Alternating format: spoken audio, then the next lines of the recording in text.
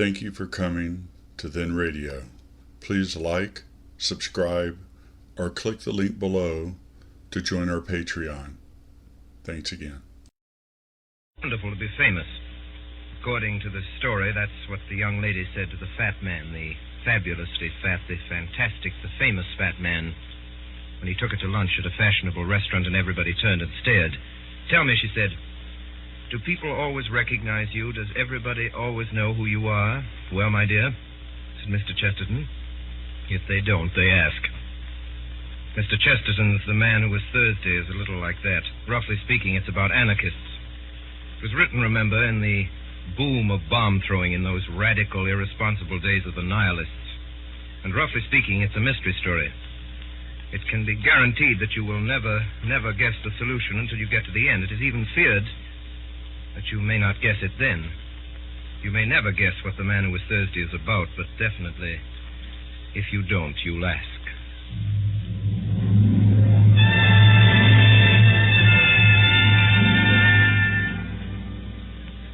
I am Gabriel Syme.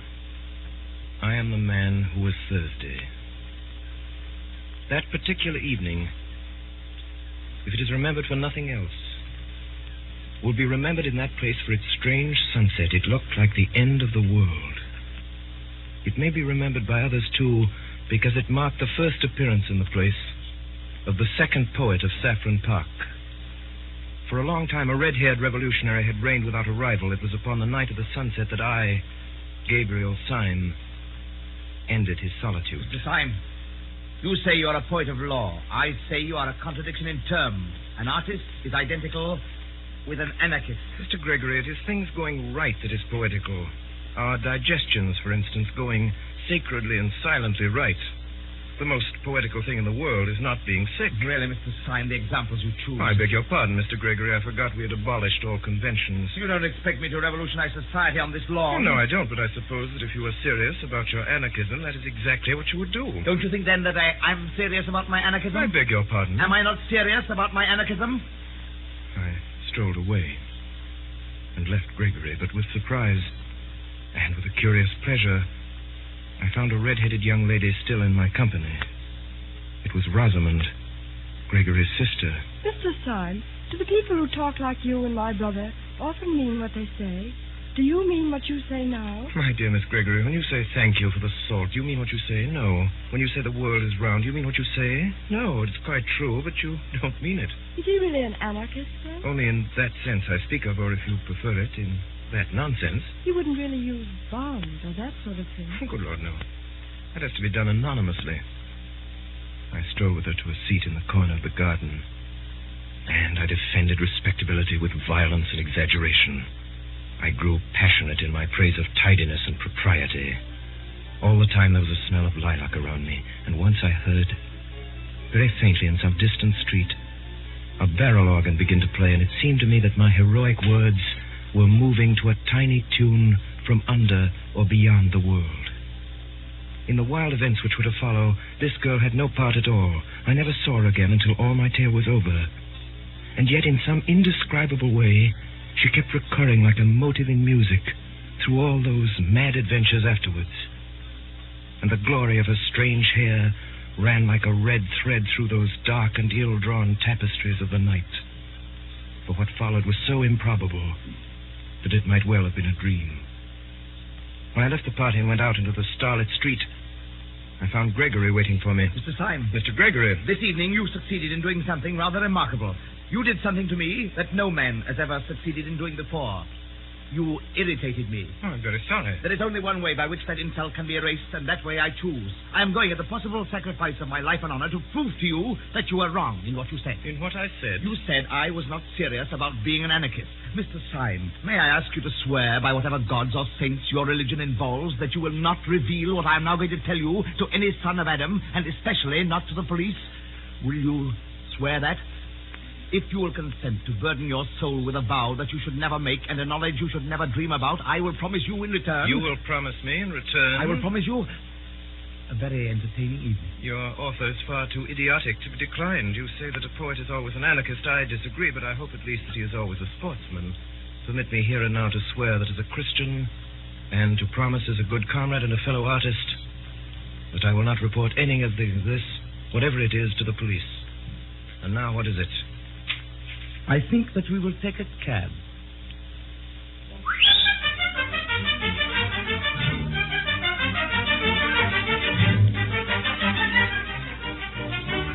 The cab pulled up before a particularly dreary and greasy beer shop. We seated ourselves in a close and dim sort of bar parlor at a stained wooden table with one wooden leg. Mr. Syme, if in a few moments this table begins to turn around a little, please don't put it down to the champagne. I don't wish you to do yourself an injustice. Well, if I'm not drunk, I'm mad, but I trust I can behave like a gentleman in either situation. May I smoke? Certainly. Try one of mine. I took the cigar and started to light it. Almost before I had begun, the table at which we were sitting began to revolve, first slowly and then rapidly. You mustn't mind it. It's kind of screw. Quite so, a kind of screw. How simple that is.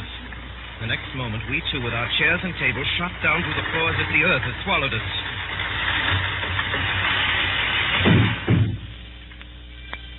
Gregory led me down a low, vaulted passage, at the end of which was a heavy iron door.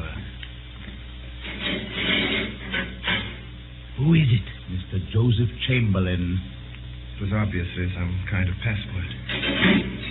We stepped into a queer steel chamber whose walls were hung with dubious and dreadful shapes, things that looked like the bulbs of iron plants or the eggs of iron birds. They were barred. And now, my dear Mr. Syme, now we are quite cozy, so let us talk properly. You said you were quite certain I was not a serious anarchist.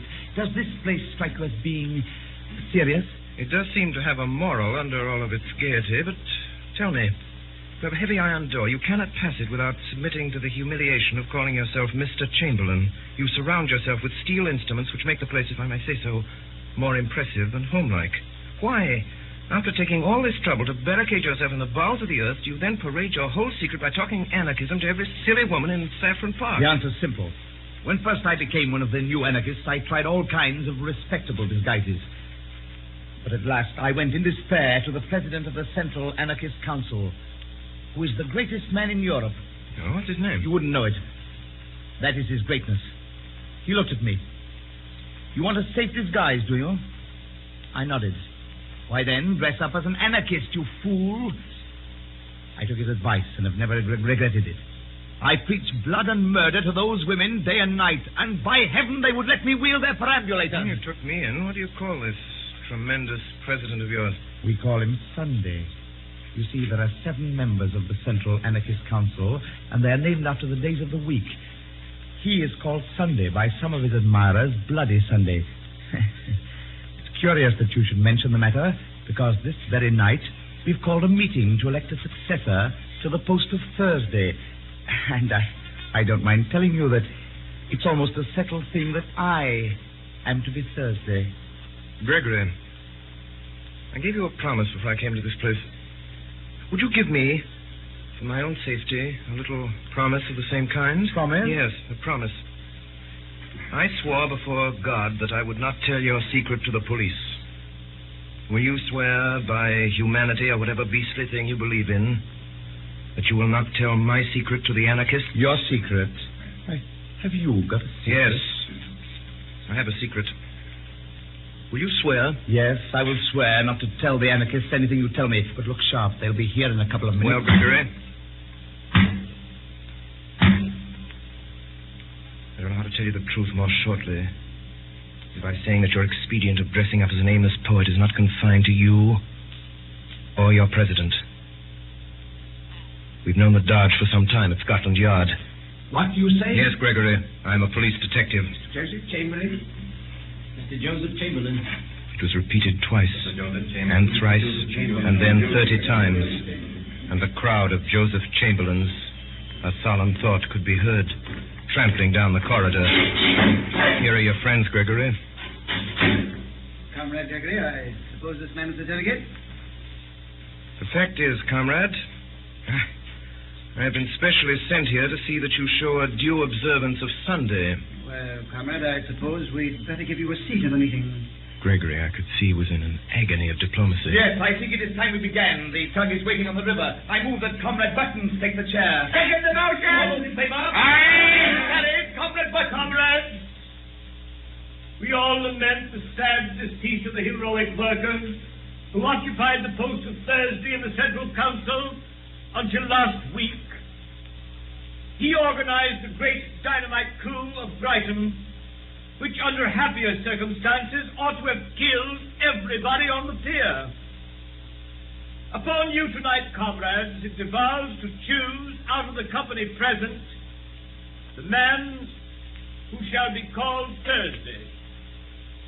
If any comrade suggests a name, I will put it to the vote. I move that Comrade Gregory be elected Thursday. Does anyone second? Second the motion. Before I put the matter to the vote, I will call on Comrade Gregory to make a statement. Gregory rose. He must have figured out that his best chance was to make a softened and ambiguous speech, such as would leave in my mind the impression that the Brotherhood was a very mild affair after all. My friend! There's a back there. It is deep under the earth that we, the persecuted, are permitted to assemble as the Christians assembled in the catacombs. Suppose we seem as shocking as the Christians because we are really as harmless as the Christians. Suppose we seem as mad as the Christians because we are really as meek. I am not meek. Comrade Witherspoon tells us that he is not meek. How little he knows himself. We are simple, as they were simple. Look at Comrade Witherspoon. We are modest, as they were modest. Look at me. We are merciful. No! I say we are merciful as the early Christians were merciful. Yet, this did not prevent their being accused of eating flesh. Now, we do not eat human flesh. Shame! Why not? Comrade Witherspoon is anxious to know why nobody eats him. In our society, at any rate, which loves him sincerely, which is founded on love. No, down with love. Which is founded on love. There will be no difficulty about the aims which we shall pursue as a body, or which I should pursue were I chosen as the representative of that body. Does anyone oppose the election of Comrade Gregory? Yes, Comrade! Gabriel Syme! Comrade Syme! Comrade Syme, the special delegate. Have we come here for this? Comrades, we line these walls with weapons and bar that door with death. Lest anyone should come and hear Comrade Gregory saying to us, "Be good and you will be happy. Honesty is the best policy and virtue is its own reward." Comrade Gregory has told us we are not the enemies of society. But I say that we are the enemies of society, and so much the worse for society. Comrade Gregory accuses me of hypocrisy. He knows as well as I do that I am keeping all my engagements and doing nothing but my duty. I do not mince words. I do not pretend to. We do not want the Supreme Council of Anarchy infected with a maudlin mercy. Have Gregory and his milk and water methods on the Supreme Council. I would offer myself for election. I move as an amendment that Comrade Syme be appointed to the post. Stop all this, I tell you. Stop it. It is all impossible. I beg to second the election. Comrades, I kneel to you. Do not elect this man. The question is that Comrade Syme be elected to the post of Thursday on the General Council. And 3 minutes afterwards, Mr. Gabriel Syme of the Secret Police Service was elected to the post of Thursday on the General Council of the Anarchists of Europe. A moment later, I found myself somehow or other face to face with Gregory. You are a devil. And you are a gentleman.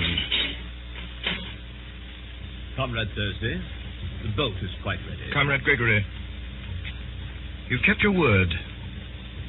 You're a man of honor, and I thank you. What do you mean? What did I promise you? A very entertaining evening.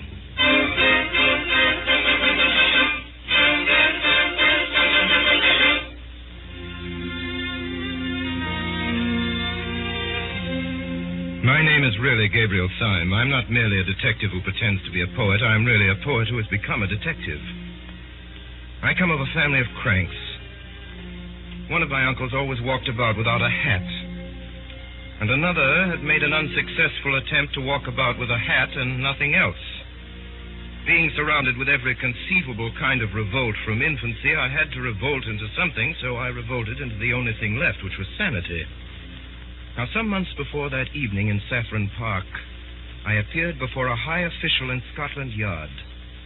I was led to a side door, and almost before I knew what I was doing, I was suddenly shown into a room the abrupt blackness of which startled me like a blaze of light.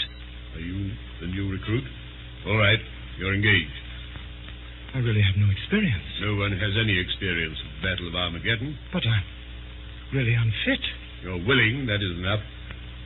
Well, really? I don't know any profession of which mere willingness is the final test. I do. Martyrs. I'm condemning you to death. Good day.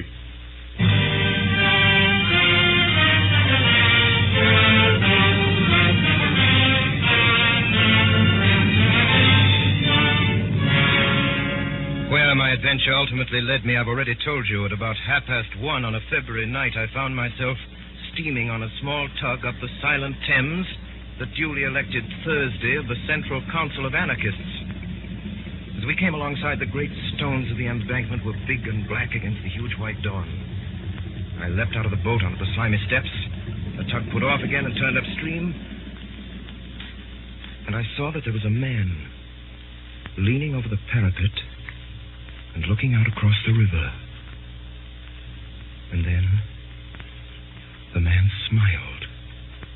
And his smile was a shock. For it was all on one side, going up the right cheek and down on the left. With the dark dawn and the deadly errand and the loneliness and the great dripping stones, there was something unnerving in it. There was the silent river and the silent man. And there was the last nightmare touch, that his smile had suddenly went wrong. We walk up towards Leicester Square. We shall just be in time for breakfast. Sunday always insists on an early breakfast. At one corner of Leicester Square, there projected the balcony of a prosperous but quiet hotel. The balcony contained a breakfast table, and round the breakfast table, glowing in the sunlight, were a group of noisy and talkative men, all dressed in the insolence of fashion. Here, then, was the secret conclave of the European dynamiters. Then, as I continued to stare at them, I saw something that I had not seen before, literally because it was too large to see. At the nearest end of the balcony, blocking up a great part of the perspective, was the back of a great mountain of a man. I first thought that the weight of him must break down the balcony of stone. This man was planned enormously in his original proportions, like a statue, carved deliberately as colossal. His head, crowned with white hair, as seen from behind, looked bigger than a head ought to be. The ears that stood out from it looked larger than human ears. His sense of size was so staggering that when I saw him, all the other figures seemed quite suddenly to dwindle and become dwarfish. They were still sitting there as before with their flowers and frock coats. But now it looked as if the big man was entertaining 5 children to tea. I never thought of asking whether the monstrous man who almost filled and broke the balcony was the great President Sunday, whom the others had stood in awe. I knew it was so. As I walked across the inner room towards the balcony, the large face of Sunday grew larger and larger, and I was gripped with a fear that when he was quite close, the face would be too big to be possible, and that I would scream aloud. I remembered that as a child I would not look at the Mask of Memnon in the British Museum, because it was a face and so large. By an effort braver than that of leaping over a cliff, I went to an empty seat at the breakfast table and sat down. At that moment, the president was addressing a man, out of whose collar there sprang a bewildering bush of brown hair and beard that almost obscured the eyes, like those of a Skye terrier. The man's name, it seemed, was Gogol. He was a Pole. And in this circle of days, he was called Tuesday. Our friend Tuesday insists on the ways of the stage conspirator. Now, if a gentleman goes about London in a top hat and frock coat, no one need know that he's an anarchist. But if a gentleman puts on a top hat and a frock coat and then goes about on his hands and knees, well, he may attract attention. I am not good at concealment. I am not ashamed of the cause. Yes, you are, my boy, and so is the cause of you. I am not good at deception. Right, my boy, right. You aren't good at anything. As I looked at the others, I began to see in each of them exactly what I had seen in the man by the river. Each man was subtly and differently wrong. Next to me sat Tuesday, the towel-headed Gogol. Next was Wednesday, a certain Marquis de Saint-Eustache. In the gloom and thickness of his beard, a dark red mouth showed sensual and scornful. Whatever he was not a Frenchman. Then came me, and next, a very old man, Professor de Worms, who was Friday. The red flower in his buttonhole showed up against a face that was literally discolored like lead. The whole hideous effect was as if some drunken dandies had put their clothes upon a corpse. And right at the end sat the man called Saturday. His name was Dr. Bull. There was nothing whatever odd about him except that he wore a pair of dark, almost opaque spectacles.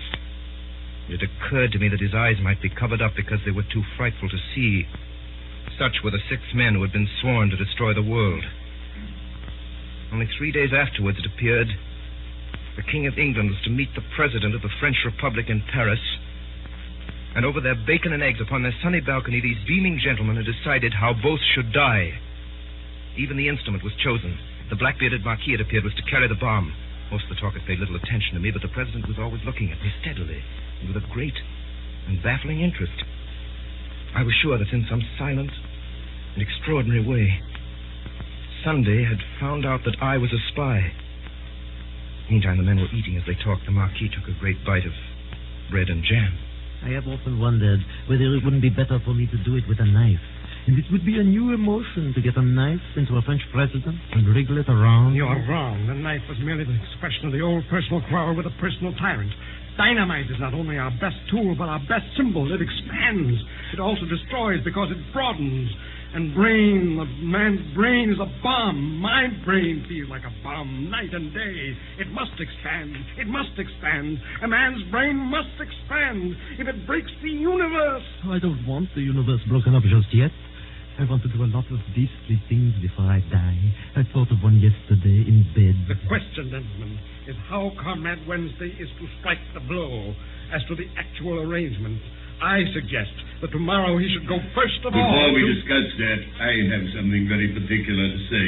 The instant of choice had come at last. The pistol was at my head. More speeches, more compromise. Go.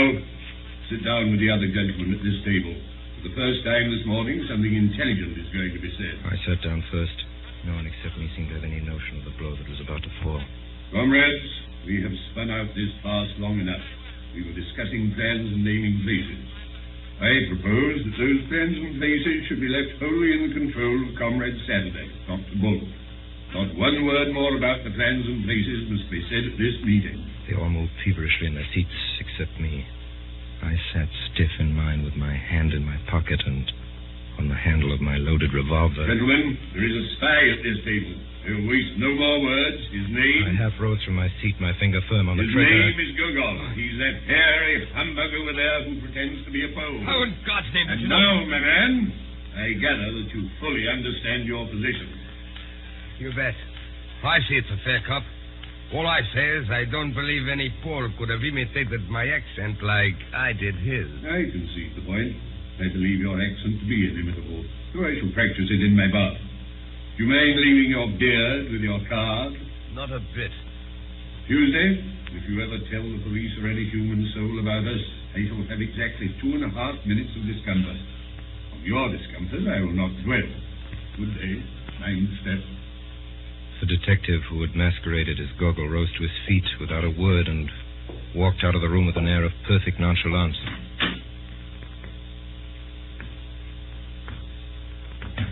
There was a slight stumble outside the door, which showed that the departing detective had not minded his step. Time is flying. I must get off at once. I have to take the chair at a humanitarian meeting. Would it not be better to discuss further the details of our project now than that the spy has left us? Secretary, if you take your head home and boil it for a turnip, it might be useful. I can't say, but it might. I really fail to understand. You fail to understand? Why, you dancing donkey. You didn't want to be overheard by a spy, did you? How do you know you aren't overheard now? With these words, Sunday shouldered his way out of the room, shaking with incomprehensible scorn. Now, if the last words of the president meant anything, they meant that I had, after all, not passed unsuspected. The other four got to their feet, betook themselves elsewhere to find lunch. Only the old anarchist, old Professor de Worms, remained behind, seated before me at the table. Mr. Gabriel Syme. Yes, Professor? You policeman? Policeman? Whoever made you think of a policeman in connection with me? The process was simple enough. I thought you looked like a policeman. I think so now. Why must I be a policeman? Do let me be a postman. You hear me ask a plain question? You paltering spy. Are you or are you not a police detective? No. You swear it. If you swear falsely, will you be damned? Will you be sure that the devil dances at your funeral? Will you see that the nightmare sits on your grave? You are an anarchist. You are a dynamiter. Above all, you are not in any sense a detective. You are not in the British police. I'm not in the British police. Professor de Worms fell back in his seat with a curious air of kindly collapse. Well, that's a pity because I am. Because you are what? I am a policeman, a special policeman, and I serve under the man in the dark room. The man in the dark room? I understand now. Of course. You're not an old man at all. I can't take my face off here. It's rather an elaborate makeup. Did you know that man Gogol was one of us? No. But didn't you? I knew no more than the dead. Why, then there were 3 of us there. 3 of us sitting here out of 7. And it's a fighting number. If we'd only known that there were 3. We were 3. If we'd been 300, we still could have done nothing. Not if we were 300 against 4. No. Not if we were 300 against Sunday. Professor, it's intolerable. Are you afraid of this man? Yes, I am. So are you. Yes, you're right. I am afraid of him. Therefore, I swear by God that I will seek out this man whom I fear until I find him and strike him on the mouth. If heaven were his throne and the earth his footstool, I swear that I would pull him down. How? Why? Because I'm afraid of him. And no man should leave in the universe anything of which he is afraid. Have you any idea exactly what you're going to do? Yes, I'm going to prevent this bomb being thrown in Paris. Have you any conception how? No. You remember, of course, that when we broke up rather hurriedly, the whole arrangements for the atrocity were left in the private hands of the Marquis and Dr. Bull. The Marquis is by this time probably crossing the Channel. The only man who knows where he's going is Dr. Bull. Confound it, and we don't know where Bull is. Yes. I know where he is. Will you tell me? I'll take you there. What do you mean? Would you join me? Would you take the risk? Young man, you think that it is possible to pull down the president. I know that it is impossible, and I'm going to try it.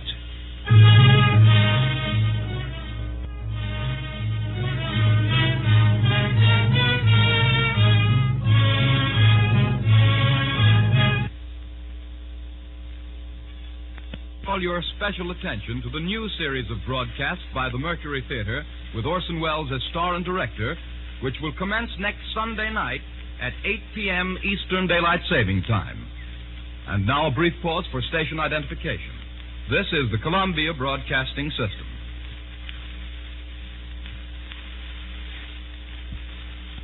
We continue now with the performance of G.K. Chesterton's The Man Who Was Thursday by Orson Welles and the Mercury Theater on the Eyre.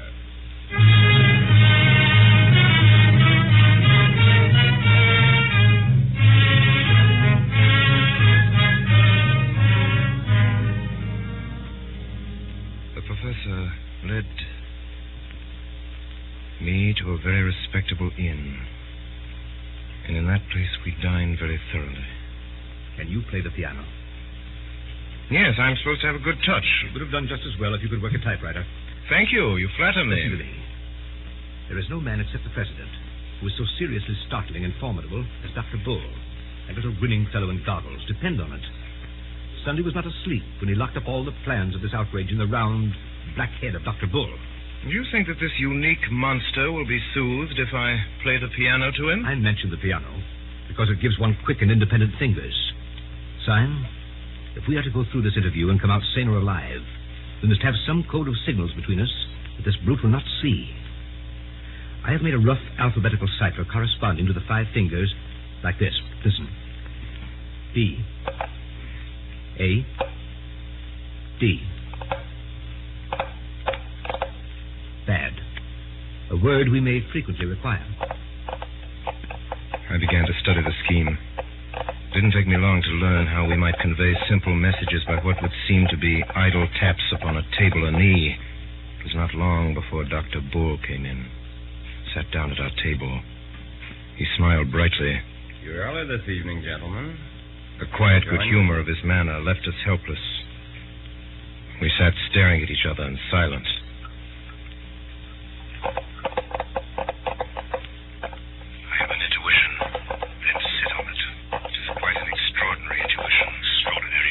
I am a poet. You're a dead man. You scarcely realize how poetic my intuition is. It has that sudden quality we sometimes feel in the coming of spring. Go to blazes. Dr. Bull. Quiet. Dr. Bull. Dr. Bull, would you do me a small favor? Would you be so kind as to take off your spectacles? Dr. Bull rose slowly, still smiling, and took off his spectacles. He was sitting in the chair before us. And we saw there a very boyish-looking young man. The smile was still there, but it might have been the first smile of a baby. Dr. Bull, I am a police officer. The dark room. The dark room. Well, I'm awfully glad you came so early, for we can all start for France together. Yes, I'm in the force, all right. But good heavens, if this were true, there were more blasted detectives than there were blasted dynamiters at the blasted council. We might easily have fought. We were 4 against 3. No, we were not 4 against 3. We were not so lucky. We are 4 against 1.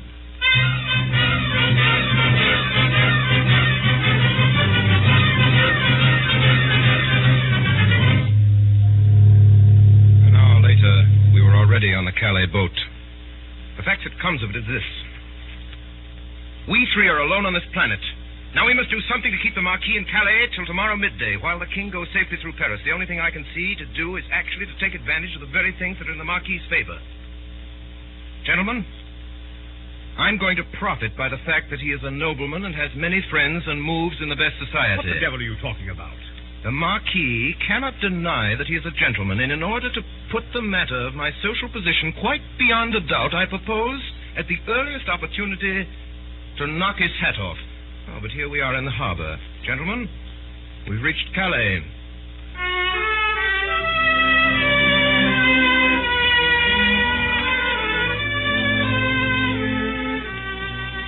A band was playing in a Café Chantant hidden somewhere among the trees, where sat the Marquis de Saint-Eustache.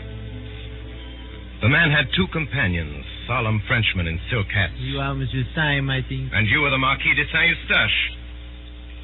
Permit me to pull your nose, which I attempted to do, but the 2 men in top hats held me back.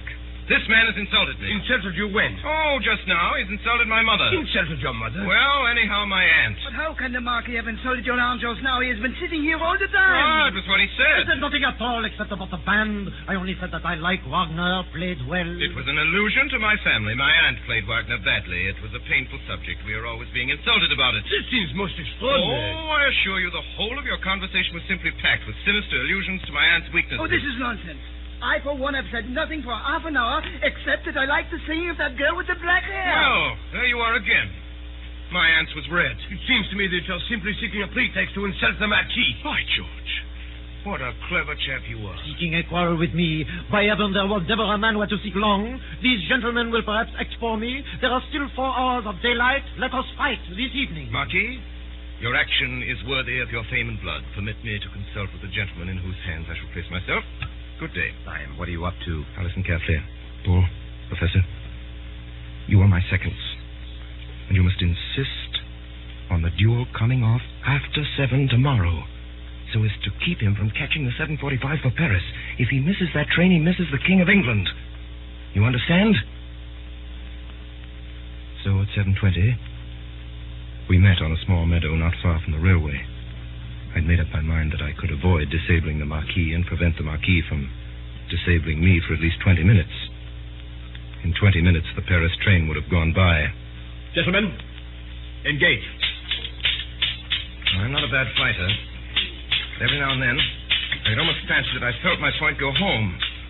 But there was no blood on the blade or my shirt. And now, we could hear the Paris train. There was no doubt about the hit this time.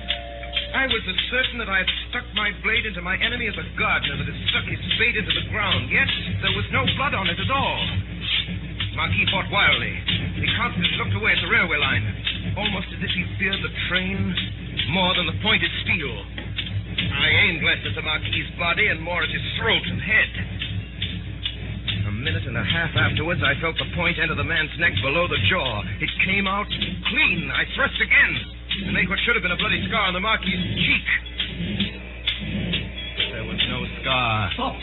I want to say something. It is rather important. Mr. Syme, you expressed a wish to pull my nose. Would you oblige by pulling my nose now as quickly as possible? I have to catch a train. I protest that this is most irregular. Will you or will you not pull my nose? Come, Mr. Syme. Don't be selfish. Pull my nose at once when I ask you. I took 2 paces forward and seized the Roman nose of this remarkable nobleman. I pulled it hard, and it came off in my hand. If anyone has the use for my left eyebrow, he can have it. Do accept my left eyebrow. It is the kind of thing that might come in useful any day. The Marquis was recklessly throwing parts of himself right and left about the field. You are making a mistake, but it can't be explained just now.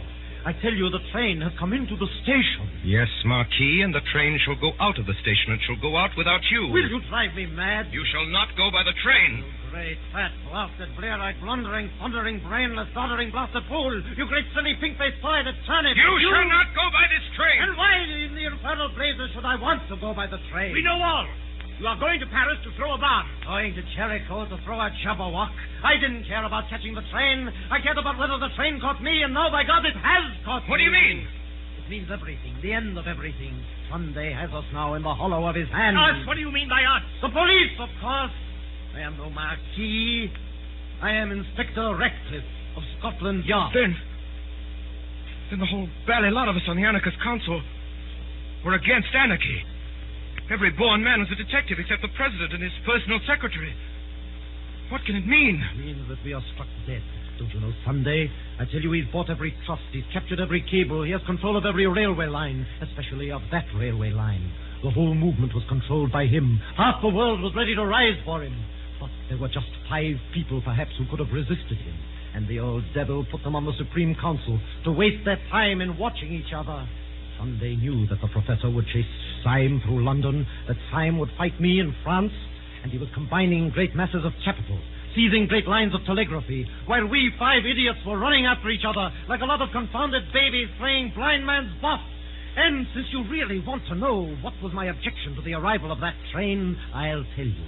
My objection was that Sunday or his secretary has just this moment got out of it. We all turned our eyes toward the station. A considerable bulk of people seemed to be moving in our direction. They may be ordinary tourists. Ordinary tourists wear black masks halfway down the face. It was quite true that the leader in front wore a black half mask almost down to his mouth. And the mouth was smiling, a crooked smile, on one side of the face. I can't believe it. The thing is nonsense. Plain people of a peaceable French town. Someone has shot at us. Pray resume your remarks, Dr. Bull. You were talking, I think, about the plain people of a peaceable French town. Stop! Here come the police! They're charging them out. No, they're forming along the parade. They've unslung their carbines. Yes, and they're going to fire on them. The police have joined the mob. The mob, advancing steadily, was almost on top of us. Charge the anarchists! Charge the anarchists! There was no doubt of it. The leader was Monday, Secretary of the Council. Under the black mask, his mouth was working horribly. Monday! Stop! Charge the anarchists! Swords! For our time has come to die! There's some mistake, Mr. Syme. I heartily think you understand my position. I arrest you in the name of the law.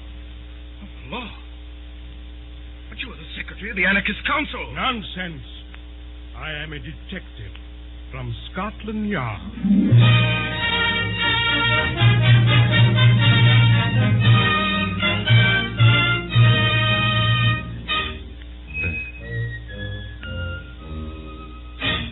That night, 5 bewildered but hilarious detectives returned to London. And next morning, having found Gogol, we marched stolidly toward the hotel in Leicester Square. This is more cheerful. We're 6 men going to ask one man what he means. I think it's a bit queerer than that. I think it's 6 men going to ask one man what they mean.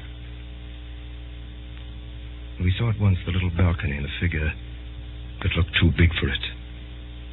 He was sitting alone with bent head, poring over a newspaper, but all his counselors would come to vote him down, cross that square as if we were watched out of heaven by 100 eyes. We went up the dark stair in silence. Delightful. So pleased to see you all. What an exquisite day it is. Is the king dead? No, sir, there has been no massacre. I bring you news of no such disgusting spectacle. Disgusting spectacles? You mean Dr. Bull's spectacles? My spectacles are blackened, but I'm not. Look at my face. I dare say it's the sort of face that grows on one. In fact, it grows on you. I dare say it'll grow on me someday. We have come here to know what all this means. Who are you? What are you? What am I?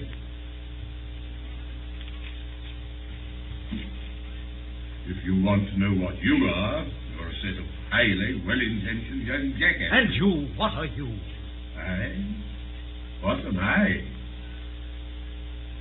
The president rose slowly to incredible heights, like some enormous wave about to arch above us and break.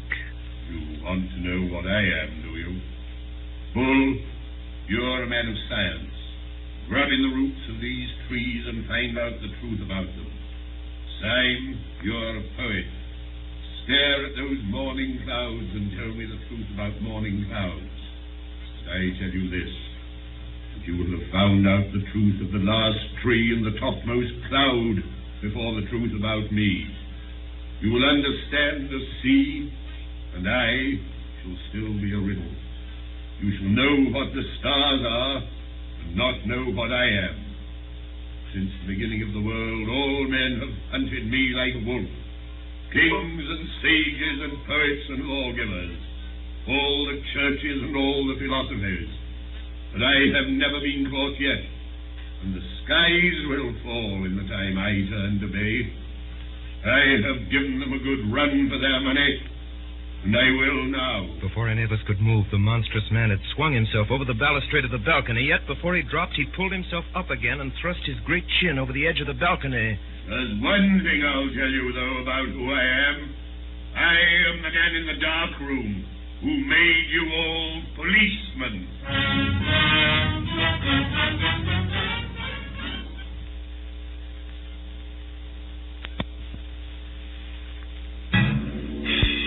Sunday fell from the balcony, bouncing on the stones below like a great ball of India rubber, and went bounding off towards the corner of the Alhambra, where he hailed a hansom cab and sprang inside of it. Of course, we all followed him. And at the highest ecstasy of speed, Sunday turned round, and sticking his great grinning head out of the cab, he made a horrible face at us, flung a ball of paper at me, and vanished. I caught the paper. What does it say, Syme? Let's see. No one would regret anything in the nature of an interference by the Archdeacon more than I. I trust it will not come to that. But for the last time, where are your galoshes?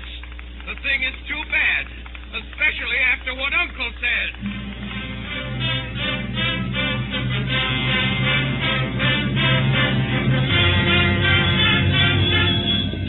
Fire engine appeared, and the president leaped incredibly from his hansom, caught the back of the engine, and flung himself onto it. After him! There's no mistaking the fire engine! Our cabmen whipped up their horses, and the president acknowledged this proximity by coming to the back of the fire engine, bowing repeatedly, kissing his hands, and finally flinging out to us a neatly folded note. Read it! Read it! Fly at once! The truth about your salvus stretches is known! A friend!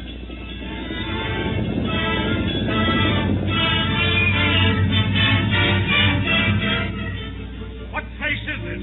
Sunday had jumped from the fire engine over an iron gate, and we'd followed him to kind of park. Can it be the old devil's house? No, you fools! It's the zoo! Come this way. That's what? Come where? The elephant. An elephant? An elephant has gone mad and run away. What? Yes, he's run away with an old gentleman, a poor old gentleman with white What sort of old gentleman? A very large and fat old gentleman in light grey clothes. The elephant has not run away with him. He has run away with the elephant. And by thunder, there he is. There was no doubt about it this time. Clean across the space of grass with a crowd screaming and scampering gaily at his heels went a huge gray elephant. On its back sat President Sunday with all the placidity of a sultan. Stop him! He's beyond the gate! Stop a landslide! He's out of the gate!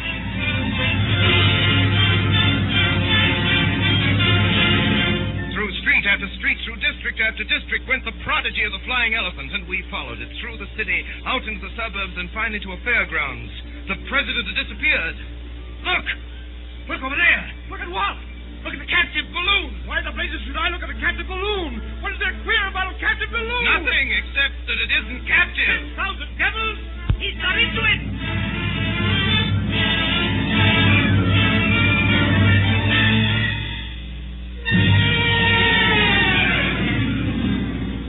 We'd followed that balloon. All afternoon we'd followed it, and then, about twilight, the preposterous thing had staggered in the sky and sunk from view into the woods. Oh, if he's cheated us all by getting killed, it would be like one of his larks.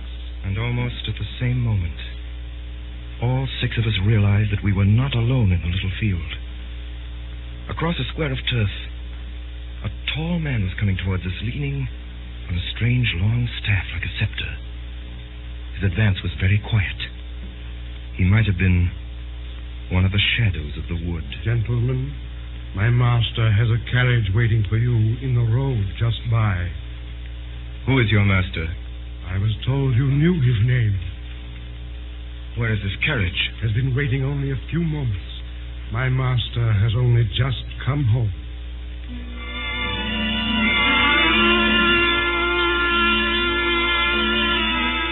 All six of us compared notes afterwards and quarreled.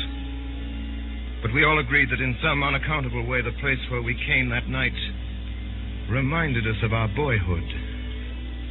It was either this elm top or that crooked path. It was either this scrap of orchard or that shape of a window. But each man of us declared that he could remember this place before he could remember his mother.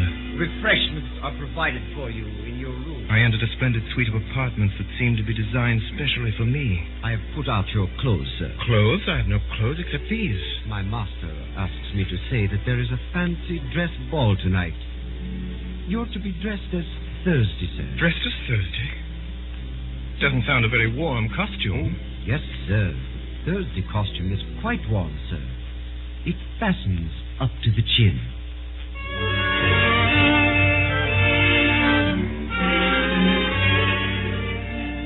I was led onto a very large old English garden full of torches and bonfires, by the broken light of which a vast carnival of people were dancing in motley dress.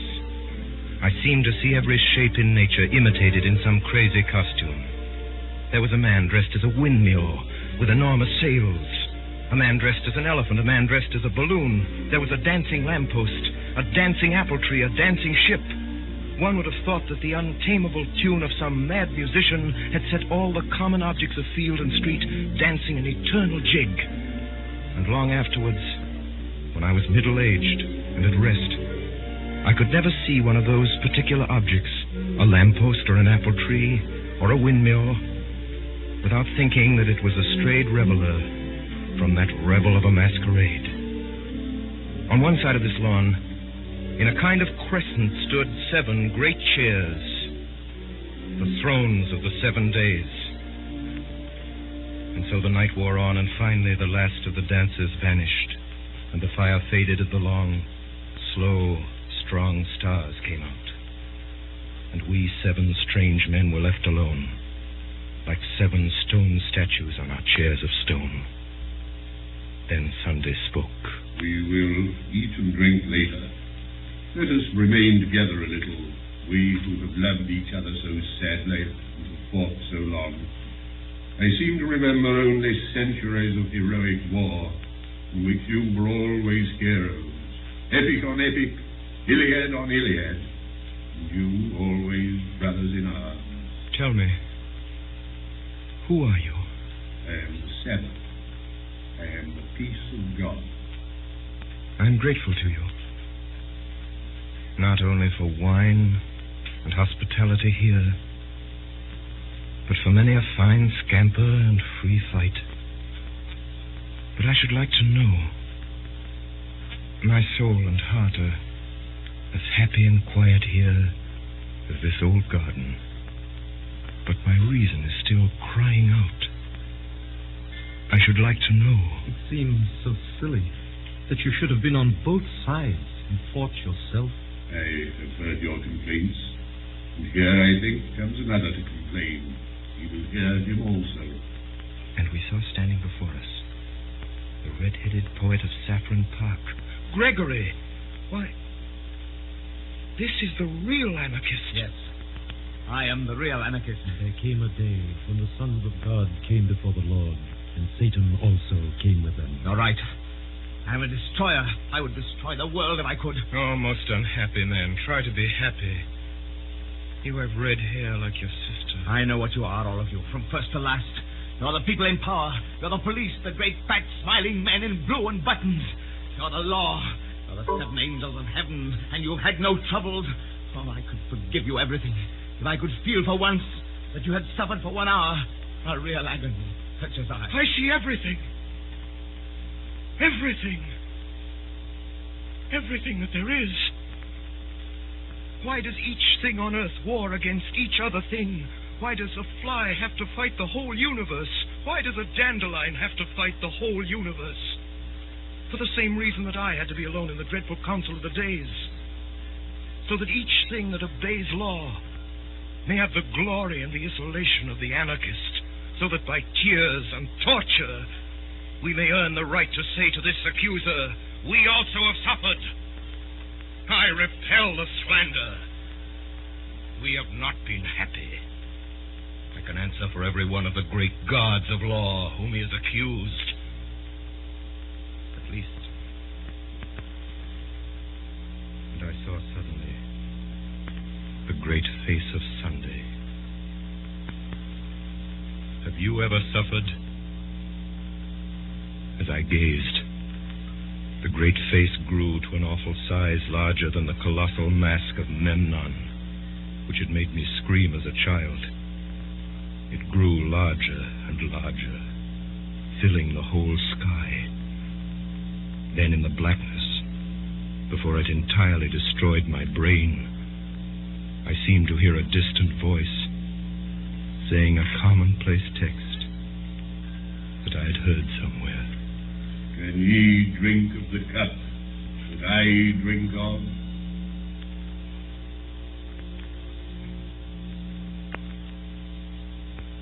When men in books awake from a vision, they commonly find themselves in some place in which they might have fallen asleep. I could only remember that gradually and naturally I knew that I was awake and had been walking along a country lane.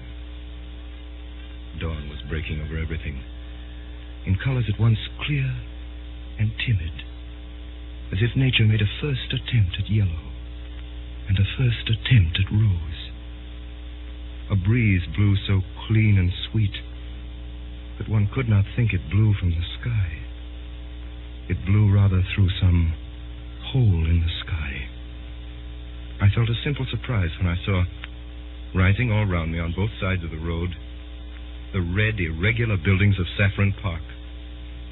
I walked by instinct along one white road on which early birds hopped and sang, and found myself outside a fenced garden.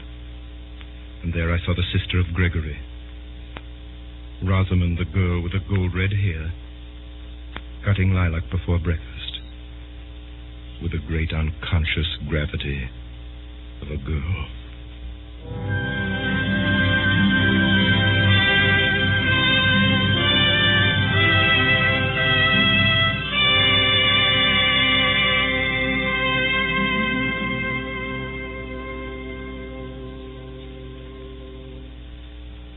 Tonight, the Columbia Broadcasting System, through its member stations coast to coast, and the network of the Canadian Broadcasting Corporation, has brought you a production of G.K. Chesterton's The Man Who Was Thursday, by Orson Welles and the Mercury Theater on the Eyre. The adaptation for radio was made by Mr. Welles.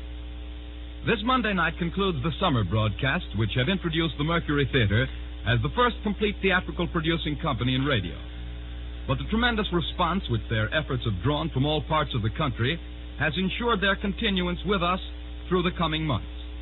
The Columbia Broadcasting System is therefore proud to announce a new series of weekly productions by Orson Welles and the Mercury Theater on the Air, beginning next Sunday evening, September the 11th, from 8 to 9 o'clock Eastern Daylight Saving Time. The first play next Sunday at 8 will be Vincent van Gogh, an original drama based on the letters of the famous painter to his brother Theo and the records of his biographers. In the cast this evening, Sunday, Eustace Wyatt, the Professor Ray Collins, Gregory George Coulouris, the Marquis Edgar Barrier, Gogol Paul Stewart, Bull Joseph Cotton, the Secretary Erskine Sanford, Witherspoon Alan Devitt, Rosamund Anna Stafford, and Gabriel Syme, The Man Who Was Thursday, by Orson Welles. Davidson Taylor supervised for the Columbia Network. This is Dan Seymour speaking. The orchestra was directed by Alexander Semler.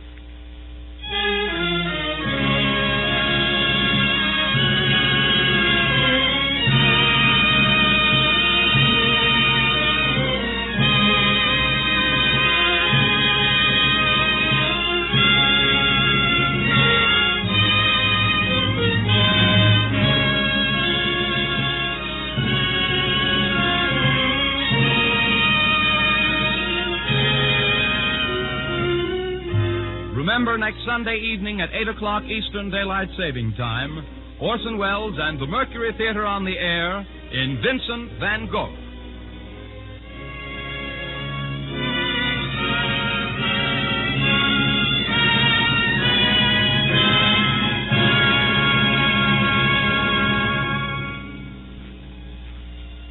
Be sure to be at your radio next Monday at 9 p.m. Eastern Daylight Saving Time.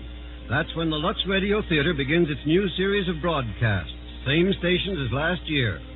The first presentation will be Spawn of the North, with George Raft, Fred McMurray, John Barrymore, Dorothy Lamour, and Akim Tamirov. Next Monday at 9 p.m. Eastern Daylight Saving Time. This is the Columbia Broadcasting System.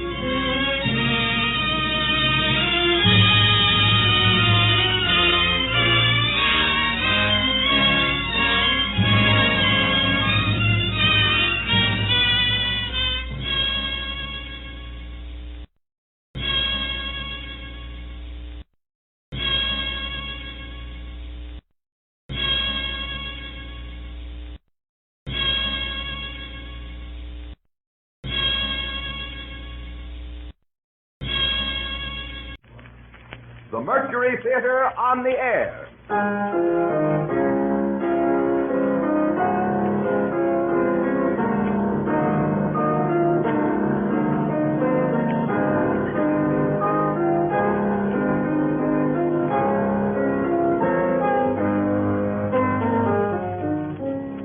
The Columbia Broadcasting System takes pleasure tonight in bringing you the first of a new series of weekly broadcasts by Orson Welles and the Mercury Theater on the Air.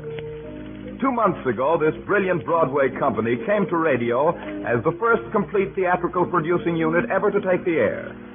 Hailed by stage critics as the brightest moon to rise during recent years over New York's legitimate theater, the name of Orson Welles has become a byword to the greater Broadway of the country as a whole.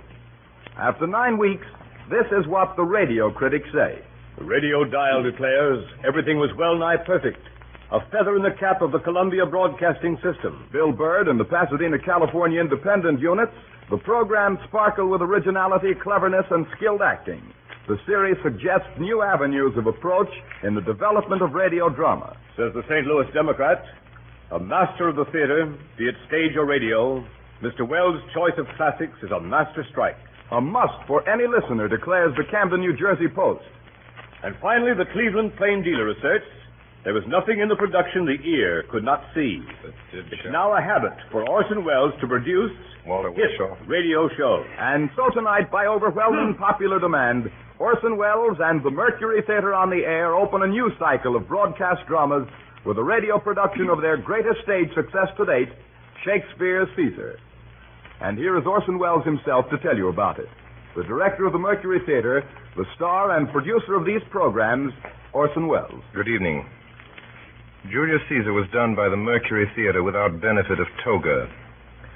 It was as timely last October as it was 1,650 years after Caesar's murder when Shakespeare wrote it. And it is as timely today. A glance at your newspaper headlines and you will understand why tonight we could wish for the extra dimension of television. Shakespeare's great political tragedy about the death of a dictator, which is also the personal tragedy of a great liberal, exists in all times without identification or special reference to its time. Its story is real Roman history, and its source is the Roman historian Plutarch. From the Plutarch texts for the medium of radio broadcasts, we have arranged a running commentary on the action of the play. No voice is better known, and none could be more suitable than that of radio's outstanding news commentator, Mr. H.V. Kaltenborn. And so tonight, the Columbia Broadcasting System begins the new series of the Mercury Theater on the Air with Orson Welles' world-famous production of Julius Caesar, starring the original New York cast: Orson Welles as Brutus, Martin Gable as Cassius, George Coulouris as Antony, and Joseph Holland as Caesar, with music by the celebrated American composer Mark Blitzstein, and H.V. Kaltenborn as the narrator. This is the history of a political assassination, the killing of a man who tried to make himself king. It is an account of how the murder was prepared, how it was carried out, and what happened later to the men who took part in it.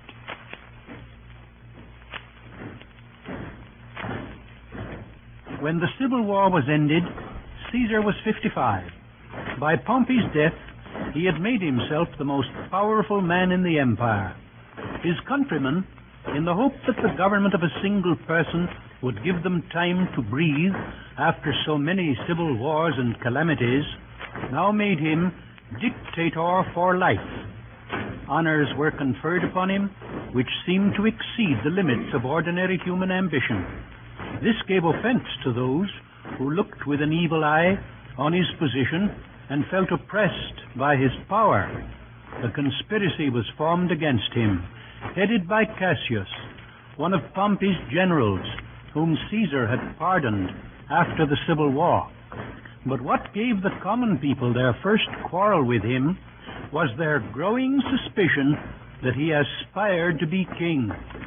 The 15th of February was a national holiday, and there was a huge gathering of the people.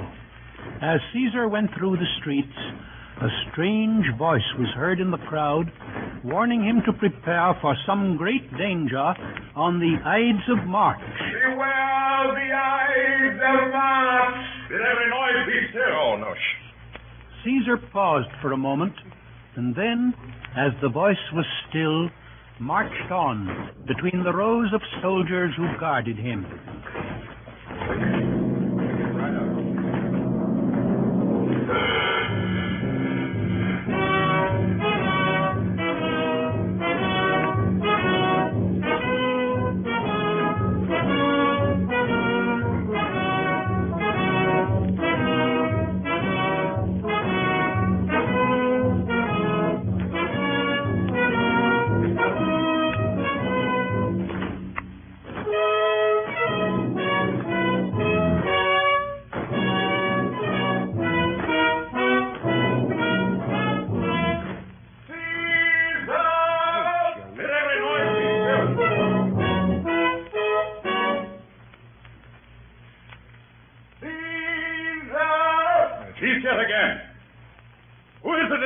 That calls on me.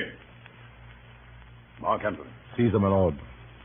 I hear a tongue shriller than all the music cry Caesar. Caesar! Who calls? Speak! Caesar is turned to hear. Beware the Ides of March! What man is it?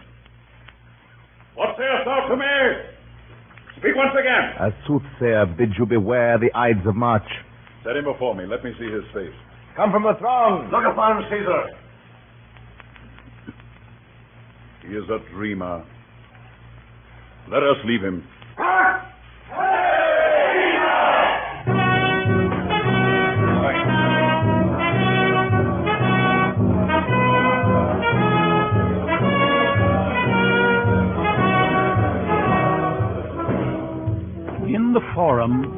high above the heads of the people, Don't look at me. Go ahead. a golden throne had Look been at set him. for Caesar.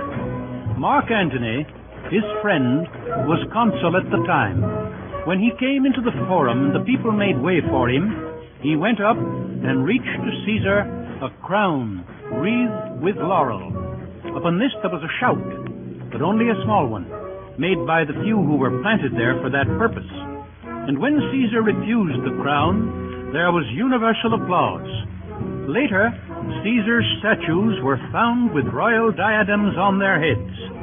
Marullus and Flavius, two tribunes of the people, went presently and pulled them off. For this Caesar had them arrested. This was the day on which Cassius, the leader of the conspiracy, first came to Brutus, the most honored man in Rome, and tried to enlist his aid. Tell me, good Brutus. Louder. Can you see your face? No, Cassius, for the eye sees not itself, but by reflection, by some other thing. 'Tis just. Quieter. And it is very much lamented, Brutus, that you have no such mirrors as will turn your hidden worthiness into your eye, that you might see your shadow. I have heard where many of the best respect in Rome, except Immortal Caesar, speaking of Brutus, and groaning underneath this age's yoke, have wished that noble Brutus had his eyes. Into what dangers would you lead me, Cassius? That you would have me seek into myself for that which is not in me. Therefore, good Brutus, be prepared to hear. And since you know you cannot see yourself so well as by reflection, I, your glass, will modestly discover to yourself that of yourself which you yet know not of.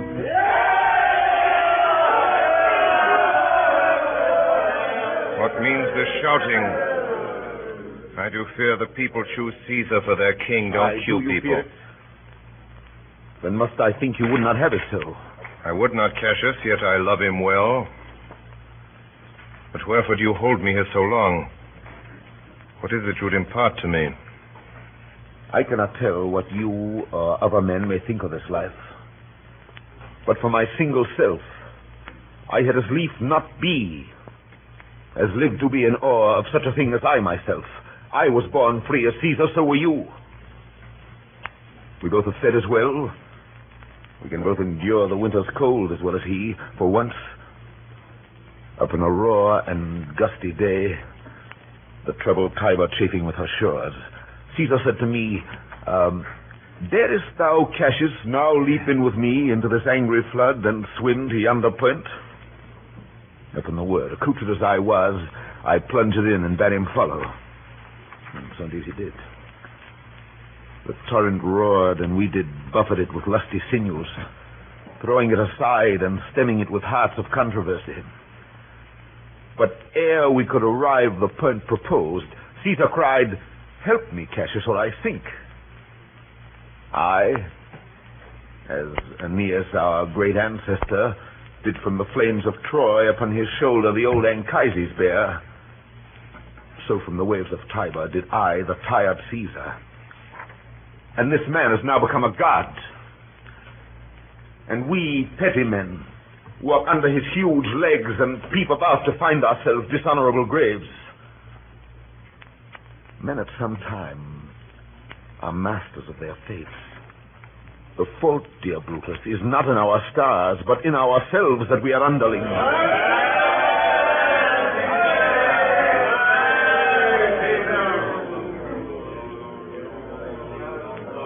Will you cue people? I'm not running this show. Mr. Kaltenborn. I have no such insert. Keska, would you speak with me? Aye, Keska. Tell us what has chanced today. Why, there was a crown offered Caesar. And being offered him, he put it by with the back of his hand, thus. And then the people fell a-shouting. Who offered him the crown? Why, Antony. Tell us the manner of it. I can as well be hanged to tell the manner of it. I saw Mark Antony offer him a crown. It was not a crown, neither. It was one of these coronets. And as I told you, he put it by once. But for all that, to my thinking, he would fain have had it. Then he offered it to him again. Then he put it by again. But to my thinking, he He was very loath to lay his fingers off it. And then he offered it the third time. He put it the third time by. And still as he refused it, the rabblement hooted and clapped their chopped hands, and uttered such a deal of stinking breath because Caesar refused the crown that it had almost choked Caesar. For he swooned and fell down at it.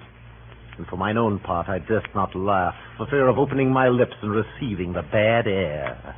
What said he when he came unto himself? He said if he had done or said anything amiss, he desired their worships to think it was his infirmity. 3 or 4 wenches where I stood cried, "Alas, good soul," and forgave him with all their hearts. But there's no heed to be taken of them. If Caesar had stabbed their mothers, they would have done no less. Did Cicero say anything? Aye, he spoke Greek. To what effect? Those that understood him smiled at one another and shook their heads. But for mine own part, it was Greek to me. I could tell you more news, too. Marullus and Flavius, for pulling scarves off Caesar's images, are put to silence. There was more foolery yet, if I could remember it. And so it is. For this time I will leave you. What you have said I will consider. What you have to say I will with patience hear, and find a time both meet to hear and answer such high things. Till then, my noble friend, chew upon this. Brutus had rather be a villager than to repute himself a son of Rome under these hard conditions as this time is like to lay upon us. Farewell, both. Well, Brutus, thou art noble. Yet I see thy honorable metal may be wrought from that it is disposed. Therefore it is meet that noble minds keep ever with their likes. For who so firm that cannot be seduced? If I were Brutus now and he were Cassius, he should not humor me. I will this night, in several hands, in at his windows throw, as if they came from several citizens, writings, all tending to the great opinion that Rome holds of his name, wherein obscurely Caesar's ambition shall be glanced at. And after this, let Caesar seat him sure, for we will shake him, or worse days endure. It is probable that Caesar was not unaware of the conspiracy, for when it was reported to him about that time that Dolabella was in a plot against him, he said he did not fear such fat, luxurious men, but rather the pale, lean fellows, meaning Cassius. Mark Antony. Caesar. Let me have men about me that are fat, sleek-headed men, and such as sleep o' nights. Yon Cassius has a lean and hungry look. Such men as he are never at heart's ease whilst they behold a greater than themselves. And therefore are they very dangerous. Fear him not, Caesar. He is not dangerous. I rather tell thee what is to be feared than what I fear. For always, I am Caesar. No production there. No press or anything.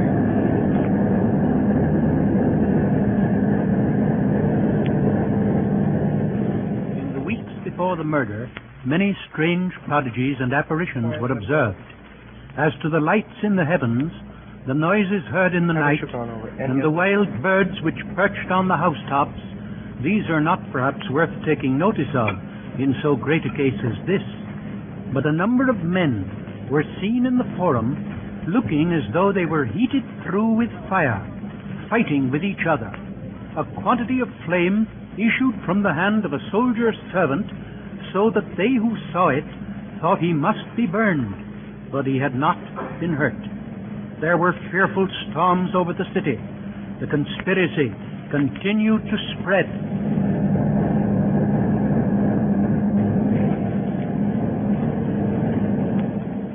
Who's there? A Roman. Catch us by your voice. Your ears. Good evening, sir. Brought you Caesar home? What night is this? A very pleasing night to honest men. Are not you moved when all the sway of earth shakes like a thing in turn? Oh, Cassius, I have seen tempests when the scolding winds have rived the knotty oaks. And I have seen the ambitious ocean swell and rage and foam to be exalted with the threatening clouds. But never till tonight, never till now, did I go through a tempest, dropping fire. I saw you anything more wonderful? Oh, they were drawn upon a heap 100 ghastly women, transformed with their fear, who swore they saw men all in fire walk up and down the streets. And yesterday, the third of night, they sit even at noonday upon the marketplace, hooting and shrieking. When these prodigies do so conjointly meet, let not men say, these are their reasons, they are natural. Indeed, it is a strange disposed time. Whoever knew the heavens menace so? Those that have known the earth so full of faults. Now could I send a name to thee, a man most like this dreadful night. A man no mightier than myself. Or me. Caesar, that you mean? Is it not Cassius? Indeed, they say the senators tomorrow mean to establish Caesar as a king. And he shall wear his crown by sea and land in every place, save here in Italy. I know what I will wear this dagger, then. Hold my hand, and I will set this foot of mine as far as rule goes farthest. There's a bargain made. Come, sinner. You and I will yet ere day see Brutus at his house. 3 parts of him is ours already. And the man in Tyre up in the next encounter yields him ours.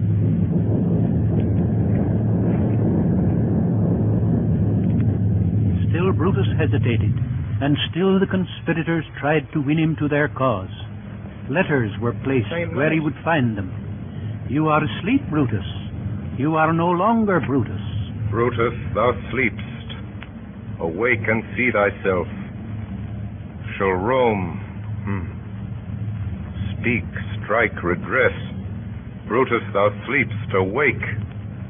Such instigations have been often dropped where I've took them up. Shall Rome... thus must I piece it out. Shall Rome stand under one man's awe? What? Rome? My ancestors did from the streets of Rome the Tarquin drive, when he was called a king. It must be by his death. And for my part, I know no personal cause to spurn at him. But for the general, he would be crowned. How that might change his nature, there's the question. It is the bright day that brings forth the adder and that craves wary walking. Crown him. That.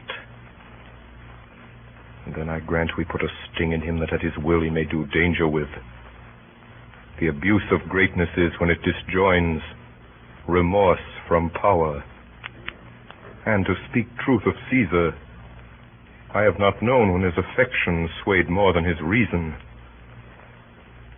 But 'tis a common proof that lowliness is young ambition's ladder, whereto the climber upward turns his face.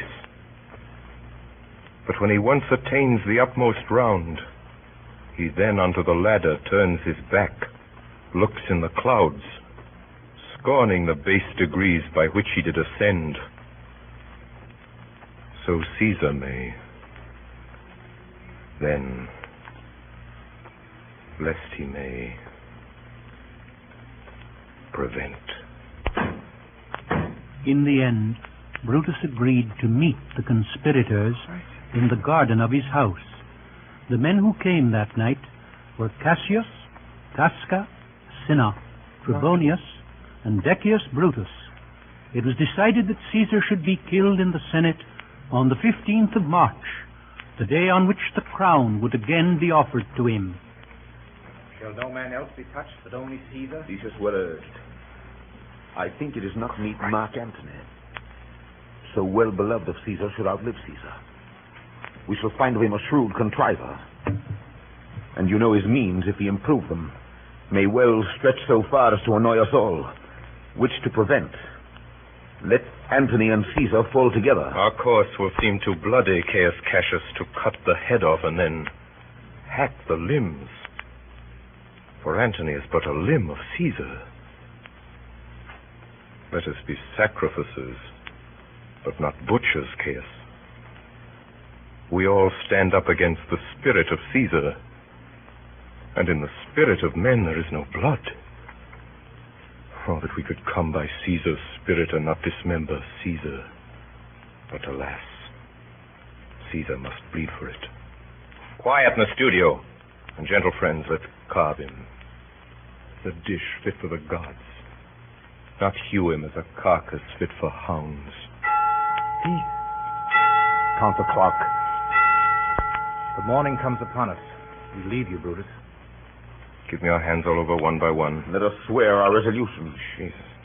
No, not an oath. It's not the face of men, the sufferance of our souls, the time's abuse. If these be motives weak, break off betimes, and every man hence to his idle bed. So let high-sighted tyranny range on, till each man drop by lottery. But if these, as I'm sure they do, bear fire enough to kindle cowards and to steal with valor the melting spirits of women, then, countrymen, what need we any spur but our own cause to prick us to redress? What other bond than secret Romans that have spoke the word and will not falter? And what other oath than honesty to honesty engaged, that this shall be, or we will fall for it? Music. On the 14th of March, the day before the assassination, Caesar supped with Marcus Lepidus, and as he was signing some letters, and according to his custom, as he sat at table, there arose a question of what sort of death was the best, at which he immediately, before anyone could speak, said, "A sudden one." After this, as he was in bed with his wife, all the doors and windows of the house flew open together. He was startled at the noise and the light which broke into the room, and sat up in his bed, where, by moonlight, he perceived his wife fast asleep, but heard her utter in her dream some indistinct words and inarticulate groans. She fancied at that time she was weeping over Caesar and holding him butchered in her arms. When it was day, she begged Caesar not to leave the house, but to adjourn the Senate to another time. Caesar laughed at her fears, and when the time was come, he started for the capital. On his way, he was handed a paper in which the whole plot was disclosed with the names of the conspirators. After his death, it was found still unopened. When Caesar entered, the Senate stood up to show their respect for him. Of the conspirators, some came about his chair and stood behind it, and others stood in front of him and talked to him. Then Tilius, laying hold of Caesar's cloak with both hands, pulled it down from his neck, which was the signal for the assault. Casca, that stood behind him, gave him the first wound in the neck. It was not mortal, and Caesar turned and put his hand on the dagger and kept hold of it. The conspirators closed around him with their naked knives in their hands. Which way soever he turned, he was met with blows, and saw their blades leveled at his face and eyes.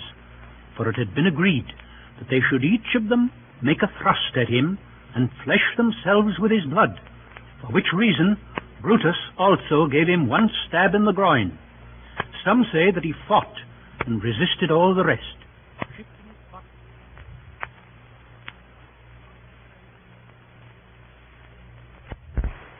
Pleasure.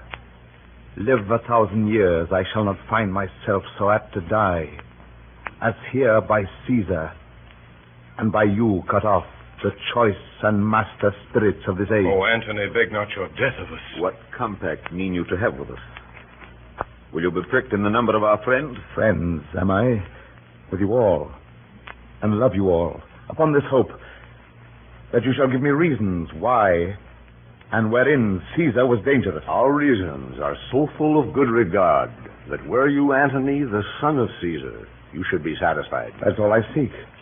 And am moreover suitor that I may produce his body in the marketplace, and in the pulpit, as becomes a friend, speak in the order of his funeral. You shall, Mark Antony. Brutus, a word with you. You know not what you do. Do not consent in Antony speak in his funeral. Know you how much the people may be moved by that which you will utter? By your pardon. I will myself into the pulpit first. Mark Antony, here take you Caesar's body. You shall not in your funeral speech blame us, but speak all good you can devise of Caesar, and say you do it by our permission. Else shall you not have any hand at all about his funeral. You shall speak in the same pulpit whereto I am going, after my speech is ended. Be it so. I do desire no more. Prepare the body, then. Follow us. Then Antony was left alone with the body of the man he loved best and admired most in the world. O mighty Caesar, dost thou lie so low? Are all thy conquests, glories, triumphs, spoils, front to this little measure? That I did love thee, Caesar, O 'tis true. If then thy spirit look upon us now, shall it not grieve thee dearer than thy death to see thy Antony making his peace, shaking the bloody fingers of thy foes? Most noble, in the presence of thy corse, had I as many eyes as thou hast wounds, weeping as fast as they stream forth thy blood, it would become me better than to close in terms of friendship with thine enemies. Oh, pardon me, thou bleeding piece of earth, that I am meek and gentle with these butchers. Thou art the ruins of the noblest man that ever lived in the tide of times. Woe to the hand that shed this costly blood. Over thy wounds now do I prophesy, which like dumb mouths ope their ruby lips to beg the voice and utterance of my tongue. A curse shall light upon the limbs of men. Domestic fury and fierce civil strife shall cumber all the parts of Italy. Blood and destruction shall be so in use, and dreadful objects so familiar, that mothers shall but smile when they behold their infants quartered with the hands of war, and Caesar's spirit ranging for revenge, with Ate by his side come hot from hell, shall in these confines with a monarch's voice cry havoc and escape the dogs of war.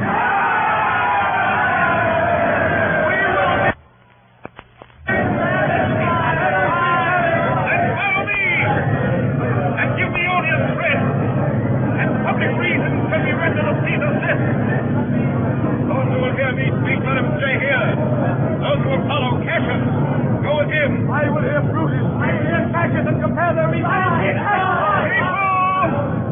and senators, be not affrighted. Why not stand still? Ambition, that is vain. The noble Brutus is ascended. Silence!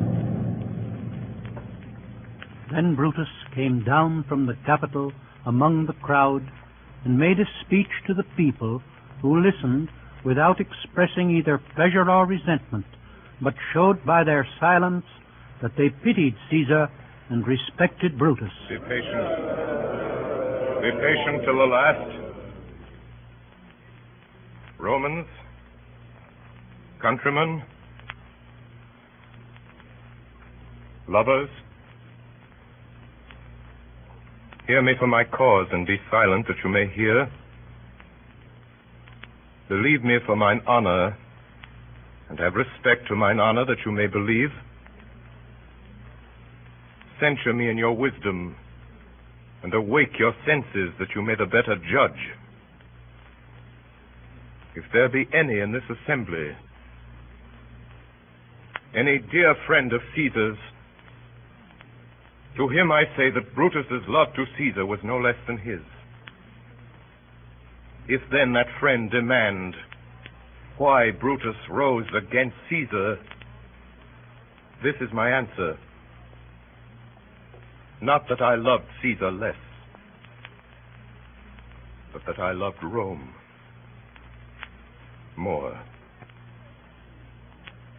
Had you rather Caesar were living and die all slaves than that Caesar were dead, to live all free men?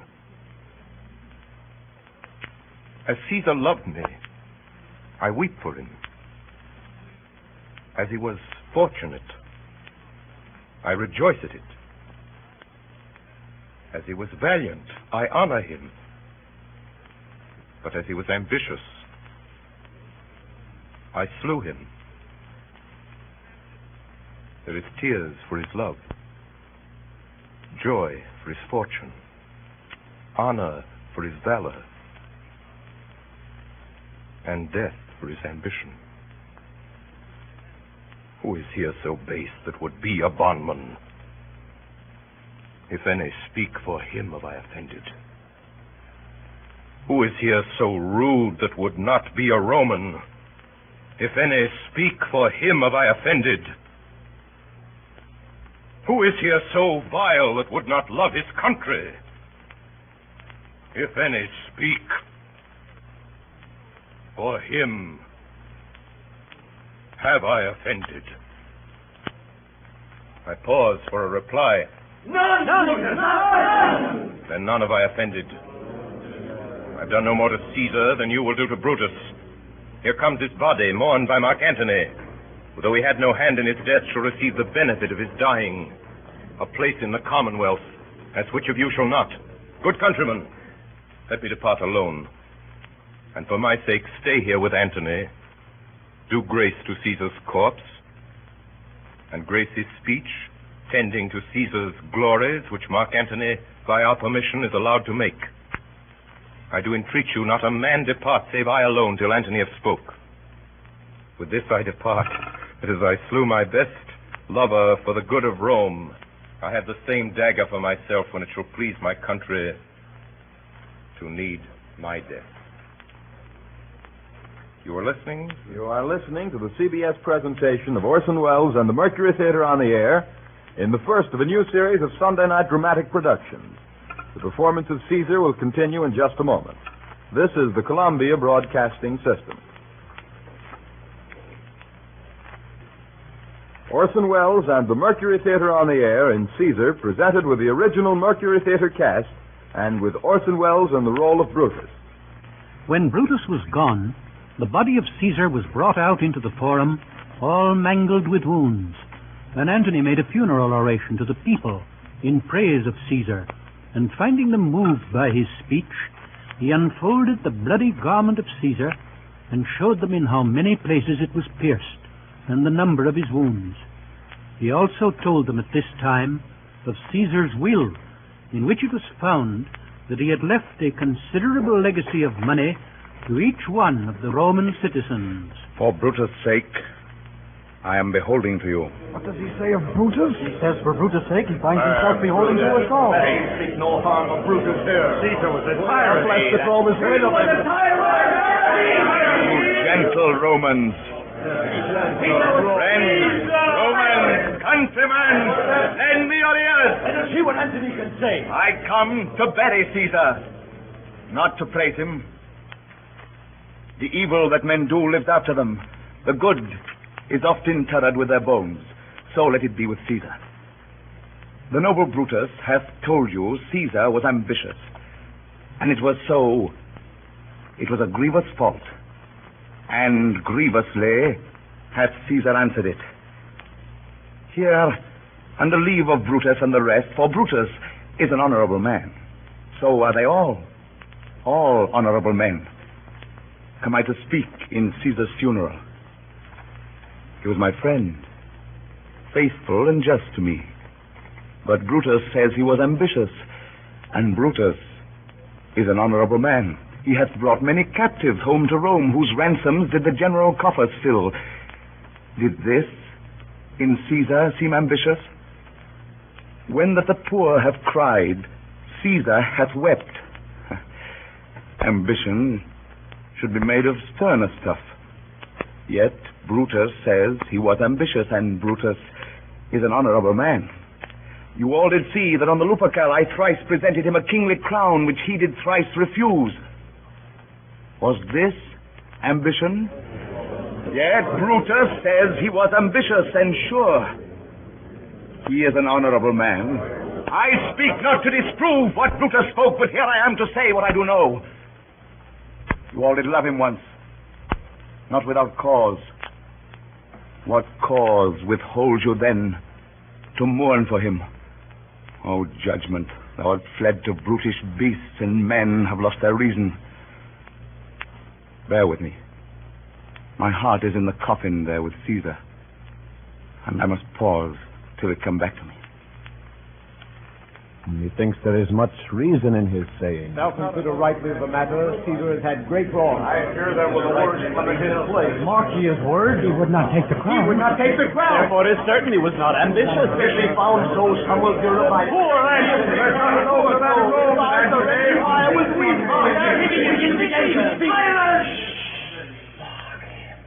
But yesterday, the word of Caesar might have stood against the world. Now lies he there, and none so poor to do him reverence. O masters, if I were disposed to stir your hearts and minds to mutiny and rage, I should do Brutus wrong and Cassius wrong, who, you all know, are honorable men. I will not do them wrong. I rather choose to wrong the dead, to wrong myself and you, than I will wrong such honorable men. But here's a parchment with the seal of Caesar. I found it in his closet. 'Tis his will. Let but the commons hear this testament, which, pardon me, I do not mean to read, and they would go and kiss dead Caesar's wounds, and dip their napkins in his sacred blood, yea, beg a hair of him for memory, and dying mention it within their wills, bequeathing it as a rich legacy unto their issue.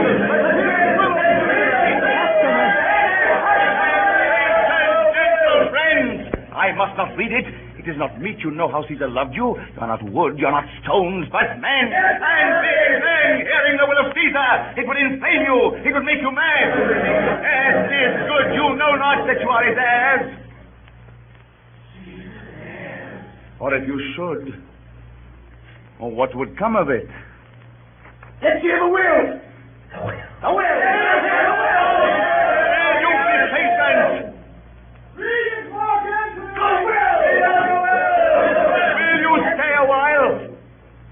I have o'ershot myself to tell you of it. Here I wrong the honorable man whose daggers have stabbed Caesar. I do fear it. That's the will. The will.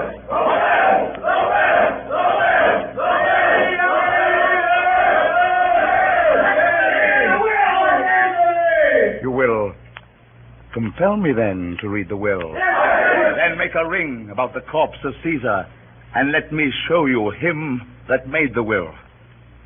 Shall I descend? And will you give me leave? Come down. Descend. You shall have leave. Room for answer. Most noble and Silence. a ring. Stand round. Stand from the hearth. Stand back.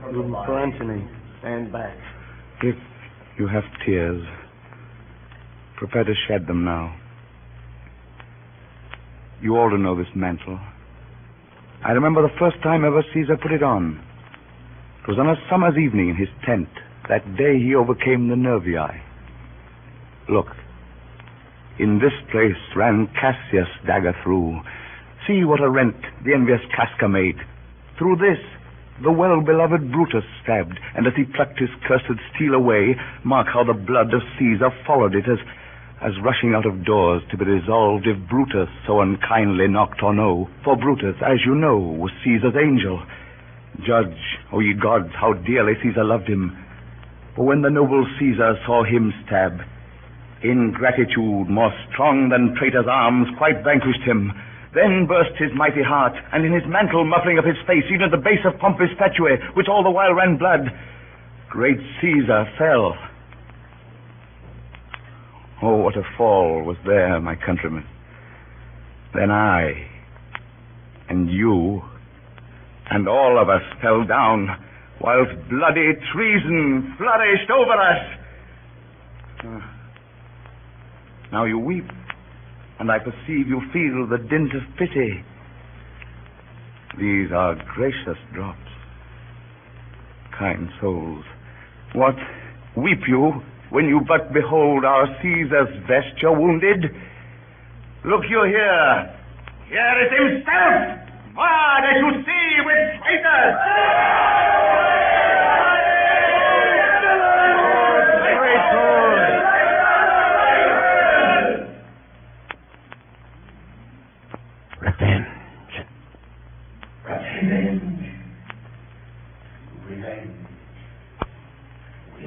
Vengeance. Hey, countrymen! He said, here's the noble Antony. We'll hear him. We'll follow him. We'll die with him. Good friends, sweet friends, let me not stir you up to such a sudden flood of mutiny. They that have done this deed are honorable. What private griefs they have, alas, I know not that made them do it, but they are wise and honorable, and will no doubt, with reason, answer you. I come not, friends, to steal away your hearts. I am no orator, as Brutus is, but, as you know me all, a plain blunt man that love my friend, and that they know full well that gave me public leave to speak of him, for I've neither wit, nor words, nor worth, action, nor utterance, nor the powers of speech to stir men's blood. I only speak right on, tell you that which you yourselves do know, show you sweet Caesar's wounds, poor, poor dumb mouths, and bid them speak for me. But were I Brutus, and Brutus Antony, there where an Antony would ruffle up your spirits and put a tongue in every wound of Caesar that should move the stones of Rome to rise and mutiny. We'll mutiny. We'll burn the house of Brutus. Mount. Seek. Fire. Kill. Slay.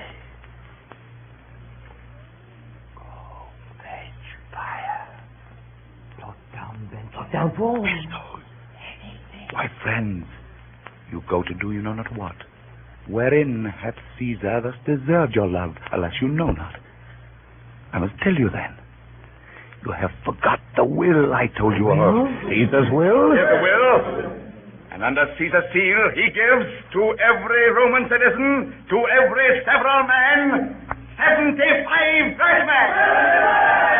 Moreover, he has let go his walks, his private arbors, and new planted orchards on this high Tiber. He has left them you and your heirs forever. Common pleasures to walk abroad and recreate yourselves. Here was a Caesar. When comes such another?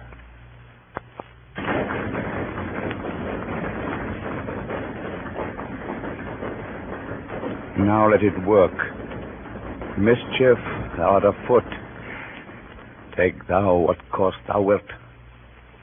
In the streets there was nothing to be seen but confusion. Some cried out to kill the murderers. Others tore away the benches and tables out of the shops round about, and heaping them all together built a great funeral pyre. On this they set the corpse of Caesar and set fire to it. Then they took brands from the pile. Some of them ran to the houses of the conspirators. Others ran up and down the streets to find out the men who had killed Caesar and tear them to pieces. That night Brutus, having said farewell to Portia his wife, left the city with Cassius and their friends. Soon after, there arrived in Rome young Octavius, Caesar's adopted son, who was immediately elected consul. As his first act, he ordered a judicial process to be issued against Brutus and Cassius for having murdered a principal man of the state, holding the highest magistracies of Rome without being heard or condemned. No one appearing for the accusation, the judges were forced to pass sentence and condemn them both. It is reported that when the crier of the tribunal, as the custom was, with a loud voice cried Brutus to appear, the people groaned audibly, and many of the nobler citizens hung down their heads for grief. After this, Antony and Octavius made up a list for proscription, in which were set those of their enemies that were designed for the slaughter, amounting to over 200 persons. In the months that followed, the empire was divided into two factions, some going over to Brutus and Cassius, others to Antony and Octavius. 2 years after Caesar's murder, the armies of the two factions came face to face on the plains of Philippi. That night, Brutus sent for Cassius to come to his tent. There had been dissension between them lately. There was talk of corruption in Cassius' army, and Cassius himself was not above suspicion.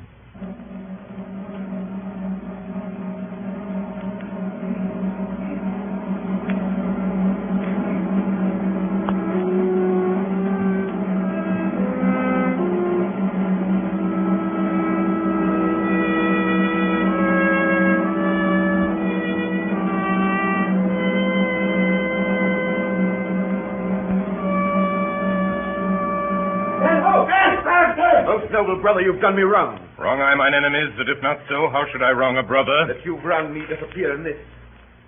You have condemned and noted Lucius Pella for taking bribes here of the Sardians, wherein my letters playing on his side because I knew the man was slighted up. You wronged yourself to write in such a case. In such a time as this, it is not meet that every nice offense should bear its comment. Let me tell you, Cassius, you yourself are much condemned to have an itching palm, to sell and march your officers for gold to undeserved. Aye, an itching palm. You know that you're Brutus that speaks this, or by the God this speech, what else you're last. The name of Cassius honors this corruption and chastisement that ever hide its head. Chastisement? Remember March. The Ides of March, remember. Did not great Julius bleed for justice' sake? What villain touched his body that did stab? And not for justice. What? Shall one of us that struck the foremost man of all this world but for supporting robbers, shall we now contaminate our fingers with base bribes and sell the mighty space of our large honors for so much trash as may be grasped thus? I'd rather be a dog and bay the moon than such a Roman. Bait not me, I'll not endure it. You forget yourself to hedge me in. I am a soldier, older in practice, abler than yourself to make conditions. Go to, you are not, Cassius. I am. I say you are not. Urge me no more, I shall forget myself. Tempt me no farther. Away, slight man. Is possible, must I endure all this? All this? I more. Fret till your proud heart break. Must I observe you?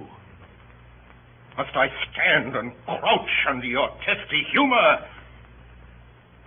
By the gods, you shall digest the venom of your spleen, though it do split you. For from this day forth I'll use you for my mirth, yea, for my laughter when you are waspish. You say you are a better soldier. Let it appear so. Make your vaunting true, and it shall please me well. For mine own part, I shall be glad to learn of noblemen. You wrong me every way. You wrong me, Brutus. I said an elder soldier, not a better. Did I say better? You did, I cannot. When Caesar lived, he durst not thus have moved me. Peace, you durst not so have tempted him. I durst not. No. What durst not tempt him? For your life you durst not. Do not presume too much upon my love. I may do that, I shall be sorry for. You have done that you should be sorry for. There is no terror, Cassius, in your threats. For I am armed so strong in honesty that they pass me by as the idle wind, which I respect not. I did send to you for certain sums of gold, which you denied me. For I can raise no money by vile means.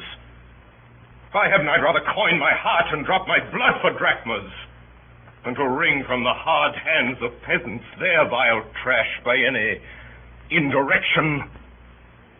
I did send you for gold to pay my allegiance, which you denied me. Was that done like Cassius? I denied you not. You did. I did not. He was but a fool that brought my answer back. Brutus hath rived my heart. A friend should bear his friend's infirmities.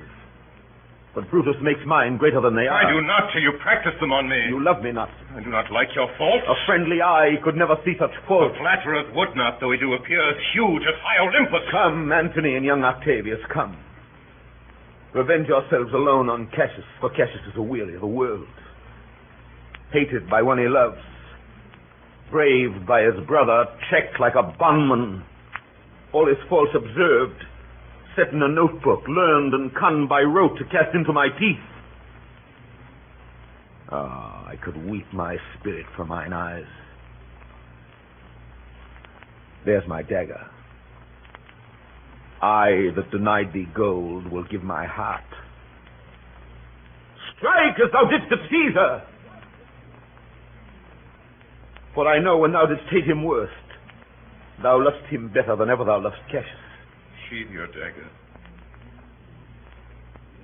Be angry when you will. It shall have scope. Do what you will. Dishonor shall be humor.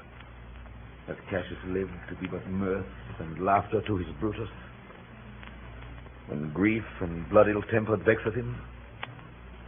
I was ill-tempered too. Do you confess so much?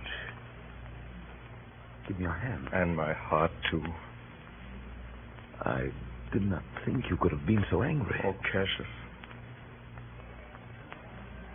I'm sick of many griefs. Of your philosophy, you make no use if you give place to it. Portia is dead. Portia? She's dead. Mark Antony have made themselves so strong. But with her death, that tidings came. With this, she fell distract. And died so. Even so. Deep of night has crept upon our talk. There's no more to say. No more. Good night. Early tomorrow will we rise and hence. Noble, noble Cassius. Good night. And good repose. Lucius. Here, my good lord. What, thou speakst drowsily. Poor knave, I blame thee not. Thou art o'erwatched. Look, Lucius, here's the book I sought for so. I was sure your lordship did not give it me. Bear with me, good boy. I'm much forgetful. Canst thou hold up thy heavy eyes a while and touch thy instrument a strain or two? Aye, my lord. And please you. It does, my boy. Trouble thee too much, if thou art willing. It is my duty, sir. Should not urge thy duty past thy might. I know young bloods look for a time of rest. I have slept already. It was well done. I shall sleep again. I will not hold thee long. If I do live, I will be good to thee. Orpheus with his lute made trees and the mountain tops that freeze bow themselves when he did sing. Da-dum, dee-dee-dum. To his music plants and flowers ever sprang as sun and showers. There had made a lasting spring. Da-dum, dee-dee-dum. Everything that heard him play, even the billows of the sea, hung their heads and then lay by. In sweet music is such art, killing care and grief of heart. All asleep or hearing die.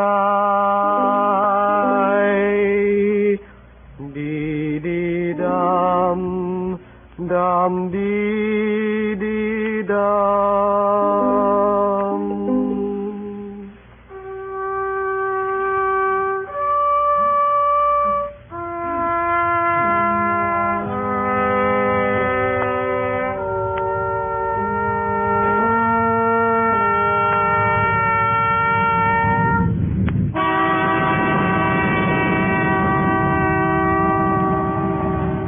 The advice of Cassius, Brutus resolved to meet the enemy on the plain of Philippi. Never had two such large Roman armies come together to engage each other. That of Brutus was somewhat less in number than that of Antony, but in the splendor of the men's arms and the richness of their equipage wonderfully exceeded, for most of their arms were of gold and silver, which Brutus had lavishly bestowed upon them. There is a story that immediately before the battle, two eagles falling upon each other fought in the space between the two armies, that the whole field kept incredible silence, and all were intent upon the spectacle, until at last that which was on Brutus' side yielded and fled. As soon as it was morning, the signal of battle, the scarlet coat, was sent out in Brutus and Cassius' camps, and the two friends met for the last time in the middle space between their two armies.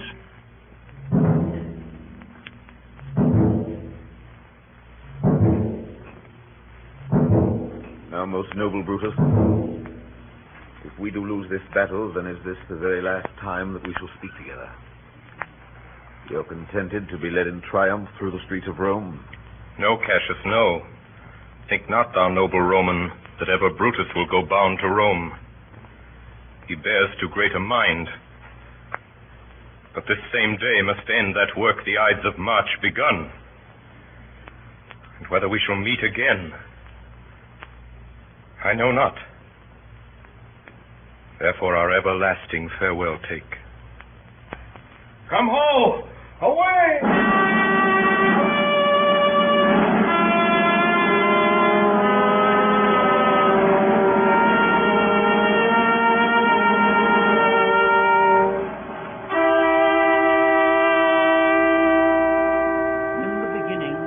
The tide of battle was with Brutus. The right wing which he commanded drove back their opponents with great slaughter. Then they fell upon that part of Octavius' army which was exposed and separated, and pursued them towards the sea. During this time, however, Cassius, with the main body of the army, was retreating before the attack of Antony. Expecting Brutus to come to his aid, and acting by delay and expectation, rather than boldly and with a clear purpose, soon Cassius saw his whole army begin to give way. He did as much as ever he could to hinder their flight and bring them back, and snatching a flag out of the hand of one that fled, he stuck it at his feet and begged them to stand with him and fight. When he found that he could not even keep his own personal guard together, Cassius retired to an empty tent, taking along with him only Pindarus, one of his freemen, and pulling his cloak over his head, he made his neck bare and held it forth to Pindarus, commanding him to strike. Cassius' head was found severed from his body, and beside it was found the same knife with which he had stabbed Caesar in the Senate house.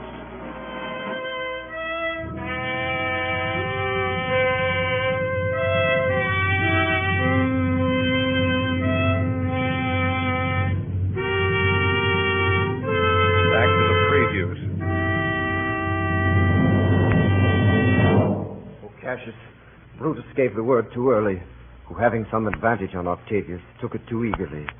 His soldiers fell to spoil, whilst we by Antony are all enclosed. This day I breathe it first. Time is come round, and where I did begin,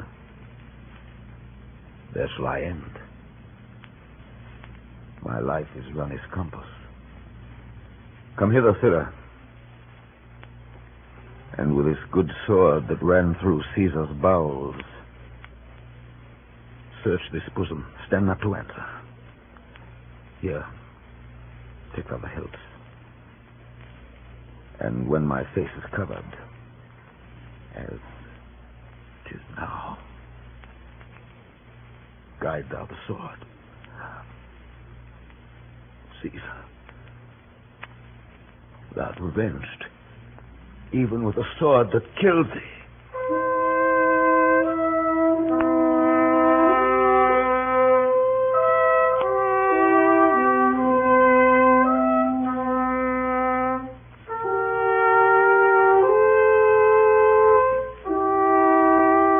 Some time later, Brutus, returning from the pursuit, wondered that he could not see Cassius' tent afar off, standing high as it was wont, and appearing above the rest of the camp.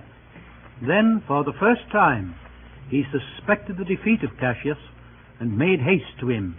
He heard nothing of his death until he came to the camp. Where? How solid does his body lie? Lo, yonder. He is slain. The last of all the Romans. Fare thee well. It is impossible that ever Rome should breed thy fellow. Friends, I owe more tears to this dead man, then you shall see me pay. I shall find time, Cassius. I shall find time. Oh, Julius Caesar, thou art mighty yet. Thy spirit walks abroad and turns our swords in our own proper entrails. Statilius showed the torchlight, but the Lord, he came not back. He's ordained or slain. Slaying is the word. It is a deed in fashion. Come hither, good Volumnius. List a word. What says, my lord? Why this, Volumnius? The ghost of Caesar hath appeared to me 2 several times by night. At Sardis once, and this last night here in Philippi Fields. I know my hour has come. Oh, not so, my lord. Nay, I'm sure it is, Volumnius. Thou knowest that we two went to school together. Even for that our love of old, I pray thee, hold thou my sword hilts, whilst I run on it. That's not an office for a friend, my lord. Fly, my lord. There's no tarrying here. Farewell to you, and you, and you, Volumnius. Strato, thou hast been all this while asleep. Farewell to thee too, Strato. Countrymen, my heart doth joy that yet in all my life I found no man but he was true to me. I shall have glory by this losing day, more than Octavius and Mark Antony by this vile conquest shall attain unto. So fare you well at once, for Brutus' tongue hath almost ended his life's history. Night hangs upon mine eyes, my bones would rest that have but labored to attain this hour. Fly, my lord, fly. Hence I will follow, for Christ's sake. I prithee, Strato, hold thy lord. Thou art a fellow of a good respect. Thy life hath had some smatch of honor in it. Hold then my sword. Turn away thy face. I do run on it. Wilt thou, Strato? Give me your hand first. Fare you well, my lord. Farewell, good Strato. Caesar, now be still. I killed not thee with half so good a will.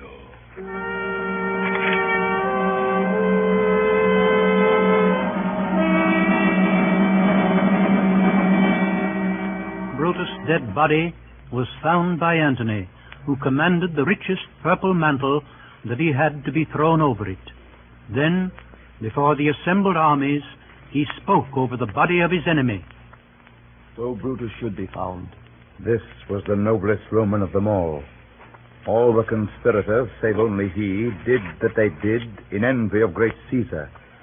He, only on a general honest thought and common good to all, made one of them. His life was gentle, and the elements so mixed in him that nature might stand up and say to all the world, this was a man. Tonight, Orson Welles and the original Mercury Theater cast have produced Caesar, the hit of last year's theatrical season on Broadway, as the first in a new series of weekly hours which the Columbia Broadcasting System will present during the coming months.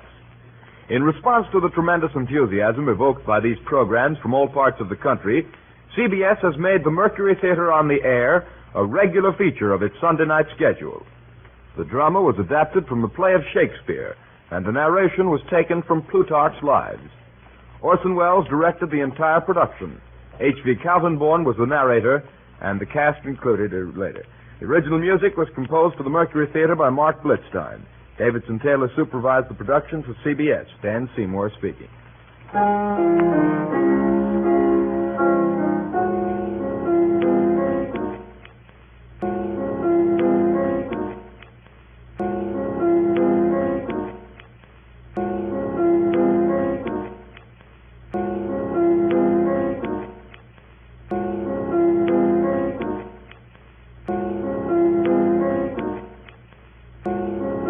Good evening. This is Orson Welles, your producer of a special series of broadcasts presented by the makers of Pabst Blue Ribbon. The Mercury Summer Theater of the Eyre.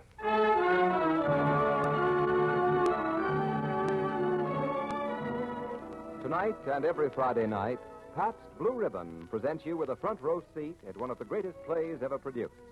So while Orson Welles entertains you, pour yourself a tall, frosted glass of Pabst Blue Ribbon and enjoy at the same time great theater and this truly great beer.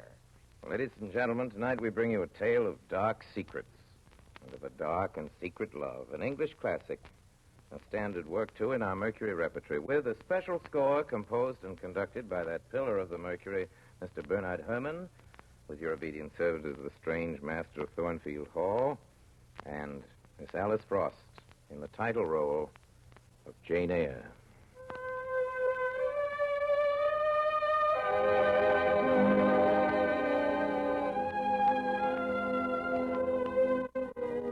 My name is Jane Eyre. I have no father or mother, brothers or sisters. When I was 10 years old, my aunt sent me off to Lowood School. It was not so much a school as an institution for the children of the poor. Soon after I was 18, I placed an advertisement in the Yorkshire Herald, applying for the position of governess. The following week, a reply came from a Mrs. Fairfax of Thornfield Hall in Yorkshire. If J.E., who advertised last Thursday, is qualified to teach the usual branches of a good English education, a situation can be offered her where there is but one pupil, a little girl 9 years of age.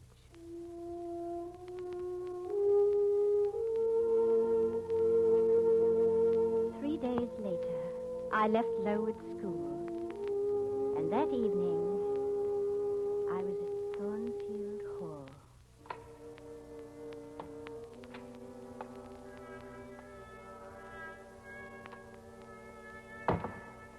How do you do, my dear?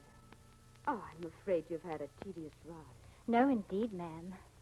Shall I have the pleasure of seeing Miss Fairfax tonight? I am Mrs. Fairfax.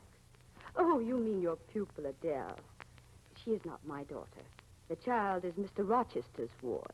And who is he? The owner of Thornfield Hall. I'm merely the housekeeper. Your pupil is his ward. He wrote me to find a governess for her. He's not here himself? Almost never. Much of the time he's abroad. It does seem strange for a gentleman to own this great house, yet never stop here to enjoy it.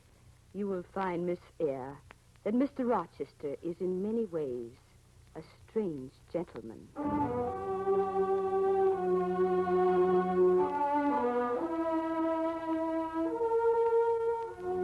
I slept smooth and soundly that night in my new home.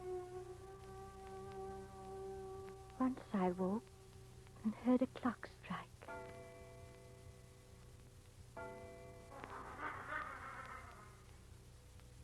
I heard another sound.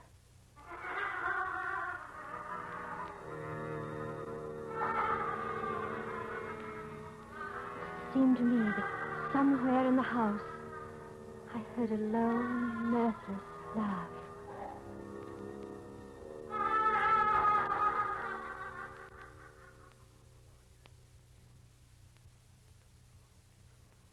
Then for many weeks, nothing happened to break the smooth course of our lives at Thornfield Hall.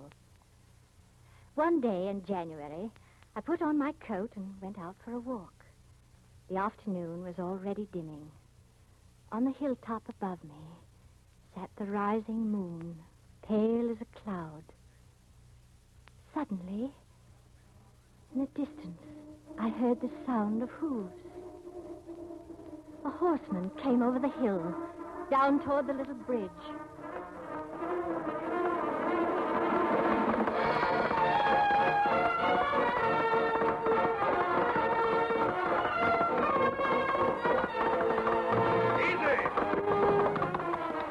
Easy there! Oh, the devil. Are you injured, sir? Stand on one side. Oh. Down, pilot. Down. Oh, my leg. You, where do you come from? You young girl, you're not a servant in the hall. I'm the governess to Mr. Rochester's ward. Oh, you're the governess. Just take it if I hadn't forgotten the governess. Well, necessity compels me to make you useful. Come close and me lean on your shoulder. Now, hold the bridle. Here we are. Now, just hand me my whip, which lies there under the hedge. Here, sir.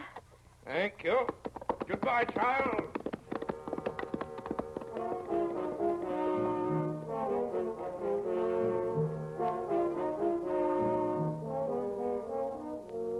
As I walked back to Thornfield, I kept seeing his tall figure, enveloped in a riding cloak, fur-collared and steel-clasped, remembering his stern face, his angry, thwarted eyes.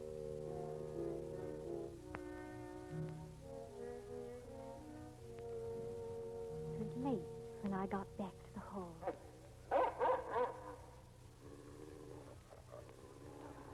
Mrs. Fairfax, what dog is that? He came with the master.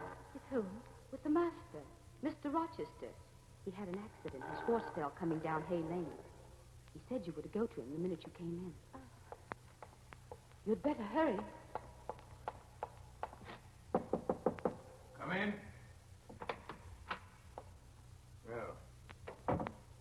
Well, sit down, Miss Eyre. You have been resident in my house 3 months. Yes, sir. You come from... From Lowood School, sir. Charitable concern. How long were you there? 8 years. 8 years? You must be tenacious of life. No wonder you have rather the look of another world. I marveled where you got that sort of face. I'd half a mind just now in Hay Lane to demand whether you'd bewitched my horse. Indeed, I'm not sure yet. Who are your parents? I have none. Or ever had, I suppose. Now, don't draw that chair further off, Miss Eyre. Sit down exactly where I placed it, if you please. Otherwise, I cannot see you without disturbing my comfortable position, which I have no mind to do. You examine me, Miss Eyre. You think me handsome? No, sir. And what faults do you find with me, pray? Does my forehead not please you? Does it look as if I were a fool?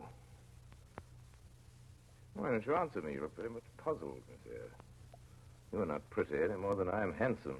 There's a puzzled air becomes you, so puzzle on. I leave the choice of subjects entirely to you. You're dumb, Miss Eyre. Or stubborn. Yes, stubborn. A little annoyed. Confess it, you're afraid of me. I'm bewildered. You're afraid. I have no wish to talk nonsense. If you did talk nonsense, it would be in such a grave, quiet manner, I should mistake it for sin. You never laugh, Miss Eyre. Don't trouble to answer. It's past 9, sir. I must say good night. Good night. Good night, Miss Eyre.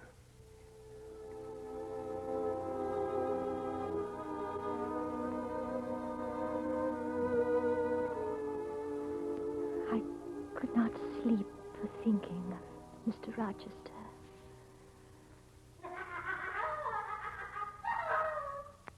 I lay there listening.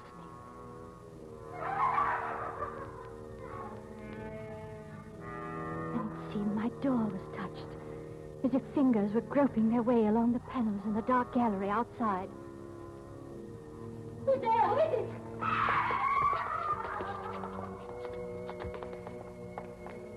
There was a strong smell of burning.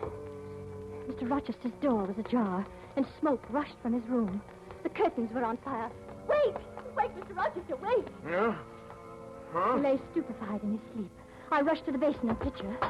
Oh, what is it? Is there a flood? No, sir, but there's been a fire. In the name of all the elves in Christendom, is that Jane Eyre? What have you done with me, witch? Sorceress? The smoke. Who's in this room besides you? Look at me, Jane. Did you happen to hear during the night an odd laugh? Yes, sir. I thought perhaps one of the servants... Just so, one of the servants. You've guessed it. Jane, you're no talking fool. Say nothing about it. What? Are you quitting me already? And in that way? You said I might go, sir. But not without taking leave, not in that brief, dry fashion. You saved my life, at least. Shake hands. You saved my life, Jane. I knew you'd do me some good in some way.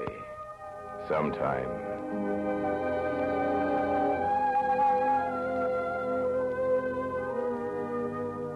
Then Mr. Rochester left Thornfield Hall. And when he returned, it was with a large company of very elegant guests.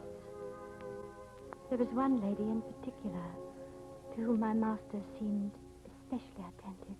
The Honorable Blanche Ingram. Lord Ingram's sister she is. She's held the most beautiful girl in the county. And this beautiful and accomplished young lady is not yet married? It appears not. What is the matter with you, child? You've eaten nothing. What is it, Jane? What's happened to you?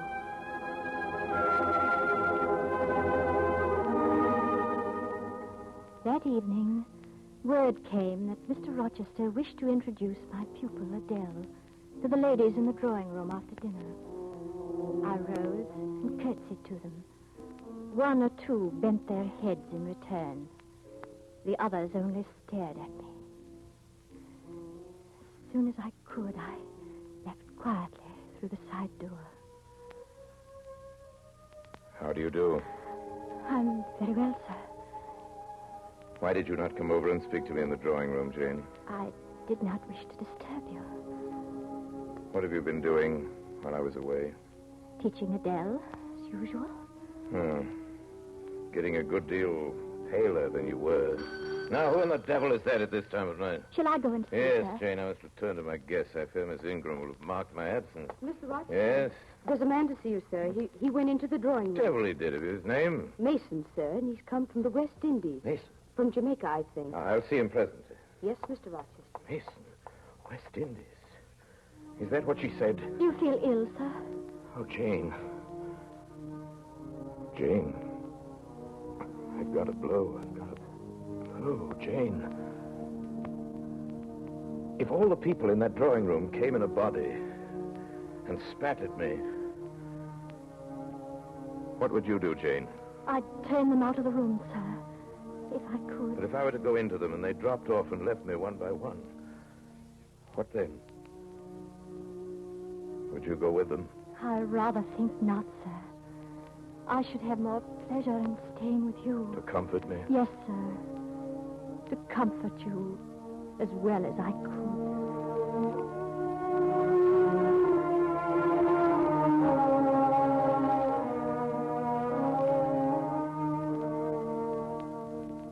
Much later that night, I wakened suddenly. Jane! Get up! Get up, I need you. Have you a sponge in your room? Yes, sir. You won't turn sick, Jane, at the sight of blood. Here, give me your hand. Let me see. Warm and steady. You'll do, Jane. Come along. I followed Mr. Rochester to the floor above. We entered a large room. And beyond that, there was an open door. And from inside came a low sound. Almost like a dog growling. In a chair was a form of a man, huddled and still. I saw that it was a stranger, Mason, the gentleman who had called earlier. His sleeve and his shirt on one side was soaked with blood. She's done for me. Quiet, miss. Done for me. Nonsense. You've lost a little blood, that's all. Now then, Jane, hold this basin. Oh, she went at me with her teeth. Will you be silent? She sucked the blood. She said she'd drain my heart. I warned you, Mason. I thought I could have done her some good. You thought, Mason. Get up. You must be out of the house before morning. Let her be taken care of. Let her be treated as tenderly as may be. I do my best, Mason. And have done my best. And will do it, never fear. Yet, would to God there was an end to all this.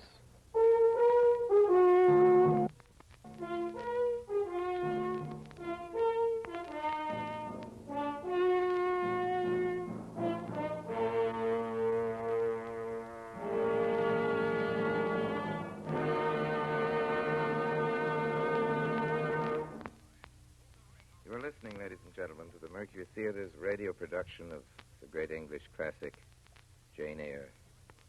And now, before we go on with part the second, here is Ken Roberts, alert and ready to speak a few lines about another masterpiece, another classic, blended, splendid Pabst Blue Ribbon.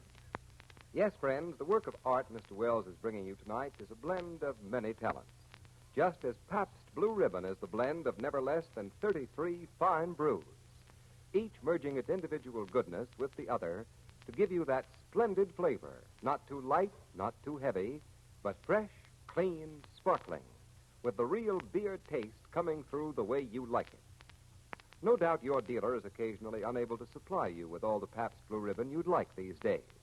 But please keep on asking, for every single bottle you do get will live up to the same high standards of quality and taste. Yes, every bottle will be, as always, blended, splendid, Pabst Blue Ribbon. And now Orson Welles continues with Jane Eyre.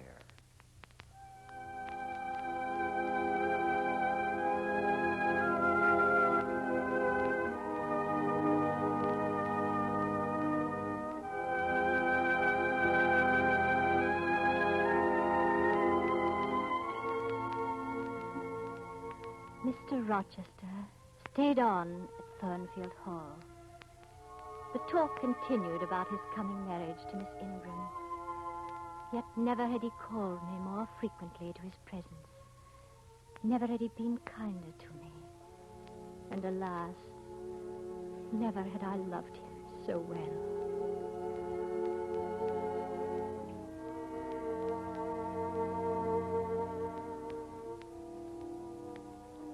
It was a midsummer eve.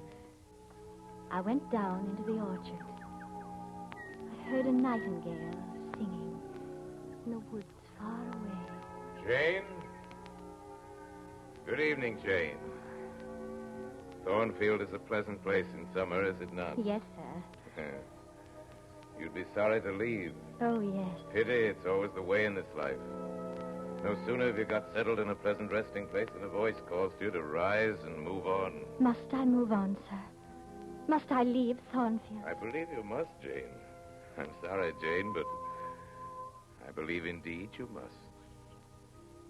You're going to be married, sir. Look at me, Jane. You're not turning your head to look after more nightingales, are you? Aunt Dale must go to school, and you, Miss Eyre, will get a new station. Yes, sir. I will advertise immediately. I've heard of a place that I think will suit, a place in Connaught, Ireland. It's a long way off, sir. A long way off from what, Jane? Oh, from England, from Thornfield, and... Well? From you, sir. Oh, it is, to be sure, it is. Long way off. We've been good friends, Jane, have we not? Come, we'll sit here in peace tonight. We should never more sit here together. You know, sometimes I have a queer feeling with regard to you, Jane. Especially when you're near to me, as now.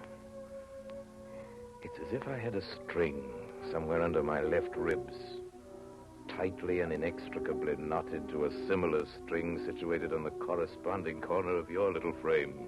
And if that boisterous channel come broad between us, I'm afraid that cord of communion will be snapped. And then I've a nervous notion I should take to bleeding inwardly. As for you, you'd forget me. Now, Jane, I think you'd better stay. Do you think I can stay to become nothing to you? Do you think because I'm poor, obscure, plain, and little, that I'm soulless and heartless? I have as much soul as you, and full as much heart. Jane, be still.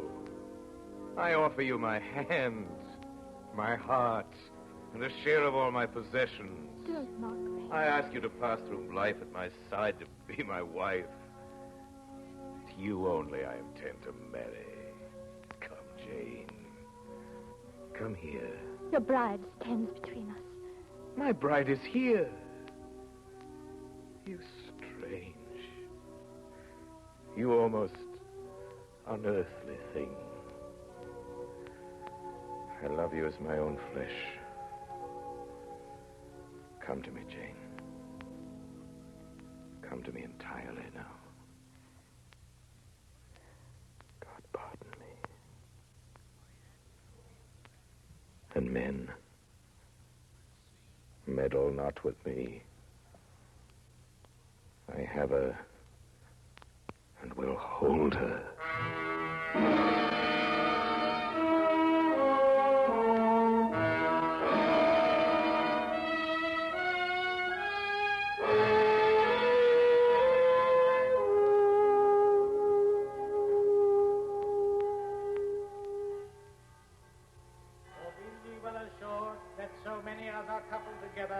Otherwise than God's word doth allow, are not joined together by God, neither is their matrimony lawful.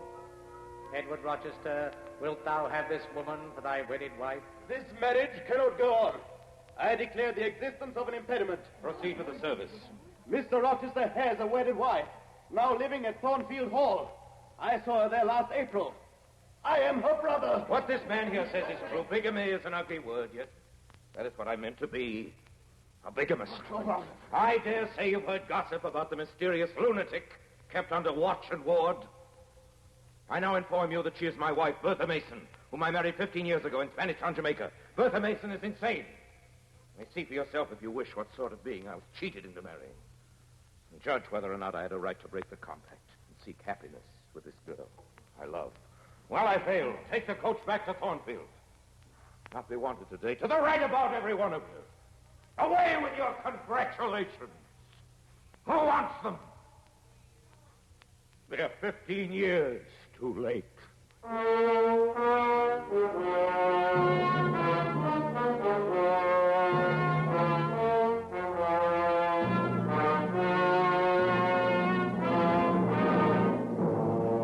Next morning at dawn, I made my possessions into a parcel and stole from my room. For the last time, I passed Mr. Rochester's door, started down the dark stairs. Jane? Jane? You mean to go one way in the world and let me go another? I do. You will not stay, Jane? You will not be my comforter, my rescuer? My deep love, my tragic grief? They're nothing to you? God bless you, my dear master. God keep you from harm and wrong. Jane. Jane. Jane!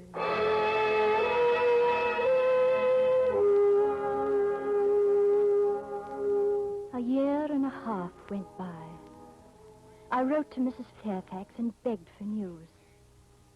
3 months wore away. Day after day, the post arrived and brought nothing for me. I packed my things and took the stagecoach for the north. 36 hours later, I was at Milford. Come a long way today, Mum. We don't get many travelers here these days. I thought perhaps you could tell me. Is Mr. Rochester living at Thornfield Hall now? I say, Mum, don't you know? Thornfield Hall was burned down. Not a stone standing. The fire broke out in the dead of night. The dead of night? Was it known how it started? They guessed, Mum, they guessed. There was a woman. Would you believe it? A lunatic. But Mr. Rochester, was he at home when the fire broke out? Yes, indeed he were. He went up to the tower to get his mad wife out of her cell. She was on the roof. We heard him call her name. We saw him approach her.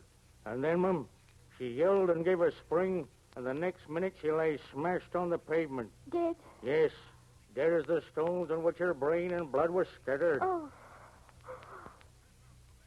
But is he alive? Yes, Mr. Rochester is alive, but many think he'd better be dead. Why? Where is he? Is he in England? Aye, he's in England. He can't get out of England. I fancy he's a fixture now. He's stone blind. Yes, he's stone blind, is Mr. Rochester.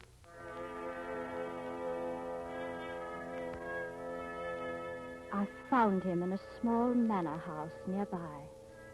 A neglected handful of fire burned low in the grate.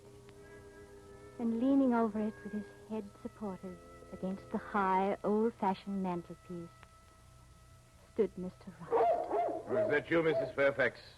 Down, pilot. What's the matter? Down, sir. Here's you, Mrs. Fairfax, is it not? Mrs. Fairfax is in the kitchen. Who is this? Answer me. Speak again. Your dog knows me. John and Miss Fairfax. Her very fingers. Her small, slight fingers. If so, there must be more of her. Is it Jane? This is her shape. This is her size. And this is her voice. And her heart, too. Jane Eyre. Jane Eyre.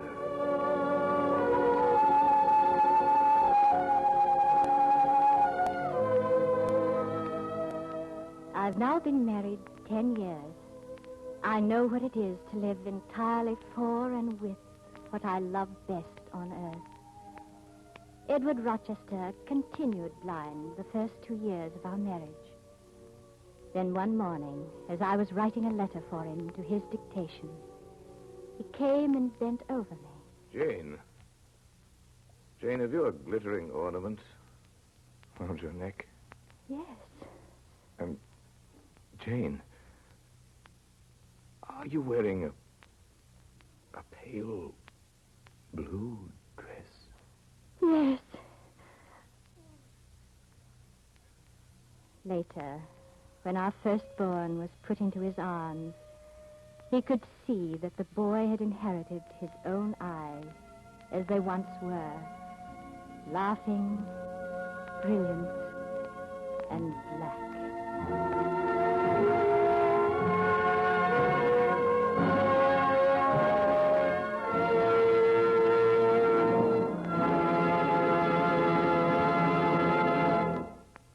Orson Welles will be back in just a few seconds to tell you about next week's production of the Mercury Summer Theater. But first, the makers of Pabst Blue Ribbon wish to remind you that though you may not be able to get Pabst Blue Ribbon every time you want it in these days of grain restrictions, it is well worth your while to keep asking. For every bottle you do get will continue to live up to its name. And speaking of grain restrictions, not a single grain of wheat is being used in the brewing of beer and ale. And the grains that are being used by breweries are not the grains wanted for famine relief. Now, let me repeat. When you do get Pabst Blue Ribbon, you can be sure this truly great beer will be, as always, the happy blending of never less than 33 fine brews. As always, blended, splendid Pabst Blue Ribbon. Now, Mr. Wells. Next week, ladies and gentlemen, we bring you one of the most fascinating stories that it's ever been the privilege of the Mercury Theater to broadcast. One of the very tallest of all the tall stories ever told. It's a yarn of high adventure on the high seas. It's called The Passenger to Bali. Till then, till next week then, at the same time, same station, speaking for my sponsors, the makers of Pabst Blue Ribbon Beer, and for everybody in the Mercury Theater, I remain, as always, obediently yours.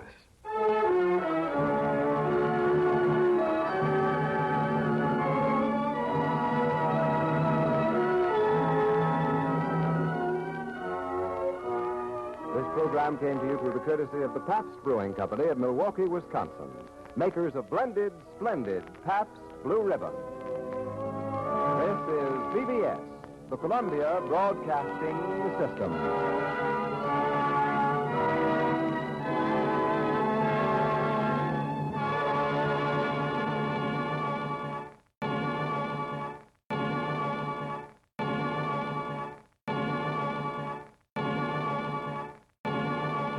The Mercury Theater on the air.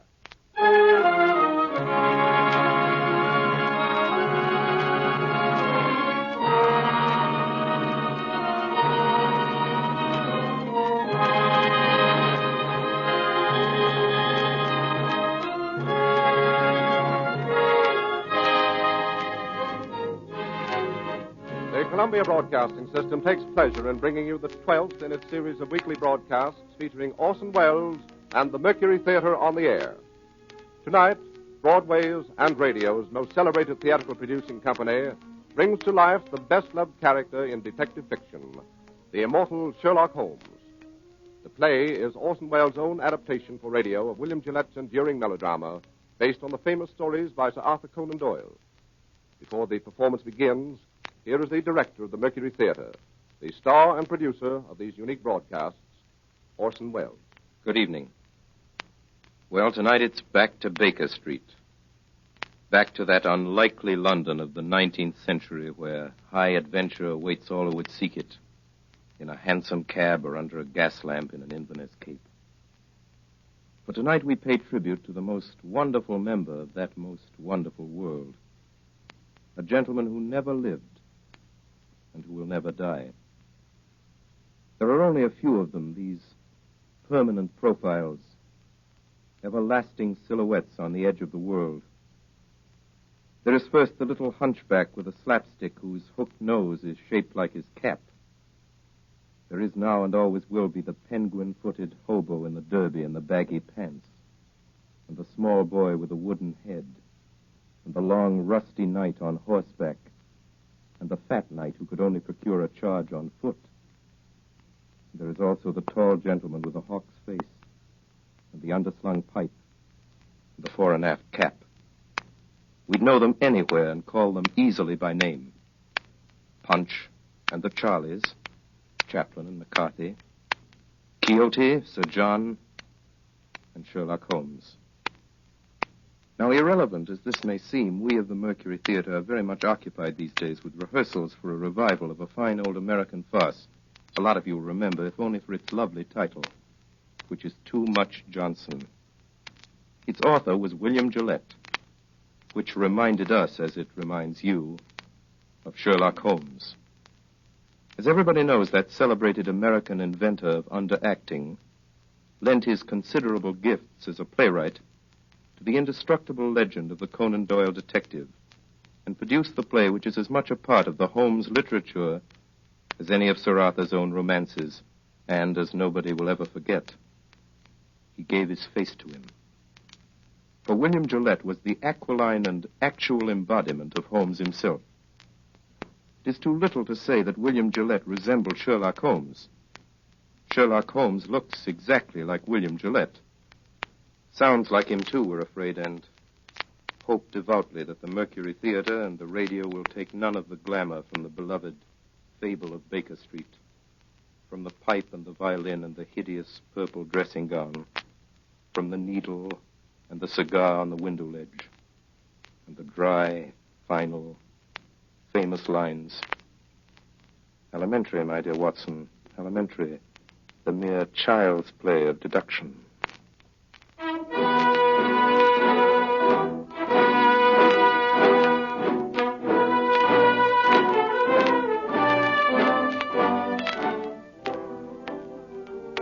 My name is Watson. I am a doctor. It was in the year 1880 that Holmes and I were introduced by our mutual acquaintance. At the time, we were both looking for a lodging that would suit our moderate means. This we found on the second floor of a house at 221B Baker Street.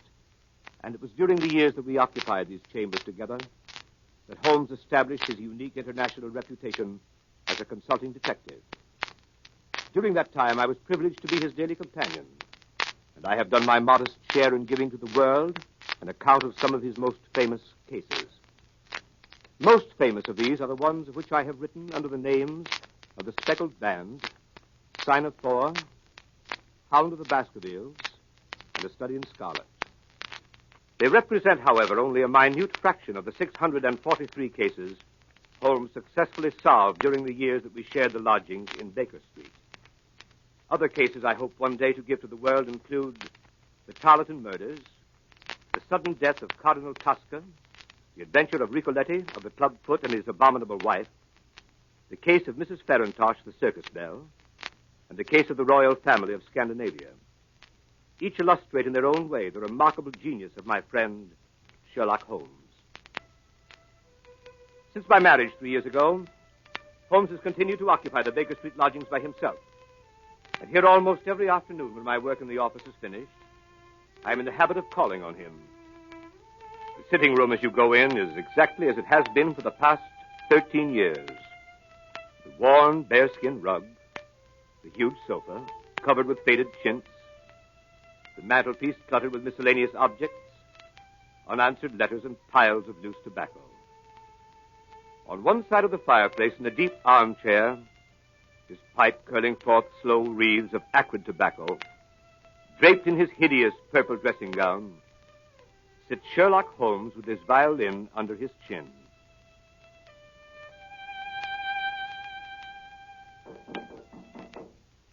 Come in. Oh, Watson, my dear fellow. How are you, Holmes? I'm delighted to see you. Perfectly delighted. Upon my word, I am, but I'm sorry to observe that your wife has left you. She has gone on a little visit. But how did you know? How did I? Well, I like that. How do I know anything? How do I know you've been getting yourself very wet lately, that you're an extremely careless servant girl, that you've moved your dressing table to the other side of the room? Holmes, If you had lived a few centuries ago, they'd have burned you alive. Such a conflagration would have saved me a great deal of trouble and expense. Tell me now, how did you know all that? Too simple to talk about. Scratches and clumsy cuts, my dear fellow, on the inner side of your shoe there, just where the firelight strikes it. Scratches, cuts. Somebody scraped away crusted mud and did it badly. Scraped the shoe along with it. There's your wet foot, my dear Watson, and your careless servant girl all on one shoe. Face badly shaved on the right side, always used to be on the left. Light must come from the other side. Couldn't very well move your window. Must move the dressing table. Of course. But how the deuce did you know my wife was away? Well, what the deuce is your second waistcoat button, Watson? And what the deuce is yesterday's buttonniere doing in today's lapel? And why the deuce do you wear the expression of a... Oh, marvelous. Elementary, my dear fellow, elementary. The child's play of deduction. I'm only doing it for your amusement before we pass on to more serious matters. Oh, what is it now, Holmes? Watson, my dear fellow, the enthusiasm which has prompted you to chronicle, and if you will excuse my saying so, somewhat to embellish my little adventures, you've occasionally seen fit to introduce a certain element of romance which struck me as being just a trifle out of place. Something like working an elopement into the fifth proposition of Euclid. I merely refer to this in case you should see fit at some future time to chronicle the case on which I am about to embark. The strange case of Professor Robert Moriarty. Moriarty? I don't remember ever having heard of the fellow. No, Watson, you haven't. It is precisely this quality of invisibility that makes of Professor Moriarty the Napoleon of crime. Sitting motionless like an ugly, venomous spider in the center of his web. But that web having 1,000 radiations and the spider knowing every quiver of every one of them. And within 48 hours, I'll have the lines drawn so tightly around him that he can't move. I'll arrest him and his entire gang. Why, Holmes, this is a very dangerous My thing. dear fellow, it's perfectly delightful. My whole life is spent in a series of frantic endeavors to escape from the dreary commonplaces of existence. For a brief period, I escape. You should congratulate me. The day before yesterday, I received in this room the visit of a certain foreign nobleman who has recently inherited a very considerable title and who is about to be married. Seems that this titled gentleman was so indiscreet as to fall in love with a young English lady by the name of Faulkner, socially his inferior, and to make her a promise of marriage. Later, at his family's insistence, the thing was broken off, and the young lady died shortly after of a broken heart, leaving behind a sister. Also, considerable evidence in the form of letters, photographs, and jewelry with inscriptions. These the sister kept. These, together with the sister, are now being held in a house in St. John's Wood by a pair of blackmailers who go by the name of Chetwood.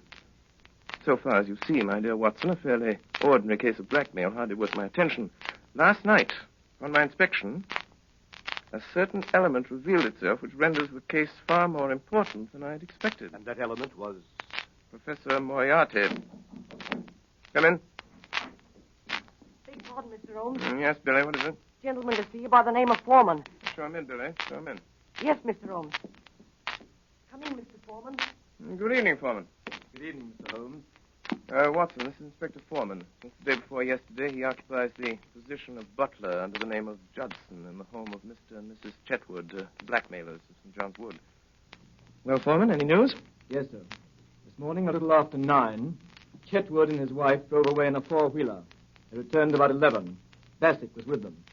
You know him, sir? Yes. When I last had the occasion to meet Mr. Bassett, he got 2 years for safecracking. You go on, Foreman. Well, they took this man Bassett into the library. I got a look at him from the outside.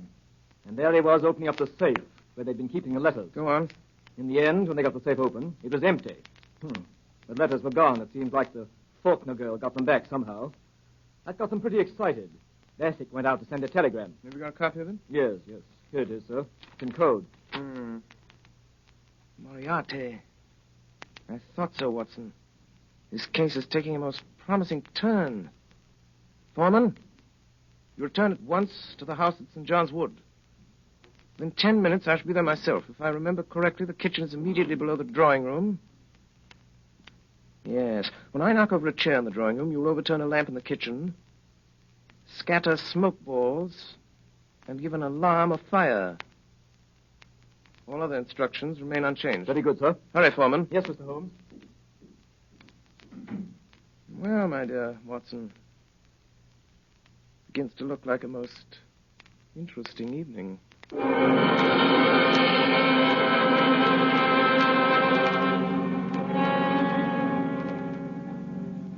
Family to won't. Now, will you? Now, will you?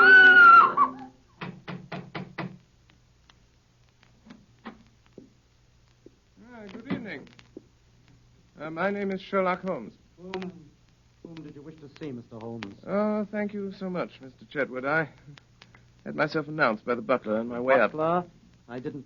Oh, very well. Oh, here he is. Yes, Judson. Miss Faulkner begs Mr. Holmes to excuse her. She is not well enough to see anyone this evening. Will you please hand this card to Miss Faulkner and say that I beg your pardon, Mr. Holmes, but it's quite useless, really. Oh, I'm so sorry to hear it. Yes, Miss Faulkner is, I regret to say, quite an invalid. She is unable to see anyone. Her health is so poor. Has it ever occurred to you, Mr. Chetwood, that she might be confined to the house too much? How does that concern you? It doesn't. I simply make the suggestion. Might like to think it over. What's your butler's name? Judson, sir. Very well, Judson. Go on, take my card up. Very good, sir. Well, this is really too good. Why, of course, he can take up your card or your note or whatever it is if you wish it so much. I was only trying to save you the trouble. Thanks. It's hardly any trouble at all to send up a card. You know, Mr. Holmes, you interest me very much. Oh, really? Upon my word, yes. We've all heard of your wonderful methods, the astonishing manner in which you gain information from the most trifling details. Now, I dare say in this brief moment or two, you've discovered any number of things about me. Nothing of consequence, Mr. Chetwood. I hardly more than asked myself why you were so distressed to see me at this particular moment and what there can possibly be about the safe in the lower part of that desk to cause you such painful anxiety. Very good. Very good indeed. If those things were only true now, I'd be wonderfully impressed. It would be absolutely remarkable. Excuse me, sir. Judson. A message for you, Mr. Chetwood. You'll excuse me, I trust. It's from, Miss Faulkner. Well, really. She begs to be allowed to see you, Mr. Holmes. She absolutely implores it. Well, I suppose I shall have to give way. Judson, ask Miss Faulkner to come down to the drawing room. Say that Mr. Holmes is waiting to see her. Very good, sir. Quite remarkable, upon my soul. May I ask, if it's not an impertinent question, what message you sent up that could so have aroused Miss Faulkner's desire to come down? Merely if that she wasn't down here in 5 minutes, I'd go up. Oh, that was it. Yes, quite so. And unless I'm greatly mistaken, I hear the young lady on the stairs. In which case she has a minute and a half to spare. Alice, that is Miss Faulkner. Let me introduce Mr. Sherlock Holmes. Mr. Holmes. Miss Faulkner. I'm really most charmed to meet you. Although it does look as if you'd made me come down in spite of myself, doesn't it? I thank you very much indeed for consenting to see me, Miss Faulkner, but regret to observe that you were put to the trouble of making such a very rapid change of dress. Oh, yes. I did hurry a trifle, I confess. Mr. Holmes is quite living up to his reputation, isn't he, Freddie? Come in. Yes, ma'am. What are you doing here, Judson? I beg pardon, ma'am. I was answering the bell. What bell? The drawing room bell, sir.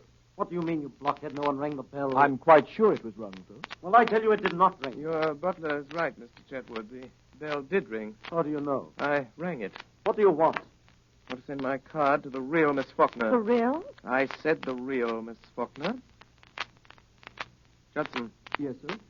Holmes, what right have you to ring for servants and give orders in my house? What right have you to prevent my cards from reaching their destination? And how does it happen that you and this woman are resorting to trickery and deceit to prevent me from seeing Alice Faulkner? Through some trifling oversight, Judson, neither of the cards I handed to him has been delivered. Kindly see that this error does not occur again. My orders, sir? Ah, you have orders.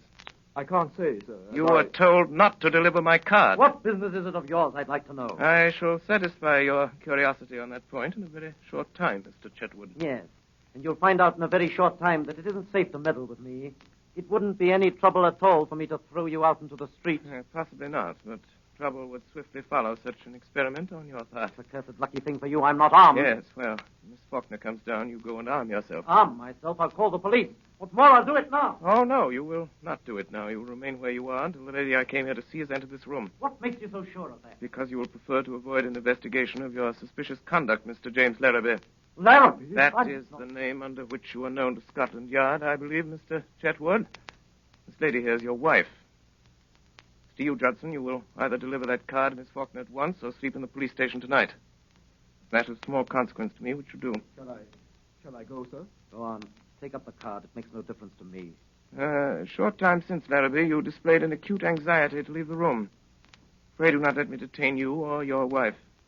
any longer. Take it you prefer to remain while I talk to Miss Faulkner? We do, Mr. Holmes. Ah, at last, Miss Faulkner.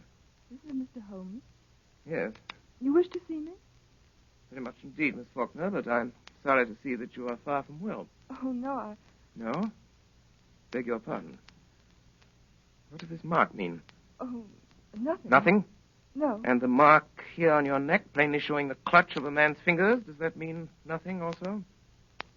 Occurs to me that I should like to have an explanation of this. Possibly you can furnish one, Mr. Larrabee. How should I know? It seems to have occurred in your own house. What if it did? You'd better understand that it isn't healthy for you or anyone else to interfere with my business. Ah, that is your business. We have that much at least. Pray be seated, Miss Faulkner. I don't know who you are, Mr. Holmes, or why you are here. I shall be very glad indeed to explain. My business is this. I've been consulted as to the possibility of obtaining from you certain letters addressed to your sister, which are supposed to be in your possession. I cannot give up my sister's letters, Mr. Holmes. There are other things besides revenge. There is punishment. Believe me, Miss Faulkner. There is nothing more to say. Good night, Mr. Holmes. But my dear Miss Faulkner... Oh, I'm so sorry. How clumsy of me to turn over this chair. Fire! Fire! Oh, help! Oh, what's that? What's that? What's going on in your house here? Fire! Where? The lamp, sir. Lamp? The lamp in the kitchen, sir. It fell off the table and everything down there is blazing, sir. Quick, sir, come down. Put it coming. Don't alarm yourself, Miss Faulkner. There is no fire. No fire? The smoke was all arranged for. Arranged for? What does it mean, Mr. Holmes? It means this, Miss Faulkner. It means that I wanted a package of letters, Miss Faulkner, and that by following your eyes just now, when you thought there was a fire, I discovered that you'd hidden them in the upholstery of this chair. Yes. Quite elementary, as you see. And now that they're in my possession, there seems to be no reason for me to remain any longer in this house. Good night, Miss Faulkner. Miss Faulkner. Yes? I can't take them, Miss Faulkner. These letters belong to you. I find that I cannot keep them unless you can possibly change your mind and let me have them of your own free will. I hardly suppose you could. I will therefore return them to you, and, here's our friend Mr. Larrabee returning from the fire. So, you've got the letters, have you? Now I suppose we're going to see you walk out of the house with them. On the contrary, you're going to see me return them to their rightful owner. Miss Faulkner, here are your letters. Should you ever change your mind and be so generous, so forgiving as to wish to return these letters to the one who wrote them, you have my address. In any event, rest assured there will be no more cruelty, no more persecution in this house. Thank you, Mr. Holmes. You are perfectly safe with your property, Miss Faulkner, for I shall so arrange it that your faintest cry of distress will be heard. And if that cry is heard, it will be very unfortunate for those who are responsible.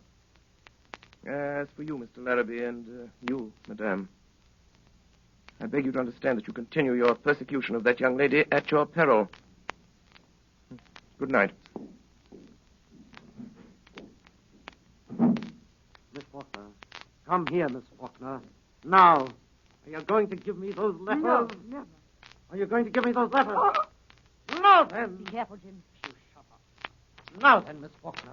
Do you give me those letters, or do I break your arm? What's that? Someone knocked on the door. No, it was on that side. Did you call, madam? I think someone knocked, Judson. I'll see, madam.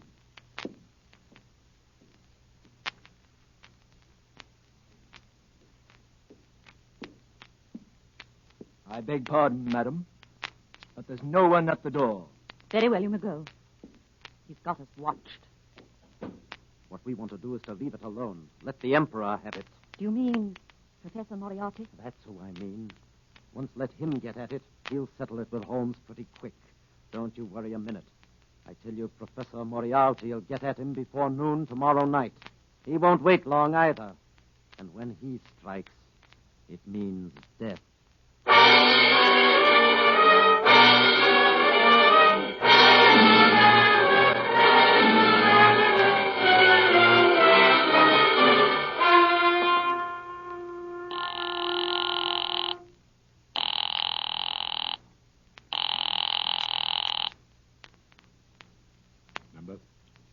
52. V 71. Moriarty speaking. Come in, Bessie. Your report. Come in, Manning. The whole thing was a trap, set and baited by an expert. And Manning? Manning has disappeared. Disappeared? Sherlock Holmes again. And now this Larrabee job. He's in on that, too. And that's where he's made his mistake. Mr. Holmes is playing rather a dangerous game, Bassett. Inspector Wilson tried it 7 years ago. Wilson is dead. 2 years later, Henderson took it up. We haven't heard anything of Henderson lately, eh? Not a thing, sir. You'll see about that. This Holmes is rather a talented man. He doesn't realize there isn't a street in London that'll be safe for him if I whisper his name to Cragen. I might even make him a little call myself, just for the satisfaction of it. Just for the satisfaction of it. Baker Street, isn't it, his place? Baker Street, eh? Baker Street, sir. We could make it safe. We could make it absolutely safe for 3 streets in every direction. Yes, sir, but we could. We've done it over and over again elsewhere. Police decoyed, men in every doorway. Do this tonight in Baker Street. At 9 o'clock, call his attendants out on one pretext or another and keep them out. You understand? I'll see this Sherlock Holmes myself. I'll give him a chance for his life.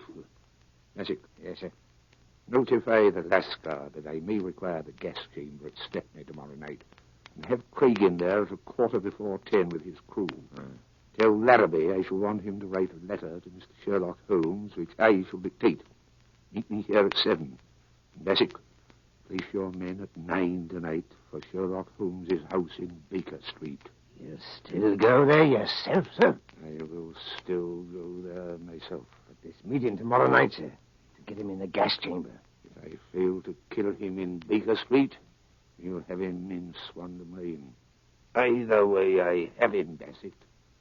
2 strings to our bow. 2 strings, eh, Bassett? Yes.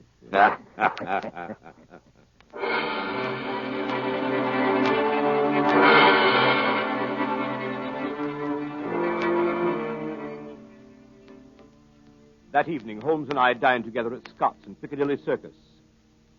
After dinner, we went to a concert at Queen's Hall. I can still see him on this particular night of the Moriarty case, well knowing that his life was in peril, sitting beside me in the stalls, wrapped in the most perfect happiness, listening to Sarasate play the violin, gently waving his long, thin fingers in time to the music.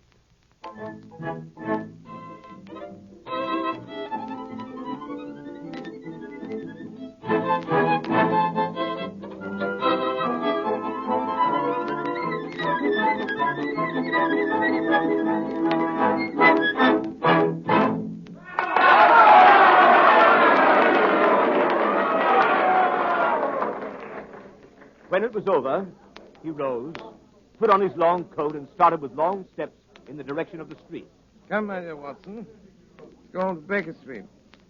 I have an idea that very soon we shall be receiving a most interesting visit. In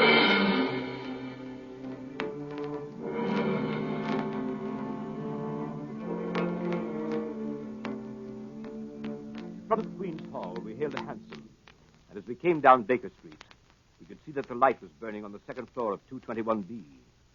We went up the dark, narrow stairs.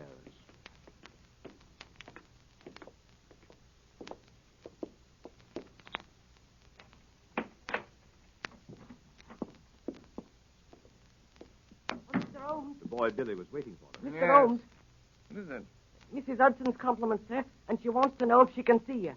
Now, where is Mrs. Hudson? Downstairs in the kitchen, sir. My compliments, and I don't think she can. Where she is. She'll be very sorry, sir. Our regret will be mutual. It was most terribly important, sir, seeing as she wants to know what you'll have for breakfast in the morning. The same. Same as when, sir? This morning. But you didn't have nothing, sir. You wasn't here. I won't be here tomorrow. Yes, sir. Was that all, sir? Quite so. Yes, sir. Thank you, sir. Oh, Mr. Holmes, here's a letter for you, sir, on the table. Delivered 10 minutes ago. Well, read it, Watson. There's a good fellow. I put on my dressing gown. Yes. Dear sir.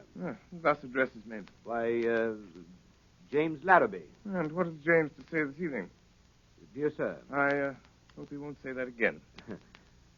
I have the honor to inform you that Miss Faulkner has changed her mind regarding the letters, etc., which you wish to obtain, and has decided to dispose of them for a monetary consideration. If you wish to negotiate, will you be at 9 o'clock at the Guards' Monument at the foot of Waterloo Place? You will see a four-wheeler with wooden shutters to the windows. If you have the cab followed or try any other underhand trick, you won't get what you want. Let me know your decisions. Yours truly, James Larrabee. Mine truly. Well, later, perhaps. What does the fellow mean? The fellow means to sell me a base imitation for a large sum of money of certain letters that he does not possess. I shall probably buy them from him. Now, see if I have the points. Tonight, 11 o'clock, Guards Monument, cab with wooden shutters, no one to come with me, no one to follow. Or I don't get what I want. Quite right. But this cab with the wooden shutters? Merely a little device to keep me from seeing where they're taking me. Billy. Yes, sir. Give this to the man. It was a woman, sir. Oh, young or old? Looked quite young, sir. Handsome? Four-wheeler, sir. Seen the driver before? Yes, sir, but I can't think where. Hand this to the lady, apologize for the delay, and look at the driver again. Yes, sir. But, my dear Holmes, you didn't say you would go. But I certainly did. But this fellow means mischief. This fellow means the same. I beg pardon, sir. A message come over from the chemist on the corner to say a man has been hit by a bus. Looks like his legs broke.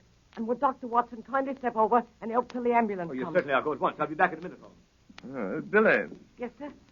Who brought that message? Boy from the chemist, sir. Yes, of course. But which boy? Must have been a new one, sir. I ain't seen him before.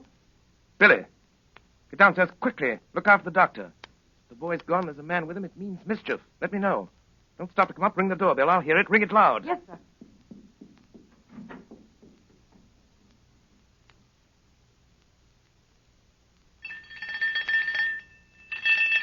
Look out, sir. Look out. Look out.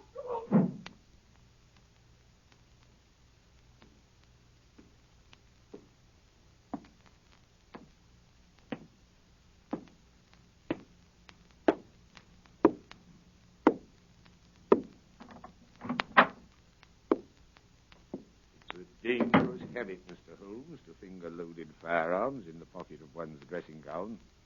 I give you my word, Professor Moriarty. You'll be taken from here to the hospital if you keep your hand behind you like that.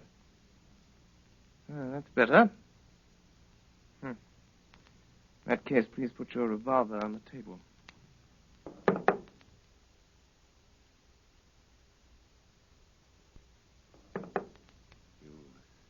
Evidently don't know me. I think it's quite evident that I do. Pray have a chair, Professor. I can spare you 5 minutes. That is, if you have anything to say. Careful. What are you about to do, Professor Moriarty? Look at my watch. I'll tell you when your 5 minutes is up. It is your intention to pursue this case against me? That is my intention. To the very end. I regret this. Not so much on my own account, but on yours. I share your regret, Professor, but solely because of the rather uncomfortable position it will cause you to occupy. May I inquire to what position you're pleased to allude, Mr. Holmes? I refer to the position you will occupy at the end of a rope, Professor Moriarty. Have you the faintest idea that you'll be permitted to live to see that day? As to that, I do not particularly care, so that I bring you to see it. You'll never bring me to see it. You think that I would be here if I hadn't made the streets quite safe in every respect? I could never so grossly overestimate your courage as that, Professor Moriarty. You imagine that your friend the doctor and your boy Billy will soon return? What? So, it leaves us quite alone, doesn't it, sir? Quite alone. So that we can talk the matter over quietly, Mr. Holmes, and not be disturbed. In the first place, I wish to call your attention to a few memoranda which I've jotted down and which you will find... Here they are. Look out! Don't do that. Hands down, quickly! You'll farther away from that memorandum book you're talking about. I was merely about to take out a small notebook. Well, merely don't do it. I don't want it. I've got one of my own. If you want it, we'll have someone get it for you. I always like to save my guests unnecessary trouble. I observe that your boy doesn't answer the bell. No, but I have an idea that he will before long. It may possibly be longer than you think, Mr. Holmes. What? That boy? Yes, that boy. At least we'll try the bell once more, Professor. Doesn't it occur to you that he may possibly have been detained, Mr. Holmes? It does, Professor. But it also occurs to me that you're in very much the same predicament, Professor Moriarty. I beg pardon, sir. Someone tried to hold me, sir. Yeah, it's quite evident, however, that he failed to do so. Yes, sir. He's got my coat, sir, but he ain't got me. Billy. Yes, sir. Billy, the gentleman I'm carefully pointing out to you with this 45 desires to have us get us something of his left hand inside coat pocket. As he's not feeling quite himself today, and the consequence of his trying to do it himself might prove fatal, I suggest you attend to it for him. Yes, sir. Is this it, sir? This gun? Quite so. So I'll put it on the table. Not there, Billy. On this table, where I can reach it. It's more like it. That's all, Billy. Shall I see if he's got another, sir? Why, Billy, you surprised me. Perhaps the gentleman's taken the trouble to inform us that he hasn't. When, sir? When he made a snatch for this one. And now, Professor, now that we have your little memorandum book, do you think of anything else you'd like before Billy goes? Any little thing you've got that you don't want? So sorry. That's all, Billy. Thank you, sir. Listen, Holmes, to me. On the 4th of January, you crossed my path. On the 23rd, you incommoded me. And now, at the close of April, I find myself placed in such a position through your continual interference that I'm in positive danger of losing my liberty. Have you any suggestions to make? No, I have no suggestions to make. I have a fact to state. If you don't drop it at once, your life's not worth that. I'm afraid, Professor, that in the pleasure of this conversation, I'm neglecting more important business. If you'll excuse me a moment while I get my pipe off the mantelpiece here. I came here this evening, Mr. Holmes, to see if peace could not be arranged between us. Quite so, quite so. You've seen fit not only to reject my proposals, but to make insulting references coupled with threats of arrest. You've been warned of your danger. You don't heed that warning. Perhaps you'll heed this. Up with your hands, Mr. Holmes. Up with them, perhaps. Didn't imagine I'd leave that gun loaded, did you, Professor Moriarty? Here are your cartridges. I didn't suppose you'd want to use that gun again, so I took them out while you were talking and put them in my pocket. You'll find them all there, Professor. Billy, Yes, sir. will you please show Professor Moriarty the door? Yes, sir. This way, sir. Don't ever say I didn't warn you, Mr. Holmes. No, Professor Moriarty. No, I never will. Billy, come here. Yes, sir. Billy? Billy, you're a good boy. Yes, sir. Thank you, sir.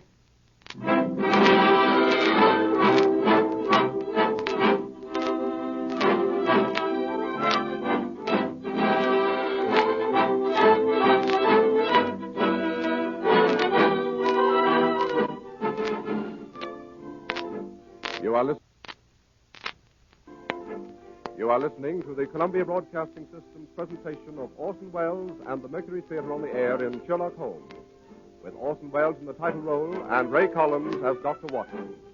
We pause a moment for station identification. This is the Columbia Broadcasting System.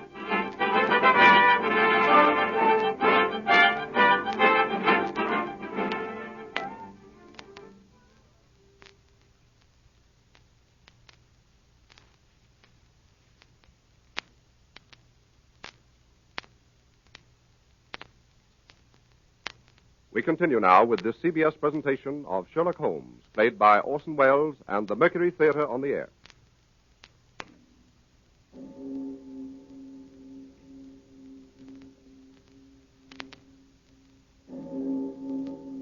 It was exactly 9 o'clock when Sherlock Holmes left the house in Baker Street. He had given the strictest instructions that no one was to follow him. If there had been no word from him by noon of the following day, we must notify Scotland Yard. I went to the window and looked after him as he went down Baker Street. A tall, thin figure in a gray ulster, walking with long, smooth steps in the direction of Langham Place. There he entered a cab.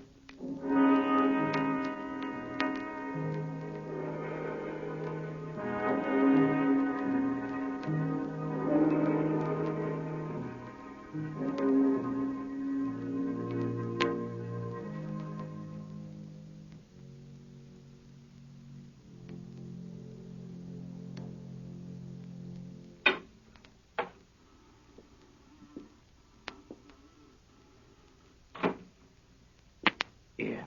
What are you doing, lighting matches here? That's what I'm doing. Chuck it. Why should I chuck it? There might be gas, you fool. There ain't no gas. It's been 4 days since we had gas in the room. And I still say there might be gas. Did you check it? I will. Here goes. Ready? Give it a turn. That'll do. Turn it off. 5 minutes of that. All your troubles are ended. Here. What's that? Bassick? That's right, Cregan. Did you hear it? Yes, sir. McCabe? Yes, sir. Be careful now, you boys. You've got a tough one tonight. You ain't said who, as I've heard. Sherlock Holmes. Oh.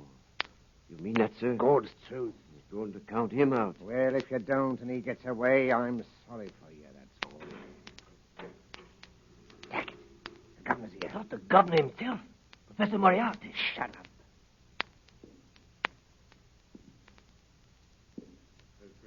Yes, sir.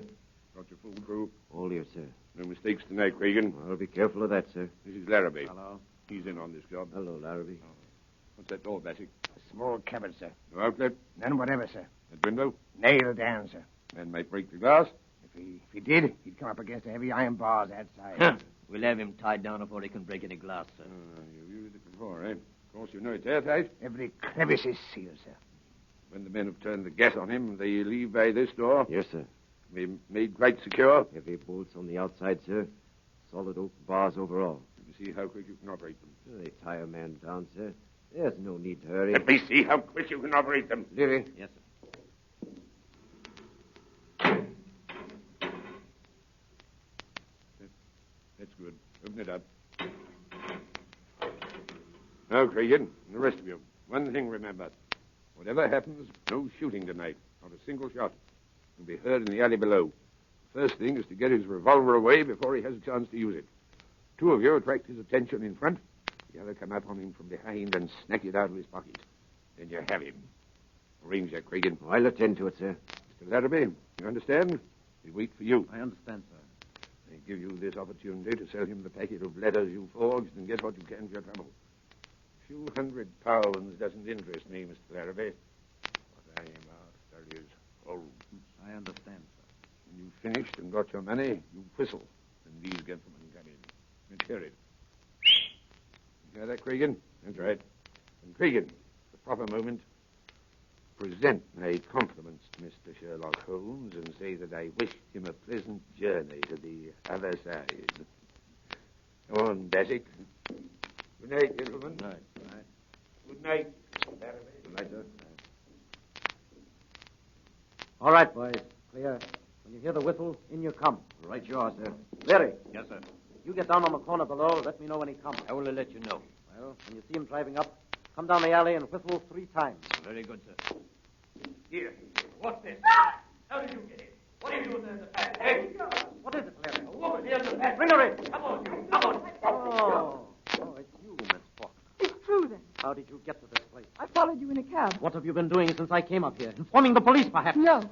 I was afraid he'd come, so I waited. To warn him, I suppose. No. To warn him, yes. You're going to swindle and deceive him, sell him a packet of false letters. I know that. What else are you going to do to him? Wouldn't you like to know? Where are those men who came up here? What men? 3 terrible-looking men. I saw them go in at the street door. You don't mean these men, do you, Miss Faulkner? Tie her up, boys. You can't make a noise. Here we go. Tie her up. Listen. That's him. There he is now. What? Holmes? That's him. That's the signal. You won't have time to get her out. Shut her in there in the cupboard. Yeah, that'll do. In with her. Into the cupboard. Hey, there ain't no lock to this here cupboard door. I'll drive something in there. Here, this knife. This'll do it. That'll hold up. Now, quick, quick.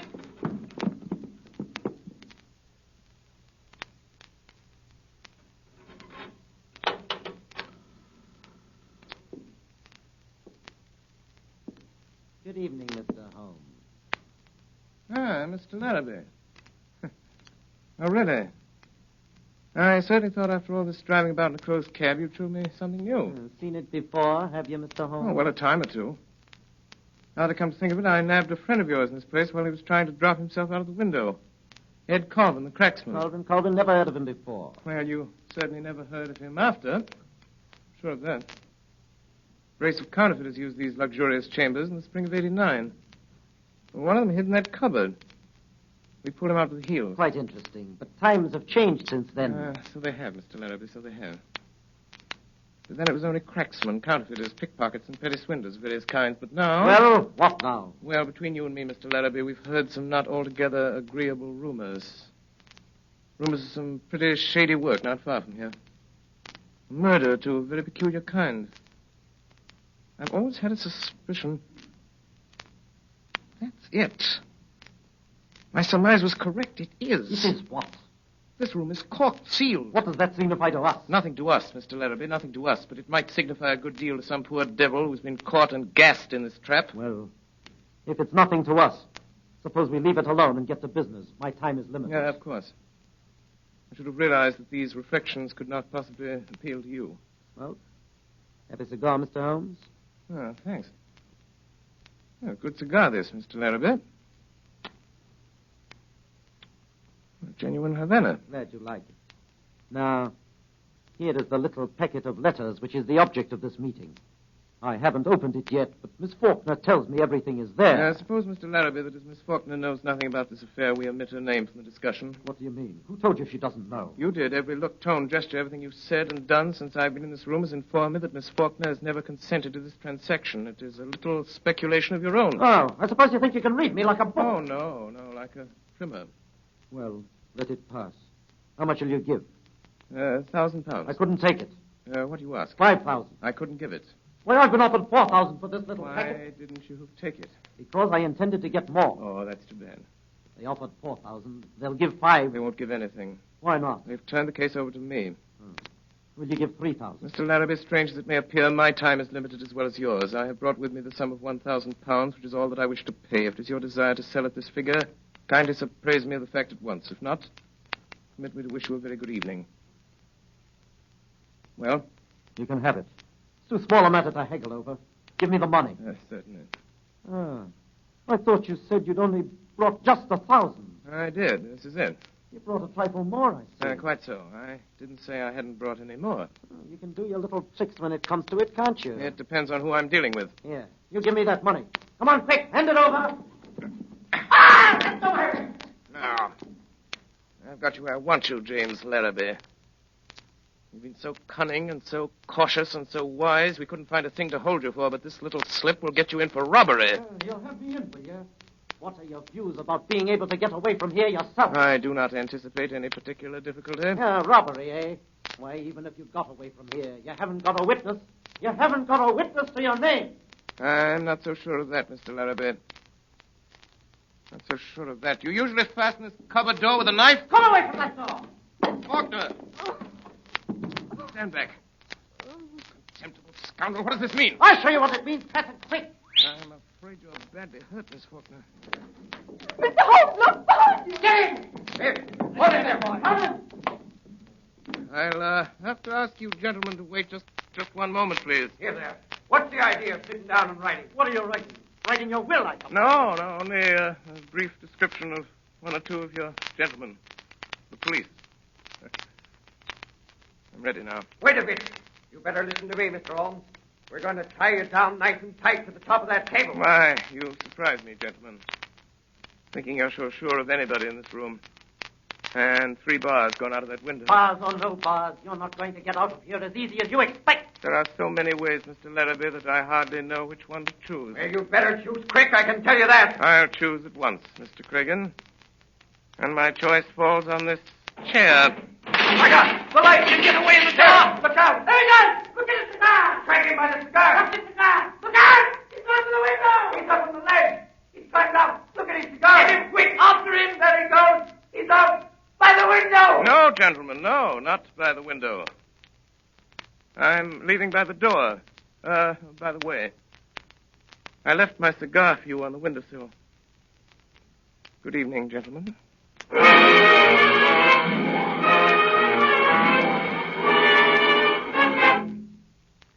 was no news of Holmes that night, and Billy reported next morning that he had not breakfasted at home. I had a busy morning at my office in Harley Street.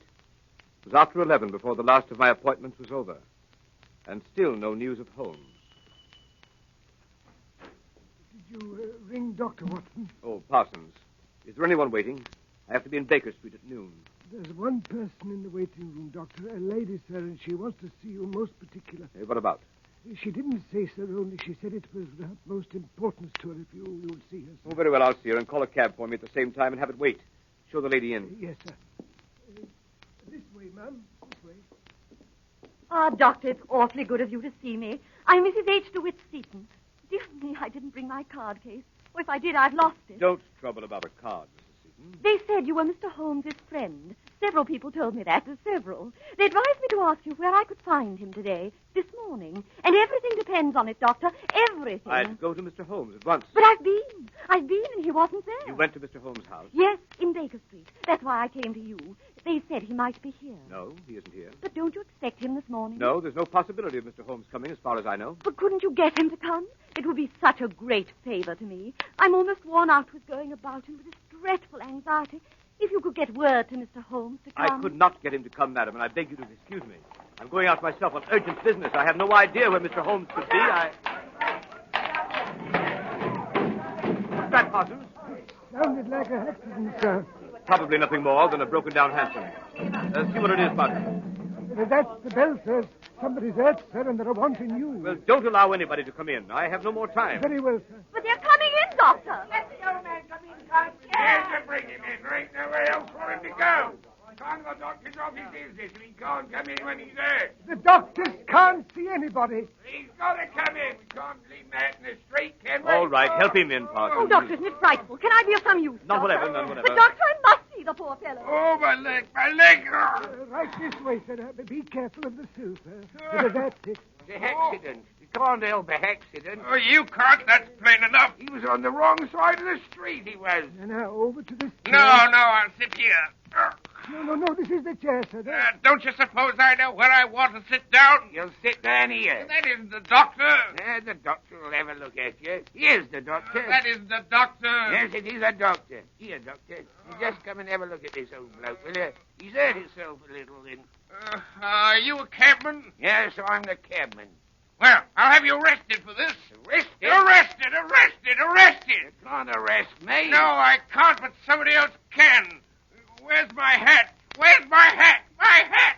My hat! Never mind your hat. I will mind my hat. I'll hold you responsible. There's your hat in your hand. Go on, sit down. That isn't my hat. Here, you're responsible. I'll have you arrested. Here, come back. I'll go and stick around here. You know, I got to go and attend to my meeting all. Bring your horse in here. I want to speak to him. Conspiracy. I won't stay in this place. If I ever get out of here alive. What are you staring at me for, lady? Parsons, tell that cab to wait for me. I must see if he's badly hurt. Yes, sir. Now, my friend, if you'll sit quiet for one moment, I'll have a look at you. Well, stay still, will you? Well, how can I... Remarkable weather we're having, eh, Doctor? Holmes! What on earth? How about helping me remove some of this ridiculous disguise, Watson? Holmes! Is that you? Quite so, my dear fellow, quite so. Holmes! Watson, only get out that window. Look out, the blind! What do you want me to do? Nothing. It's already been done by Mrs. Larrabee here. Look out, Holmes. She can get out that way. I don't think so, Watson. Foreman! I've got her, sir. Good work, Foreman. I'll take this lady in charge. Yes, sir. Very good, Foreman. Wait for me outside. Yes, sir. Oh, Watson, my dear fellow, I regret to say that up to the present time, Professor Moriarty himself has not risen to the bait. Where do you think he is? In the open streets, under some clever disguise. Watching for a chance to get at me. And was this woman sent in here? Quite so. A spy. To let them know by some signal if she found me in the house. Now they know. Pull down that blind, Watson. I don't care to be shot at from the street. I imagine we shall hear from Professor Moriarty very soon now. Mr. Holmes! Mr. Holmes! What did I tell you? He's come, sir. From where? The house across the street. He was in there watching these windows. He must have seen something, for he's just come out. There was a cab waiting in front of this house, sir. and he's climbed up and changed places with the driver. Get out again quick, Billy, and keep your eye on him. Yes, sir. Thank you, sir. Watson, if you let me have a rather heavy portmanteau for a few moments, I won't do it any harm. Parsons, my large Gladstone over there in the corner. Bring it here, please. Yes, sir. Here you are, sir. Here's the portmanteau. Thank you, Parsons. Put it down there. Thank you so much. Parsons, you ordered a cab for the doctor a short time ago. It's been waiting, I believe. Yes, sir. I think it has, sir. Be so good as to tell the driver to come in here and get a valise. When he comes, tell him that's the one. Very good, sir. My dear Watson, times like these you should tell your man never to take the first cab that comes on call, nor yet the second. The third may be safe. But Holmes, All right, I'm cabby. Yes, yes, cabby. Right in this way. This bag. I want taken down, Right, the you are, street. Governor. Right. All right. Goodbye, Watson. Bye, Watson, old fellow. Wait a minute, driver. Pretty heavy, I'm afraid. Let me help you. Watson, I'll write to you from Budapest. Yes, but Holmes... Here, driver. Just let me tighten up these straps a bit. There we are, that's right. I'll hold it, driver. You pull the strap. A few little things in this bag that I wouldn't like to lose. Right, you will see. And it's just as well to make quite sure. Is it not, Professor Moriarty? By means of a simple pair of handcuffs. Blast you, Holmes. Do you imagine, Sherlock Holmes, that this is the end?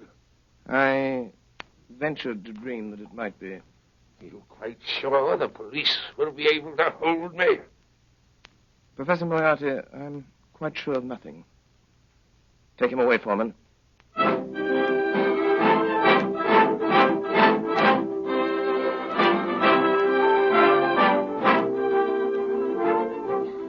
And so, my dear Watson, ends the strange case of Miss Alice Faulkner. Well, what about the letters? Oh, the letters. They were returned to their rightful owner over an hour ago. I suspected from the start that Miss Faulkner was really a nice girl at heart. Ah, dear.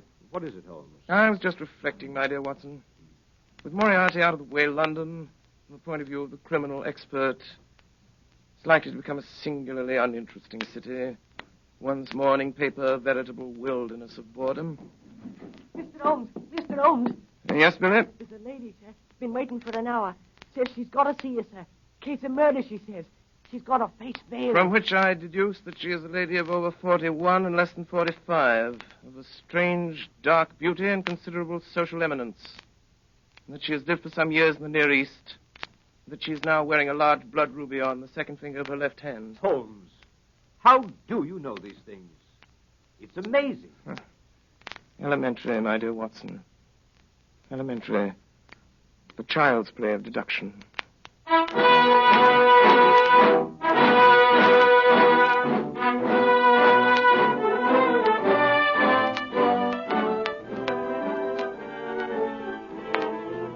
Again tonight, the Columbia Broadcasting System, through its affiliated stations coast to coast, has brought you Orson Welles and the Mercury Theater on the Air, the 12th production in this unique series featuring Broadway's and radio's most celebrated theatrical producing company. This evening, the play was Orson Welles' own adaptation of William Gillette Sherlock Holmes. In the cast, Dr. Watson, played by Ray Collins, Alice Faulkner by Mary Taylor, Madge Larrabee by Brenda Forbes, James Larrabee by Edgar Barrier, Inspector Foreman by Morgan Farley, Cragen by Richard Wilson, Brassic by Alfred Shirley, Leary by William Allen, Billy by Arthur Anderson, Professor Moriarty by Eustace Wyatt, and Sherlock Holmes by Orson Welles. The orchestra was conducted by Bernard Herrmann, and the production was supervised for CBS by Davidson Taylor. Your announcer is Frank Gallup.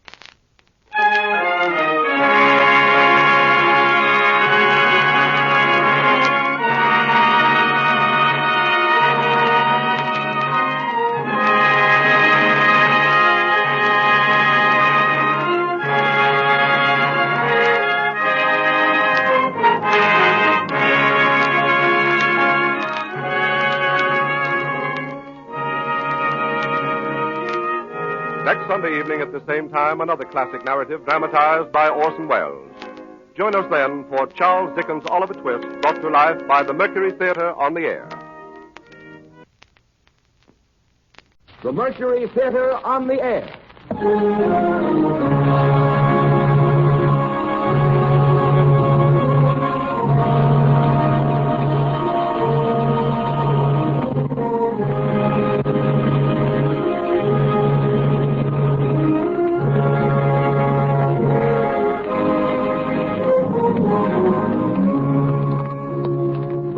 Columbia Broadcasting System welcomes you to the 14th program in its weekly series featuring Orson Welles and the Mercury Theater on the Air. Tonight, this brilliant Broadway company turned from their cycle of dramatized literary classics to relive for us a stirring adventure of recent history. It is Orson Welles' own adaptation of Hell on Ice by Commander Edward Ellsberg, the gripping story of a disastrous early expedition to the North Pole. My name is Melville. As retired chief engineer of our Navy, a fair share of honors come my way. The engines and boilers which drove the Oregon 12,000 miles under forced draft to take her place in the battle line at San Diego were my creation. Since then, I've designed the engines for half the warships that show the American flag. But now, as I look back over my life, I can only humbly hope that the name of George Melville may be a little remembered as one who served under Captain DeLong on the last voyage of the steamship Jeanette. I still read and reread my log of that trip, though the ink's been dry near 30 years. Here's the first entry. July 8th, 1879. 3:40 p.m. Pacific Time. Jeanette weighed anchor. Destination, the North Pole. Already below. Already below, Captain DeLong. What do you got? Ready, Chief? Ready, Captain. Have steam in the harbor. Yes, sir. The Navy had done a thorough job on the Jeanette. They built an extra sheeting around a hull of 6-inch Oregon pine, belted down with iron straps and a truss of massive beams across her blockheads. I remember noticing as soon as we were underway, Jeanette wallowed a bit in the waves instead of knifing them clean. But she was a small ship, 420-ton in displacement, 142 foot long, 25 feet in beam, and grossly overloaded with 3 years' provisions and bunkers full of coal. Remember the first roll call on deck. Mr. Melville. Yes, sir? Little ship. Yes, sir. Ship second in command. 15 years at the China station. A small man with a beard like General Grant. Lieutenant Denenauer. Yes, sir. Denenauer, our navigator. 29 years old. Heavy built. No previous Arctic experience, but served to navigate the fleet around the globe. Dr. Ambler. Yes, sir. Ambler, small but sturdy. High-ranking surgeon. Mr. Collins. Here. Jerome Collins, a Herald reporter sent by Bennett for his own reasons as a meteorologist. One of our 2 civilians technically listed as seaman, but quartered with the officers. The other was Newcomb, the scientist, a nervous, testy little fella. Mr. Newcomb. Yes, sir. Forward, a crew of 23 all-Navy men, hand-picked.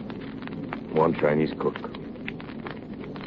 We steamed out the Golden Gate. The cheering crowds were black on Telegraph Hill.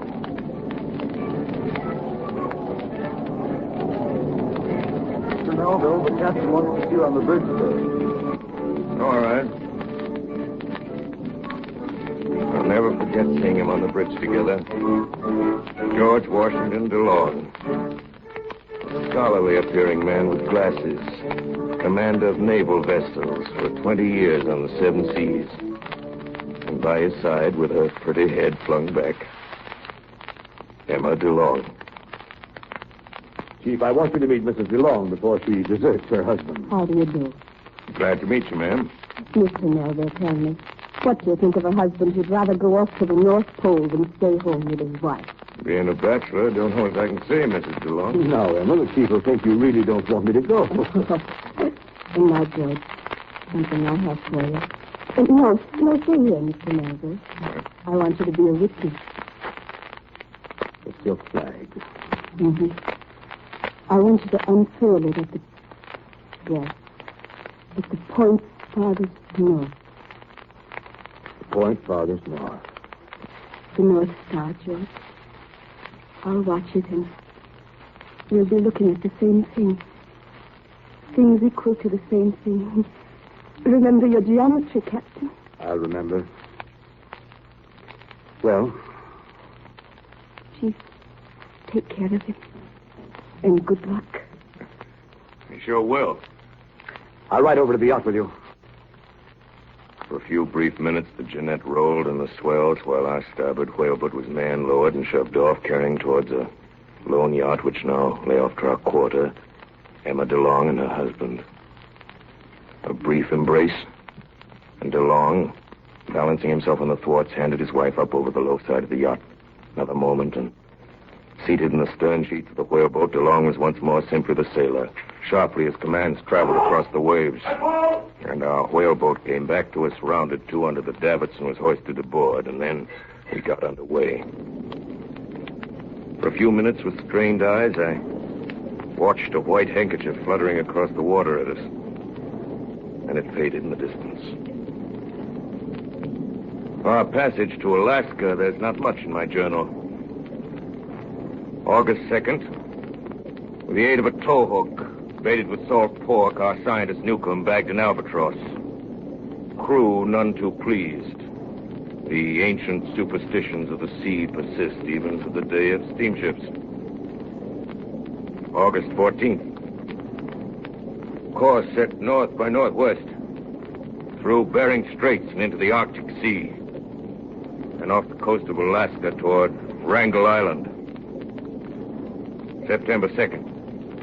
Stray ice drifts sighted 2 miles to port. September 4th. Ice flows increasing. Surprising for this time of year. September 6th. Ice hole! Ice hole! Captain! Erickson, where is it? It is ahead, Captain, and on the way the bow. Mr. Chip, ice ahead. Ice? Bring her hard to lead. Every man to his station. Hard to lead. Every man to his station. Bring her fast, Chip. We're closing fast. No use, sir. She won't clear it. Ice 200 feet ahead. Ice to starboard. We're going to strike, Captain. Try the engine. There, Chief. Yes, sir. We'll try the engine. Ready, Chief? Yes, sir. Full steam astern.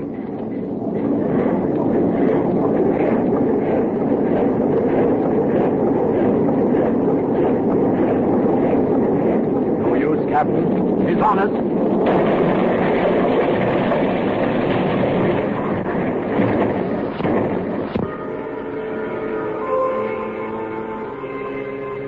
Well, we struck that ice pack head on. Lucky for us, that 19-inch planking of the floe would have stove us in. As far as we could see, the pack was unbroken. Except in back of us, a narrow lane of open sea.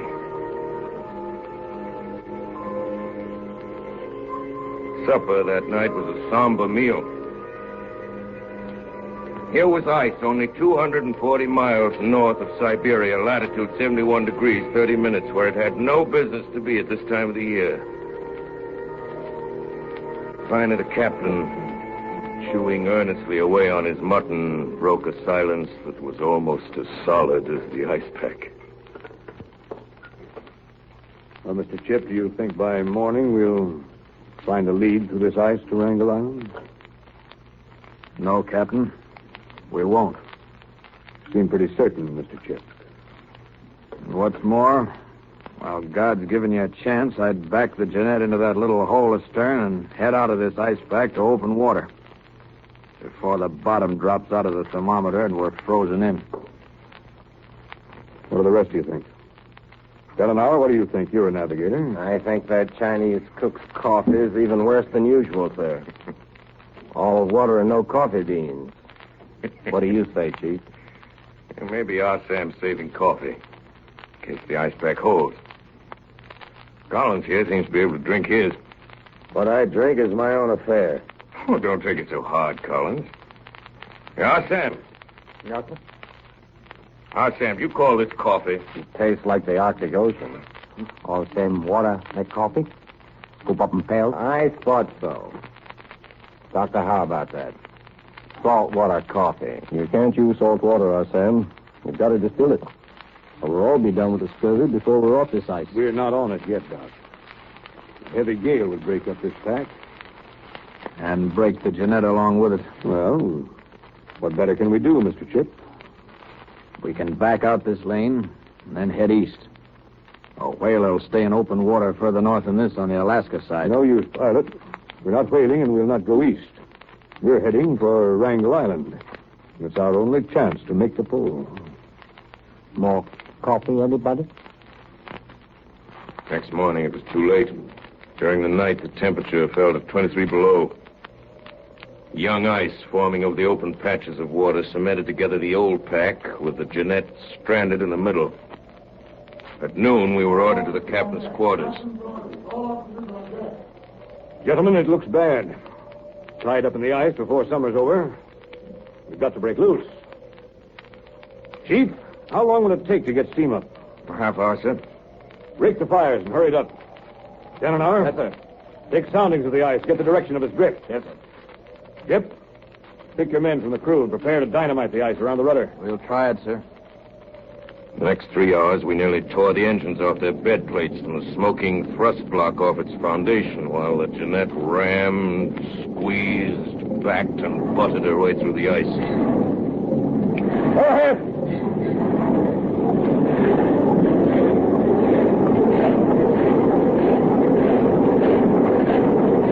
Pull astern.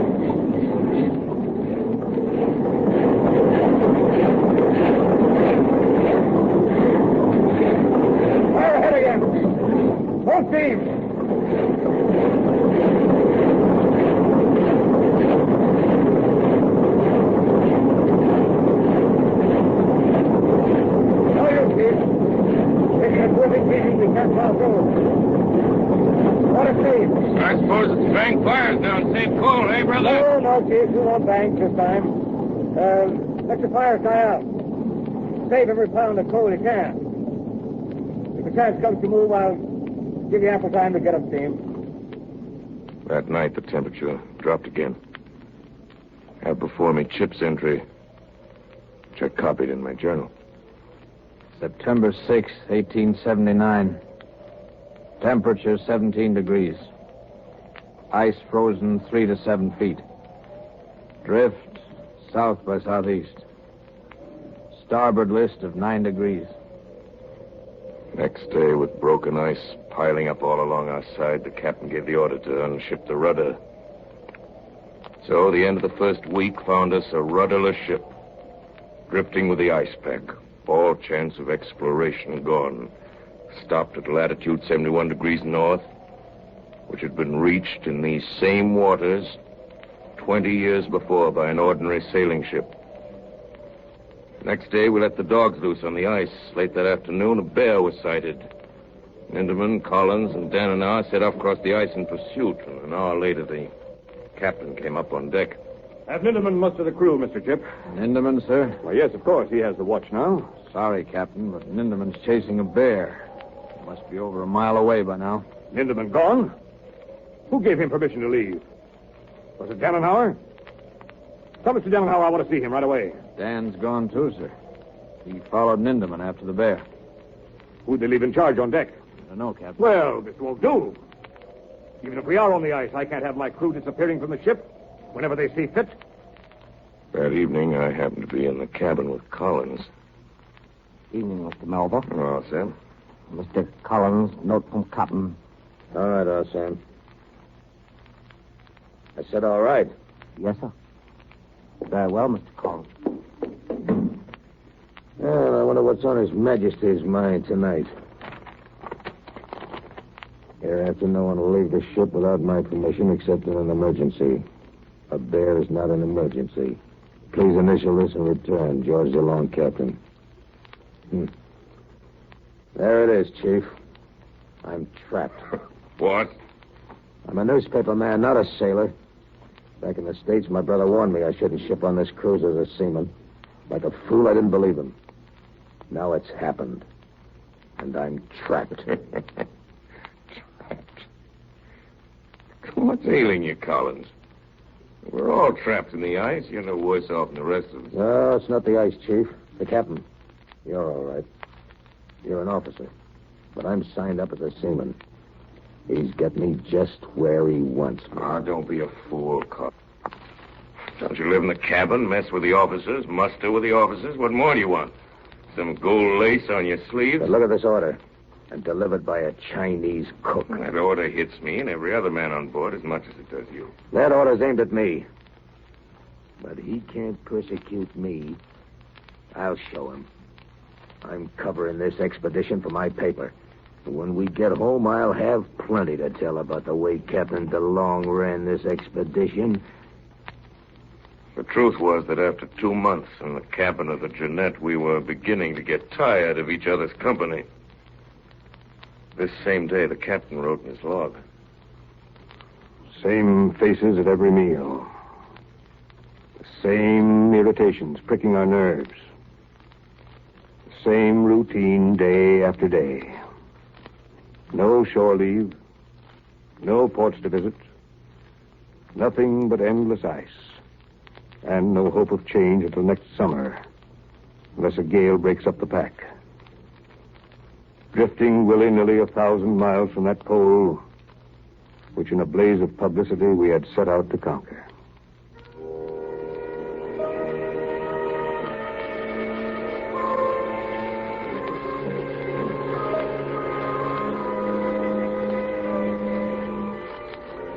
September passed, and the gales we had hoped for failed to materialize.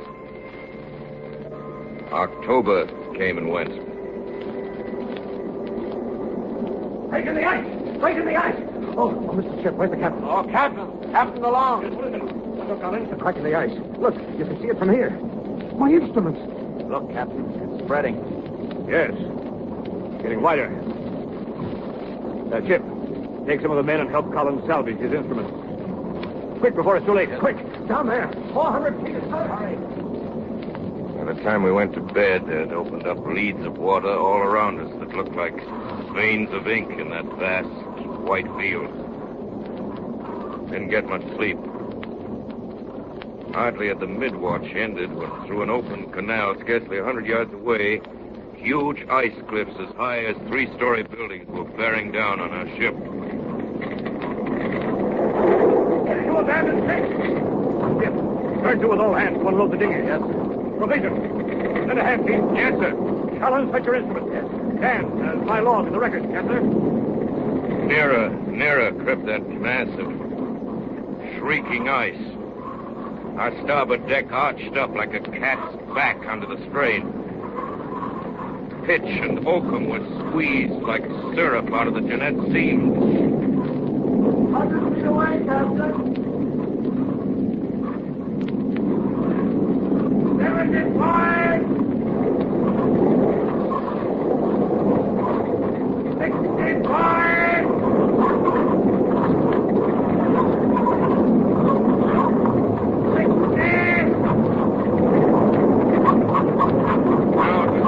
50 feet away from us.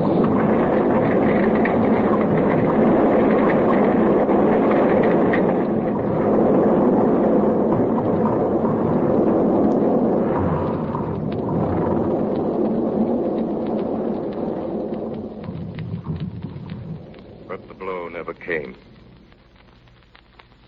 That ice cliff turned on its flank and knifed its jagged path off our starboard side. The floe relaxed its grip, and by morning the deck had straightened under our feet.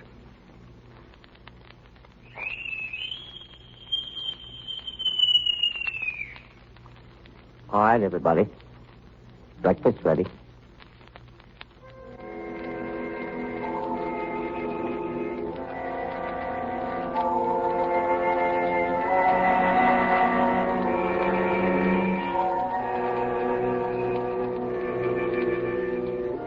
And then began our unchanging round of dreary days. Day and night were now the same. The perpetual dusk of Arctic winter. No hope of escape until next summer's thaw. I turned back the captain's log. He could write in a few words. The rest of us felt and couldn't say. December 1st. On board the Jeanette. By now, we've told all our stories, read all our books, played all our games. We awake to the same faces, the same dogs, the same ice. We take the same exercise, make the same calculations of the drift, eat the same food, and return each night to the same beds, with the conviction that tomorrow will be the same as today. In my own diary, I find a different entry, December 24th, our first Christmas Eve on the ice. We gathered in the wardroom, a glum group, if ever there was one. Chip with a bad cold, Denenow with a black patch over his eye, the ice glare had infected Surgeon Ambler, tired out from nursing sick officers and crew. Newcomb, more silent than ever, and the captain and myself. Only Collins' chair was empty as usual. He'd eaten and left us as soon as he could. Half hour passed, mostly in silence. Hey, what kind of a Christmas celebration do you call this? I never saw so many grouches at one table in my life. How about some mistletoe over the rigging? I might catch an Arctic mermaid like Ninky caught this albatross. Newcomb's my name. So it is. Excuse me. Ninky'd have her all stuffed before any of the rest of us could get to her. Lay off with you, Denenow. I don't think that's funny. Can't you take a little fun, Newcomb, even on Christmas? As your doctor, I prescribe a broad smile. Say 3 times a day before meals. I'll smile when there's anything to smile about, Doctor. Well, what about this? Holy mackerel. Irish whiskey. Hand it over, Chief. Where's the captain? Well, thanks, Chief. And Dr. Ambler. Thanks. Yeah. Here, I'll pour my own. Careful, Denenow. You've only got one good eye. I can always see well enough for this. Hey, that's enough, Dan. We're going to save some for the crew, you know. Well, Newcomb, how about you? What's it like? Is it good whiskey? Give Ninky a written guarantee, Chief. Newcomb's my name. I'd give you another if I'd have been your old man. Don't waste any of that stuff on him, Chief. Take your whiskey and go to the devil. Well, that's a nice Christmas thought. Yeah. Well, let's forget him. Can't help it, I guess. Say, how about a toast? If anyone proposes James Gordon Bennett, I'll follow Ninky. Chip's got one. I can see it fizzing. Yes, I have. I propose a toast to Emma DeLong. Thank you, Chip. I couldn't say it, but I was thinking that, too. Emma DeLong. Emma DeLong. Well, now, gentlemen, I have a toast. To the Jeanette. And next summer, her safe passage to the pole. Well, Jeanette. January 5th, temperature 57 below zero. Drift still to the southeast. Sun appeared for the first time since November. Today, Doc Ambler had to operate on Denenow's eye. He has to sit in the cabin without a crack of light. We take turns talking to him. Speak of next summer. The breakup of the ice. He likes to talk about that. February 1st. More trouble. Repairing rusty floor plates in the boiler room, I noticed Erickson, bosun of the crew, and one of our best workers was laying down on the job. He stopped working every time I turned my back. Decided he was sick and sent for Dr. Ambler to look him over. Chief, I am not sick. He is watched. Who's watching you, Nels? What are you talking about? There is mutiny on the ship. Mutiny? There is mutiny on the ship. Now, look here, Erickson. Take it easy. Tell me more about it. There is mutiny, sir. On the ship, sir. Mutiny? And the crew? Say, where'd you get this, Erickson? Yeah, Chief. I tell you, it is like I say. I was asked to join. They no say no. So he is watched. They got guns. They kill me for it if they tell. Erickson. Yeah? Speak fast and answer my questions. Who's their leader? They no can tell. They kill me. Oh, nonsense. Chief, they say they kill me. Erickson. What do you mean by they? Please, they no can tell. They kill me. I'm your officer. Do you know what disobedience means? Now, come on. What's behind this? It is... Nobody hear us. Nobody. It is our Sam. Our Sam? No, Sam, Chinese cook. Oh, my Nels. Chief, it's been like I said. It's mutiny. Nels. Yeah? Nels, look here. Yeah. No. Now look at me. Yeah. Right in my eyes, Nels. Yeah. Follow my fingers. I move it. Your finger? Yes. Yeah. Here. Now, over here. Yeah. Nels. Yeah. Nels, we're going to see Dr. Ambler. No, but then they kill me, sure. I won't let them, Nels. I'll take care of you. But I tell you... Yes. I know. I know. Take my hand, Nels. That's it. Yeah. That's a good fellow. Now, come along. January 6th. 4 months on the ice. Part of the crew sick. A blinded officer. Now a seaman gone mad. What will this ice do to us before this winter's over?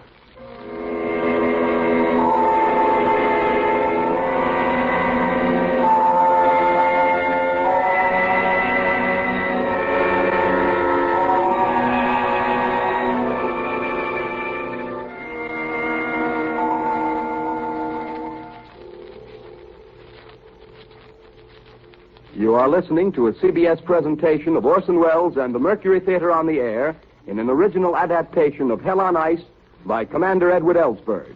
We pause a moment for station identification. This is the Columbia Broadcasting System.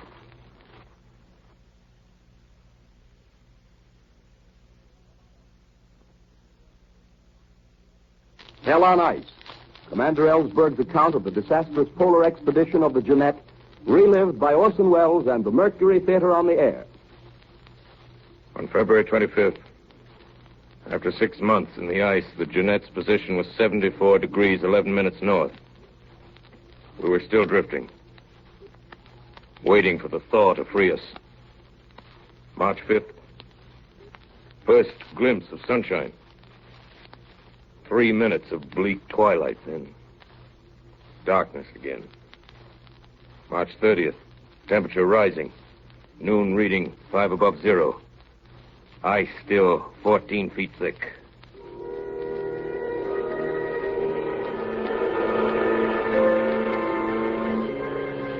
So June ended. July came with a fog and chilling mist. Our hopes for what the summer sun would do are beginning to fade. Temperature rises, then drops again. We find rifts in the ice at sundown and see them knit again overnight. The day grows shorter and with them men's tempers. Half the men aren't speaking to the other half.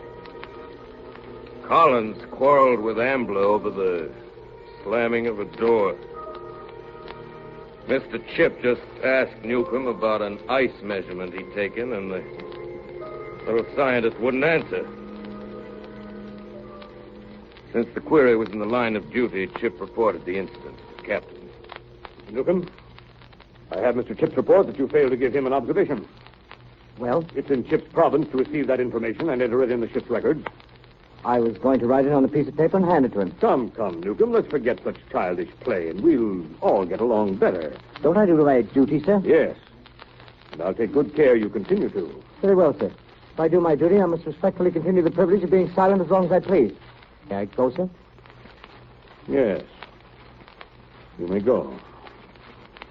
The captain's entry on the anniversary of the day we first froze in states what all of us knew and none dared say. September 6th. Another winter on the ice. The crew look at me with a mute appeal that's pitiful to see. I know what they're wondering. Will it be another winter? Another year? Or will it be forever? But none of us talk about that. We keep it our routine as if our lives depended on it. October 10th. Collins took his time about making his observations today. Didn't report on the ice till 12:20. When he finally came out, the captain was waiting for him. Well, Collins, has it required all this time to log your noon observations? I hardly know the meaning of your question, Captain DeLong. Seems to me my words are plain enough, Mr. Collins.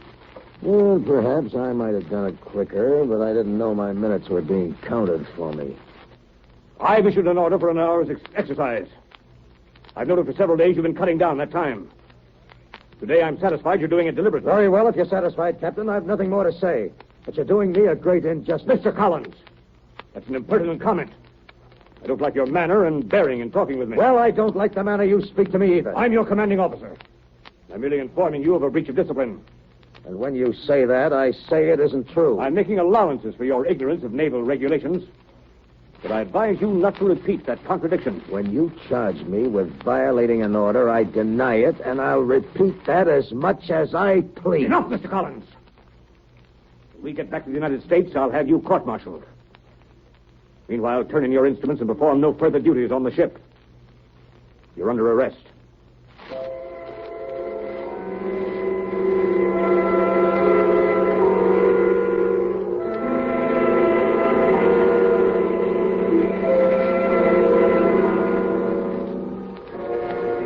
That second winter, the temperature reached 59 below.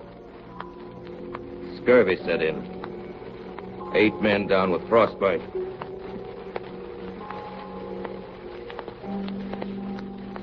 Spring finally rounded the calendar. You can call it spring at 10 degrees below zero in a frozen pack. In May, we saw the sun again. June 10th. My watch, 9 p.m. till midnight. 11 p.m. Disturbed by heavy shocks drumming against our hollow hull. Those words were all I had time to write. I remember the captain rushed up on deck. This season, even at midnight, the sun's above the horizon. We could see about 80 yards ahead. A lead had opened in the pack some 10 feet wide with cracks zigzagging across the surface of the ice, moving towards us. Then the floe split wide apart beneath us. The Jeanette lurched wildly to port and suddenly slipped off the ice into open water. We were thrown across the deck. The ship rolled like a drunken man. Shaking in terror, we waited for the next move. 6 bells, the pack started to press down that open canal. Slowly, it closed in on us. Mostly flat floes this time, but thick and jagged. And behind us, the push of endless miles of surging ice. On came the pack. No turning off this time. The ice reached our sides, started to squeeze. We're sinking, Captain. Ice is coming through the side. What's that? Ice in the hold? Pipe down, ship. Leach, you're an experienced seaman. Make your report to me as if you were one. Seams are opening below, sir. The sides will give way. It's only a question of minutes. Very well. Come with me, Chief. We started for the hatchway. At that instant, the ice got its teeth in her hull and snapped at the splinters. All hands! Hasten for the abandoned ship! Ship, lower boat. Yes, sir. Erickson, and the davit. Quartermaster, Lee. Yes, sir. Unload provisions. All you can save. I'll check them at the rail. Yes, sir. Chief, my instruments. I'll get them set. Come on, Lee. I need all the engine crew. Sledges, Cole. Lower them fast. Yes, sir. I'll check provisions. Pemmican, 3 barrels. Toss it over the starboard side. Watch out below. What's the mist, Chip? Yes, 30 degrees. Watch your footing, man. Careful there with Dannenhauer. See he doesn't call, Doc. Here, Chip. Lower him in the boat. And keep your eyes closed. Here, Iverson, you too. Hold on. Newcomb! What are you doing with those stuffed birds? I've only brought some of them. Lower away, boys. Over the side. She's filling fast, skipper. Better jump for it, hadn't we? Abandon ship, men! Over the side! Over the side!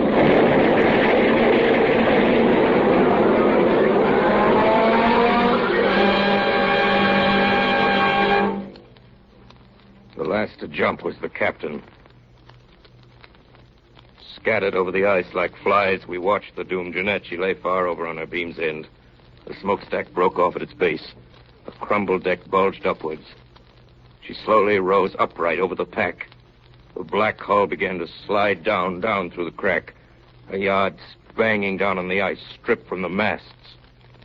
Finally, the top foremost plunged through the ice, and the Jeanette, silent now, slipped down to her Arctic grave. The situation was now desperate. Truly desperate. 33 men, cast away on drifting ice floes. Our fate totally unknown to the world we'd left 2 years ago, beyond possible reach of relief. 500 miles away lay the Lena Delta. June 17th, 6 p.m. We made our start, course due south. First day's journey was a nightmare. Men and officers harnessed together, tugging at their mountainous burdens. Dogs unable to drag a single sledge. Ambler far ahead, planting black flags to mark our course. Sledges sinking in weak ice. Men wading through slush up to their knees. Dannenhauer, blind but pulling on a rope, fell in open water. Pulled him out before he went under the ice. Lee and Erickson collapsed in their harness. One sledge used for dragging the sick. Chip, all in, tried to fling himself from the hospital sledge to save us weight, but we strapped him in. Chip cried like a baby at adding to our burden. Unloaded and ferried over open water. Dogs drowned as cutter overturned. Only saved Snoozer, my favorite. By morning, reached our 2-mile flag. Tried to get some sleep. On again at evening when the ice firmer. June 23rd. At dawn, the first sledge reached Ambler's 12-mile flag. The men stumbled into camp and lay exhausted on the ice, temperature 34 below. The captain called me into his tent. Well, Chief, what do you think? Hardly enough food to last 60 days, Captain. We've only made 12 miles in 7 days. See, now that leaves... Don't say it. There's something else I think you ought to know. With Dan and Chip knocked out, you're the only officer left I can confide in outside of Ambler. He's got his hands full with the sick. That doesn't sound like good news. Well, shoot, brother. In 6 days, we've made 12 miles south. Right? Just about, sir. Well, we're 20 miles further north tonight than the day we started. What? Wait, Captain. Let me get this straight, you see. We're north of where the Jeanette sank? 20 miles. The northwest drift's got us in tow. You sure? You saw me shooting the sun, 2 meridian, altitude, and a couple of Sumner lines, and they all checked. Yeah. I'm sorry I had to spill it, but some officer must know where we are. In case something happens to me. Sure, Captain. Sure, I kind of clipped my breath, but I'm all right now. Don't tell anyone else. The men found out I couldn't get them to lay a hand on another sledge. Yeah. They just sit here and wait to die. Got a plan, Captain. What is it? Yeah. Look at this map. Back here's where the Jeanette sank. And here's where we are today. That's right. 77 degrees, 43 minutes north. We're walking against the drift, and the pack's moving faster than we are. I'm changing our course from south to southwest. That way, we've got a chance of reaching the edge. One chance in 100. The one we've got to take. How about rations? They'll never hold out. We'll have to stretch them. Now, how thin can you cut them? You're working the men, and that's for you to decide. Well, Skipper, cut a third off. That'll last 90 days instead of 60. I'm willing to try. I knew I could count on you, Chief. I always can. And now, Chief, you're to be my witness at a little ceremony, remember? A flag. Mrs. DeLong's flag. Yeah, that's so. The point farthest north. We'll hope this is it. Hold the other end, Chief. We'll unfurl it for Emma. I think she knew, Chief. Sure, Captain. The North Star. She's right over her head. Things equal to the same thing. She'll be glad. Now, let's fold it up now so nobody will know that we had it out. Else they might guess the reason. Got any tobacco left, Captain? I can stand a pipe full. I don't feel like supper. Or is it breakfast? Hand your pipe over. I'll fill it up. Thanks, brother. Chief, this is a grand country to learn patience in.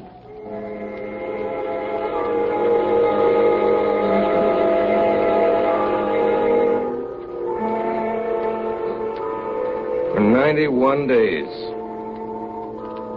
we struggled on over the ice, going southwest, now towards the Lena Delta. Through fog, day after day, ferrying across leads, pulling through slush, our clothes constantly soaked in ice water. The most we covered in one day was 6 miles, some days not more than 2.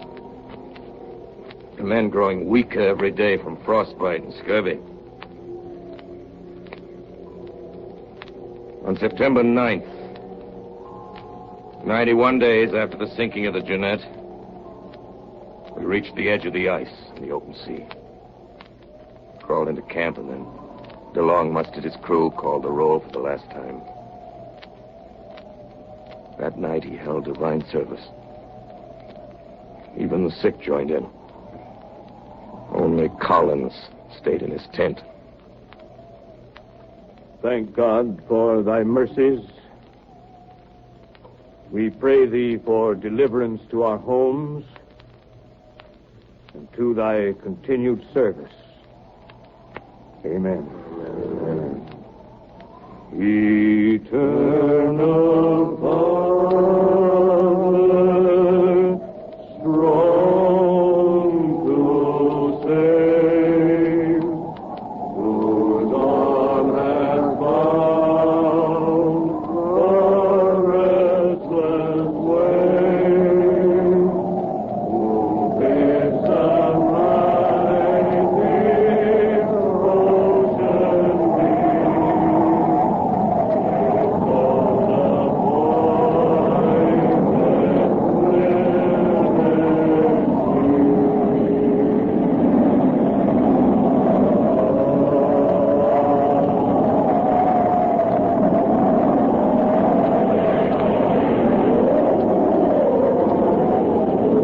On the morning of September 12th, we shoved off for Cape Borkin on the Lena Delta. According to our charts, 96 miles of open sea. The first boat, Captain DeLong commanding, Surgeon Ambler, Collins, 11 seamen. The second cutter, manned by Lieutenant Chip, with 7 seamen. Third, under my command, was Dananor, Newcomb, and 8 seamen. Strong east wind was blowing, and whitecaps were running everywhere. We took in reefs to stay near the other 2 boats. DeLong signaled, and we tried to douse sail, but the racing seas combed over our stern. Melville, hey you! I can't hold back, Captain. Neither run nor smoke. She'll smoke, Captain. I can't hold her back. Sail away, then.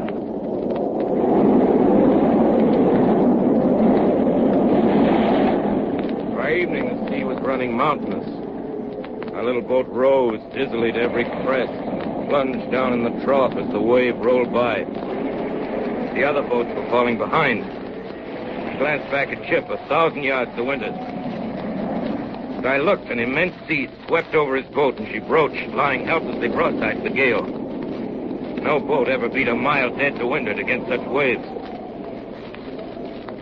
Long before we could even get our boat into the wind on the first tack, the icy waters had ended the agony of Chip and his men.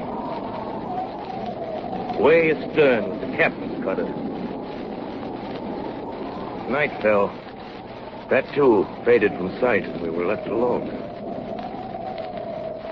11 frozen men in a tiny whaleboat. In utter blackness. By morning, the ocean calmed, and in the gray light we saw land less than a mile away and smoke rising. But there was no sign of the captain's boat. The story of the last days of Captain DeLong and his men was pieced together many months later from the captain's diary and the ship's papers that were found in his camp. 135th day, around October 1st. This morning reached Lena Delta. Boat overturned in shallows. All stores lost. Only chance is to make Kumak Cirque, 95 miles south by my chart. Doctor says some of the men can't walk even a mile. They'll have to. Tonight ate the last of the pemmican. 136th day. Erickson dropped in his tracks. Both feet frozen. Flesh falling off in his boots. We cut him some crutches out of driftwood. Let me stay, Captain. Don't move me. My legs is killing me. Oh, crutches no use. They won't only die quick. Get up, Erickson. You think I'm going to leave you? Up or I'll carry you. Oh, please, Captain. Up, I tell you. We're going on. 137th day. This morning, an ambler shot a reindeer.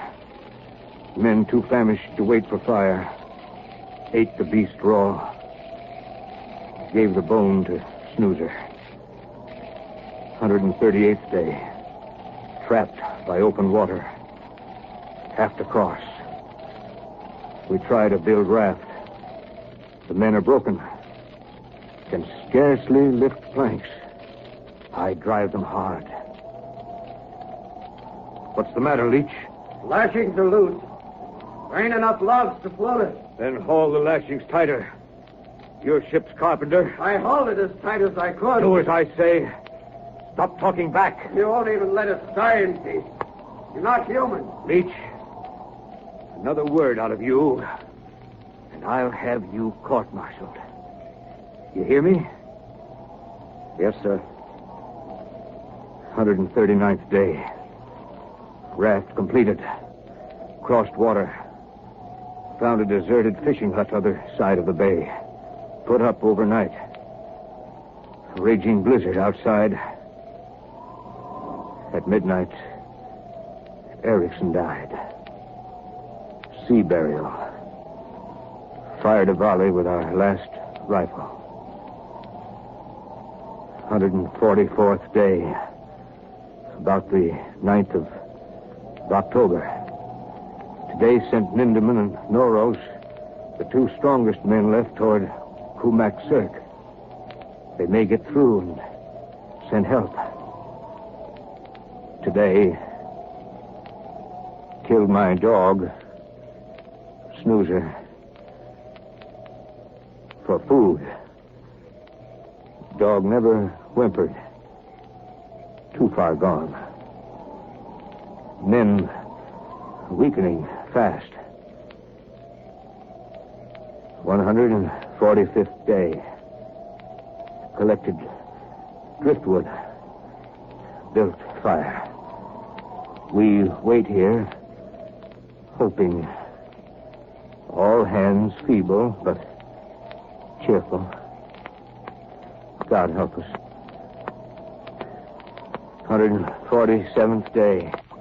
Still no game. One spoonful of glycerin for food. After supper, all united in saying Lord's Prayer. 152nd day. Alexei dying. Doctor baptized him. Mr. Collins' birthday. 40 years old. Food, willow tea, and 2 old boots.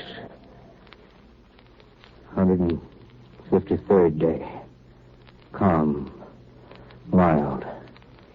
Snow falling. About sunset, Alexei died. Covered him with ensign and laid him on a crib. Lee dying. Our Sam dying. Doctor rubs their hands to keep them warm. 156th day. Found Leach dead in the morning. Still sitting up between the doctor and myself. Iverson laughs. Laughs. His mind is gone. Too weak to carry the body out on the ice. 157th day. Near the end of October. Very little hope. Said part of the divine service. At sunset, our Sam died. He still leans over his kettle. We can't move him. 160th day. Dressler died during the night. Ambler, now weakening. God, help us.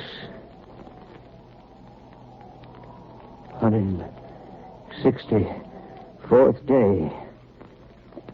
Iverson's laughing stops. Ambler crawls over to him. Feels his pulse. Dead. 167th day. Mr. Collins dying.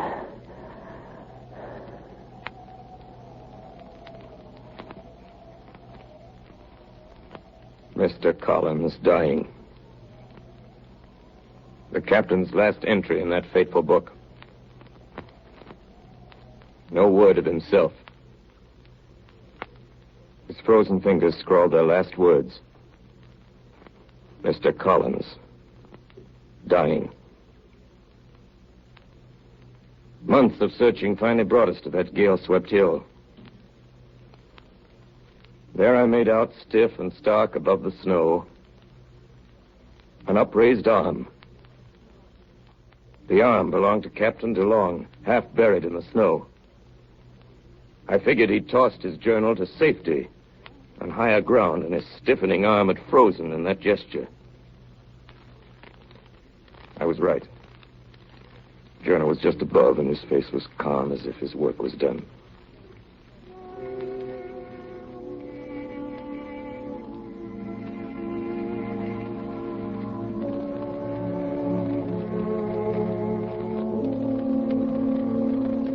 Atop a rocky promontory, looking to the north, towering 400 feet above the great bay of the Lena Delta and far beyond the reach of any possible flood,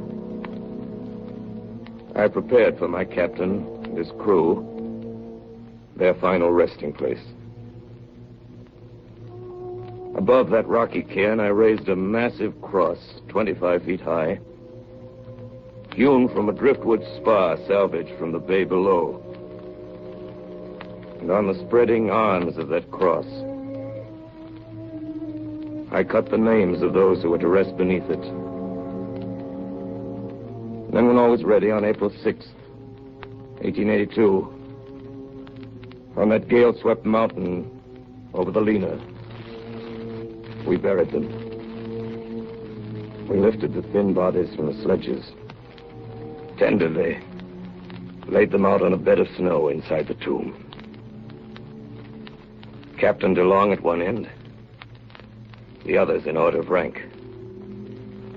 Surgeon Ambler. Mr. Collins. Lee. Cack. Gortz. Boyd. Iverson. Dressler. And last at the other end. Our Sam. And then, sorrowfully sealing up the cairn, we left them to their rest. Among the Siberian snows looking out over the Lena's great bay at that desolate cape below, which had witnessed their last agony, and northward across that polar sea which he had valiantly given his life to conquer, DeLong and his men of the Jeanette lay at last beneath a huge cross on the rocky cairn, with the fierce Arctic glares they had so often bravely faced, and the winds mournfully wailing their eternal dirge.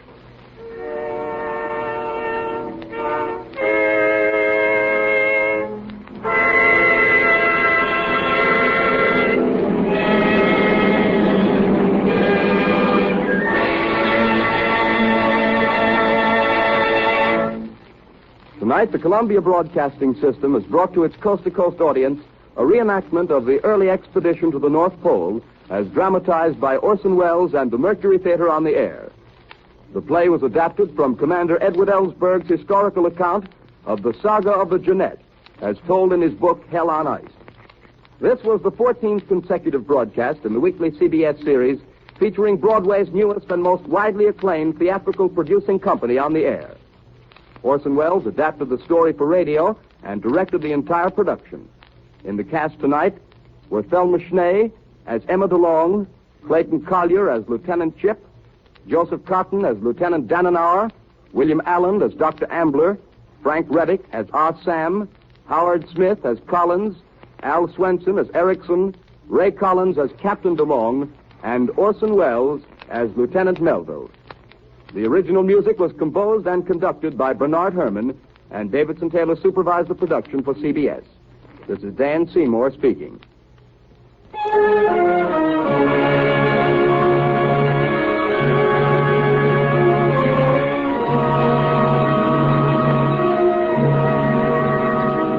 Next week at this same hour, 8 to 9 p.m. Eastern Standard Time, we invite you to listen to the 15th of the weekly performances by Orson Welles and the Mercury Theater on the Air. This is the Columbia Broadcasting System.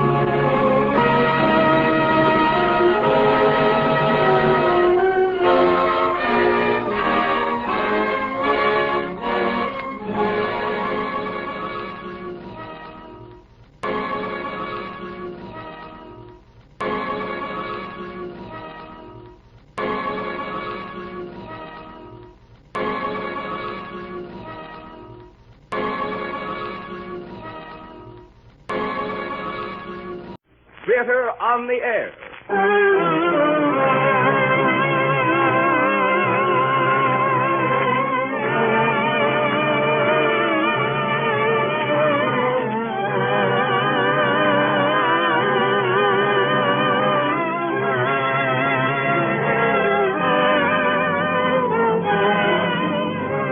The Columbia Broadcasting System brings you the 15th program in its weekly dramatic series featuring Orson Welles and the Mercury Theater on the Air, the brilliant producing company which has been acclaimed by critics throughout the nation for giving to radio the same new stimulus they brought to Broadway.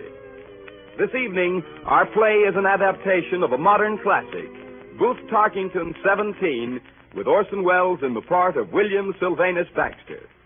But first, a word from the director of the Mercury Theater, the writer, star, and producer of these broadcasts, Orson Welles. No man can explain the mystery and misery of being 17. That period which is almost a full stop in the involved sentence of a man's life. When every man's universe has growing pains, and every man is his own Hamlet. Booth Tarkington has left us a perspective of this sharp condition of human agony, so true and brutal and beguiling, that posterity will understand William Sylvanus Baxter long after a new and easy world has forever abolished the institution of adolescence.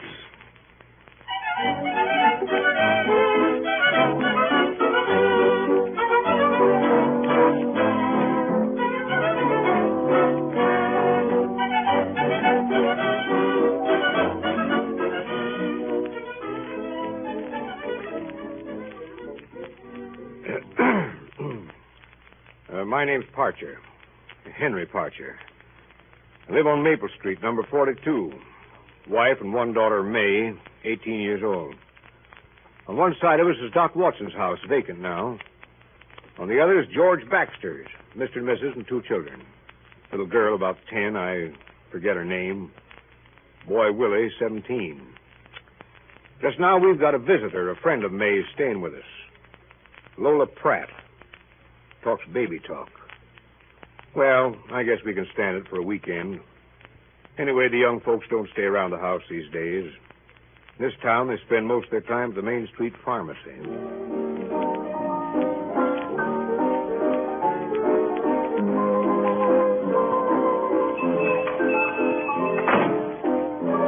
Hi, Ray. Hello, everybody. Hello, man. How's Craig? Oh, nothing new. Town's dead. Well, Mr. Baxter, what'll it be? Make it a banana split, Ray. Yours, Mr. Bullitt? Same. Wow. The boys must be flesh today. Oh, we got enough.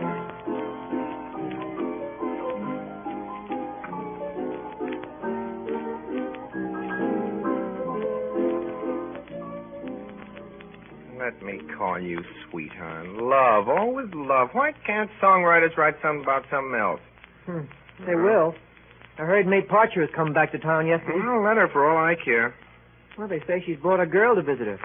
Said she was a regular ring-dinger. What if she is? Makes a little difference to me, I guess. Oh, no, it don't. You don't take any interest in girls. Oh, no. No, I do not. I never saw one in my life. I cared whether she lived or died. Honest? Honest? Is that so? Yeah, honest. If I could all die, I wouldn't notice. Oh, I didn't know you felt that way about it, Will. I always thought you were kind of... Well, I do feel that way about him. You can tell him so from me if you want to. Say, but you look what's walking down the street. Isn't that May Parcher? Yeah. Say, who's that with her? Carrying the parasol and the little dog. So that must be the girl. Isn't she a ring-dinger?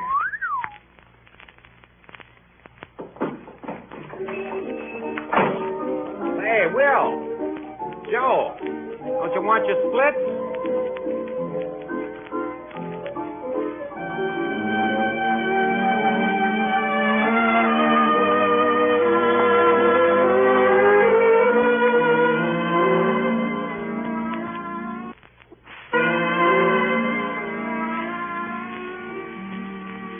To Milady with the little dog. I do not know her name, though it would be the same where roses bloom at twilight and the lark takes his flight. So I will call her Milady. By the sands of the sea, she will always be just Milady to me. William Sylvanus Baxter, Esquire, July 14th. Ye gods. Willie, Mama wants you. Oh, go away, Jane. Willie. What do you want? Willie, Mama wants you. Wants to go home, Genesis, bring some wash tubs home, and a tin cold boiler from the second-hand man store. What? She wants you to hurry, and I got some bread and butter and applesauce and sugar for coming to tell you. Oh, go away, will you, Jane? Go on. Willie, open the door, please. All right, Mother. Carry wash tubs. That's a nice thing to ask me to do. Ye gods, do you think Joe Bullitt's mother would dare to... Now, wait, dear. I just want to explain. Explain, ye gods! Now, just a minute, Willie. What I wanted to explain was why it's necessary for you to go with Genesis. Mother, you expect me to walk through the public streets with that awful-looking old colored man? Well, Genesis isn't old, is he, Mama? Oh, he is so old. Besides, he's practically in rags, and he doesn't even wear an undershirt. Now, who on earth minds what Genesis wears or doesn't wear. Second-hand wash tubs and tin clothes boilers. That's what you want your son to carry through the public streets in broad daylight. Ye gods! Well, there isn't anybody else. Now, please don't rave so, Willie, and don't say ye gods so much. It really isn't nice. Now, I'm sure nobody will notice you. Nobody? Oh, no, nobody except the whole town. Why, when there's anything disgusting has to be done in this family, why do I always have to be the one? Mother, why can't Genesis bring the second-hand wash tubs without me? Why can't the second-hand store deliver them? Why The can't... second-hand store doesn't deliver things. And Genesis says he can't possibly carry 2 tubs and a wash boiler himself. Now, I don't like to ask you, but it really isn't much. You and Genesis can just slip up there and... Just slip up there. Ye gods! Oh, really, Willie, it isn't worth your making all this fuss Oh, about. no, it's nothing. Nothing at all. And, Willie, dear, on your way downtown, you might tell the tailor to call for your father's full-dress suit. He hasn't worn it in 4 months. It's too tight for him. Needs to be altered. Ye gods, do I have to do everything in this house? Ye gods! Mama, what's the matter with Willie? Well, you see, dear, he's 17.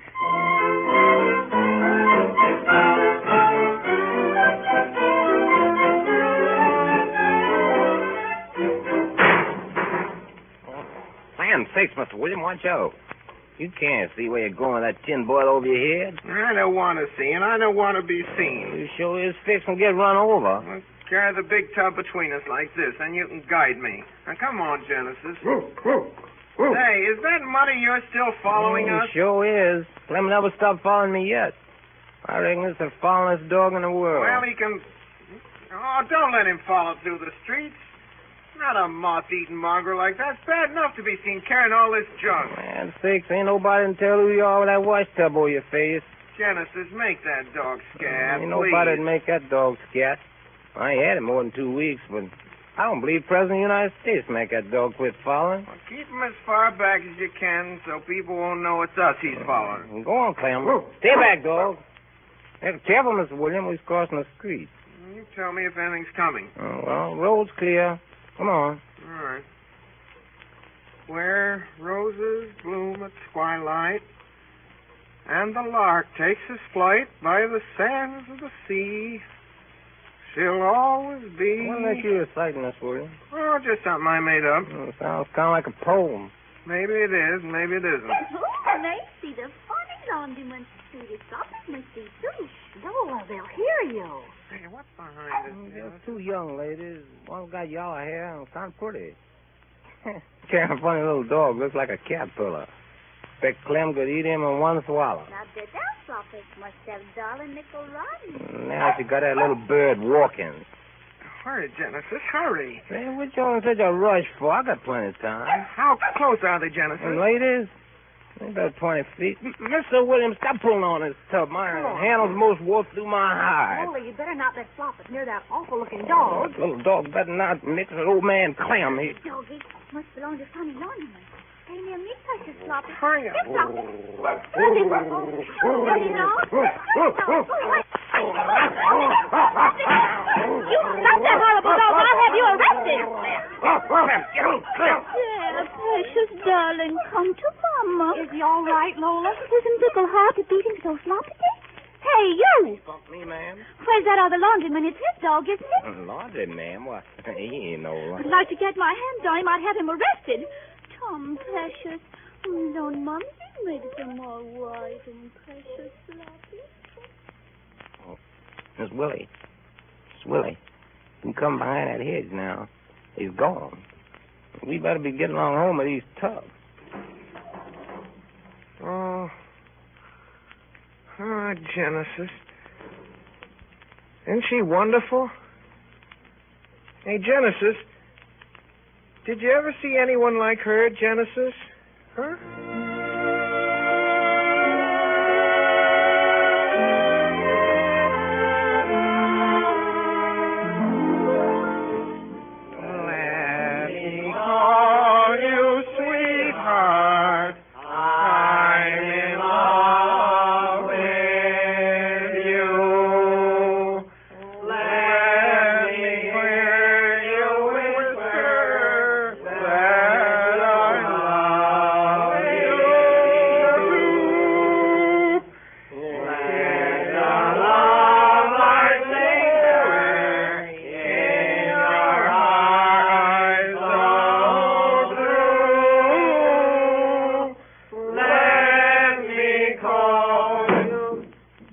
that awful?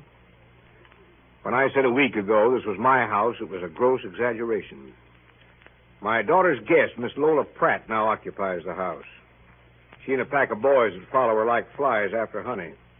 The worst of the bunch is that Baxter boy, the one with the cracked tenor. Every night he sits on my porch in a full-dress suit. It's pretty big for him, and I'll bet it's his old man's. While I lie here on my bed, which is about all the space left me in my own house, trying to sleep, but it's no use. I used to think the katydids were the dullest insects you had to listen to on a summer night, but that was before Miss Pratt moved in on us. Willie, you don't have to be so quiet just because you're so indifferent. Oh, but I'm not indifferent, Miss Pratt. Honest, I'm not. Oh, but Josie Joe says you're indifferent. Ichabod Baxter is indifferent, isn't he, Sweetest Floppet? Isn't he a mean old wicked thing, Precious Floppet? Well, I suppose I am indifferent to most girls. Lola forgives him if Ichabod Baxter make imitation of Darling Floppet again. Darling Floppet, look. Oh, my soul. More. Again, Ichabod Baxter. How did he learn such marvelous imitations of Darling Floppet? He ought to go on the big stage and be a really actor. Wasn't he, Darling Floppet? He could make millions and millions of dollars. Couldn't he, Darling Floppet? Oh, I hardly would care to adopt the stage for a career. Would you? It's my dream. It was wonderful of you to say that to me. I shall never forget it. You would make a glorious actress. Oh, for heaven's sake. Huh? Ichabod Baxter times slowbox us, Darling Floppet. Naughty Floppet. No, I mean it, but... But what can...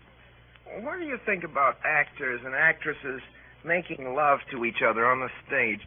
Do you think they have to really feel it, or do they just pretend? Well, sometimes one way, sometimes the other. Yes, but how can they pretend like that? Don't you think love is a sacred thing, Miss Pratt? Yes? I do. I think love is the most sacred thing there is. I don't mean some kinds of love. I mean real love. You take some people. I don't believe they even know what real love means. They talk about it maybe, but they don't understand it. Love is something nobody can understand unless they feel it. And if they don't understand it, they don't feel it. Don't you think so? Yes? You talk so beautiful. Love is something nobody can ever have but one time in their lives, and if they don't have it then, why, probably they never will. Don't you think so? Yes? I think real love is sacred, don't you? Yes? Don't you think love is the most sacred thing there is? That is, if it's real love? Yes? I do. I'm glad you feel like that, because I think real love is the kind nobody could have but just once in their lives, because the real love a man feels for a girl and a girl for a man, if they really love each other, and you look at a case like that, of course they would both love each other. It wouldn't be real love. Well, what I say is, if it's real love, well, it's sacred, because I think that kind of love is always sacred. Don't you think love is sacred if it's the real thing? Yes, Ichabod Baxter. Do flop it again. Say flop it. He is Floppet.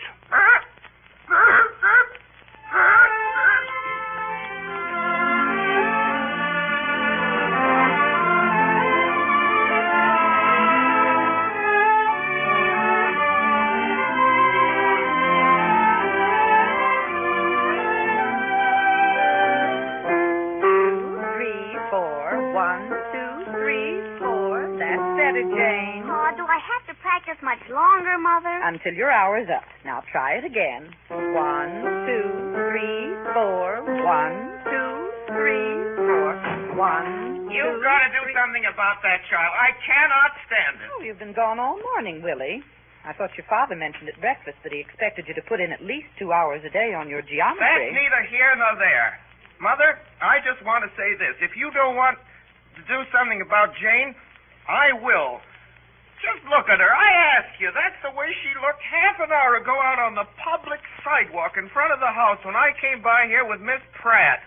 That was pleasant, wasn't it, to be walking with a lady on the public street and meet a member of my family looking like that? Oh, lovely. Now, Jane doesn't look so disreputable.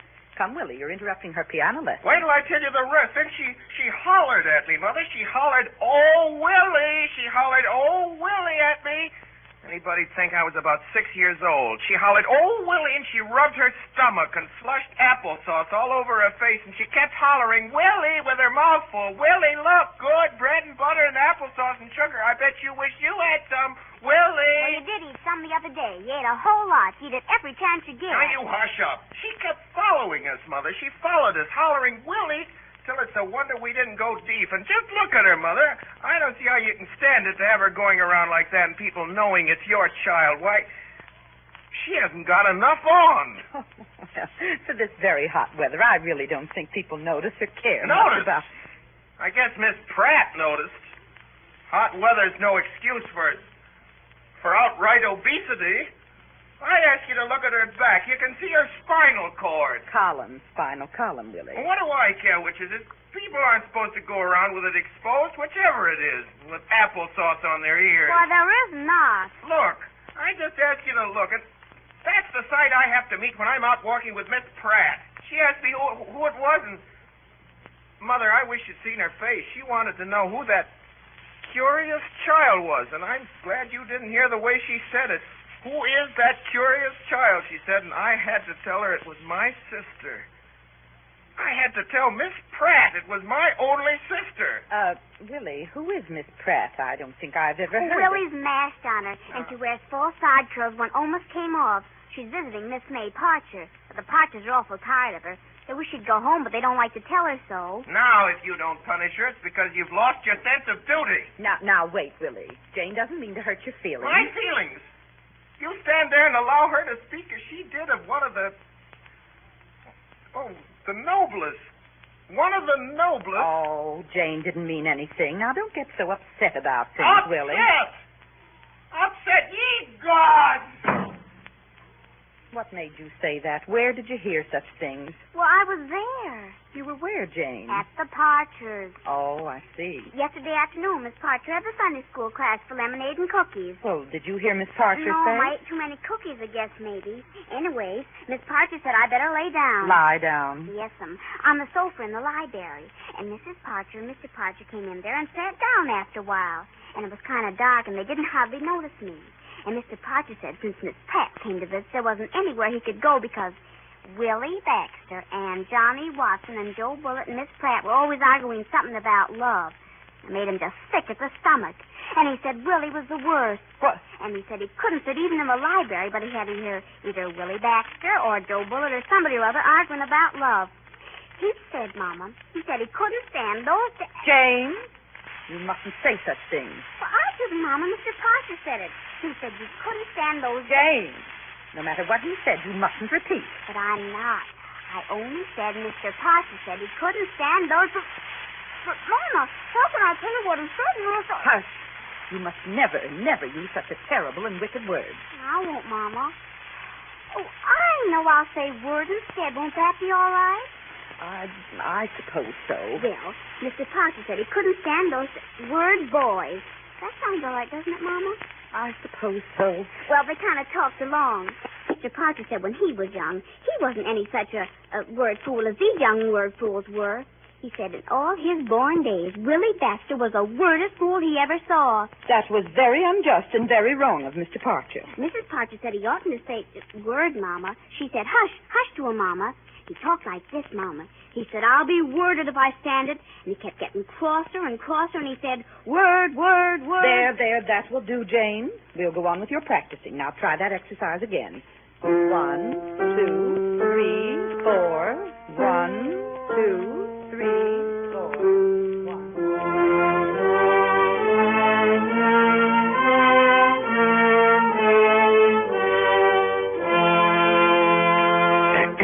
Jabber, jabber, jabber, jabber, jabber, jabber, jabber. On and on. That's the way these young folks talk.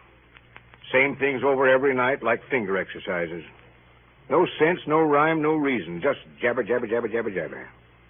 Wonder what they find to talk about. Anna, sis. Genesis, I want to ask you something. What's that, Mr. Willie? Seems like this ice cream ain't never gonna freeze. Genesis, how old were you when you were married? Well, sir, I had 3 children when I was 20. I had 2 when I was 18. You did? Go away, Jane. Genesis, how old were you when you had the first one? I was just your age, Miss William. Yes, sir, I was 17. Well, Genesis, what became of the one that was born when you were 17? Well, Miss Willis, I never did know. Was it a boy or a girl? It seemed like it must have been a boy, Miss Jane. Well, did it die? I think it must be dead by now. A good many of them dead. What I knows is dead. Yes, I reckon so. Genesis, how old were you when you were married? Me? Well, that depends. I recollect I was married once in Louisville. Well, I heard of people getting married even younger than you were. Yeah, you take India, for instance. Why, they get married in India when they're 12 and even 7 and 8 years old. Oh, they do not. The mothers and fathers wouldn't let them, and they wouldn't want to anyway. I suppose you've been to India and know all about it. Well, the matter of that, there was a young couple got married in Pennsylvania the other day. The girl was only 15 and the man was 16. It was in the papers, and their parents consented and said it was a good thing. And there was a case in Fall River, Massachusetts, where the young man, 18 years old, married a woman 41 years old. It was in the papers, too. And I heard of another case somewhere in Iowa. A boy began shaving when he was 13 and shaved every day for 4 years. Now he's got a full beard, and he's going to get married this year because he's 18 years old. And Joe Bullett's got a cousin in Iowa that knows about this case. He knows the girl this fellow with the beard's going to marry, and he says he expects it'll turn out the best thing could have happened. And right here in our own county, there were 11 couples married in the last 6 months under 21 years of age. My goodness, how you collect all them facts, Miss Willie? Land name. What puzzles me is how you remember them after you didn't collect them. If it was me now, I couldn't collect them in the first place, and even if I could, it wouldn't be no good to me because I couldn't recollect them. Well, it isn't so hard if you kind of get the hang of it, Genesis. I always did have a pretty good memory. Oh, Mama says you're the most forgetful boy she ever heard of. Says you can't remember anything 2 minutes. Oh, you hush. Genesis, do you remember when you were married? Genesis? Genesis, how'd you feel about it?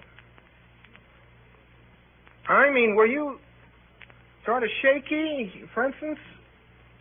As if you were taking an important step in life? Let me see. I felt mighty shaky once, I recollect. That time a man started shooting at me from behind a snake fence. Shooting at you, Mr. Genesis? What'd you do that for? Nothing in the wide world. Bound to shoot at somebody, and they pick on me because I was the handiest. Well, ice cream and all fresh. I think I better throw it in the kitchen. He must have been 16 When, Willie? when he was married. Things you don't understand. You run in the house. Go on, Jane. Go on.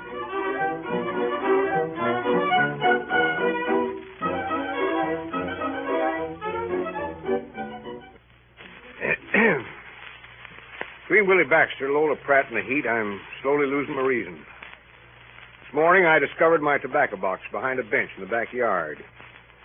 When I took the lid off the box, I found a faded rose, a girl's silver shoe buckle, a tortoiseshell hairpin, white ribbon faintly smelling of violets, 3 withered 4-leaf clovers, other vegetation now indistinguishable, and a note on lavender paper addressed to Ickle Boy Baxter. What ickle sanity I still have left, I owe to the sudden appearance this evening of a small, frank-faced child, munching on a piece of bread and butter, applesauce, and powdered sugar. Mr. Parcher. Mr. Parcher. Good afternoon, Mr. Parcher. Good afternoon. Mr. Parcher, my brother Willie's been at your house all afternoon. I suppose so. Listen, Mr. Parcher, my brother Willie isn't coming back to your house tonight, but he doesn't know it yet. What? Willie isn't going to spend any more evenings at your house at all. He isn't, but he doesn't know it yet. Are you sure he isn't? I know he isn't. It's on account of something I told Mama. Told your mama what? What you said. What about? Willie. You know. No, I don't. It was when I was laying in the library that day of the Sunday school class. You and Mrs. Parcher was talking in there about Miss Pratt and Willie and everything. Good heavens, did you hear all that? Yes, I told Mama all what you said. Murder. Well, I guess it's good I did because, look, that's the very reason Mama did something so he can't come anymore except in daytime.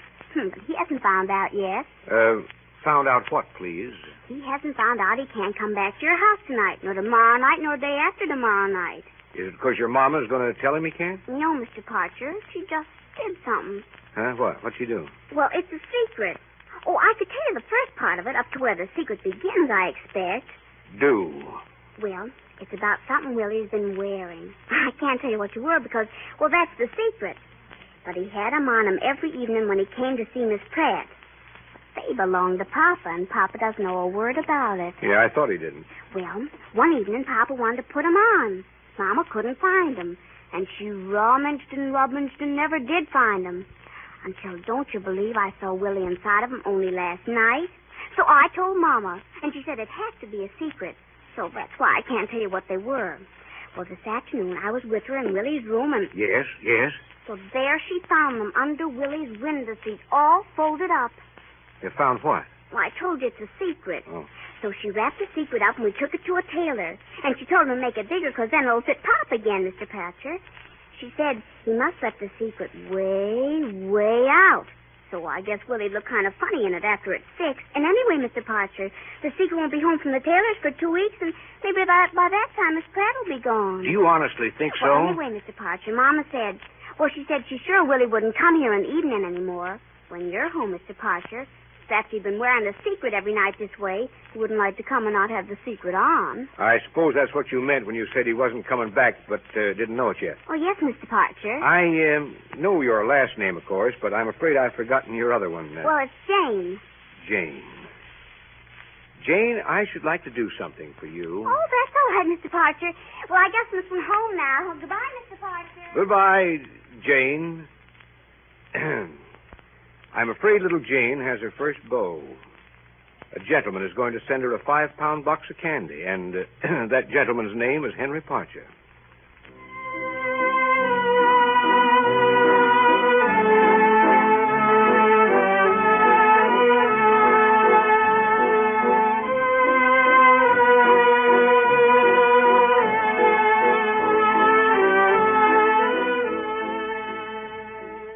You are listening to a CBS presentation of Orson Welles and the Mercury Theater on the Air in an original adaptation of Booth Tarkington's 17.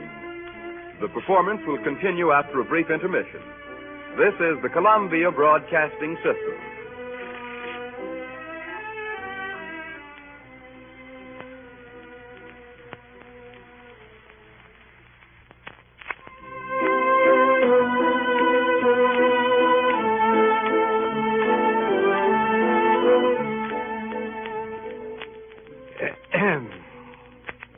Well, we've got still a new boarder at the Parcher house. Beside Lola Pratt in her usual string, there's Joe Bullett's cousin George from out of town. George has an excellent appetite. He's going out today with a crowd on a picnic. Well, we'll have one meal in peace.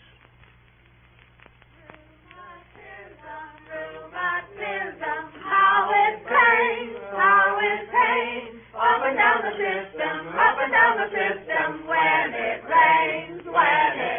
Oh, boy! Pass the corn, Johnny. Hey, I want some of those cucumber pickles. Say, who's hiding the gravy? Joe just lost his fork. Got an extra fork, anybody? Oh, somebody lost his girlfriend. Hey, has anybody seen Willie Baxter's girl?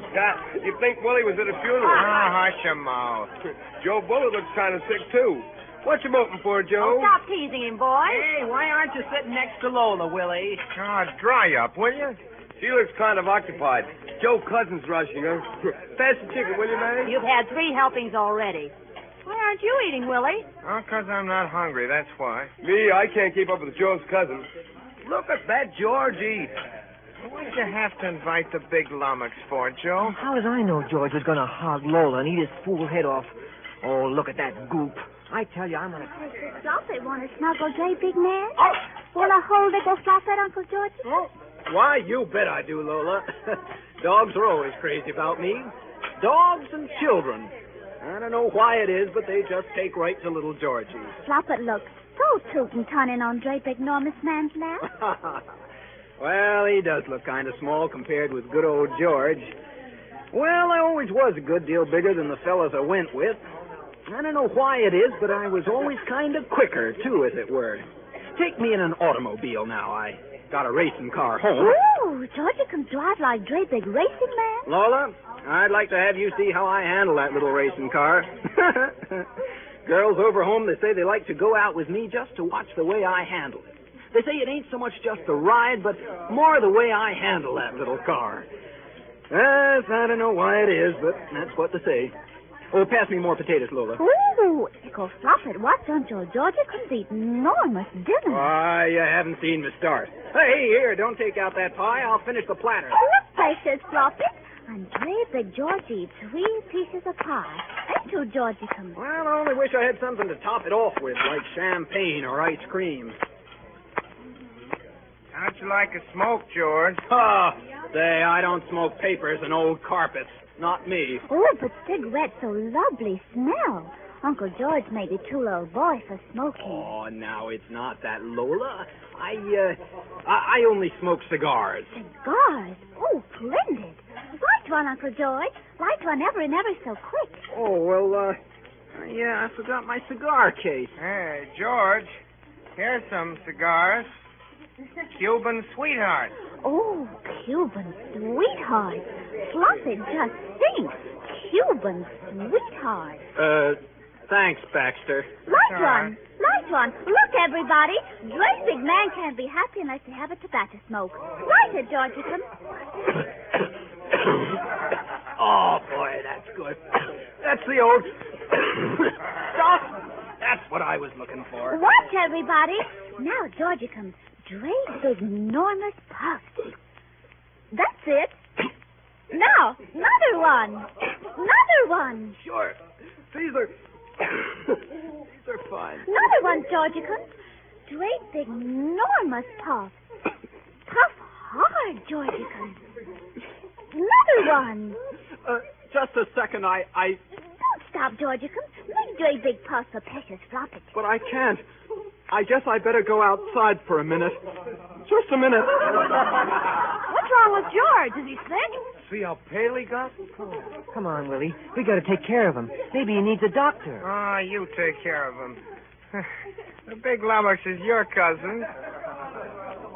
Echo Boy Baxter. Yes, Lola? Come here. You don't ever talk to little Lola. So indifferent today. Well, Lola, gee whiz, Then let's talk about it. Here, take precious Floppet. Hold him nice and cozy. Floppet love old friends best, don't you, precious?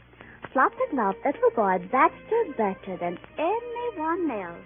Kiss him, Floppet.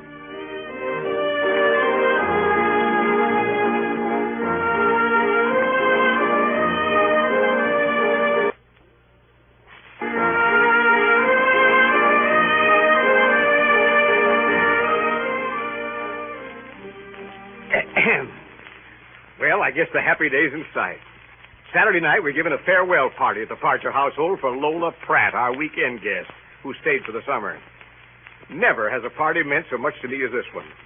Farewell party, farewell Lola, farewell silly boys, mixed quartets, farewell Willie Baxter, farewell party.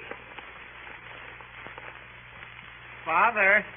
Yes, Willie? Dear me, Willie, you do look pale. You better rest up for the party Saturday. Father. Father. I suppose you got Miss Pratt safely home from church. She might have been carried off by footpads if you 3 boys hadn't been along to take care of her, huh? Father, I have come to... What on earth's the matter with you? Father, I have come to place before you something I think it's your duty as my father to undertake, and I have thought over this step before laying it before you. My soul. At my age, there's some things that ought to be done and some things that ought not to be done. If you ask me what I thought ought to be done, there's only one answer. when anybody as old as I am has to go out among other young men his own age that already got one, like anyway half of them have, who I go with, and their fathers have already taken such a step because they felt it was the only right thing to do, because at my age and the young men I go with's age, it is the only right thing to do, because that is something nobody could deny. At my age, I have thought over this step because there comes a time to every young man when they must lay a step before their father before something happens that they would be sorry for. I have thought this undertaking over, and I am certain it would be your honest duty. My soul. I thought I knew you pretty well, but you talk like a stranger to me. Now, what's all this? What do you want? A dress suit. A dress suit? Well, I'm glad you're talking about something, because I honestly thought it must be too much sun. Father, I got to have one. Got you? At your age, I thought I was lucky if I had any suit that was fit to be seen in. You're too young, Willie. I don't want you to get anything like that on such stuff on your mind, and if I have my way, you won't have a dress suit for 4 years more, anyhow. Father, I got to have one. I got to have one right away. I don't ask you to have it made or to go to expensive tailors, but there's plenty of good ready-made ones that only cost about $40. They're advertised in the paper. Father, wouldn't you spend just $40? I'll pay it back when I'm in business. I'll work. Not the money, son. It's the principle that I'm standing for, and I don't intend... Father, won't you do it? No, I will not. Oh, ye gods! Oh, poor boy. He won't feel like going to the party in his everyday clothes. Poor boy, nothing. Think of his coming out here and starting a regular debating society declamation before his mother and father. I guess he can wear the kind of clothes most of the other boys wear. What's the world getting to be like? 17 years old and throws a fit because he can't have a dress suit.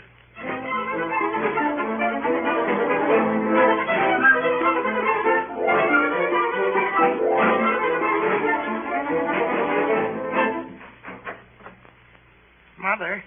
My, Willie, dear, you look worn out. What's the matter?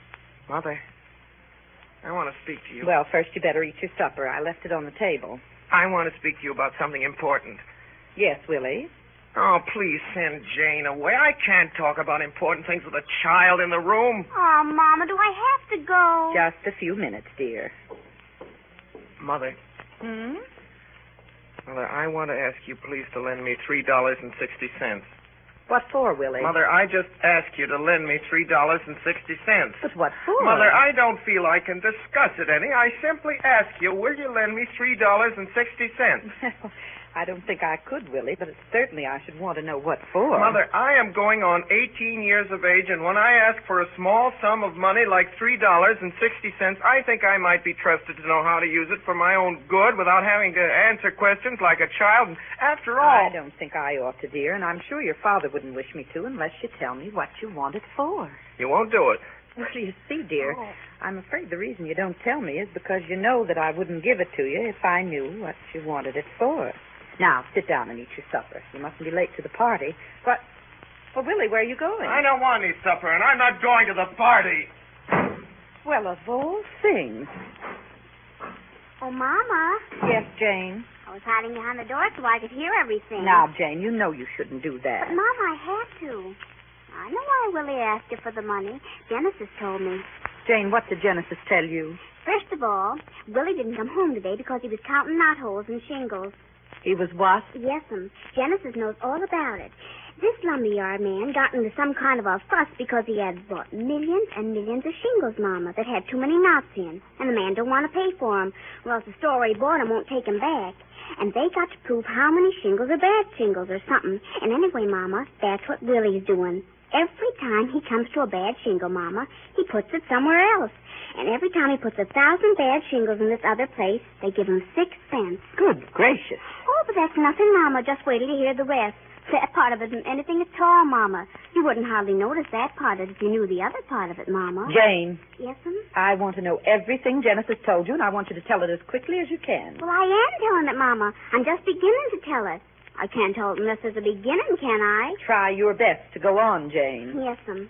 Well, Willie needed some money bad, and you and Papa wouldn't give him any. And so he began counting shingles today, because tonight's his night of a party, and he just has to have it. Well, how did Genesis know that? Did Willie tell Genesis? Listen, Mama.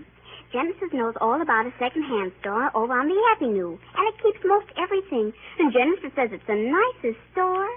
And Genesis says this man is the bargainest man in the whole wide world, Mama.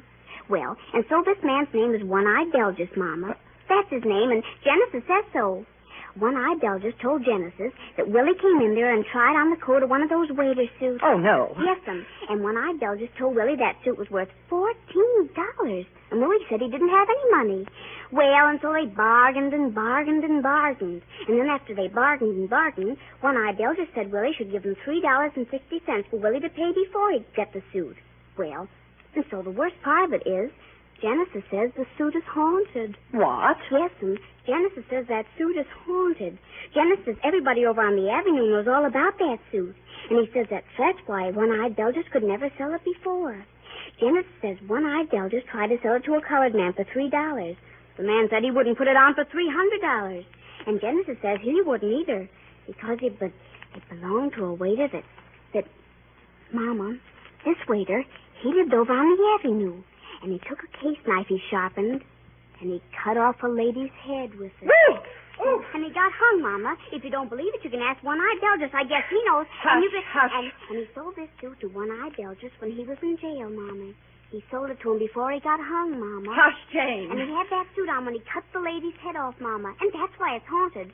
They cleaned it all up except for a few little spots of blood. Jane, you must not talk about such things. And Genesis mustn't tell you stories of that sort. Well, how could he help it if he told me about Willie? Never mind. Did that crazy child...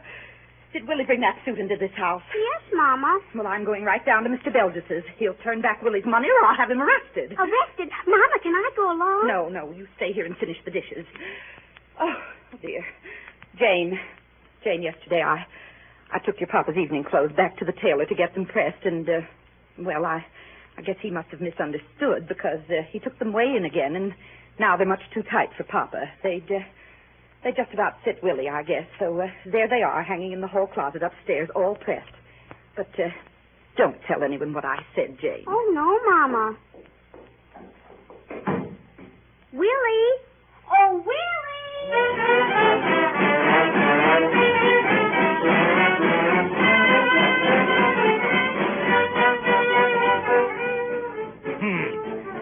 Magic lanterns, music, summer night, farewell party, farewell summer, farewell Lola Pratt, farewell Lola Pratt.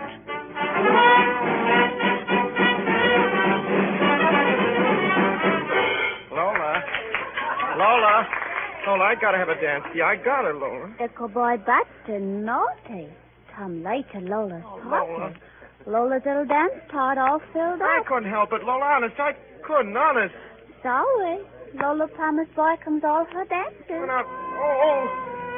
just a second, Lola. Hey, Lola, please. Lola must go. Boy comes waiting for his little partner. Hey, Johnny, you look here, Johnny. And Joe, you listen too.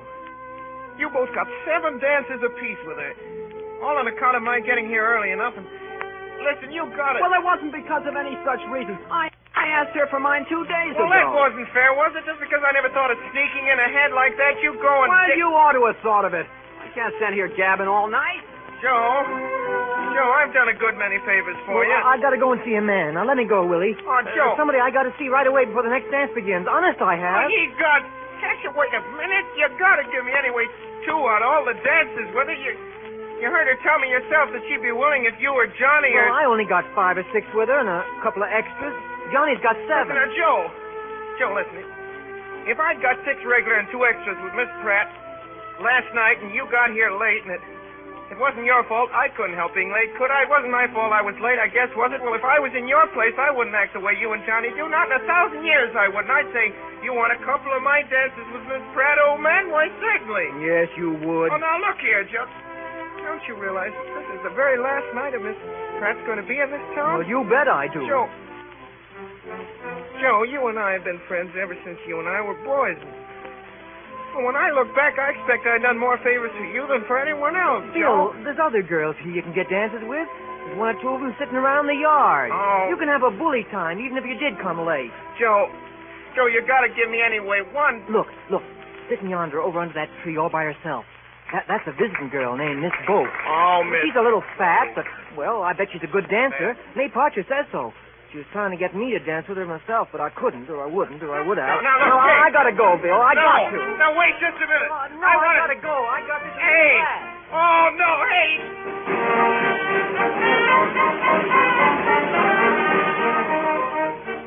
Hey, Mother. Yes, dear? Look at that Baxter boy. Must have got hold of his father's dress suit again. Now, how do you know it's his father? That's a secret between Miss Jane Baxter and myself. Say, that boy's face has more genuine idiocy in it than I've seen around here yet. And I've been seeing some miracles in that line this summer. He's looking at Lola Pratt. Yeah, that's the trouble with him. Why doesn't he quit looking at her? I think probably he feels badly because she's dancing with one of the other boys. Of course, he ought to be dancing with somebody. There are one or two more girls here than boys. He's the only boy not dancing. I believe I'll...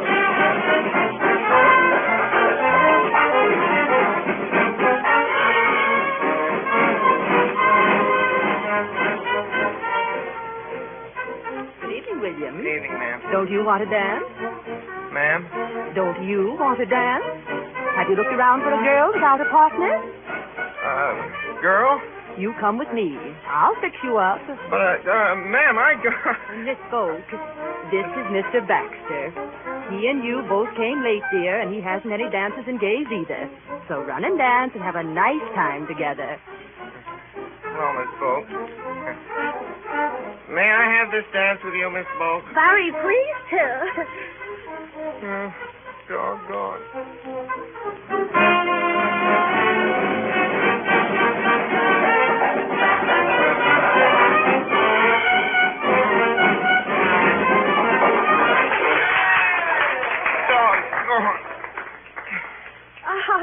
Oh, you mustn't be discouraged with yourself, Mr. Baxter. You know, I've met lots of men that had trouble to get started and turned out to be right good dancers after all. Well, it seems to me we're kind of working against each other. I'll tell you. You kind of let me do the guiding, and I'll get you going fine. No. 1, 2. 1, 2. There.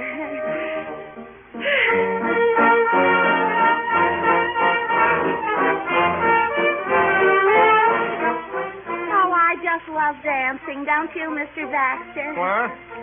Yeah. It's a beautiful floor for dancing, isn't it? Yeah. I just love dancing. Don't you love it, Mr. Baxter? Yeah. It's lovely. Oh, dear, I hope they don't play Home Sweet Home very early at parties in this town. No, I could keep on like this all night. I think those musicians would be dead. Well, let's go out on the porch, Mr. Baxter. All right.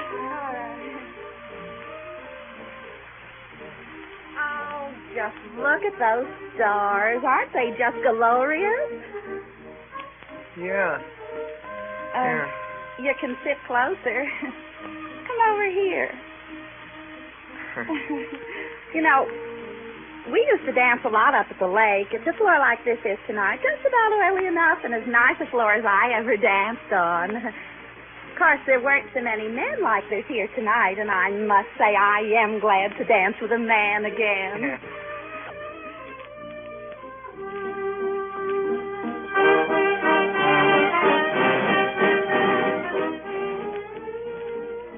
My, what a shindig, Mother. Genesis adds just the right touch with that waiter's uniform. I'll bet it's borrowed, too. Well, everyone's having a grand time except that Baxter boy. I've been watching him all evening, and I never saw true misery show plainer. By George, I've begun to feel sorry for him. Can't you trot up someone else so we can get away from that fat girl? I've tried, and I've tried, and I've tried. Well, do something. We don't want to find him in the cistern in the morning.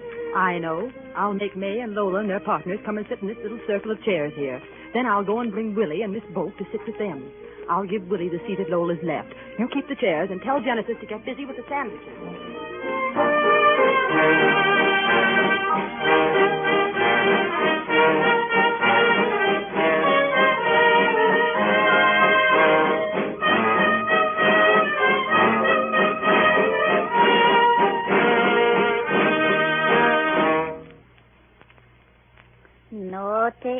Boy Baxter. Lola's last night and Nickel Boy Baxter flirting.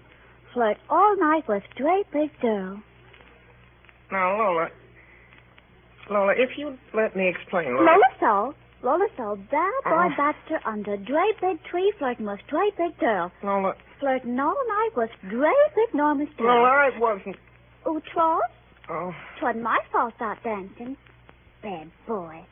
What made you come so late? Who'd be so Charles Dollarbo talk to nice men who glad to talk to her?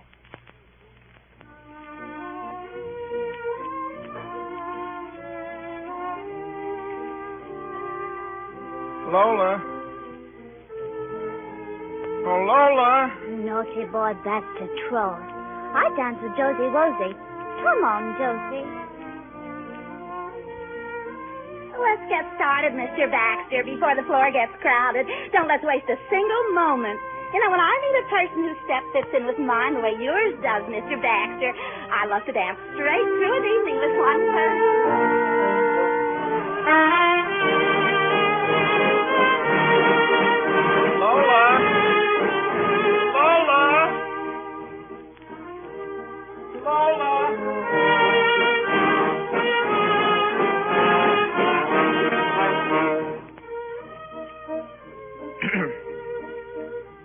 Dear Lola, dearest Lola, just after you left, I went up to my room and began writing this poem to you. Lola, I want you to keep it with you always. The sunset light fades into night, but ne'er will I forget the smile that haunts me yet. What? Her name's Rennie Kirkwood. She just moved to Mr. Watson's house next door. Oh, what do I care? Let me alone. James, who's that? It's Willie. Is he your papa? No, it's Willie. Randy, let's play follow the leader. You do everything I do. Come on, you run after me. The smile that haunts me still, whate'er my name and station, whilst receiving my education, though far away you seem, I will see thee in my dream. Randy, stick your stomach out like this. Now walk with it all out of joint. I'm walking. Look, my stomach. Jane. What? Stop that putting your stomach out in front of you like that. It's disgraceful. Why doesn't he like it, James? Oh, I don't know. He doesn't like much of anything. Come on, stick out your stomach again. I will see thee in a dream. Signed, William Baxter. Darling, when you read this poem, you'll really understand me. And remember, I shall be your Ickle Boy Baxter, always and always, just for you. That is your father in the window, isn't it, James? No, I told you 5 times it's my brother, Willie. That's kind of crazy. That's because he's in love with Miss Pratt. She just went home after Mr. Parker pretty near died. She stayed so long. I'll see to you. Oh, run, Randy. He's coming after us. Run. I won't run, not for him. I'll stay right here. You get out of here, hear me? You get out of here. I won't. You can't force me. You're only Willie. Why, you ugly, sooty-faced, pigtail little girl, you...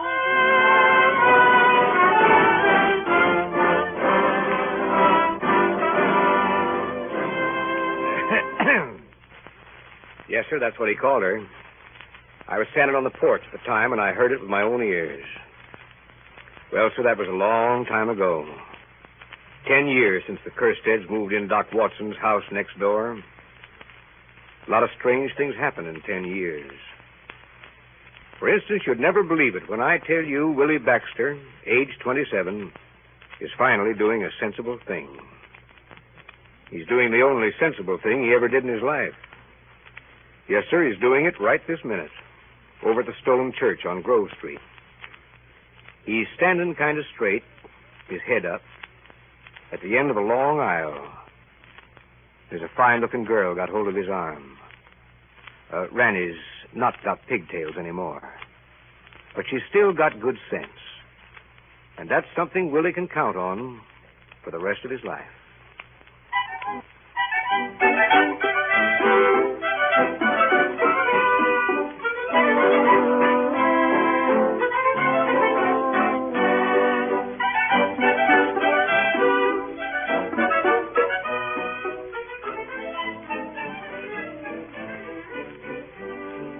Ladies and gentlemen, you've been listening to 17. Not the celebrated stage play, but the Mercury Theater's own adaptation of the Booth Tarkington story. Tonight, the cast included Ray Collins as Mr. Parcher. Ray Collins, one of the Mercury's unstarred stars, and Mary Wicks, another, as Mrs. Parcher. Joseph Cotton as Genesis. Betty Gard as Mrs. Baxter. Ruth Ford as the baby talk girl. Marilyn Erskine as Jane. Elliot Reed as Cousin George. And Patty Chapman as Ranny. William Sylvanus Baxter was probably all too recognizable. And finally, because the Mercury is often inclined that way and sometimes can't help it, and chiefly because he was kind enough to be party to this moment of good old-fashioned theater sentiment, Joe Bullitt,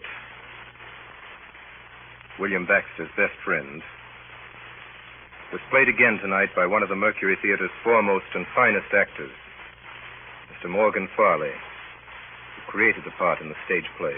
Next week, inevitably, and because it's about time, Mr. Jules Verne's immortal romance about the man who kept his word, who watched the clock and lived up to it. Phineas Fogg, Passepartout, the beautiful Indian princess, and 1,000 other highly recognizable characters who I'm sure you've already identified with Around the World in 80 Days. Good night.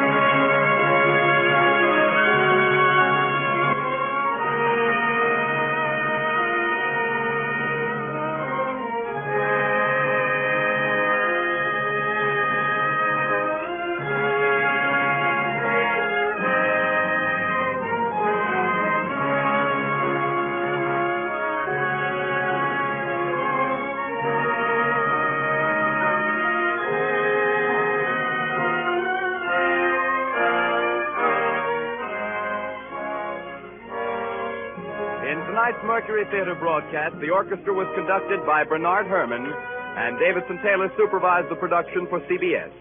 This is Dan Seymour speaking. We invite you again to listen next week to Orson Welles and the Mercury Theater on the Air in Around the World in 80 Days by Jules Verne.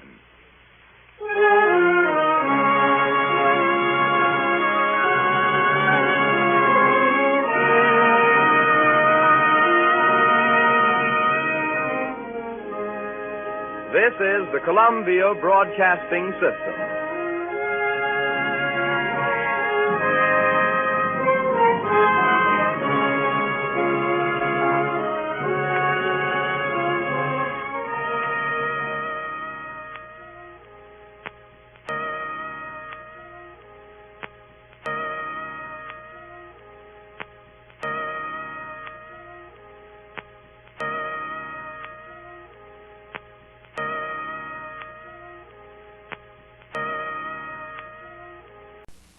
The Columbia Broadcasting System presents the Mercury Theater on the Air.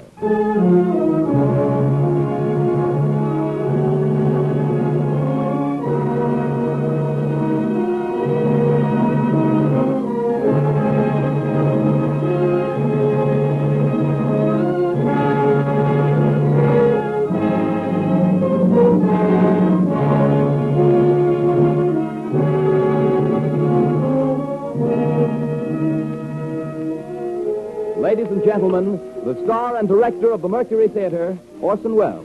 Good evening. On Thursday, July 14th, at 2:29 in the afternoon, aviator Howard Hughes set his big twin-motored monoplane World's Fair 1939 down at Floyd Bennett Field for a new record in round-the-world flying. From takeoff to landing, the trip of almost 15,000 miles took just 3 days, 19 hours and 17 minutes. That was about 3 months ago. But back in the 1870s, so Jules Verne tells us, a group of English gentlemen made a wager on what they were confident was a sure thing. Their clubmate, Phileas Fogg, had the fantastic notion that a man traveling from west to east, could get around the world in 80 days. His attempts, as I think you'll agree, remain at the least more incredible than Mr. Hughes' achievements. And that's the story of adventure and breakneck speed that Orson Welles and the Mercury Theater on the Air bring to life for us tonight. Jules Verne's Around the World in 80 Days, with Orson Welles as Phileas Fogg.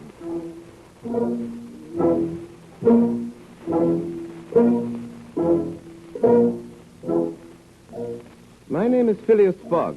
Oui, monsieur.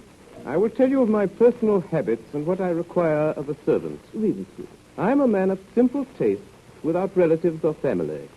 I have my tea and toast at 23 minutes after 8, my shaving water 37 minutes after 9. I dress at 20 minutes after 10. At 12 o'clock you will serve me my lunch, consisting of a boiled fish with Reading sauce of the finest quality, a slice of roast beef garnished with mushrooms, a rhubarb and gooseberry tart, and a piece of Cheshire cheese. The whole washed down with 2 cups of tea. With my lunch, I read the London Times. At 4:45, you will bring me the Evening Standard. At 5 minutes to 6, you will bring me my hat and cane. I dine at the Reform Club. At midnight, you will serve me a glass of ale and a chicken sandwich. Really, You see that the duties of my servant are not arduous. My present servant has been with me for 4 years. I have been forced to dismiss him. He brought me my shaving water this morning at a temperature of 84 degrees Fahrenheit instead of 86. That is an unpardonable offense. You understand? Oui, monsieur. You are a Frenchman, and your name is John. Jean, if it does not displease monsieur. Jean Passepartout. To be frank, I have had several trades. I have been a traveling singer, a circus rider, a vaulter like Lyotard, a dancer on the rope like Blondin. I have been a professor of gymnastics, and I was sergeant fireman at Paris. I have among my papers notes of remarkable fires. Now, wishing to settle down, and having learned that Monsieur Phileas Fogg is the most exact and most settled gentleman in the United Kingdom, I have presented myself to Monsieur with the hope of living tranquilly with him. You are well recommended to me. You understand my conditions? Yes, sir. What time have you? 52 minutes after 5. That is a fine large silver watch you have, but it is slow. Pardon, monsieur, that is impossible. You are 4 minutes slow. Does not matter. It suffices to note the difference. Then, from this moment, 56 minutes after 5 o'clock p.m., Wednesday, October 2nd, 1872, you're in my service. And now bring me my hat and cane. It's time for me to get to my club.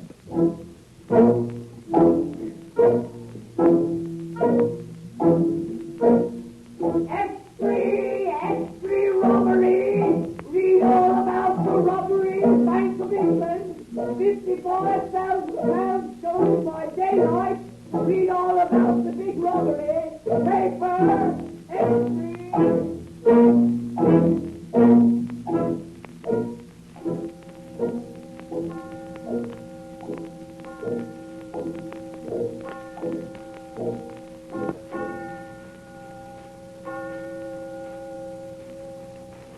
Your deal, Mr. Fogg. The heart. Mileage, I believe. And my trick. 55,000 pounds. That's a lot of money. One of the directors of the Bank of England. What about it, Steward? And the bank will write that off as a total loss, I suppose. I believe, on the contrary, that we shall quite soon put our hands on the thief. Detectives, the most skillful in the world, have been sent to America and the continent, to all the principal ports. They're very difficult for the man to escape. Queen of Spades. My trick, I think. Have you a description of the thief? He's not a thief. What? He's not a thief. The man who extracted 55,000 pounds in banknotes in broad daylight from the paying room of the Bank of England. Ten of hearts. I don't think so. I trump you. The Morning Chronicle assures us he's a gentleman. At the actual moment that the package of banknotes was stolen, our cashier was occupied in registering a receipt for 3 shillings and sixpence. His eyes couldn't be everywhere, but he had, before that time, noticed a well-dressed gentleman of good manners and distinguished air going in and out of the paying room. You have a very accurate description of him. I still believe that the chances are in favor of the thief. Seems to be a very skillful and determined fellow. There's no single country in the world in which he can take refuge. Nonsense. Where do you suppose he might go? I don't know about that. After all, the world is big enough. Was once upon a time. Your turn to cut, sir. How once upon a time? Has the world grown smaller by any chance? Without doubt. I agree with Mr. Fogg. The world has grown smaller, since we can go round it today in 10 times quicker than we could 100 years ago. Now, in this robbery case, that's what will make the search more rapid. Will make the escape of the thief easier, too. Your lead, Mr. Stewart. Diamonds or trumps? Just because it's possible now to go around the world in 3 months. In 80 days, sir. Since the great Indian Peninsula Railway has opened its new section between Asagar and Allahabad, one can go around the world in 80 days. I have here a calculation made by the Morning Chronicle. London to Suez by rail and steamer, 7 days. Suez to Bombay, steamer, 13 days. Bombay to Calcutta, rail, 3 days. Calcutta to Hong Kong, steamer, 13 days. Hong Kong to Yokohama, steamer, 6 days. Yokohama to San Francisco, steamer, 22 days. San Francisco to New York, rail, 7 days. New York to London, steamer and rail, 9 days. Total, 80 days. Yes, but that makes 80 days. Not include bad weather, contrary winds, shipwrecks, railroad accidents, etc. It includes everything. Even if the Hindus or the Indians tear up the rails, if they stop the trains, plunder the cars, and scalp the passengers. It includes everything. 2 trumps. Theoretically, all right, Mr. Fogg, but practically... Practically also, Mr. Stewart. I'd like very much to see you do it. Depends only on you. Have a start together. Heaven forbid, Mr. Fogg. I'd willingly wager 4,000 pounds that such a journey made under these conditions is impossible. On the contrary, it is quite possible. Well, do it then. Go round the world in 80 days? Yes. I'm willing. When? At once. Only I warn you, Mr. Stewart, I shall do it at your expense. Gentlemen, this is folly. Let's continue our game. Your lead, Mr. Fogg. Deal again, please. Well, there's a misdeal. Mr. Fogg, I'm taking you up. I wager 4,000 pounds. Oh, my dear steward. You're not serious, are you? When I use the word wagers, it's always serious. Very well. I have 20,000 pounds deposited with Baring Brothers. I'm willing to risk them. 20,000 pounds. 20,000 pounds of the slightest unforeseen delay may make you lose. The unforeseen does not exist. But, Mr. Fogg, this period of 80 days is calculated only as a minimum. A minimum well employed is always sufficient. It means you must jump mathematically from the trains into the steamers, and from the steamers onto the trains. I shall jump mathematically. No, I'm joking. A true Englishman never jokes when so serious a matter as a wager is in question. Gentlemen, I bet 20,000 pounds against who will that I will go around the world in 80 days or less. That is in 1,920 hours or 115,200 minutes. Do you accept? Yes, we accept. Very well. The Dover boat starts at 8:45. I shall take it. This very evening? This very evening. Today is Wednesday, the 2nd of October. I must be back in London in this very card room of the Reform Club, Pall Mall, on Saturday, the 21st of December, at 8:45 p.m., in default of which the 20,000 pounds at present deposited to my credit with Baring Brothers will be yours, gentlemen, in fact and by right. Here is a check. Check for the full amount. Fogg, you're taking the 8:45 train for Dover. Would you not like to stop the game now and make your preparations? I am always prepared, sir. Diamonds or trumps? Your lead, Mr. Stewart.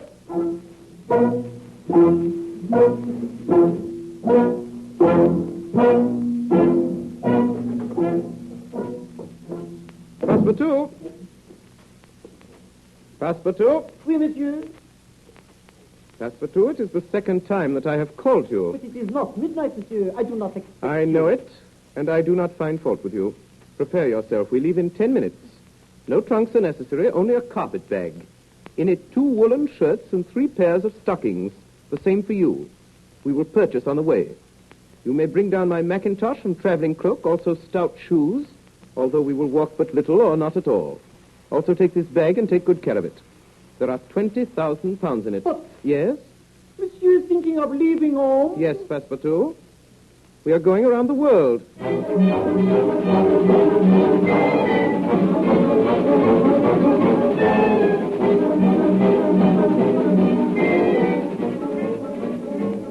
Dover. It's now 11:22. We've gained 40 seconds already. Monsieur! Yes? Monsieur, I've just remembered that terrible thing. Yes, what is it? In my my haste, monsieur. In my disturbed state of mind, I have forgot... Mon Dieu. Forgot what? To turn off the gas in the kitchen. It will burn. For 1,920 hours, a gross piece of negligence, which will be charged against your wages. The rate of 2½ cubic feet per hour and 3 farthings per cubic foot. On the day of our return, you will owe me exactly 3 shillings and 10 farthing.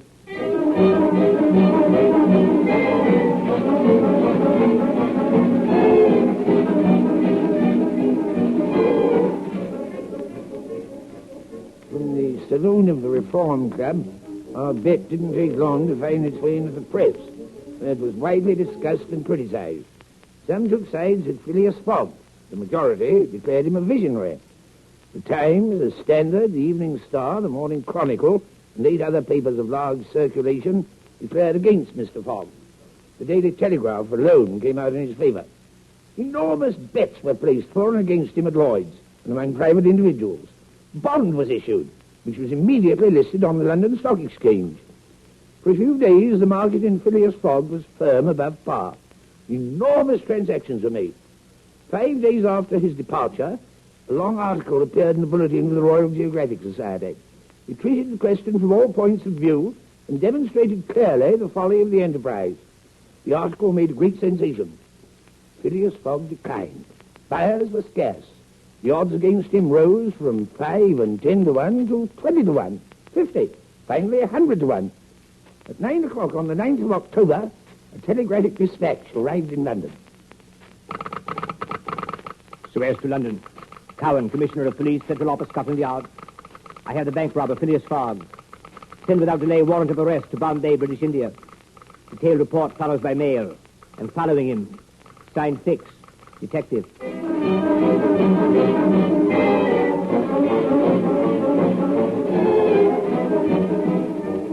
Left London Wednesday, October 2nd, 1845 p.m. Left Paris Thursday, October 3rd, 8:40 a.m. Arrived Turin Friday, October 4th, 6:35 a.m. Left Turin Friday, 7:20 a.m. Arrived Brindisi Saturday, October 4th, 4 a.m. Boarded Mongolia Saturday, 5 p.m. Arrived at Suez Wednesday, October 9th, 11 a.m. 2 hours gained.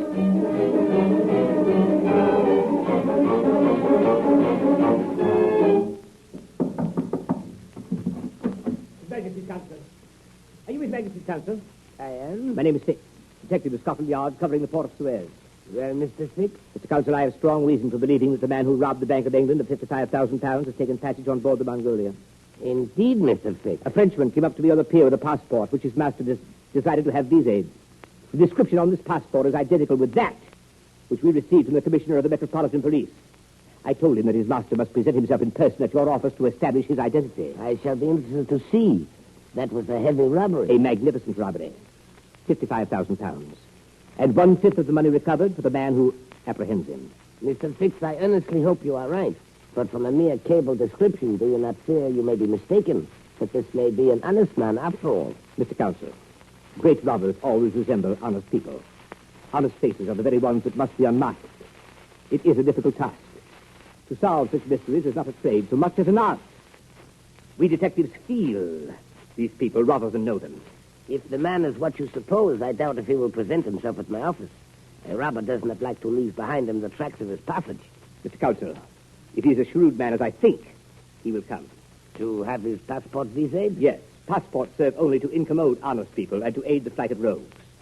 I promise you that his passport will be in perfect order.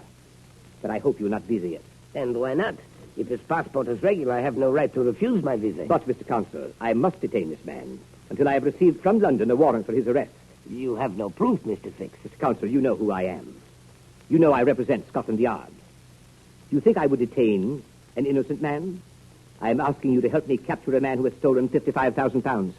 That, Mr. Fix, is your business, but I cannot, as Her Majesty's Counsel, legally... Come in. You're the consul, sir? I am. Here's my passport. May I ask you to visa it?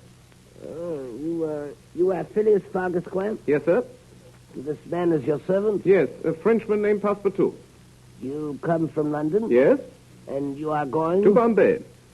Well, sir, you know this formality of a visa is useless and that we no longer demand the presentation of a passport. I know it, sir, but I wish to prove by your visa my trip to Suez. Very well, sir. Yeah. Here it is. I thank you, sir. Good day. Now then, will you admit, Mr. Counsel, that this phlegmatic gentleman resembles feature for feature the robber whose description I have received? I agree with you, but you know that all description... I have a clear conscience in the matter. Since you will not help me, I shall take other steps. His servant appears to me less of a riddle than the master. Moreover, he is a Frenchman who cannot keep from talking. I shall not let him out of my sight. I shall follow them to the wharf. I shall follow them to Bombay. If necessary, I shall follow them round the world.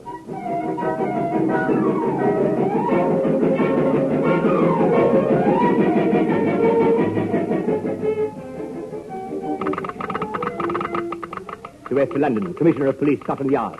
I have bank robber Phileas Fogg. Send without delay warrant of arrest. Bombay. 6. Detective. From Suez to Bombay, voyage uneventful. Fogg leaves his cabin only to play whist, plays 30 rubbers a day. No chance to speak to him. French servant, more communicative. Have exchanged several drinks with him.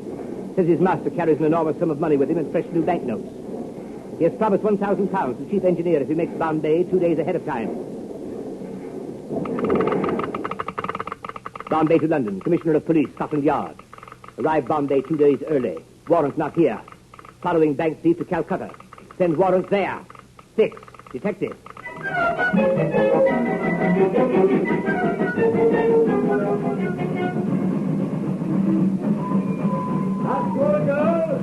going to go. All trains. All passengers leave the train. Monsieur. Yes? Monsieur, it is a calamity. Explain yourself. Monsieur, we are stopped. There is no more railway. Conductor. Sir? Conductor, where are we? A circus, sir. Whether our way ends? This railroad is not finished. No, sir. The papers announced the opening of the entire line 3 weeks ago. The papers were mistaken, sir.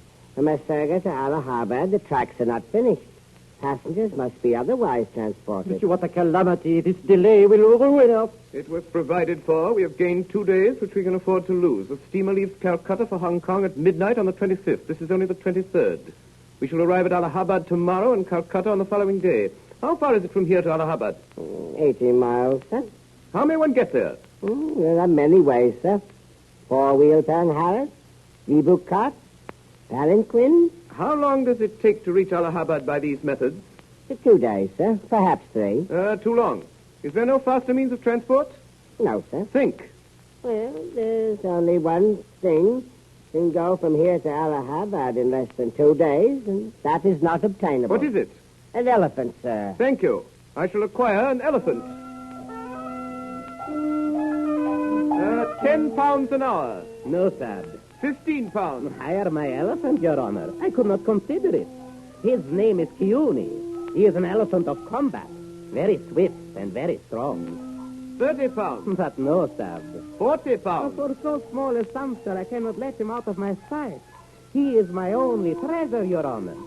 How do I know I should ever see him again? Then I will buy him from you. It is not possible. I will give you 1,000 pounds. Sahib, for such a beast, that is nothing. 1,200. No, sir. 1,500. Sir, I love him as though he were my own child. 1,800. I am not a greedy man, Your Honor. Your Honor, 2,000 pounds. I cannot refuse a favor to so noble a gentleman. Sahib, you may have my beast, and I will be your guide. Passepartout. Oui, monsieur. The carpet bag. We start at once. Mr. Fogg. Mr. Fogg. Sir? Mr. Fogg, allow me to introduce myself. My name is... Mr. Fix, I believe. It is indeed, sir. Though it surprises me that you know it. I always know the names of my fellow passengers. Can I be of service to you, sir? Mr. Fogg, you have acquired this elephant, the only one within 20 miles. That is correct, sir. And with it you hope to reach Allahabad tomorrow? I do, sir. Then I beg you, sir. I'm in as great a hurry to reach Calcutta as yourself. If only you will permit me to accompany you, I shall be more than happy. Detective Fix to Commissioner of Police, Scotland Yard. October 23rd, left Assurga. 11:30 a.m. on elephant back. Phileas Fogg in one of the howdahs, I in the other. The French servant between us astride the animal. The Parsi guide perched on the elephant's neck. At nightfall, we entered the jungle.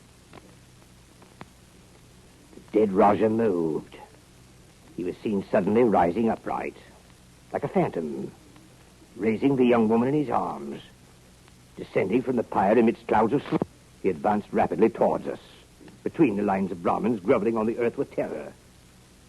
Now he was only a few yards off. Quick, my master! Passepartout! Quick, run before they see. A few bullets flew around us, and an arrow pierced Phileas Fogg's hat. Soon we were out of range. At 11:45, we entered the streets of Allahabad. The young woman we had rescued from death lay still unconscious in the arms of Phileas Fogg.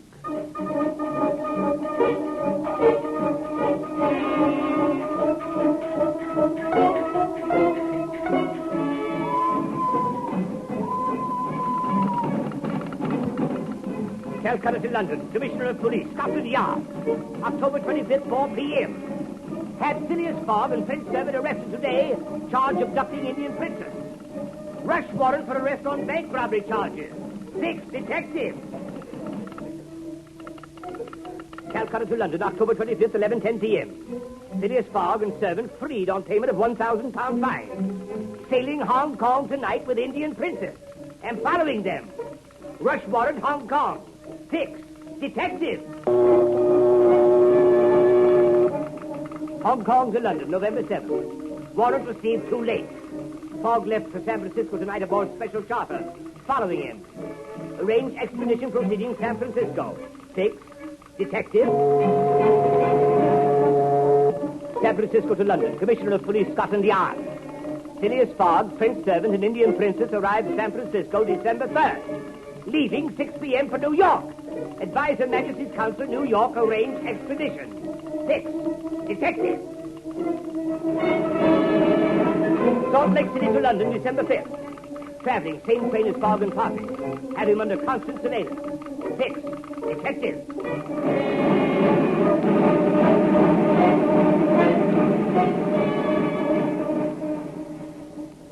You are listening to a CBS presentation of Orson Welles and the Mercury Theater on the Air in an original adaptation of Jules Verne's Around the World in 80 Days.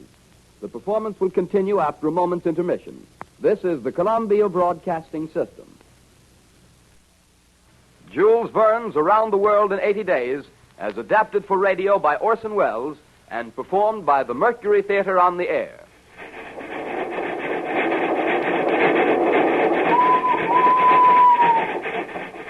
Oh, mon Dieu, what a country is this America? December 3rd, we leave San Francisco. There are men fighting in the streets. They are electing a justice of the peace. December 5th, 12,000 buffaloes stand on the railroad. We cannot proceed for 3 hours. December 6th, past Great Salt Lake, 3,000 feet over the sea, mon Dieu. Tonight, we will be in Omaha. We are in the 65th day of our journey. By the calculations of my master, Phileas Fogg, we are not behind and we are not before. Between Hong Kong and Yokohama, we have lost a day. But on the Pacific Ocean, we have caught it up. This man, my master, is mad. Of that there is no doubt. It is not permitted to a man of sound mind to pass his life in jumping from a steamer into a railway car, from a railway car into a steamer. And already from the carpetbag he has taken for ships, for trains, for fines, for bribes, for elephants, more than 7,000 pounds. If he loses bet, surely he is ruined. But he gives no sign. With us, always, goes Monsieur Fix. This one I do not like. Surely he is spying upon my master. Always he is asking me questions. I tell him nothing. With us also goes the beautiful Princess Aouda. In India, she is in danger of death.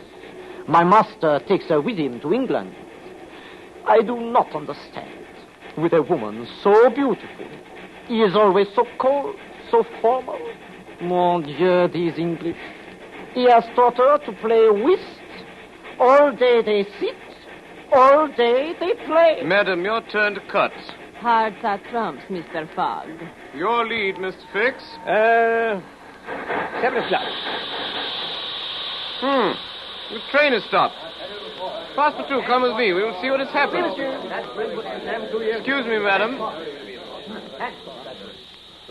Engineer, What is this? Why do we stop? Well, this medicine boat, sir. Word just come through. The bridge is shaky. Can't pass. And what do you propose to do? Well, I couldn't say, sir. Guess we're stuck. Bridge shaky, won't bear the weight of the train. We will not, I suppose, remain here and take root in the snow. We've telegraphed Omaha for a train. It'll be 6 hours at least before it gets here. Cannot the river be crossed in a boat? No, can't be done. Creek swollen with the rain should never make it. Make it? I fail to understand. I have contracted with the Central Pacific Railroad to convey me from San Francisco to Chicago. I demand that the Central Pacific Railroad fulfill its contract. In addition to that, here is 100 pounds. Well. The present rate of exchange, $483.22, if I am in Omaha tonight. Well, there might be a way of passing. On the bridge? On the bridge. With our train? Yeah, with our train. But the bridge threatens to fall, Monsieur Fogg. Nonsense. Well, it's my idea that by rushing the train over at full speed, we have a chance of passing. How much chance? 40%, maybe 50. What are we waiting for? Come, Passepartout. Let us return to our whist game and to the Princess Aouda. I left a very interesting hand. Then comes a terrible moment. The train stops. First, she goes back.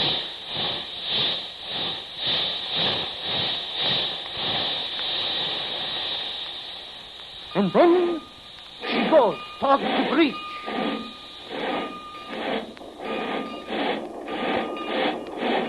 Then she goes faster. Faster and faster. We are at the bridge.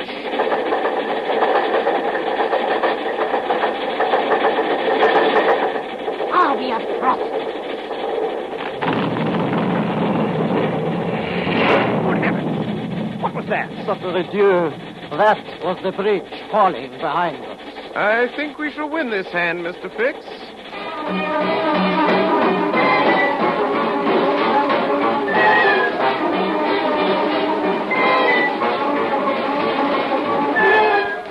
December 8th. Arrived Medicine Bow. December 8th. Attacked by Red Indians. Arrived Fort Kearney, 7 a.m., 20 hours behind time. December 8th. Left Fort Kearney, 8 a.m. by ice sled. December 9th. Arrived Omaha, 3 p.m., 14 hours behind time. December 10th. Arrived Chicago, 4 p.m., 8 hours behind time. Left Chicago, 4:30 p.m., by special train. December 11th. Arrived New York, 9:35 a.m. Steamship China sailed 9:10. We've missed it.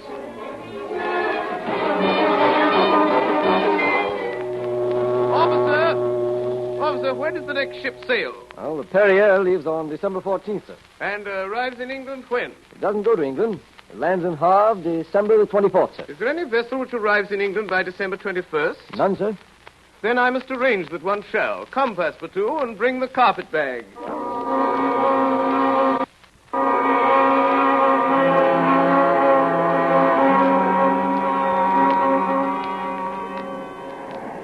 Are you the captain of this ship? I am.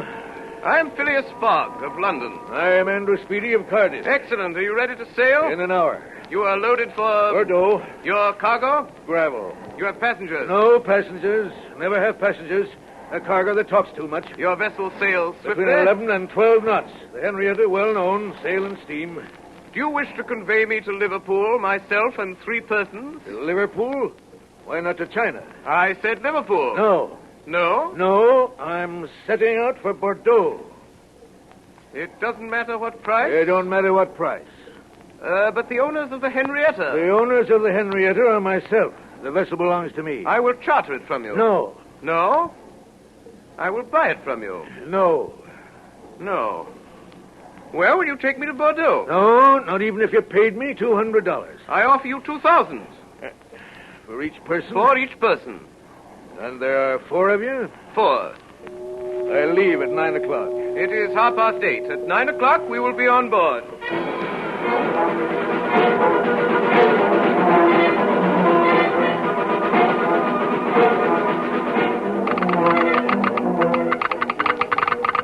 Commissioner of Police, Scotland Yard, New York to London. Sailing tonight with bank robber Phileas Fogg on board steamship Henrietta, bound Bordeaux. This time, positively, he will not escape me. Fixed. Detective. December 11th, off Sandy Hook at midnight, past Fire Island Light and headed east at 3/4 speed, making 9 knots. December 13th. At noon, vessel suddenly changed course, heading northeast. Speed increased to 12.5 knots. Captain nowhere to be seen. Phileas Fogg at the helm. No whist has been played since we started. Indian Princess remains below. December 14th. Find captain missing. Detect curious attitude in crew. Last night heard strange noises in forecastle. In the afternoon, barometer fell. Still no sign of captain. December 15th. Discover captain has been locked in his cabin for 2 days. Crew heavily bribed. Vessel no longer headed Bordeaux, but unknown destination. Running into heavy weather. Late this evening, overheard conversation on deck between Fogg and chief engineer. Everything now clear. You are certain of what you say, engineer? I'm certain, sir. Don't forget that since our departure, all our furnaces have been going. And although we had enough coal to go under a small head of steam from New York to Bordeaux, we've not enough for a full head of steam from New York to Liverpool. I will take this matter under consideration. Passepartout. Oui, monsieur. Go below and bring up the captain. Monsieur, I fear I shall find a madman. Do as I say. Oui, monsieur. Engineer, you will keep up your fires and continue on your course until the complete exhaustion of the fuel. Don't let the fires go down. On the contrary, let the fire continue full. Where is he? Where is he? Good evening, Captain. Oh, you scoundrel! Captain Speedy, you will forgive me for any slight inconvenience I have caused you, but you are an obstinate man, and my business is urgent. Pirate, where are we? 770 miles from London. Sea skimmer! What have you done with my ship? I have sent for you, Captain, to ask you to sell it to me. No! By all the devils, no! Then I shall be obliged to burn her. To burn my ship? Her upper portions, for we are out of fuel. Burn my ship? A ship that's worth $50,000? I offer you $60,000. Almighty heaven. Well, Captain, what do you say? And the iron hull will be left? The iron hull and the engine, sir. Is it a bargain? A bargain. Passepartout. Monsieur. The carpet bag. Captain Speedy here is your money. Count it, please, and don't let all this astonish you. Know that I shall lose £20,000 if I'm not in London on the 21st of December at 9:15 in the evening. This ship is now mine? Certainly, from keel to the tuck of the mast. All the wood she carries. Very well, Captain Speedy. You may resume command of your ship. Dismantle the furniture and fire up the debris.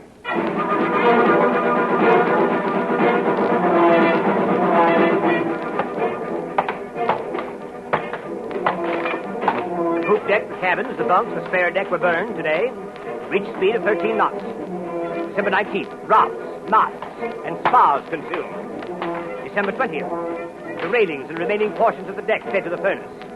At 7 in the evening, sighted coast of Ireland, fast at light. At 10 o'clock, arrived off Queenstown. Mr. Fogg. Yes, Captain? Mr. Fogg, you're a brave man. Thank you. From the bottom of my heart, I pity you. Everything is against you. You have 24 hours in which to reach London, and yet we are only off Queenstown, and there's no more wood. Is that Queenstown where I perceive the lights? Yes. Can we enter the harbor? Not for 3 hours, only at high tide. Very well. We will wait.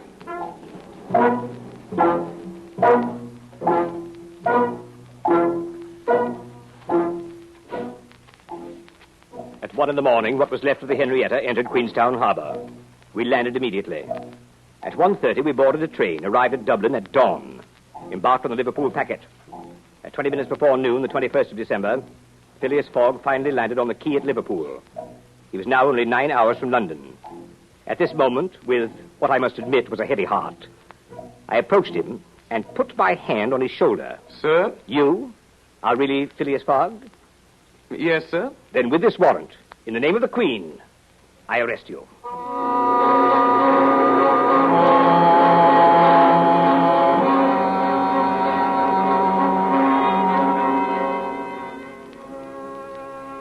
Ah, mon Dieu, mon Dieu.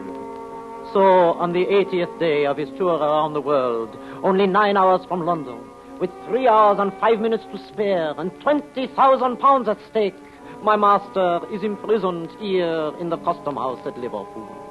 I am desolate. It is snowing. Mon Dieu, what shall I do? All morning we wait. On the porch of the custom house where we wait, it is damp and cold. But Madame Aouda will not desert my kind master, who sits inside alone. What will become of him? The last train for London leaves at 2 o'clock. Alas, I fear my master is ruined. Ah, mon Dieu.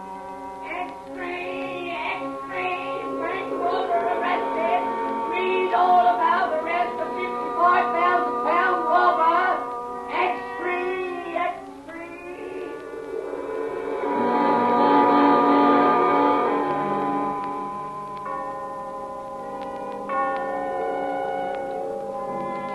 The last train has left. Ah, yes, madame.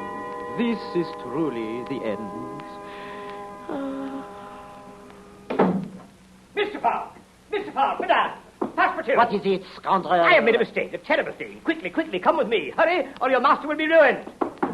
Oh, Fogg. Oh, Mr. Fogg, forgive me.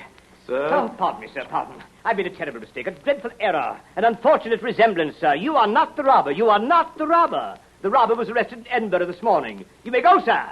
You are free. Then my master does a wonderful thing. He wastes 5 seconds. He goes to the detective. He looks him well in the face. And then, with the only rapid movement he has ever made in his life, he draws both his arms back, and then, with the precision of an automaton, with both his fists, he strikes. Take that, sir.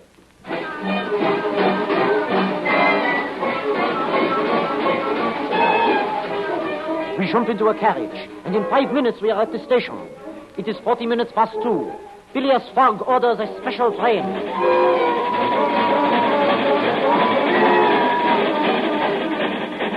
6 hours and 20 minutes later, we are in London. As we enter the station, the clocks are striking.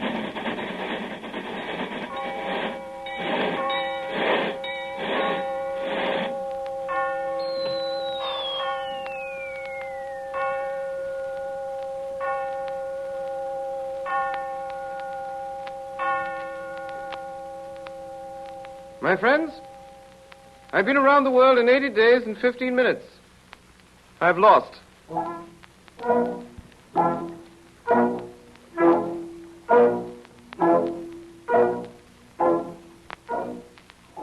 My master is ruined.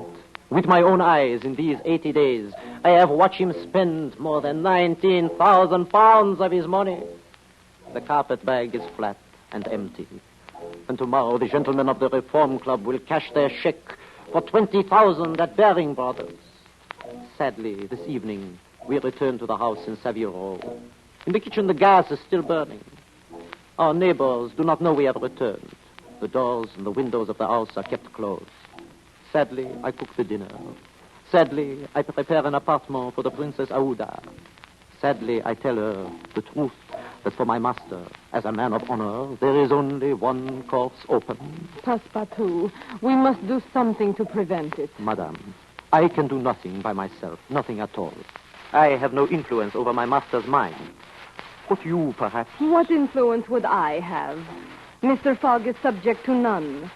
Has he ever understood that my gratitude for him was overflowing? Has he ever read my heart? My friend, you must not leave him for a single instant. The night passes. Monsieur Fogg has retired, but has he slept? I have watched like a dog at my master's feet all night till morning. I have heard him restlessly pacing the floor. You call, sir? I did. You will prepare the Princess Aouda's breakfast. For myself, I will be satisfied with a cup of tea and a piece of toast. You will beg her to be good enough to excuse me from luncheon and dinner. I have certain affairs to set in order. You will say that I would like to see her in the library at 8 o'clock. Then you will not go to the club today, monsieur? No. My master, I wish you to know that whatever happens, I shall always... Go.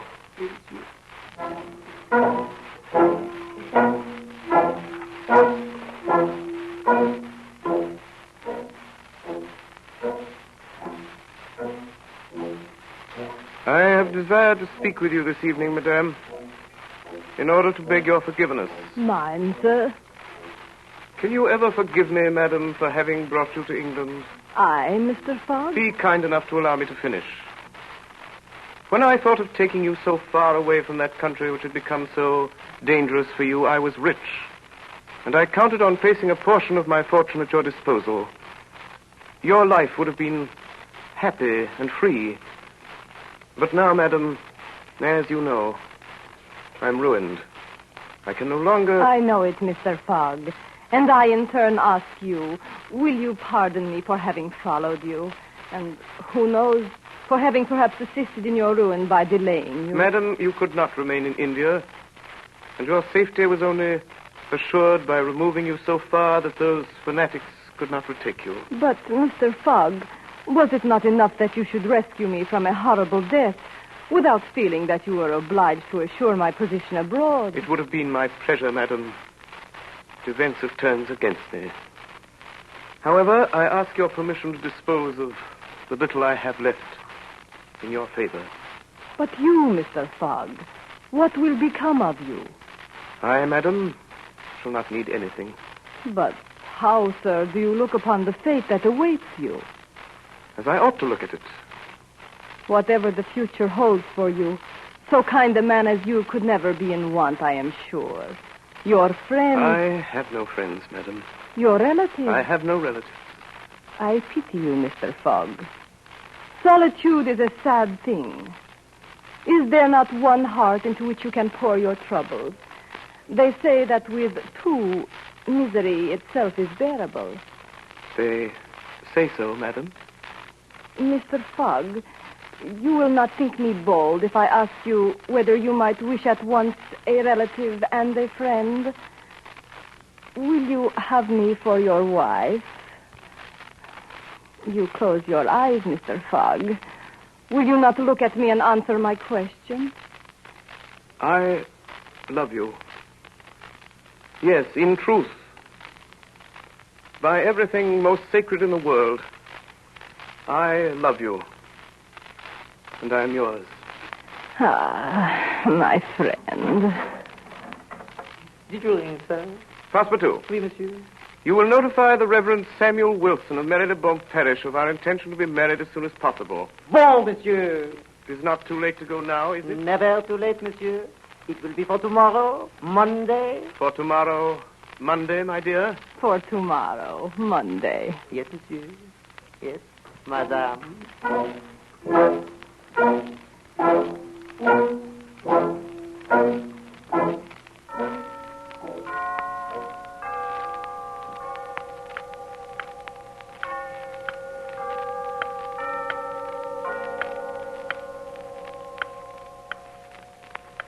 Gentlemen, in 15 minutes, the time agreed upon between Phileas Fogg and ourselves will have expired. At what hour did the last train arrive from Liverpool? 23 minutes after 7, and the next train doesn't arrive till after midnight. Gentlemen, if Phileas Fogg had arrived on the train at 23 minutes after 7, he would already be here. We can therefore consider we have won the bet. I wouldn't be too sure, gentlemen. Mr. Fogg is an eccentric of the first order. His punctuality is a byword. Never arrives too late or too soon. He'll appear here at the very last minute, or I shall be very much surprised. Let's continue our game, gentlemen. No deal, Flanagan. This is the rubber game. He has 11 minutes.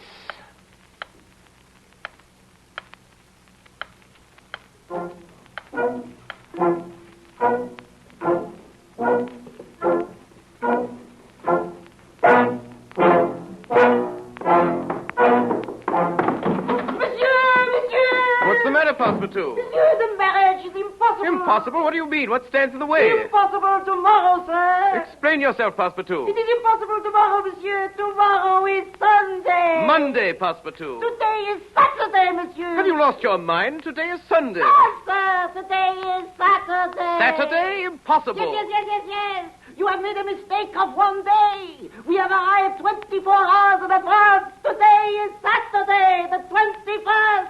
We have 10 minutes. We have won. We have faith.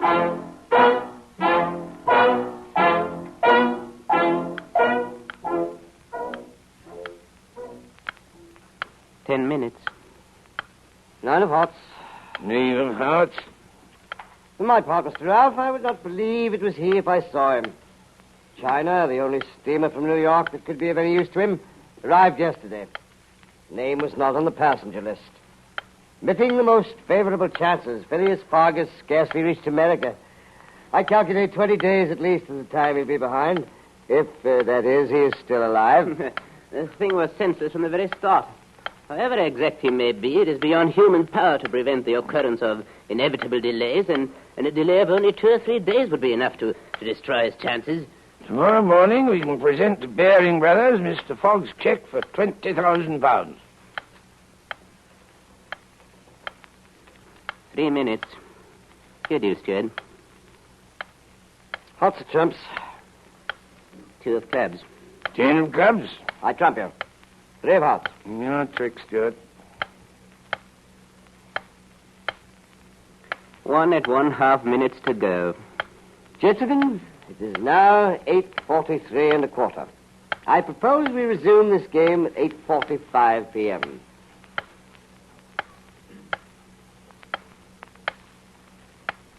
Gentlemen, we may safely congratulate ourselves.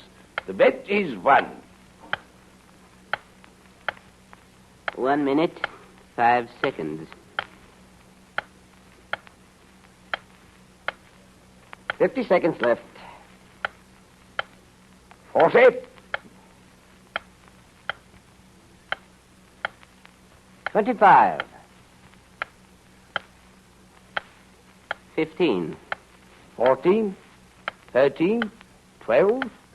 11. 10. 9. 8. 7. 6.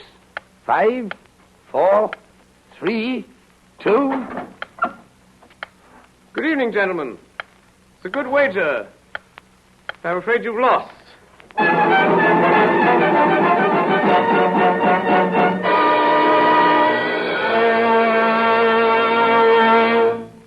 If you don't mind, Mr. Phileas Fogg, that is Mr. Orson Welles, how did a man of your character happen to be on time when all along you thought you were a day late? Well, Mr. Seymour, it's this way.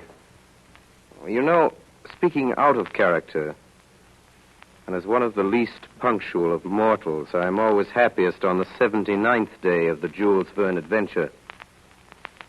Here, for a blissful page or two, it does really look as though all my life's long list of trains missed and appointments forgotten may be finally justified in the delirious unlikelihood of Mr. Fogg losing his bet. We of the world who can't read timetables, wind watches, or get out of bed, we for whom traffic jams were made and for whom the alarm clock never rings, we more than any regard with benevolent suspicion those incidents which delayed the undelayable Englishman. To us, they are less like incidents than excuses. The whole story is too good to be true. An alibi we'd never dare. At least, I'd never dare anything like this.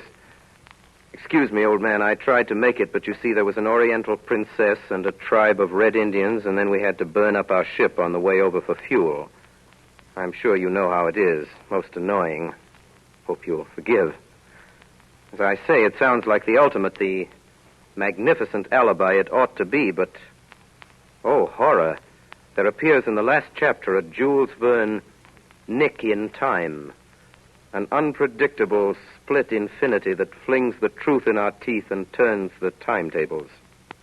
And here our envy turns to loathing as we, who are always late, realize that the 81st day is actually the 80th, that the 5 minutes after midnight is really the 11th hour, that Phileas Fogg made it and is lost to us. Well, Mr. Seymour, here's the solution. At a period when your grandfather saw the sun pass the meridian 80 times, Mr. Fogg, rushing precisely around the globe toward the sun, celebrated this solemn and unavoidable occasion 79 times only and gained a day. Myself, I don't understand it even after I've explained it. But you do, I'm sure. You who get there and keep nobody waiting. You probably guessed it before we began.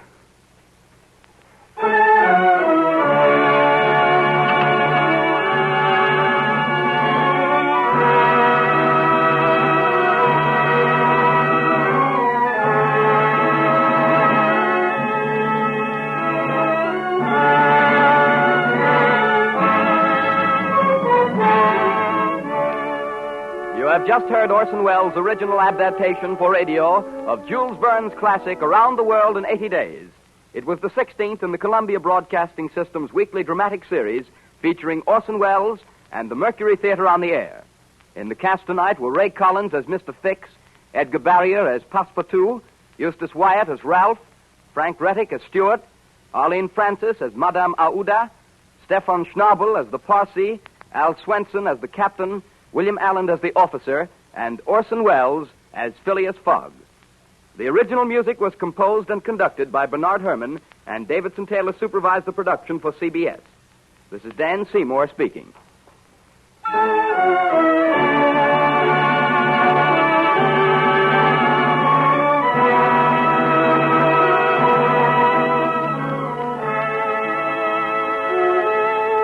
Next week, The War of the Worlds by H.G. Wells, with Orson Welles as producer, director, and featured artist, supported by the Mercury Theater on the Air. This is the Columbia Broadcasting System.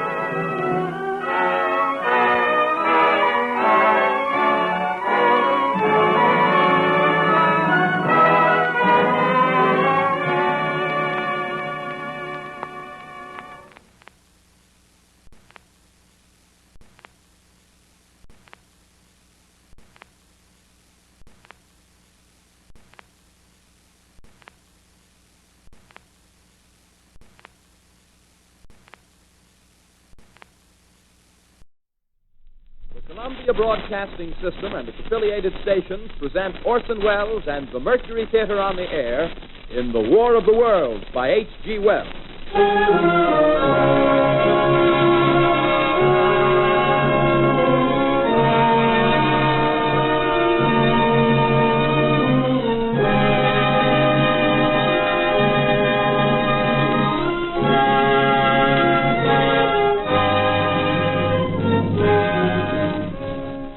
Ladies and gentlemen, the director of the Mercury Theater and star of these broadcasts, Orson Welles. We know now that in the early years of the 20th century, this world was being watched closely by intelligences greater than man's, and yet as mortal as his own. We know now that as human beings busied themselves about their various concerns, they were scrutinized and studied, perhaps almost as narrowly as a man with a microscope might scrutinize the transient creatures that swarm and multiply in a drop of water. With infinite complacence, people went to and fro over the earth about their little affairs, serene in the assurance of their dominion over this small, spinning fragment of solar driftwood, which by chance or design, man has inherited out of the dark mystery of time and space.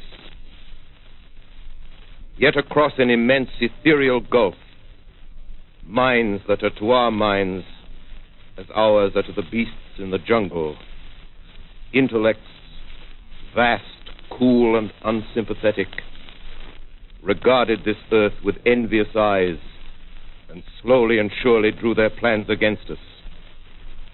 In the 39th year of the 20th century came the Great Disillusionment. Near the end of October, business was better. The war scare was over. More men were back at work. Sales were picking up. On this particular evening, October 30th, the Crosley service estimated that 32 million people were listening in on radios. For the next 24 hours, not much change in temperature. A slight atmospheric disturbance of undetermined origin is reported over Nova Scotia, causing a low-pressure area to move down rather rapidly over the northeastern states, bringing a forecast of rain accompanied by winds of light gale force. Maximum temperature 66, minimum 48. This weather report comes to you from the Government Weather Bureau. We'll take you now to the Meridian Room in the Hotel Park Plaza in downtown New York, where you will be entertained by the music of Raymond Raquello and his orchestra.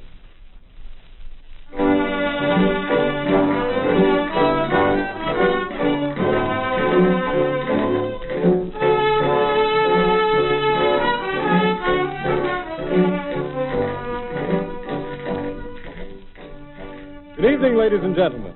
From the Meridian Room in the Park Plaza Hotel in New York City, we bring you the music of Raymond Raquello and his orchestra. The With a touch of the Spanish, Raymond Raquello leads off with La Comparsita.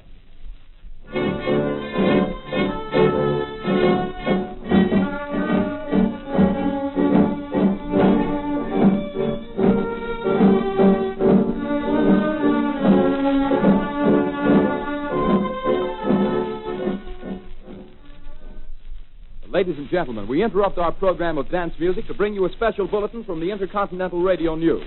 At 20 minutes before 8 Central Time, Professor Farrell of the Mount Jennings Observatory, Chicago, Illinois, reports observing several explosions of incandescent gas occurring at regular intervals on the planet Mars. The spectroscope indicates the gas to be hydrogen and moving toward the Earth with enormous velocity. Professor Pearson of the observatory at Princeton confirms Farrell's observation and describes the phenomenon as, quote, like a jet of blue flame shot from a gun, unquote. We now return you to the music of Raymond Raquello, playing for you in the Meridian Room of the Park Plaza Hotel, situated in downtown New York.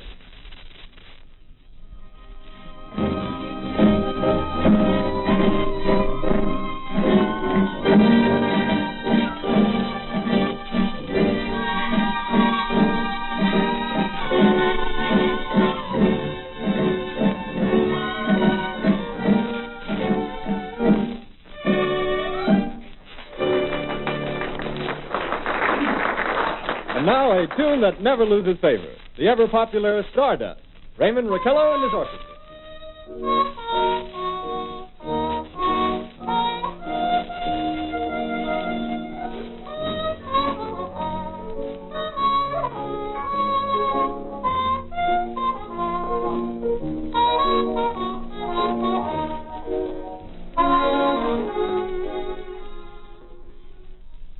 Ladies and gentlemen, following on the news given in our bulletin a moment ago, the Government Meteorological Bureau has requested the large observatories of the country to keep an astronomical watch on any further disturbances occurring on the planet Mars.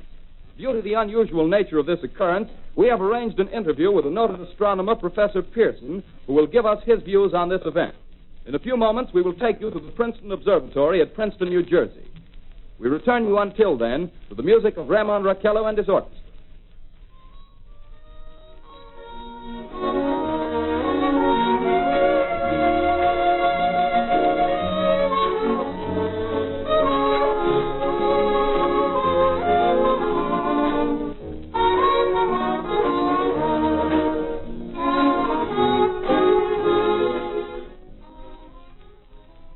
We are ready now to take you to the Princeton Observatory at Princeton, where Carl Phillips, our commentator, will interview Professor Richard Pearson, famous astronomer.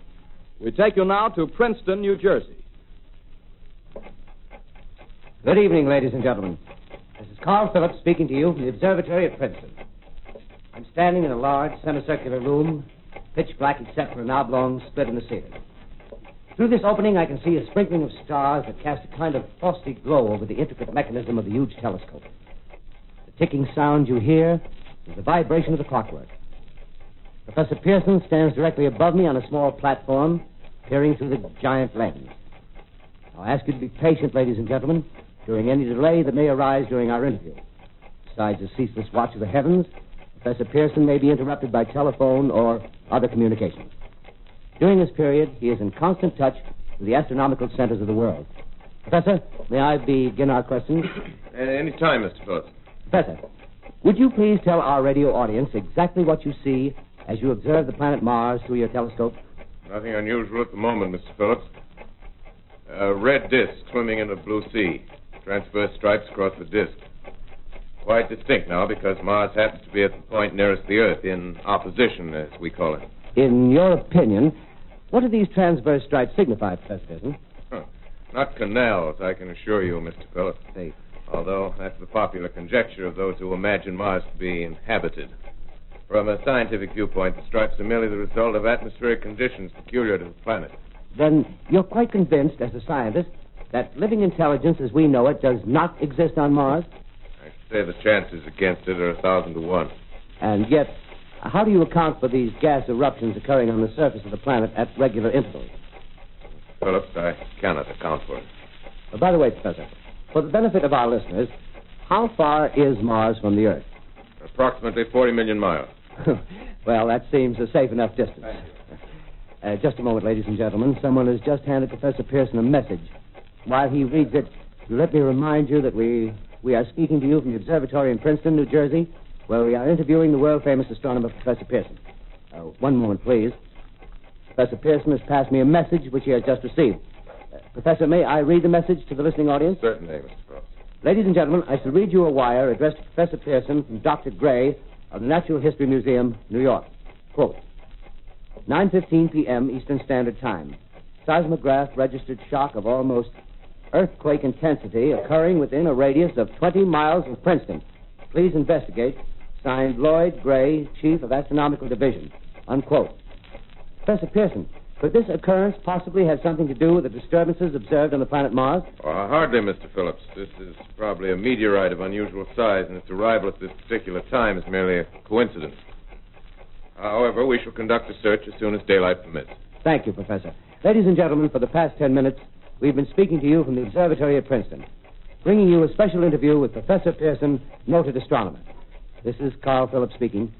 We are returning you now to our New York studio.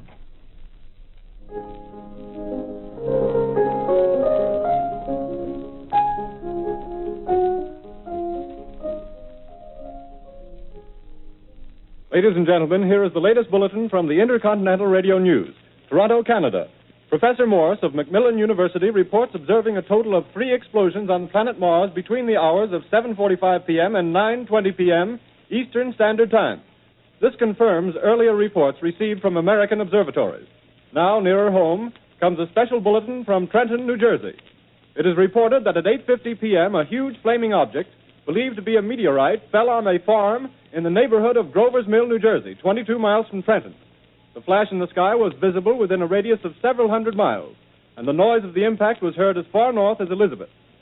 We have dispatched a special mobile unit to the scene, and we'll have our commentator, Carl Phillips, give you a word picture of the scene as soon as he can reach there from Princeton. In the meantime, we take you to the Hotel Martinet in Brooklyn, where Bobby Millett and his orchestra are offering a program of dance music.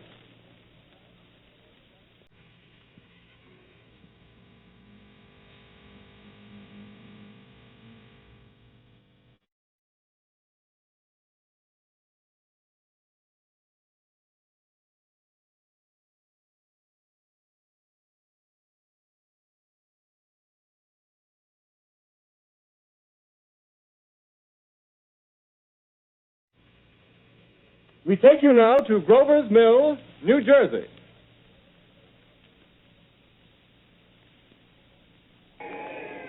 Ladies and gentlemen, this is Carl Phillips again, out at the Wilmot Farm, Grover's Mill, New Jersey. Professor Pearson and myself made the 11 miles from Princeton in 10 minutes.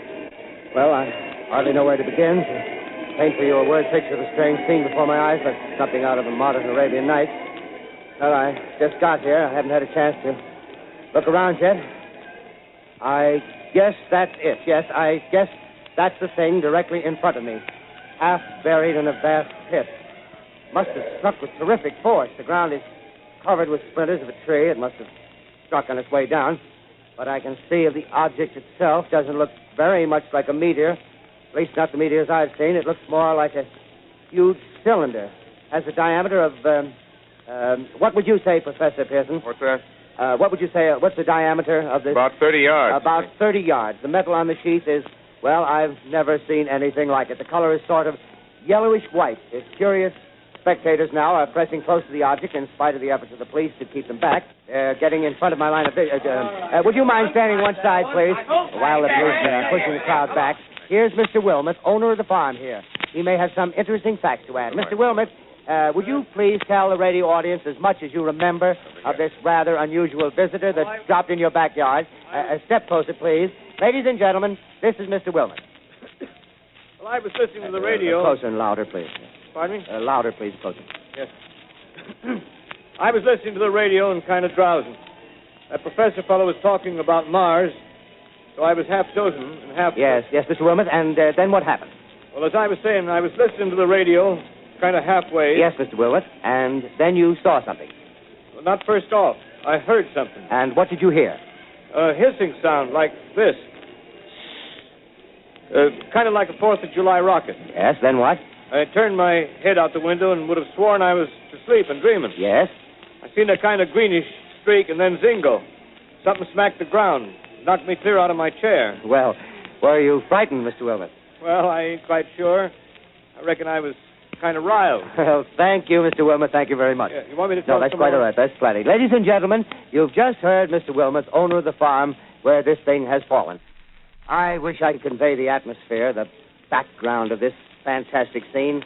Hundreds of cars are parked in a field in back of us, and the police are trying to rope off the roadway leading into the farm, but it's no use. They're breaking right through. The car's headlights throw an enormous spotlight on the pit where the object's half buried. Now, some of the more daring souls now are venturing near the edge. Their silhouettes stand out against the metal sheen. One man wants to touch the thing. He's having an argument with the policeman. The policeman wins. Now, ladies and gentlemen, there's something I haven't mentioned in all this excitement, but it's becoming more distinct. Perhaps you've caught it already on your radio. Listen, please. Do you hear it? It's a curious humming sound that seems to come from inside the object. I'll move the microphone nearer. Here. Now, we're not more than 25 feet away. Can you hear it now? Professor Pearson. Yes, Mr. Bob. Can you tell us the meaning of that scraping noise inside the thing? Possibly the unequal cooling of its surface. I say, do you still think it's a meteor, Professor? I don't know what to think. The metal casing is definitely extraterrestrial. Not found on this Earth. Friction with the Earth's atmosphere usually tears holes in a meteorite. This thing is smooth, and you can see its cylindrical just a minute. shape. Something's happening. Ladies and gentlemen, this is terrific. This end of the thing is beginning to flake off. The top is beginning to rotate like a screw, and the thing must be hollow. He's moving. Keep back there. Keep back there. Keep those men back. Keep back there. Keep those idiots back. Take off.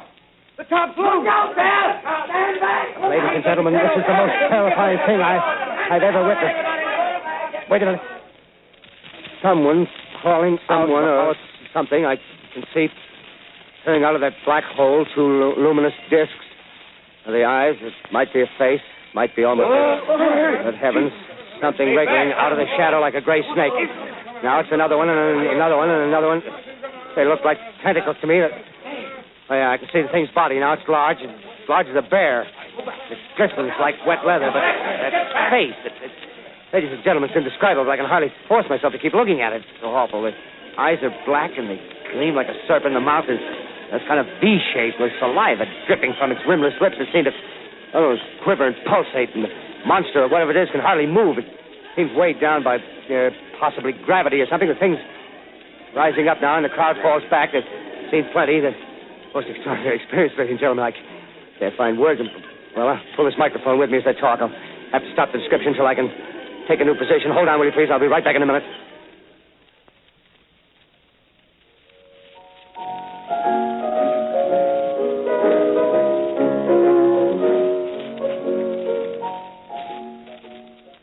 We are bringing you an eyewitness account of what's happening on the Wilmuth Farm, Grover's Mill, New Jersey.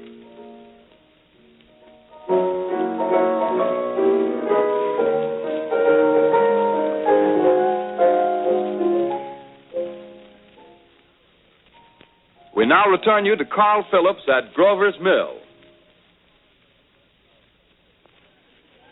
Ladies and gentlemen, am I on? Ladies and gentlemen, here I am, back of a stone wall that adjoins Mr. Wilmot's garden. From here, I get a sweep of the whole scene. I'll give you every detail as long as I can talk and as long as I can see. More state police have arrived. They're drawing up a cordon in front of the pit. About 30 of them. No need to push the crowd back now. They're willing to keep their distance. The captain's conferring with someone. Can't quite see who. Oh, yes, I believe it's Professor Pearson. Yes, it is. Now they've parted, and the professor moves around one side, studying the object while the captain and two policemen advance with something in their hands. I can see it now. It's a white handkerchief tied to a pole. Flag of truce. If those creatures know what that means, what anything means. Wait a minute, something's happening. Humped shape is rising out of the pit. I can make out a small beam of light against a mirror. What's that? There's a jet of flame springing from the mirror, and it leaps right at the advancing men. It strikes them head on. Lord, they're turning into flames. Now the whole field's caught up by the woods, the barns, The gas tanks of the automobiles spreading everywhere. It's coming this way now, about 20 yards to my right.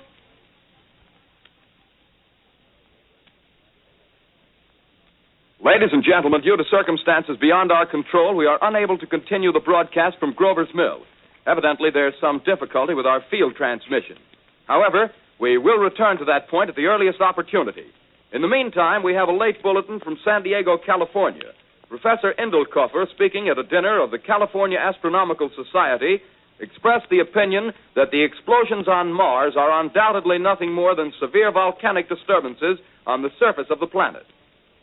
We continue now with our piano interlude.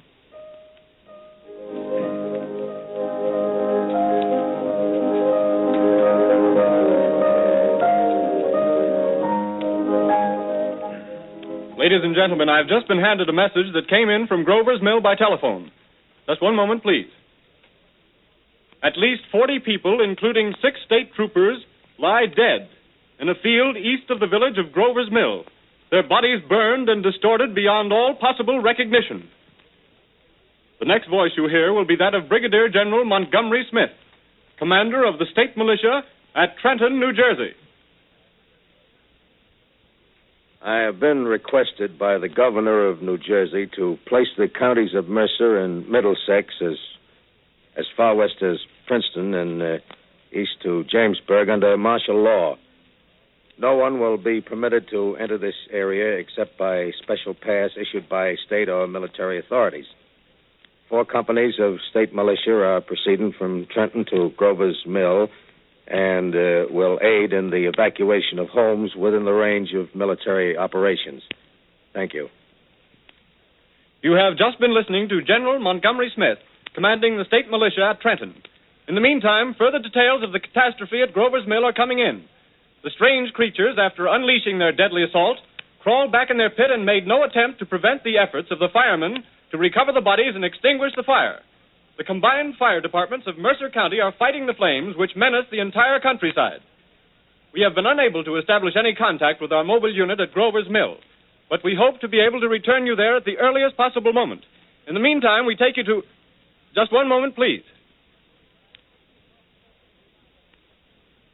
Ladies and gentlemen, I have just been informed that we have finally established communication with an eyewitness of the tragedy. Professor Pearson has been located at a farmhouse near Grover's Mill, where he has established an emergency observation post. As a scientist, he will give you his explanation of the calamity. The next voice you hear will be that of Professor Pearson, brought to you by direct wire. Professor Pearson. Of the creatures in the rocket cylinder at Grover's Mill, I can give you no authoritative information either as to their nature, their origin, or their purposes here on Earth. Of their destructive instrument, I might venture some conjectural explanation. For want of a better term, I shall refer to the mysterious weapon as a heat ray. It's all too evident that these creatures have scientific knowledge far in advance of our own. It's my guess that in some way they are able to generate an intense heat in a chamber of practically absolute non-conductivity. This intense heat they project in a parallel beam against any object they choose by means of a polished parabolic mirror of unknown composition, much as the mirror of a lighthouse projects a beam of light. That is my conjecture of the origin of the heat ray. Thank you, Professor Pearson. Ladies and gentlemen, here is a bulletin from Trenton. It is a brief statement informing us that the charred body of Carl Phillips has been identified in a Trenton hospital. Now, here's another bulletin from Washington, D.C. The Office of the Director of the National Red Cross reports 10 units of Red Cross emergency workers have been assigned to the headquarters of the state militia, stationed outside of Grover's Mill, New Jersey. Here's a bulletin from State Police, Princeton Junction. The fires at Grover's Mill and vicinity are now under control. Scouts report all quiet in the pit, and there is no sign of life appearing from the mouth of the cylinder. Now, ladies and gentlemen, we have a special statement from Mr. Harry McDonald, Vice President in charge of operations. We have received a request from the State Militia of Trenton to place at their disposal our entire broadcasting facilities. In view of the gravity of the situation, and believing that radio has a responsibility to serve in the public interest at all times, we are turning over our facilities to the State Militia at Trenton. We take you now to the field headquarters of the state militia near Grover's Mill, New Jersey. This is Captain Lansing of the Signal Corps, attached to the state militia, now engaged in military operations in the vicinity of Grover's Mill. Situation arising from the reported presence of certain individuals of unidentified nature is now under complete control. The cylindrical object, which lies in a pit directly below our position, surrounded on all sides by 8 battalions of infantry, without heavy field pieces, but adequately armed with rifles and machine guns. All cause for alarm, if such cause ever existed, is now entirely unjustified. Things, whatever they are, do not even venture to poke their heads above the pit.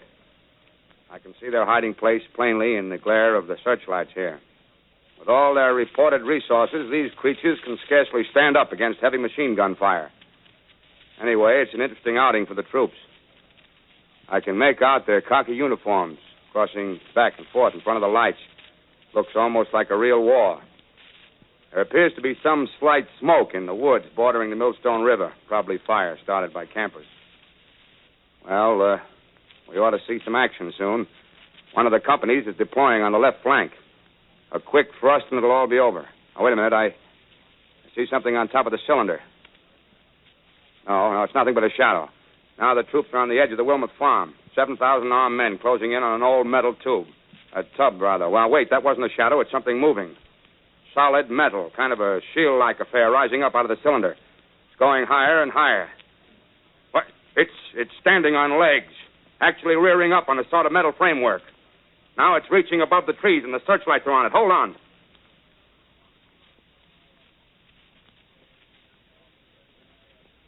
Ladies and gentlemen, I have a grave announcement to make. Incredible as it may seem, both the observations of science and the evidence of our eyes lead to the inescapable assumption that those strange beings who landed in the Jersey farmlands tonight are the vanguard of an invading army from the planet Mars. The battle which took place tonight at Grover Mills has ended in one of the most startling defeats ever suffered by an army in modern times. 7,000 men armed with rifles and machine guns pitted against a single fighting machine of the invaders from Mars. 120 known survivors. The rest strewn over the battle area from Grover's Mill to Plainsboro, crushed and trampled to death under the metal feet of the monster, or burned to cinders by its heat ray. The monster is now in control of the middle section of New Jersey and has effectively cut the state through its center. Communication lines are down from Pennsylvania to the Atlantic Ocean. Railroad tracks are torn and service from New York to Philadelphia discontinued, except routing some of the trains through Allerton and Phoenixville. Highways to the north, south, and west are clogged with frantic human traffic. Police and army reserves are unable to control the mad flight. By morning, the fugitives will have swelled Philadelphia, Camden, and Trenton. It is estimated to twice their normal population. Martial law prevails throughout New Jersey and eastern Pennsylvania.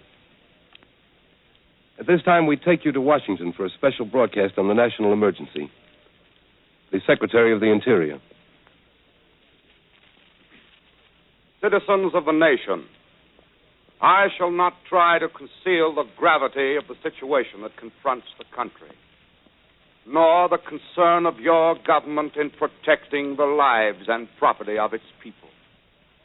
However, I wish to impress upon you, private citizens and public officials, all of you, the urgent need of calm and resourceful action. Fortunately, this formidable enemy is still confined to a comparatively small area, and we may place our faith in the military forces to keep them there. In the meantime, placing our faith in God, we must continue the performance of our duties, each and every one of us, so that we may confront this destructive adversary with a nation united, courageous, and consecrated to the preservation of human supremacy on this earth. I thank you. You have just heard the Secretary of the Interior speaking from Washington. Bulletins too numerous to read are piling up in the studio here. We're informed that the central portion of New Jersey is blacked out from radio communication due to the effect of the heat ray upon power lines and electrical equipment. Here's a special bulletin in New York. Cables have been received from English, French, and German scientific bodies offering assistance. Astronomers report continued gas outbursts at regular intervals on the planet Mars. The majority voiced the opinion that the enemy will be reinforced by additional rocket machines. There have been several attempts made to locate Professor Pearson of Princeton, who has observed Martians at close range. It is feared he was lost in the recent battle. Langham Field, Virginia. Scouting planes report 3 Martian machines visible above treetops, moving north toward Somerville with population fleeing ahead of them. The heat ray is not in use, although advancing at express train speed, invaders pick their way carefully. They seem to be making a conscious effort to avoid destruction of cities and countryside. However, they stop to uproot power lines, bridges, and railroad tracks. Their apparent objective is to crush resistance, paralyze communication, and disorganize human society. Here is a bulletin from Basking Ridge, New Jersey. Coon hunters have stumbled on a second cylinder similar to the first, embedded in the great swamp 20 miles south of Morristown. Army field pieces are proceeding from Newark to blow up the second invading unit before the cylinder can be opened and the fighting machine rigged. They are taking up a position in the foothills of Watchung Mountains. Another bulletin from Langham Field, Virginia. Scouting planes report enemy machines, now 3 in number, increasing speed northward, kicking over houses and trees in their evident haste to form a conjunction with their allies south of Morristown. Machines also sighted by telephone operator east of Middlesex within 10 miles of Plainfield. Here's a bulletin from Winston Field, Long Island. A fleet of Army bombers carrying heavy explosive flying north in pursuit of enemy. Scouting planes act as guides. They keep the speeding enemy in sight. Just a moment, please, ladies and gentlemen. We've run special wires to the artillery line and adjacent villages to give you direct reports in the zone of the advancing enemy. First, we take you to the battery of the 22nd Field Artillery, located in the Watchung Mountains. Range 32 meters. 32 meters. Projection 39 degrees. 39 degrees. Fire. 140 yards to the right, sir. Shift range 31 meters. 31 meters. Projection 37 degrees. 37 degrees. Fire.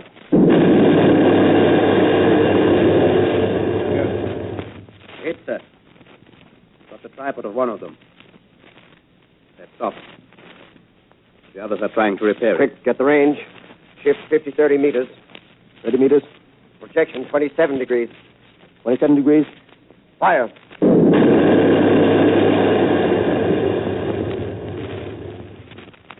Can't see the shell land, sir. Letting off a smoke. What is it? Black smoke, sir. Moving this way. Lying close to the ground. Moving fast. Put on gas masks. Get ready to fire. Shift to 24 meters. 24 meters. Projection 24 degrees. 24 degrees. Fire.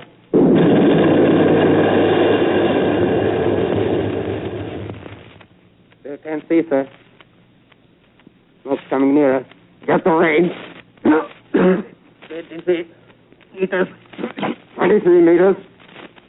23 meters. Projection 22 degrees. 22 degrees.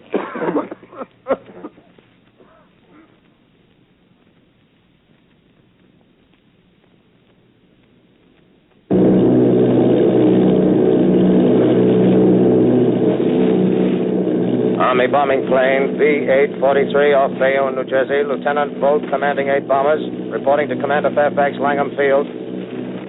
This is Bolt reporting to Commander Fairfax, Langham Field.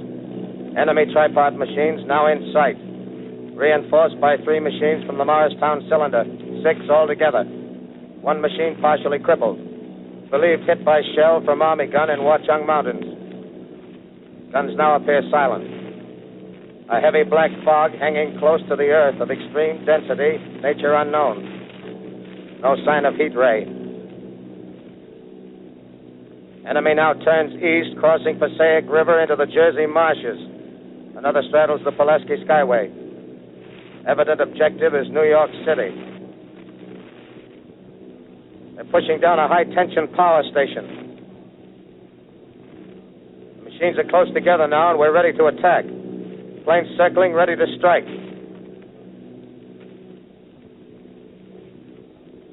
A 1,000 yards and we'll be over the first.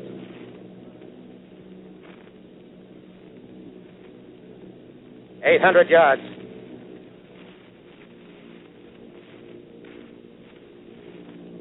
$600.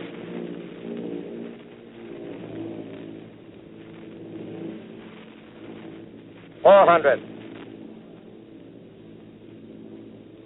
$200. There they go. The giant arm raised. Green flash.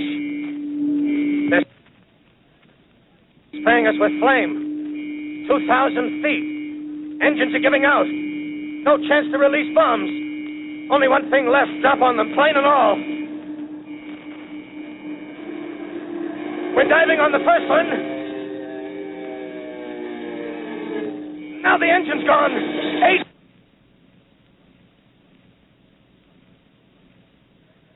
This is Bayonne, New Jersey, calling Langham Field. This is Bayonne, New Jersey, calling Langham Field. Come in, please. This is Langham Field. Go ahead. 8 Army bombers in engagement with enemy tripod machines over Jersey Flats. Engines incapacitated by heat ray. All crashed. 1 enemy machine destroyed. Enemy now discharging heavy black smoke in direction of... This is Newark, New Jersey. This is Newark, New Jersey. Warning. Poisonous black smoke pouring in from Jersey marshes. Reaches South Street.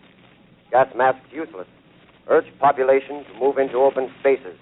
Automobiles use routes 7, 23, 24. Avoid congested areas. Smoke now spreading over Raymond Boulevard.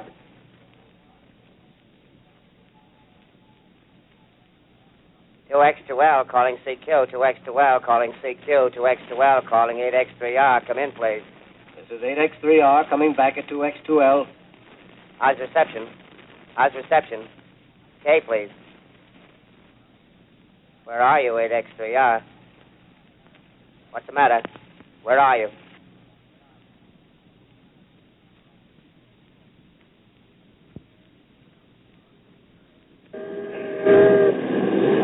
I'm speaking from the roof of Broadcasting Building. I'm speaking from the roof of Broadcasting Building, New York City. The bells you hear are ringing to warn the people to evacuate the city as the Martians approach. Estimated in the last 2 hours, 3 million people have moved out along the roads to the north. Hutchison River Parkway is still kept open for motor traffic. Avoid bridges to Long Island, hopelessly jammed.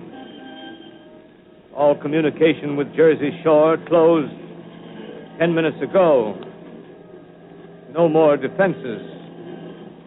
Our army is wiped out. Artillery, Air Force, everything wiped out. This may be the last broadcast. We'll stay here to the end. People are holding service here below us in the cathedral. Now I look down the harbor, all manner of boats, overloaded with fleeing population pulling out from docks. Streets are all jammed, noise and crowds like New Year's Eve in city. Wait a minute, the enemy is now in sight above the Palisades. Five great machines. First one is crossing the river. I can see it from here, wading the Hudson like a man wading through a brook. A bulletin is handed me. Martian cylinders are falling all over the country. One outside of Buffalo, one in Chicago, St. Louis. Seem to be timed and spaced. Now the first machine reaches the shore. He stands watching, looking over the city. The steel cowlish head is even with the skyscrapers. He waits for the others. They rise like a line of new towers on the city's west side. Now they're lifting their metal hands. This is the end now. Smoke comes out, black smoke drifting over the city. People in the streets see it now. They're running toward the East River, thousands of them, dropping in like rats. Now the smoke's spreading faster. It's reached Times Square. People are trying to run away from it, but it's no use. They're falling like flies. Now the smoke's crossing 6th Avenue, 5th Avenue, 100 yards away. It's 50 feet.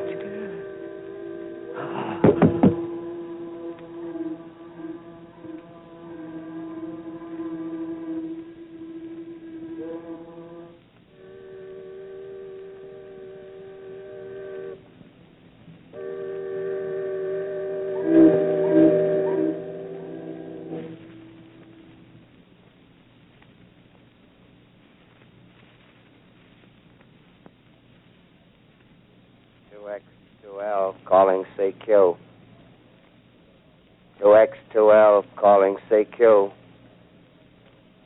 2X2L calling CQ, New York. Isn't there anyone on the air? Isn't there anyone on the air? Isn't there anyone? 2X2L.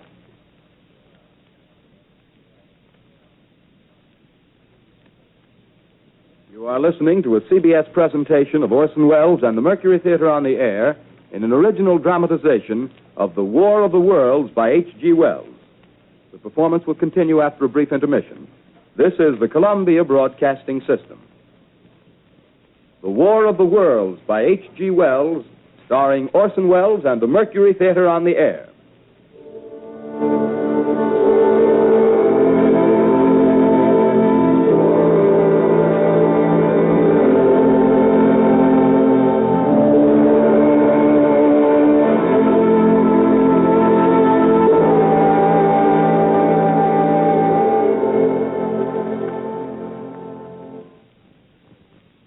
I set down these notes on paper. I'm obsessed by the thought that I may be the last living man on Earth. I've been hiding in this empty house near Grover's Mill, a small island of daylight cut off by the black smoke from the rest of the world. All that happened before the arrival of these monstrous creatures in the world now seems part of another life. A life that has no continuity with the present. Furtive existence of the lonely derelict who pencils these words on the back of some astronomical notes bearing the signature of Richard Pearson. I look down at my blackened hand and I try to connect them with a professor who lives at Princeton and who, on the night of October 20th, glimpsed through his telescope an orange splash of light on a distant planet. My wife, my colleagues, my students, my books, my observatory, my world. Where are they? Did they ever exist? Am I Richard Pearson?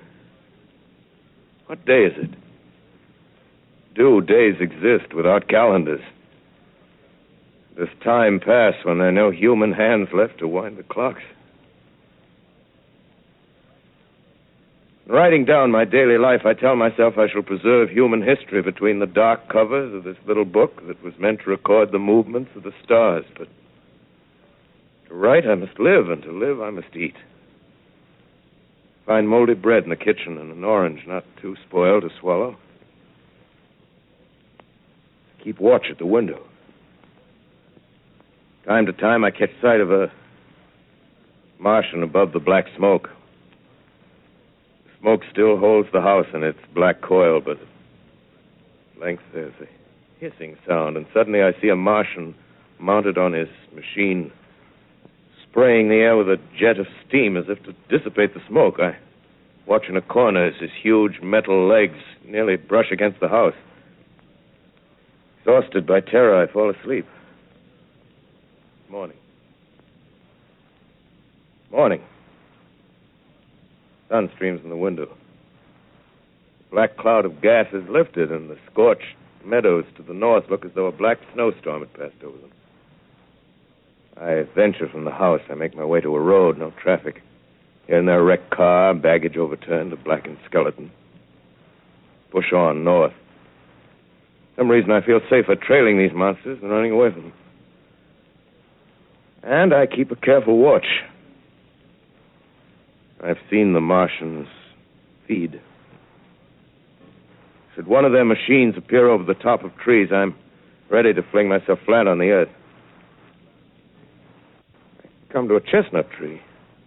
October. Chestnuts are ripe. Fill my pockets. Must keep alive. 2 days I wander in a vague northerly direction through a desolate world. Finally, I notice a living creature. A small red squirrel in a beech tree. I stare at him and wonder. He stares back at me. I believe at that moment the animal and I shared the same emotion. The joy of finding another living being. Push on north. I find dead cows in a brackish field, and beyond the charred ruins of a dairy and a silo remain standing guard over the wasteland like a lighthouse, deserted by the sea. Astride the silo perches a weathercock. The arrow points north. North. Next day, I come to a city. City vaguely familiar in its contours, yet its buildings strangely dwarfed and leveled off as if a giant had sliced off its highest towers with a capricious sweep of his hand. Reached the outskirts, I found Newark. Newark, undemolished but humbled by some whim of the advancing Martians. Presently, with an odd feeling of being watched, I caught sight of something crouching in a doorway. I made a step towards it. It rose up and became a man. A man armed with a large knife. Stop! Where do you come from? I come from many places. A long time ago, from Princeton. Princeton, huh? That's near Grover's Mill. Yes. Grover's Mill. There's no food here. This is my country. All this end of town down the river. There's only food for one. Which way are you going? I don't know. I guess I'm looking for people. Hey, what was that? Did you hear something just then? No. Only a bird. A live bird. Yeah. You get to know that birds have shadows these days. Say, we're in the open here. Let's crawl in this doorway here and talk. Have you seen any Martians? No. They're going over to New York. Night, the sky's alive with their lights, just as if people were still living in it. By daylight, you can't see them. 5 days ago, a couple of them carried something big across the flats from the airport. I think they're learning how to fly. Fly? Yeah, fly. Well, it's all over with humanity. Stranger, there's still you and I. 2 of us left. Yeah. They got themselves in solid.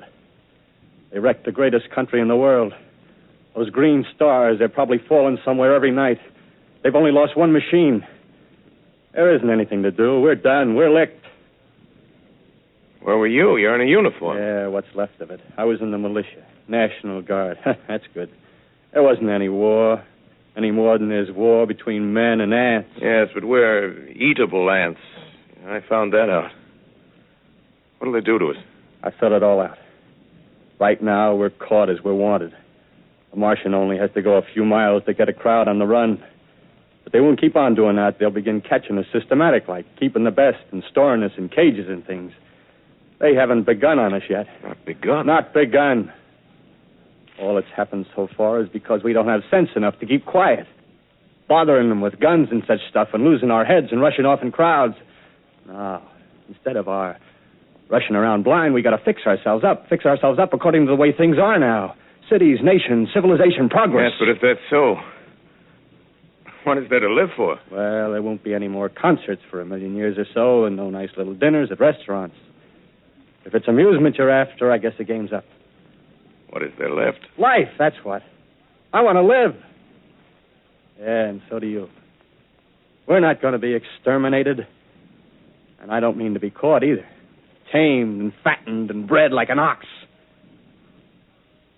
What are you going to do? I'm going on. Right under their feet. I got a plan. We men, as men, we're finished. We don't know enough. We got to learn plenty before we got a chance. We've got to live and keep free while we learn, see? I've thought it all out, see?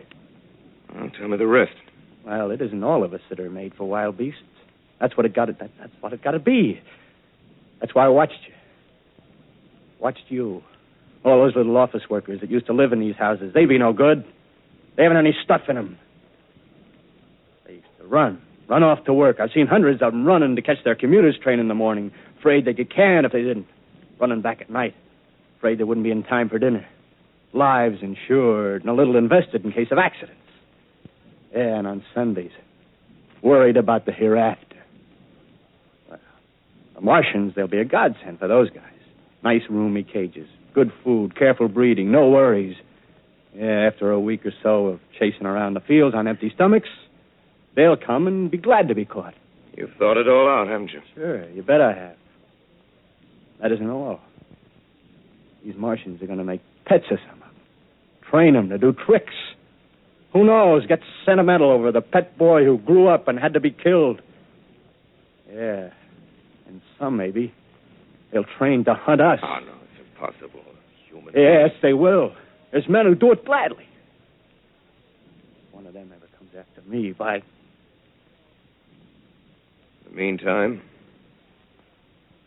you and I and others like us, where are we to live when the Martians own the Earth? I got it all figured out. We'll live underground. I've been thinking about the sewers. Under New York, there are miles and miles of them. The main ones, they're big enough for anybody.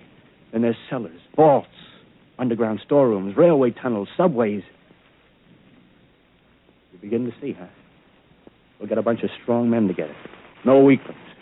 That rubbish, out. As you meant me to go. All right. Give you a chance, didn't I? Won't quarrel about that. Go on. Well, we got to make safe places for us to stay in, see? Get all the books we can. Science books. That's where men like you come in, see? We raid the museums. We'll even spy on the Martians. May not be so much we have to learn before... Listen. Just imagine this. 4 or 5 of their own fighting machines suddenly start off. Heat rays right and left. Not a Martian in them. Not a Martian in them, see? But men. Men who've learned the way how. May even be in our time. Gee. Imagine having one of them lovely things with a heat ray wide and free. We'd turn it on Martians. We'd turn it on men. We'd bring everybody down on their knees. That's your plan. You, me, a few more of us. We'd own the world. I see. Hey. Hey, what's the matter? Where are you going? Not to your world. Bye, stranger. Well, after parting with the artilleryman, I came at last to the Holland Tunnel, entered that silent tube, anxious to know the fate of the great city on the other side of the Hudson. Cautiously, I came out of the tunnel and made my way up Canal Street. Reached 14th Street, and there again were black powder and several bodies and an evil, ominous smell from the gratings of the cellars of some of the houses. I wandered up through the 30s and 40s,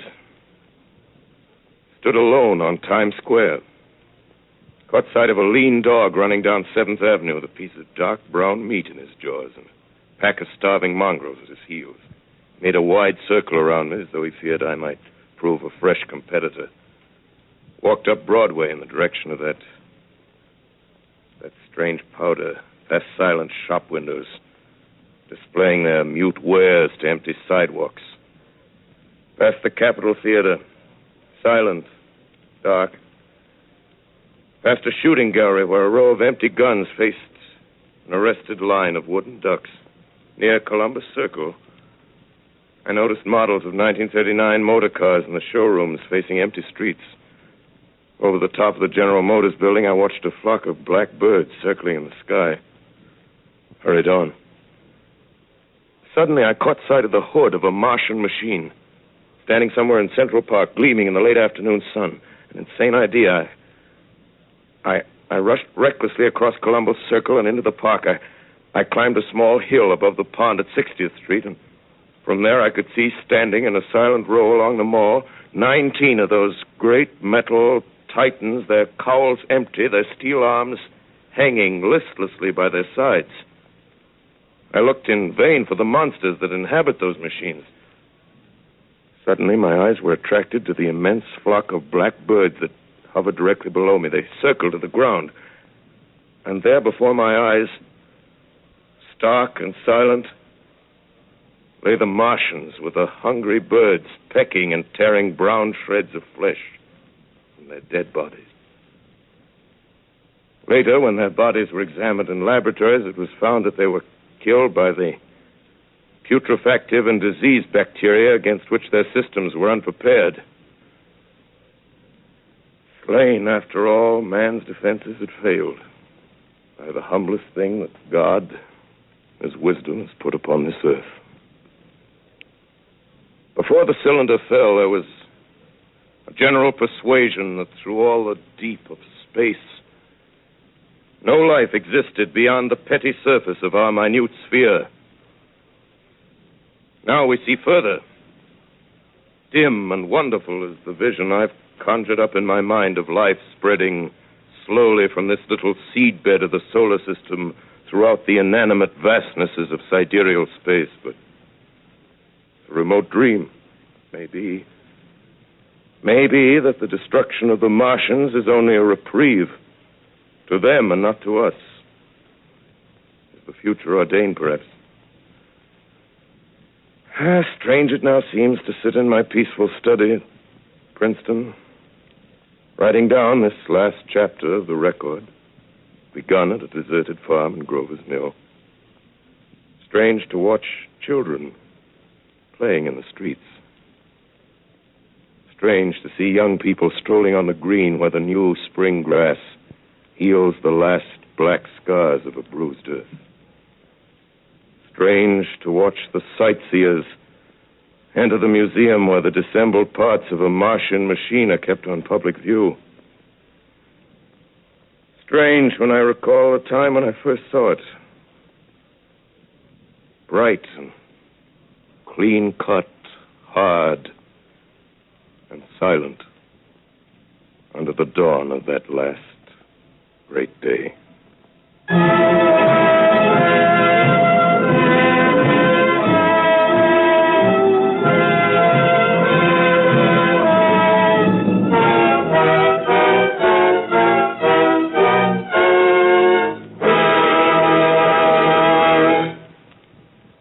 This is Orson Welles, ladies and gentlemen. Out of character, to assure you that the War of the Worlds has no further significance than as the holiday offering it was intended to be. The Mercury Theater's own radio version of dressing up in a sheet and jumping out of a bush and saying boo. Starting now, we couldn't soap all your windows and steal all your garden gates by tomorrow night, so we did the best next thing. We annihilated the world before your very ears and utterly destroyed the CBS. You will be relieved, I hope, to learn that we didn't mean it and that both institutions are still open for business. So goodbye, everybody, and remember, please, for the next day or so, the terrible lesson you learned tonight. That grinning, glowing, globular invader of your living room is an inhabitant of the pumpkin patch, and if your doorbell rings and nobody's there, that was no Martian. It's Halloween.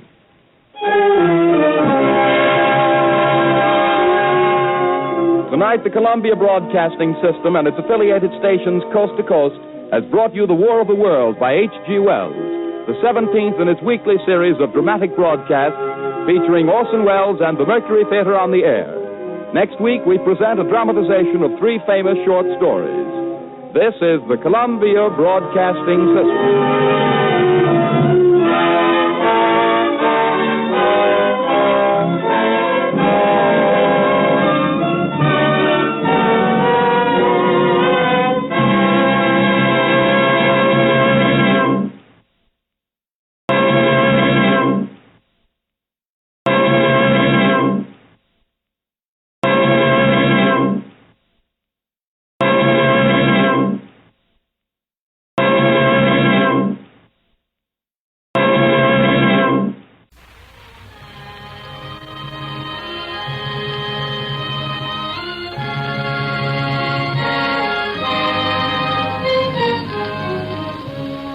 For 17 weeks past, Orson Welles and the Mercury Theater on the Eyre have brought you Mr. Welles' own dramatizations of literary classics, both of the past and from our own time. On all broadcasts but one, the presentation has been a single narrative. On one occasion, the Mercury players offered in dramatic form 3 of the world's great short stories. The success of that experiment led to nationwide requests for other brief narratives of contrasting emotional appeal. And so tonight, in their 18th broadcast, Orson Welles and the Mercury Theater on the Eyre bring to life 2 famous short stories, each dealing with a different fundamental human emotion. The authors are Joseph Conrad and Clarence Day. Tonight, Mr. Welles will not only appear in several parts, but will also speak for the 2 authors as narrator. And here, ladies and gentlemen, is the star and director of the Mercury Theater to tell you about the first presentation, Mr. Orson Welles. Good evening. There was a man called Karshanovsky, an agitator for Polish freedom in the 50s, who was exiled by the Tsar. On the journey, his child was taken ill, and when he begged an official to let him stop on his way to nurse it, the official said, "Not to bother. What's one baby's life among all these thousands?" said the official. "If it's dying, leave it behind." Luckily, this expedient was found unnecessary. And the happy ending of the story is that little Joseph Conrad Karshanovsky lived to drop his last name and to learn that careful, fortunate English which he practiced to the everlasting glory of our literature. Tonight we present you with a dramatization of one of the best regarded and most typical of the works of Joseph Conrad. The Heart of Darkness could be described as a deliberate masterpiece, or a downright incantation. A fine piece of prose work at the least. Its best aspects are an artful compound of sympathy for humankind and a high tragical disgust. Its successful contrivance of mood hides its craft as an octopus hides in its own ink. And almost we are persuaded that there is something, after all, something essential, waiting for all of us in the dark alleys of the world, aboriginally loathsome, immeasurable, and certainly nameless.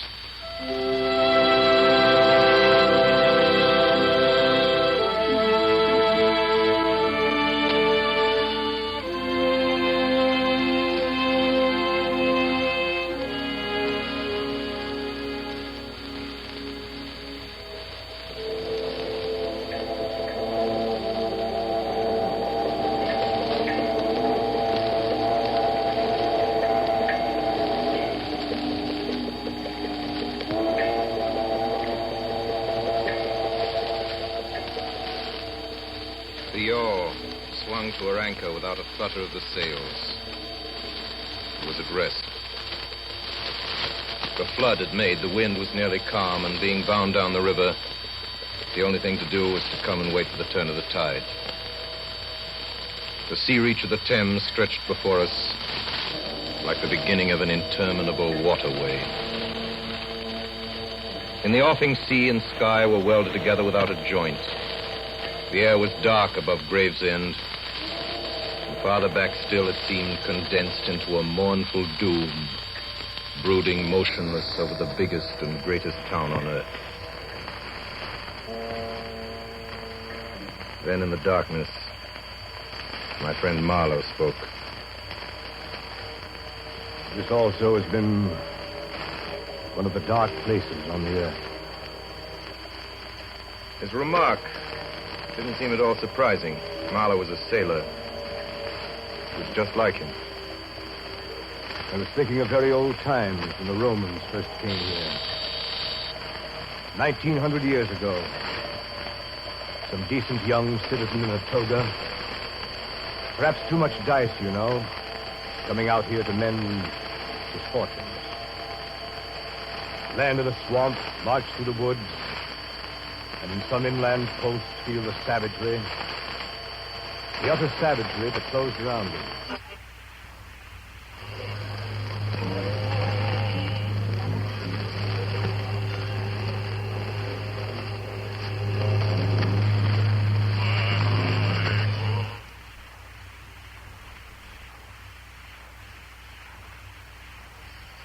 Growing regret, the longing to escape, the powerless disgust, the surrender, the hate.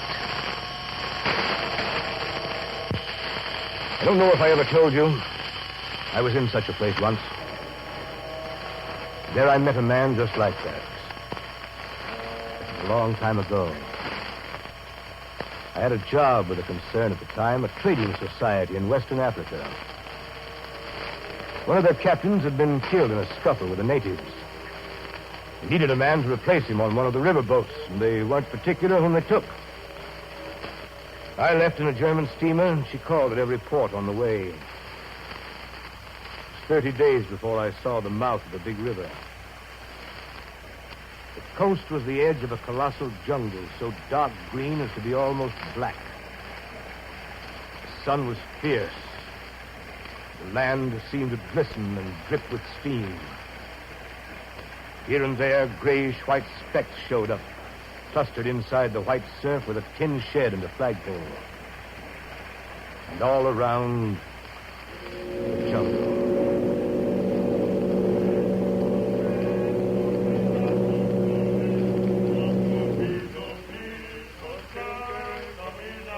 You know, it's funny, Mr. Marlowe, where some people will live for a few francs a month.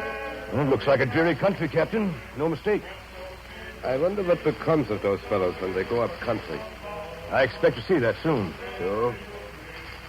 Don't be too sure. Last year I took up a man who hanged himself on the road. He was a Swede. Hanged himself? Why? Who knows? Sun was too much for him, or the country, perhaps. There's your company station. I'll send your things up. $4, you said so. Farewell. Good luck to you. Goodbye, Captain.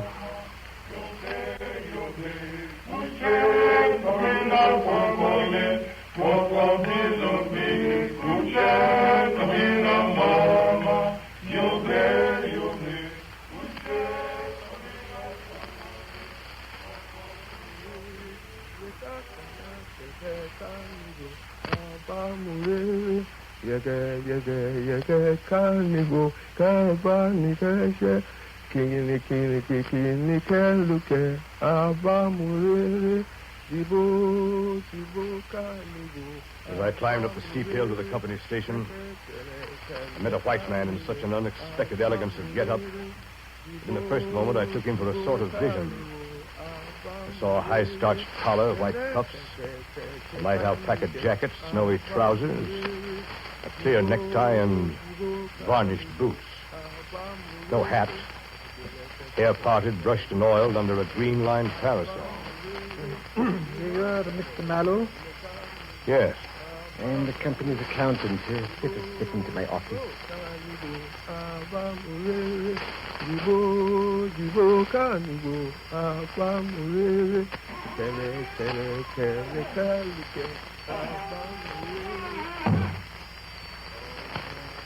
What's that? You don't disturb yourself. An agent from up country, fever. Will you just leave him there? There is no place else to put him until he... Well, as long as he's alive. It's a nuisance all around. His groans distract my attention. And it's difficult enough to guard against clerical errors in this country. Yes, I suppose so. So you're going to the ivory country, Mr. Marlowe? Interesting. I've gathered that impression already. For my part, I like books better. Entries and all that. And by the way, you'll meet Mr. Kurtz up there, you know. Who is Mr. Kurtz? Mr. Kurtz is the agent at the farthest station inn. He sends down more ivory than all the others put together. That must make him a valuable man to the company. Indeed, he'll go far, very far. Over the heads of many of us that... Well, I won't go into detail. When you see Mr. Kurtz, please tell him that everything is very satisfactory. I'd write him, but you can't tell who might get hold of a letter at the Central Station. I forgot the sick man. I don't know. It's all right. He doesn't hear. You mean? Oh, no, not yet. Yes, this Mr. Kurtz. He's a very remarkable person.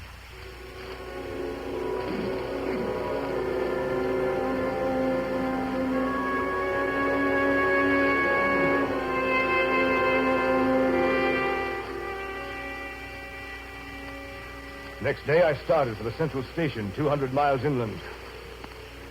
Paths everywhere, spreading over the empty land, through the long grass, through thickets, down and up chilly ravines, up and down stony hills ablaze with heat and solitude. Great silence around and above. On the 15th day, I came in sight of the big river again. Hobbled into the Central Station. It was on a black water surrounded by scrub and forest, with a pretty border of smelly mud on one side, and the three others enclosed by a crazy fence of rushes. White men with long sticks in their hands appeared languidly from amongst the buildings. They made no effort to welcome me. In fact, paid no particular attention to my arrival, except for a casual glance. I walked up to the largest hut in the enclosure. How do you do? My name is Marlowe. Captain Marlowe of the riverboat. Oh, yes. You've been a long time coming, Marlowe. Your boat is wrecked, Captain. What did you say, sir? Wrecked. Her bottom was torn out on stones, and she sank near the south bank. But everyone behaved splendidly. You will have to fish her out. It will be some time before you will be able to make the trip up the river. For some months, in fact. Well, that's unbelievable. You'll believe it when you see her. I want you to have a look at her and let me know how soon she'll be ready. Who are you, sir? I'm the manager here, the company's manager. The situation here is grave, very grave. I don't yet know who is dead and who is alive. And with the boat laid up, we don't know how things stand. But there are rumors, grave rumors, that a very important station is in jeopardy. And Mr. Kurtz, our manager, is ill. Kurtz? I think I heard his name down on the coast. Ah, so they talk of Mr. Kurtz down there, do they? They do? He must be a very unusual man. Quite so. A very unusual man. Very successful, too. You can understand my anxiety. You should be ready to start in 3 months. Yes, 3 months. That ought to do the affair. Went down and looked at my battered, twisted tin pot steamboat. She rang under my feet like an empty biscuit tin kicked along the gutter. I didn't realize at the moment how accurately the manager had estimated the time required for the affair, as he called it. Weeks of waiting. Weeks of waiting for a box full of rivets to come up from the coast. And in those weeks, I saw the station full of white men with long sticks in their hands, strolling aimlessly about like a lot of faithless pilgrims bewitched inside a rotten fence. The word ivory rang in the air, with whispers and with sighs. You'd think they were praying to the great god Ivory. I've never seen anything so unreal in my life. One evening, I happened to be in the hut of the assistant manager. I noticed on his table a small sketch in oils representing a woman draped and blindfolded carrying a lighted torch. Tell me, did you paint this? Oh, no, that was painted by Mr. Kurtz in the station more than a year ago. Mr. Kurtz painted it while waiting for means to go to his trading post. Oh, Mr. Kurtz, eh? Mr. Kurtz is the chief of the inner station. Oh, he's a prodigy. He sends down more ivory than any of our other agents. Besides that, he's an emissary of pity and science and progress. And so he comes here, a special being. So today, Mr. Kurtz is the chief of the best station. Next year, he will be assistant manager. 2 years more and... but I dare say you know what he will be in 2 years' time. You're one of the new gang, Captain. Oh, I know what I'm talking about. I have my own eyes to trust. You read the company's confidential correspondence. What do you mean? When Mr. Kurtz is general manager, you won't have the opportunity. Well, the rivets arrived just in time to make good the manager's prediction. In 3 months, almost to a day, I set out to the interior to relieve Mr. Kurtz at the inner station. Heavy, sluggish. There was no joy in the brilliance of the sunshine. As we steamed deeper into the jungle, the roll of drums behind the cordon of trees kept a distant, constant tremor.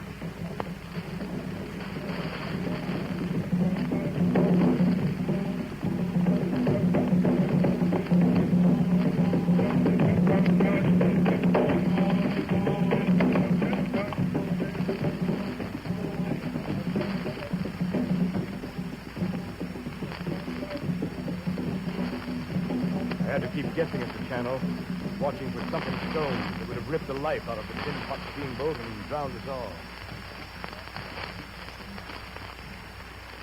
Still the drums beat on behind us, ahead of us, on all sides of us. The steamer toiled along slowly on the edge of a black and incomprehensible frenzy. The prehistoric man, cursing us, praying to us, welcoming us. Who could tell? Not far below the inner station, we came upon a hut of reeds, an inclined and melancholy pole with the unrecognizable tatters of what had been a flag of some sort flying from it. The manager and I, who went ashore, found a flat piece of board with some faded pencil writing on it. It read, "Hurry up to inner station. Approach cautiously." There was a signature, but it was illegible. Not put. What do you make of this, Captain? Someone trying to be mysterious. Approach cautiously. Approach what? We better push on the right side out. We're only 8 miles from Kurtz now, aren't we? 8 miles of dangerous river. Sun's getting low. After this warning, I prefer to approach the station by daylight. But Kurtz may need us. He may be in trouble. I hope not.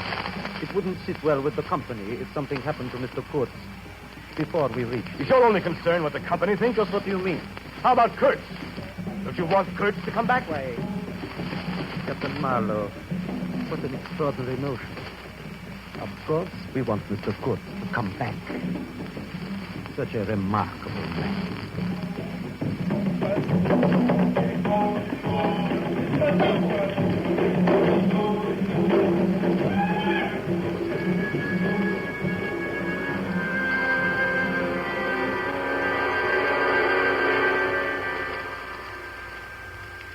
When the sun rose next morning, there was a white fog, very warm and clammy and more blinding than the night. It stood all around us like something solid. At 8 or 9, perhaps, it began to lift as a shutter lifts. We had a glimpse of the growing multitude of trees, of the immense matted jungle with the blazing little ball of the sun hanging over it. At last, the opaque water, still and treacherous, was dimly visible from the wheelhouse where I stood beside my pilot. The company men, their alpaca suits whiter than the fog, stood on the deck below me.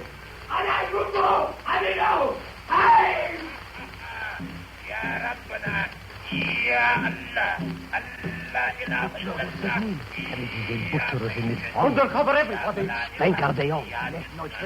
All around us. Oh, Captain. Yes? Can't you get us on the way? It's the natives of the rocks. Take your choice. Try the river, Captain. They'll force us if we stay on shore. Lie below. Even the chain. Steam ahead. Watch those eddies, pilot. Watch, Captain. Half steam below. Look out there! Arrows! Arrows! Close the shutters on your side, pilot. Smoke. Can't see her. Keep it straight, pilot. Stay below. Stop firing. Oh, wait. Here's something that'll do more than your confounded guns.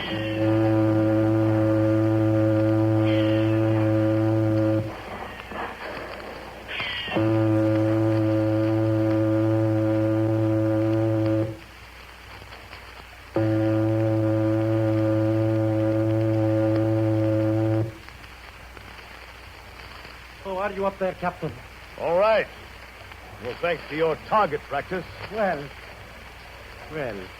we beat them off. You beat them off. The steam whistle beat them off. The gun smoke nearly wrecked us. Captain Marlowe, you behaved admirably. Everyone behaved admirably. A credit to the company. Well, I'm afraid they got one of the crew. Yes, it is on the deck. Poor devil. He's got an arrow sticking through his chest. Give me a hand with this arrow. Steady there. It's got a steel tip. Strange. There's no steel in the Belgian Congo. I wonder if by any chance Mr. Court.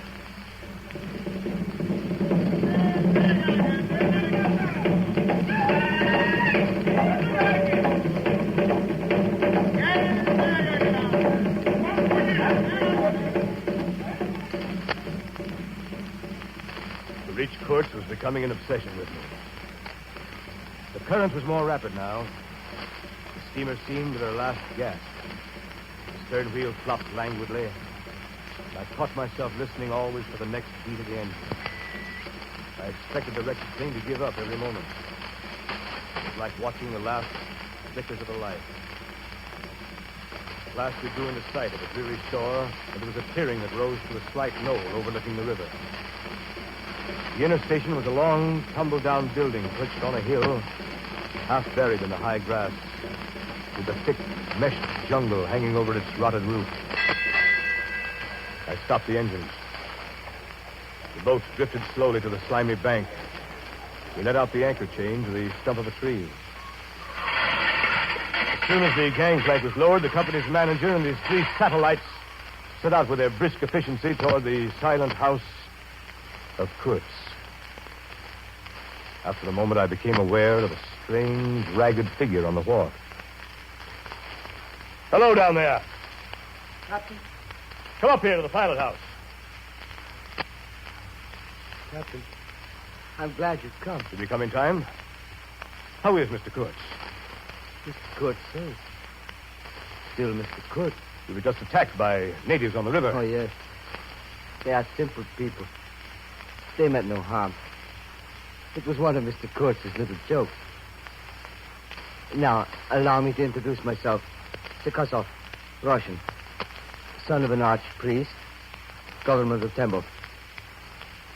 A great pleasure to talk with a white man, Captain. Don't you talk with Mr. Kurtz? Well, you don't talk with that man. You listen to him. Mr. Kurtz, Captain, has enlarged my mind. We've talked of everything. Everything. He made me see things. And ever since, you've been with him, of course. Oh, on the contrary. Very often I had to wait for days before he would turn up. It was worth waiting for, though. Sometimes. What was he doing?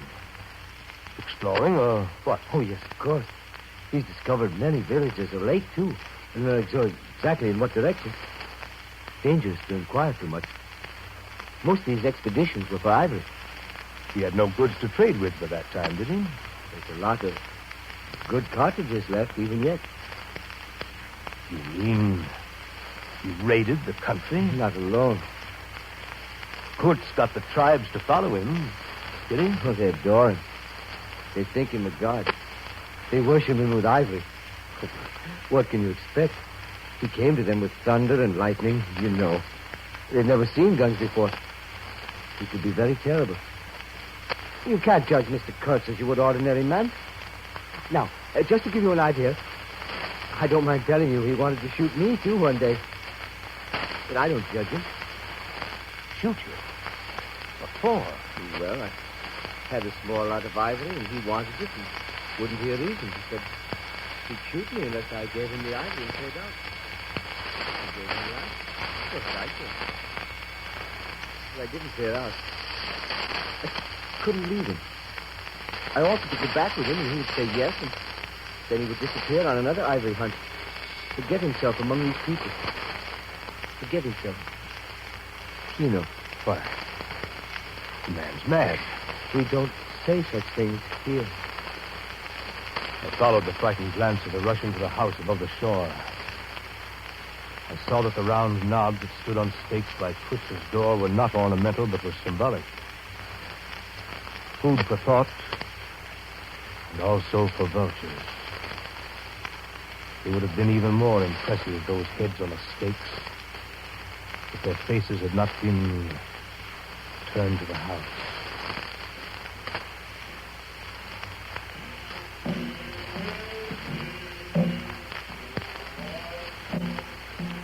Suddenly, round the corner of the house, a group of natives appeared, as though they had come up from the ground.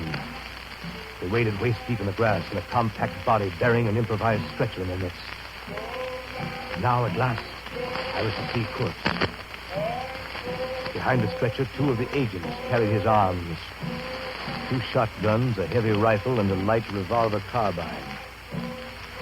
The thunderbolts of that pitiful Jupiter.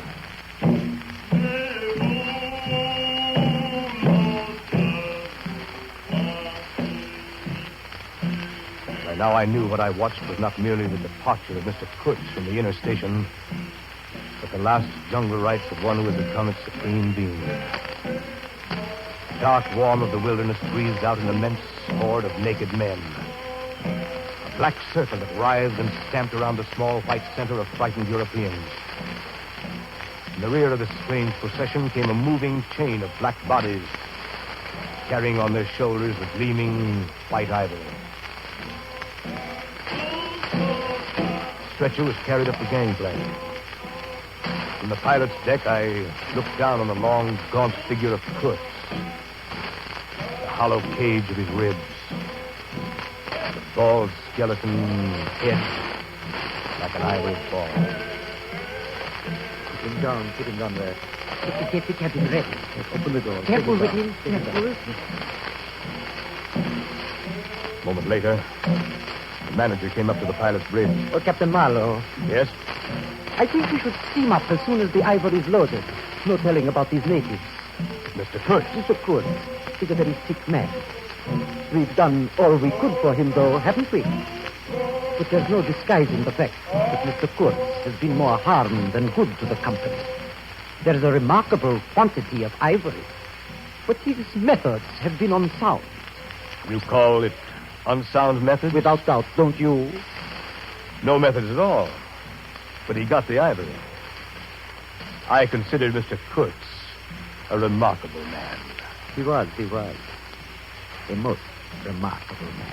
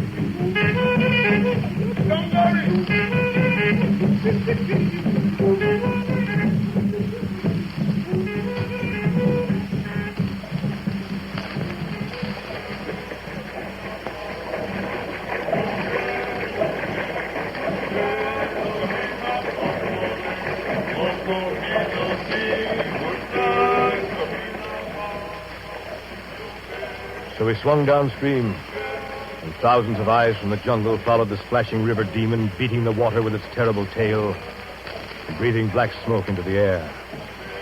Through the dense forest, the brown current ran swiftly out of the heart of darkness bearing us down towards the sea with twice the speed of our progress upstream.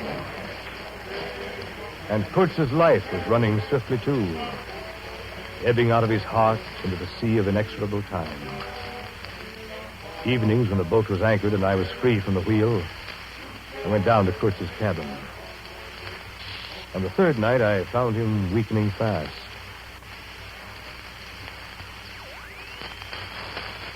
Yes. How are you tonight, Mr. Kurtz? Well enough to be back at my station. That place is mine. You've no right to take me away. It's that manager, that stupid scoundrel. He wants my ivory. He's blocked me at every turn. Don't excite yourself, Mr. Kurtz. You're sick, you know. Sick? Sick? Not so sick as you'd like to believe. Never mind. I'll carry out my ideas yet. I will return. I'll show you what can be done here. You with your little peddling notions. You're interfering with me. I will return. I have more to do than die here in this stinking jungle. You're not going to die, Mr. Kurtz. Of course I'm not going to die. I have too much to accomplish. Close the shutter, will you? That light. Did you close the shutter, Mr. Marlowe? The shutter is closed, sir. Tighter, tighter. I can't stand the light. I tell you.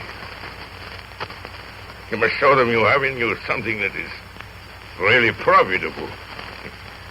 The methods you use aren't important. I was driven. No matter. You must take care of the motives, Mr. Marlowe. Right motives, always. That's the thing. Very true, sir. It was the manager, that noxious fool, who drove me to it. He pried into my boxes when I was not looking. He destroyed me with the company. But I was the company. I was the company. I sent them more ivory. More ivory. That's what they wanted. Ivory. You must be quiet, sir. Ivory. That light, shut up. That light. There is no light, sir. It's the ivory. The ivory. Horror. Horror.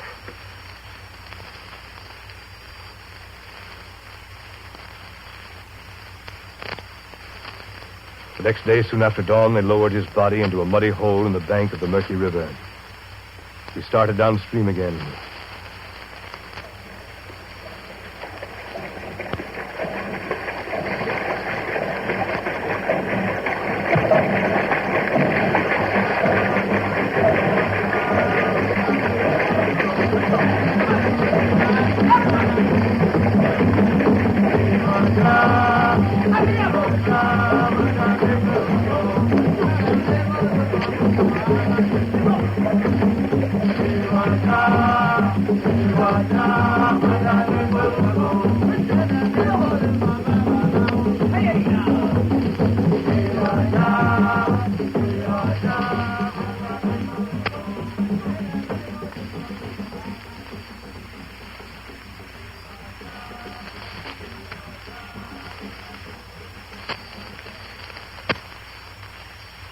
Among his belongings was a packet of letters and the photograph of a girl.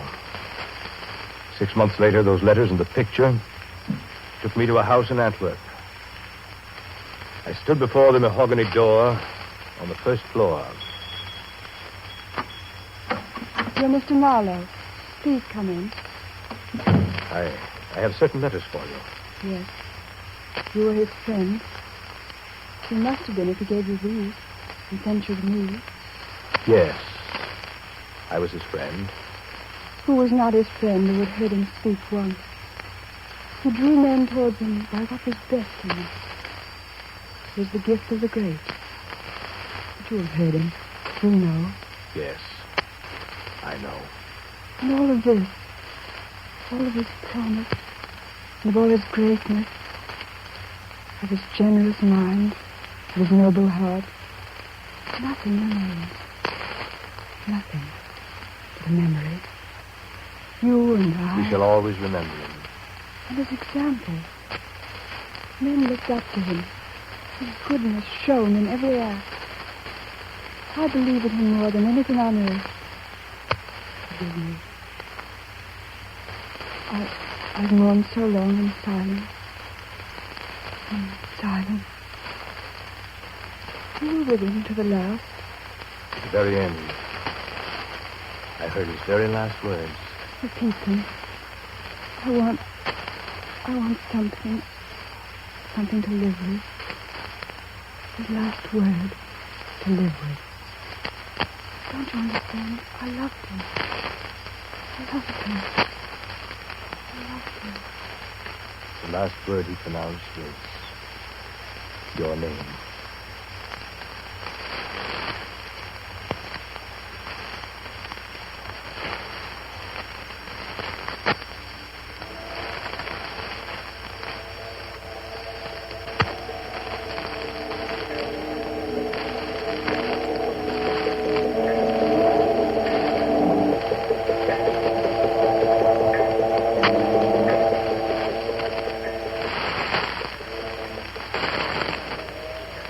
My friend Marlowe ceased. The story was over. Nobody moved for a time. Well, we've lost the first of the ebb. I raised my head. The offing was barred by a black bank of clouds, and the tranquil waterway leading to the uttermost ends of the earth flowed somber under an overcast sky and seemed to lead into the heart of an immense darkness.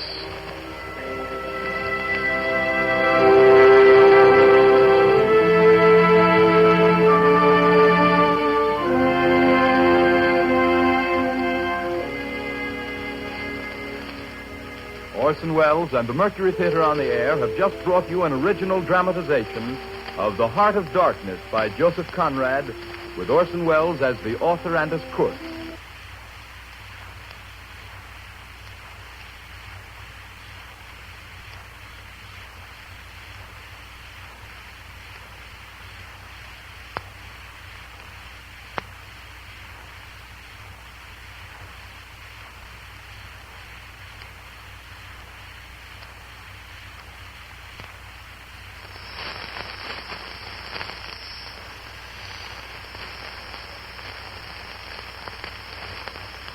The Columbia Broadcasting System and its affiliated stations are presenting Orson Welles and the Mercury Theater on the Air in two famous stories dramatized for radio. And here again is Orson Welles. Our radio adaptation of Life with Father is nothing more than a selection of our favorites from among those tales that Clarence Day swore were true about Clarence Day Sr. Life with Father is, of course, too good for us and too good to resist. As radio writers, we promise not to touch, but do just let us read it to you aloud. And finally, may I say that any similarity in the following broadcast to persons in real life is just as it should be.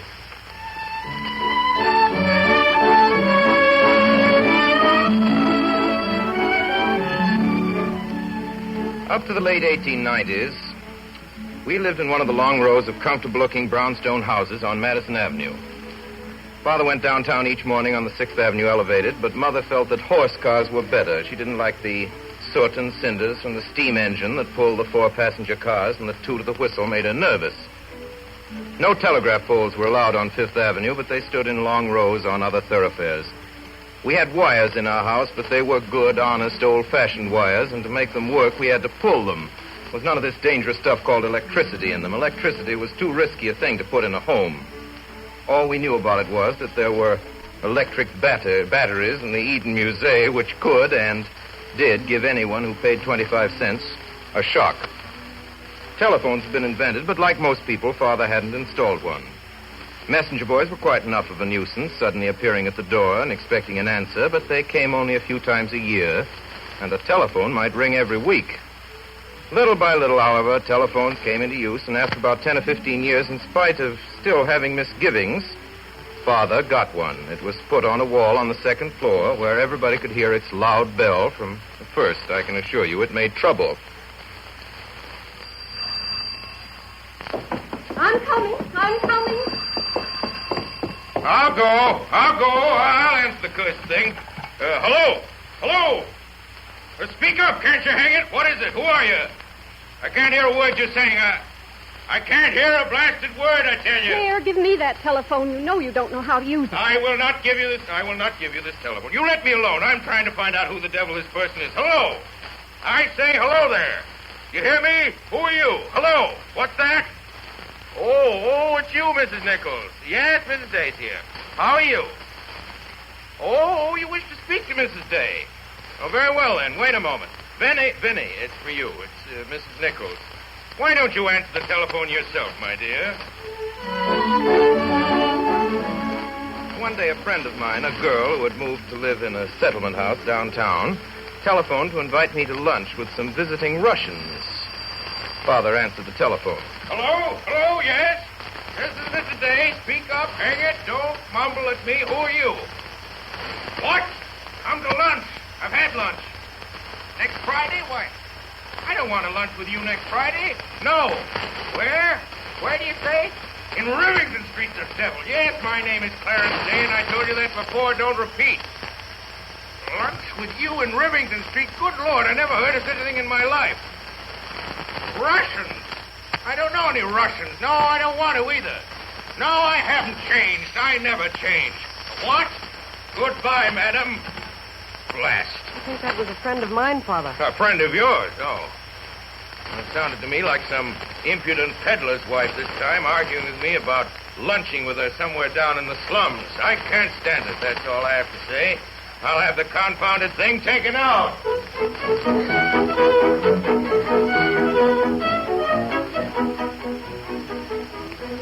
One day, when I was about 10 years old, and my brother George 8, Father suddenly remembered an intention of his to have us taught music. Now, there were numerous things he felt every boy ought to learn, such as swimming, blacking his own shoes, and bookkeeping. He now recalled that music, too, should be included in our education. He held that all children should be taught to play on something and sing. Do, re, mi, fa, sol, la, si, do. But, Father, I can't sing. It's very simple, Clarence. Of course you can sing. It's the natural expression for a child. But, Father, I have no ear. You know when I tried to learn the piano... Nonsense. Now, here. This game. Do, re, mi, fa, sol, la, si, do, re, mi, fa, sol, la, si, do. Now, you sing it. I'll come to you. But, Father, I can't sing. Nonsense, my boy. What do you know about what you can or can't do? Just do whatever I tell you and you'll be all right. Now, do, re. Once again. Do. No. Do. I'm sorry, Father. I don't understand exactly. Don't understand what? It's perfectly simple. You just sing now. Do, re. Follow me. Do, re, mi. But, Father, you see your voice matches the piano. I don't know how to make mine. All right, then. Try to learn one note at a time. If you can't sing the whole scale, just sing do. Do. Once again. Do. But, Father, it doesn't mean anything. Do. It's a note, don't you understand? A note in music. Try again now. Do.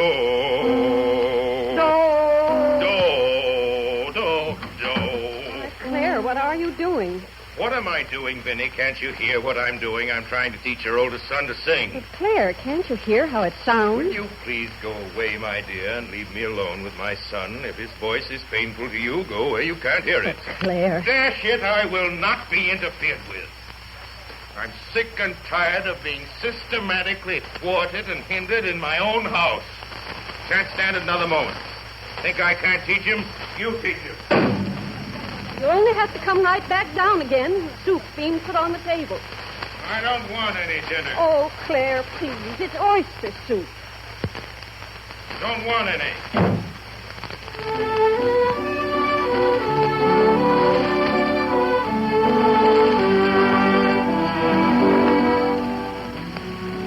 So we sat down, frightened, at table. Mother, my brother George, and I. The soup was a lifesaver. It was more like a stew, really. Milk and oyster juice and big oysters. I put lots of small, hard crackers into mine and a slice of French toast. The hot toast soaked in soup was delicious, only there wasn't much of it. And as Father particularly liked it, we had to leave it for him. Father came down in the middle of it, still offended, but he ate his full share. Father was often offended when he tried to teach us boys things, but not as badly as when he tried to teach Mother. Father was always trying to teach Mother to keep track of the household expenses. Claire, I do try. Upon my soul, I almost believe you don't know what system is. You don't want to know either. Now, here, for instance. Here in my notebook, I see that I gave you $6 in cash on the 25th of last month to buy a new coffee pot. Yes, but you broke the old one. You threw it right on the floor. I'm not talking about that, Vinny. I'm simply endeavoring to find out from you if I can. But it's so silly to break a nice coffee pot, Claire, and that was the last of those French ones. I spent $4.50 for that new umbrella. I told you I wanted, and you said I didn't need a new one, but I did very much. And that must have been the week I paid Mrs. Tobin for an extra 2 days washing, so that makes $6.50. And that's another 6.50 you owe me. I don't owe you anything, Vinny. You have managed to turn a coffee pot for me into an umbrella for you. If this sort of thing keeps on, I might just well not keep account books at all.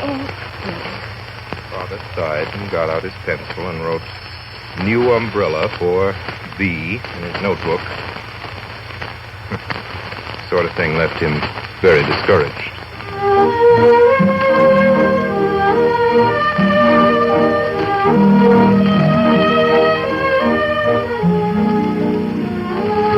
Father got annoyed with us when he didn't stay well. He usually stayed well himself, and he expected us to be like him and not to faint and slump on his hands and thus add to his burdens. All this talk about germs, a lot of newfangled nonsense. When I was a boy, there were no germs that I knew of, and if they do exist, what of it? I'm as healthy as they are. If any blasted germs want to have a try at me, bring them on!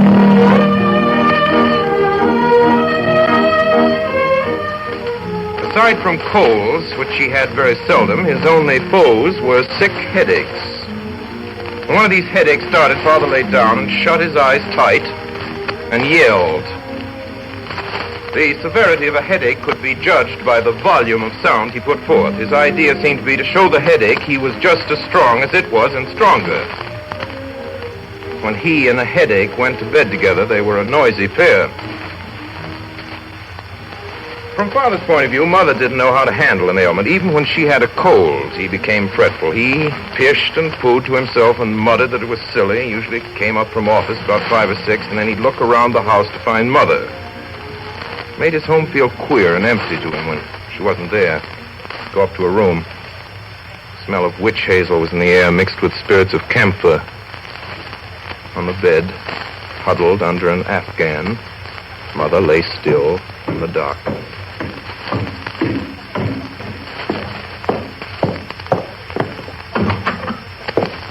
Vinny? Are you there, Vinny? Go away. What? Go away. Oh, go away. Good Lord. Claire, What is it? won't you please shut my door again? After supper, he didn't seem to know what to do with himself, so he'd go up and stand at the foot of Mother's bed, look gloomy. What is it, Claire? Nothing. Well, for mercy's sake, don't stand there looking like that, Claire. What do you mean, looking like that? Oh, go away. When people are sick, they like to see a smile or something. I never will get well if you stand there and stare at me that way. Please shut my door quietly this time and leave me alone.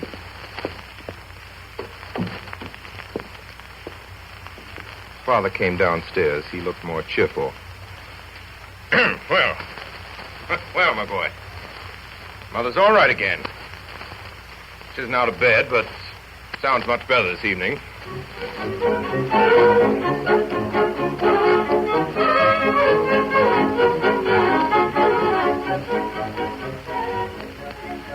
One evening, Father found Mother worrying because Aunt Emma was sick with influenza. Oh, pooh. There's nothing the matter with Emma. You can trust people to get any ailment whatever that's fashionable. They hear a lot of other people having it, and the first thing you know, they get scared and think they have it themselves. Then they go to bed and send for the doctor. The doctor, oh, poppycock. Well, but Claire, dear, if you were in charge of them, what would you do instead? Cheer 'em up. Cheer 'em up. That's the way to cure 'em. Well, how would you cheer them up, darling? I tell 'em, bah.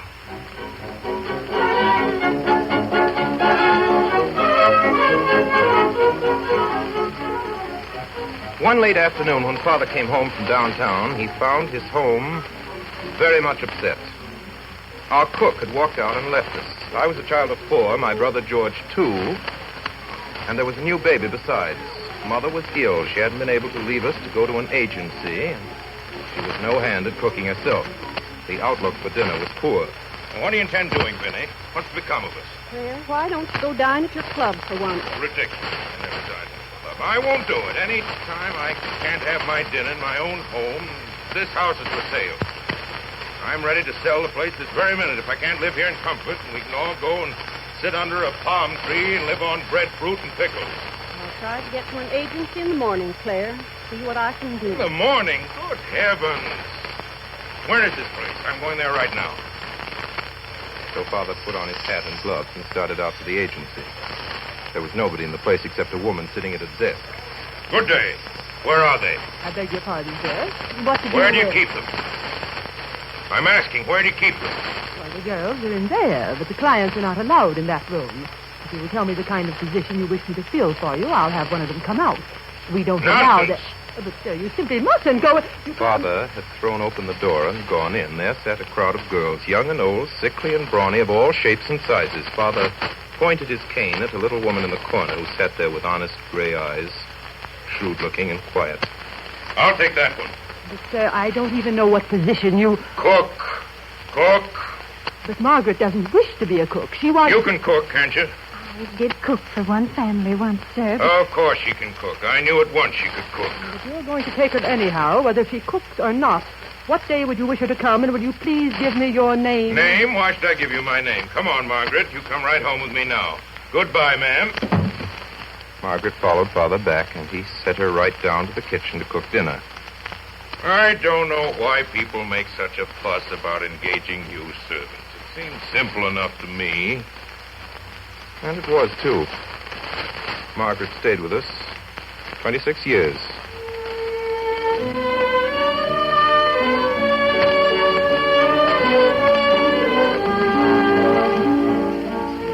And Margaret was just the kind of cook Father wanted.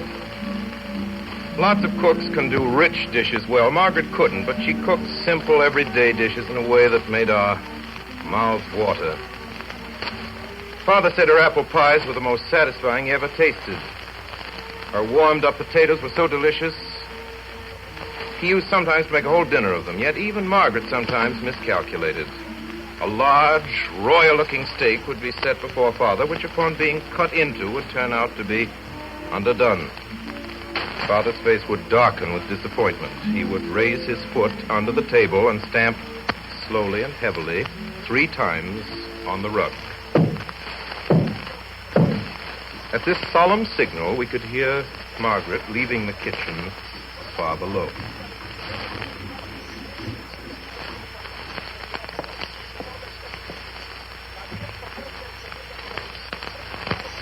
Margaret?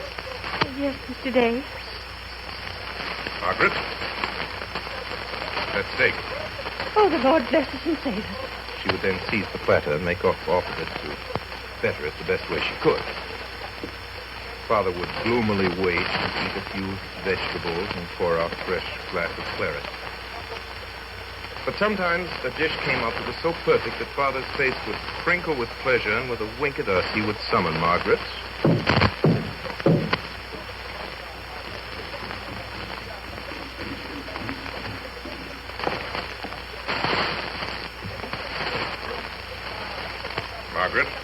Yes, Mr. Day. Margaret, that fricassee chicken is good. Margaret would turn her wrinkled face aside and look down and push the flat-cut hand out toward her father. The same gesture she used when she said, "Get along with you," to Flattery. She couldn't say that to father, but she would beam at him and turn and roll out and dump back down the dark stairs without ever a word. In the end, father had to get used to another cook because Margaret died. At alternate meals, father talked of how good her things always tasted. Well, this pie's good, Vinny. Nobody could say it compared with Margaret's. I wish she could hear you. If anybody was ever sure of going to heaven, I know it was Margaret.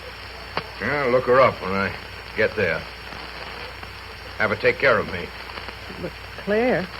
What's the matter? Well, Claire, dear, Margaret must be in some special sort of heaven. She was so good. You'll be very fortunate, Claire, to get to the same part as Margaret. Huh. I'll make a devil of a row if I don't.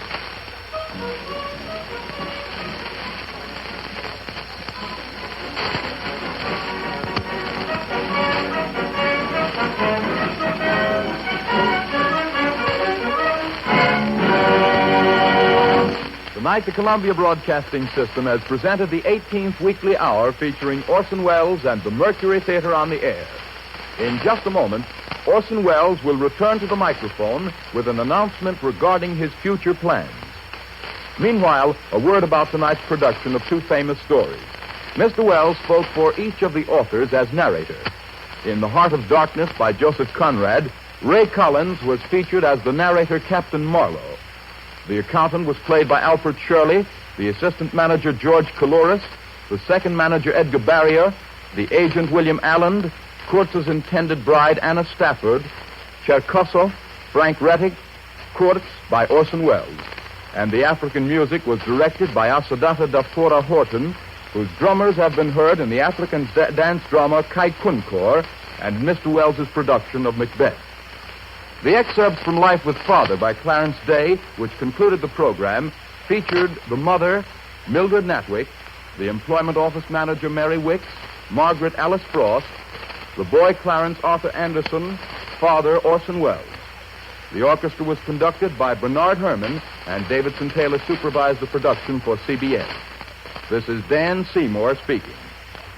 Next Sunday night at 8 o'clock Eastern Standard Time, Orson Welles and the Mercury Theater on the Air will bring to life a modern story of romance and adventure. The story of a man who lost a great love and who could have no quiet and no sleep until he found that love again. The famous novel, One Life to And now again, the star and director of the Mercury Theater, Orson Welles. Ladies and gentlemen, I'm happy at this time to announce that starting Friday, December 9th, from 9 to 10 p.m., and each Friday thereafter, we of the Mercury Theater will be sponsored over most of these stations by the makers of Campbell's Soups. Good night.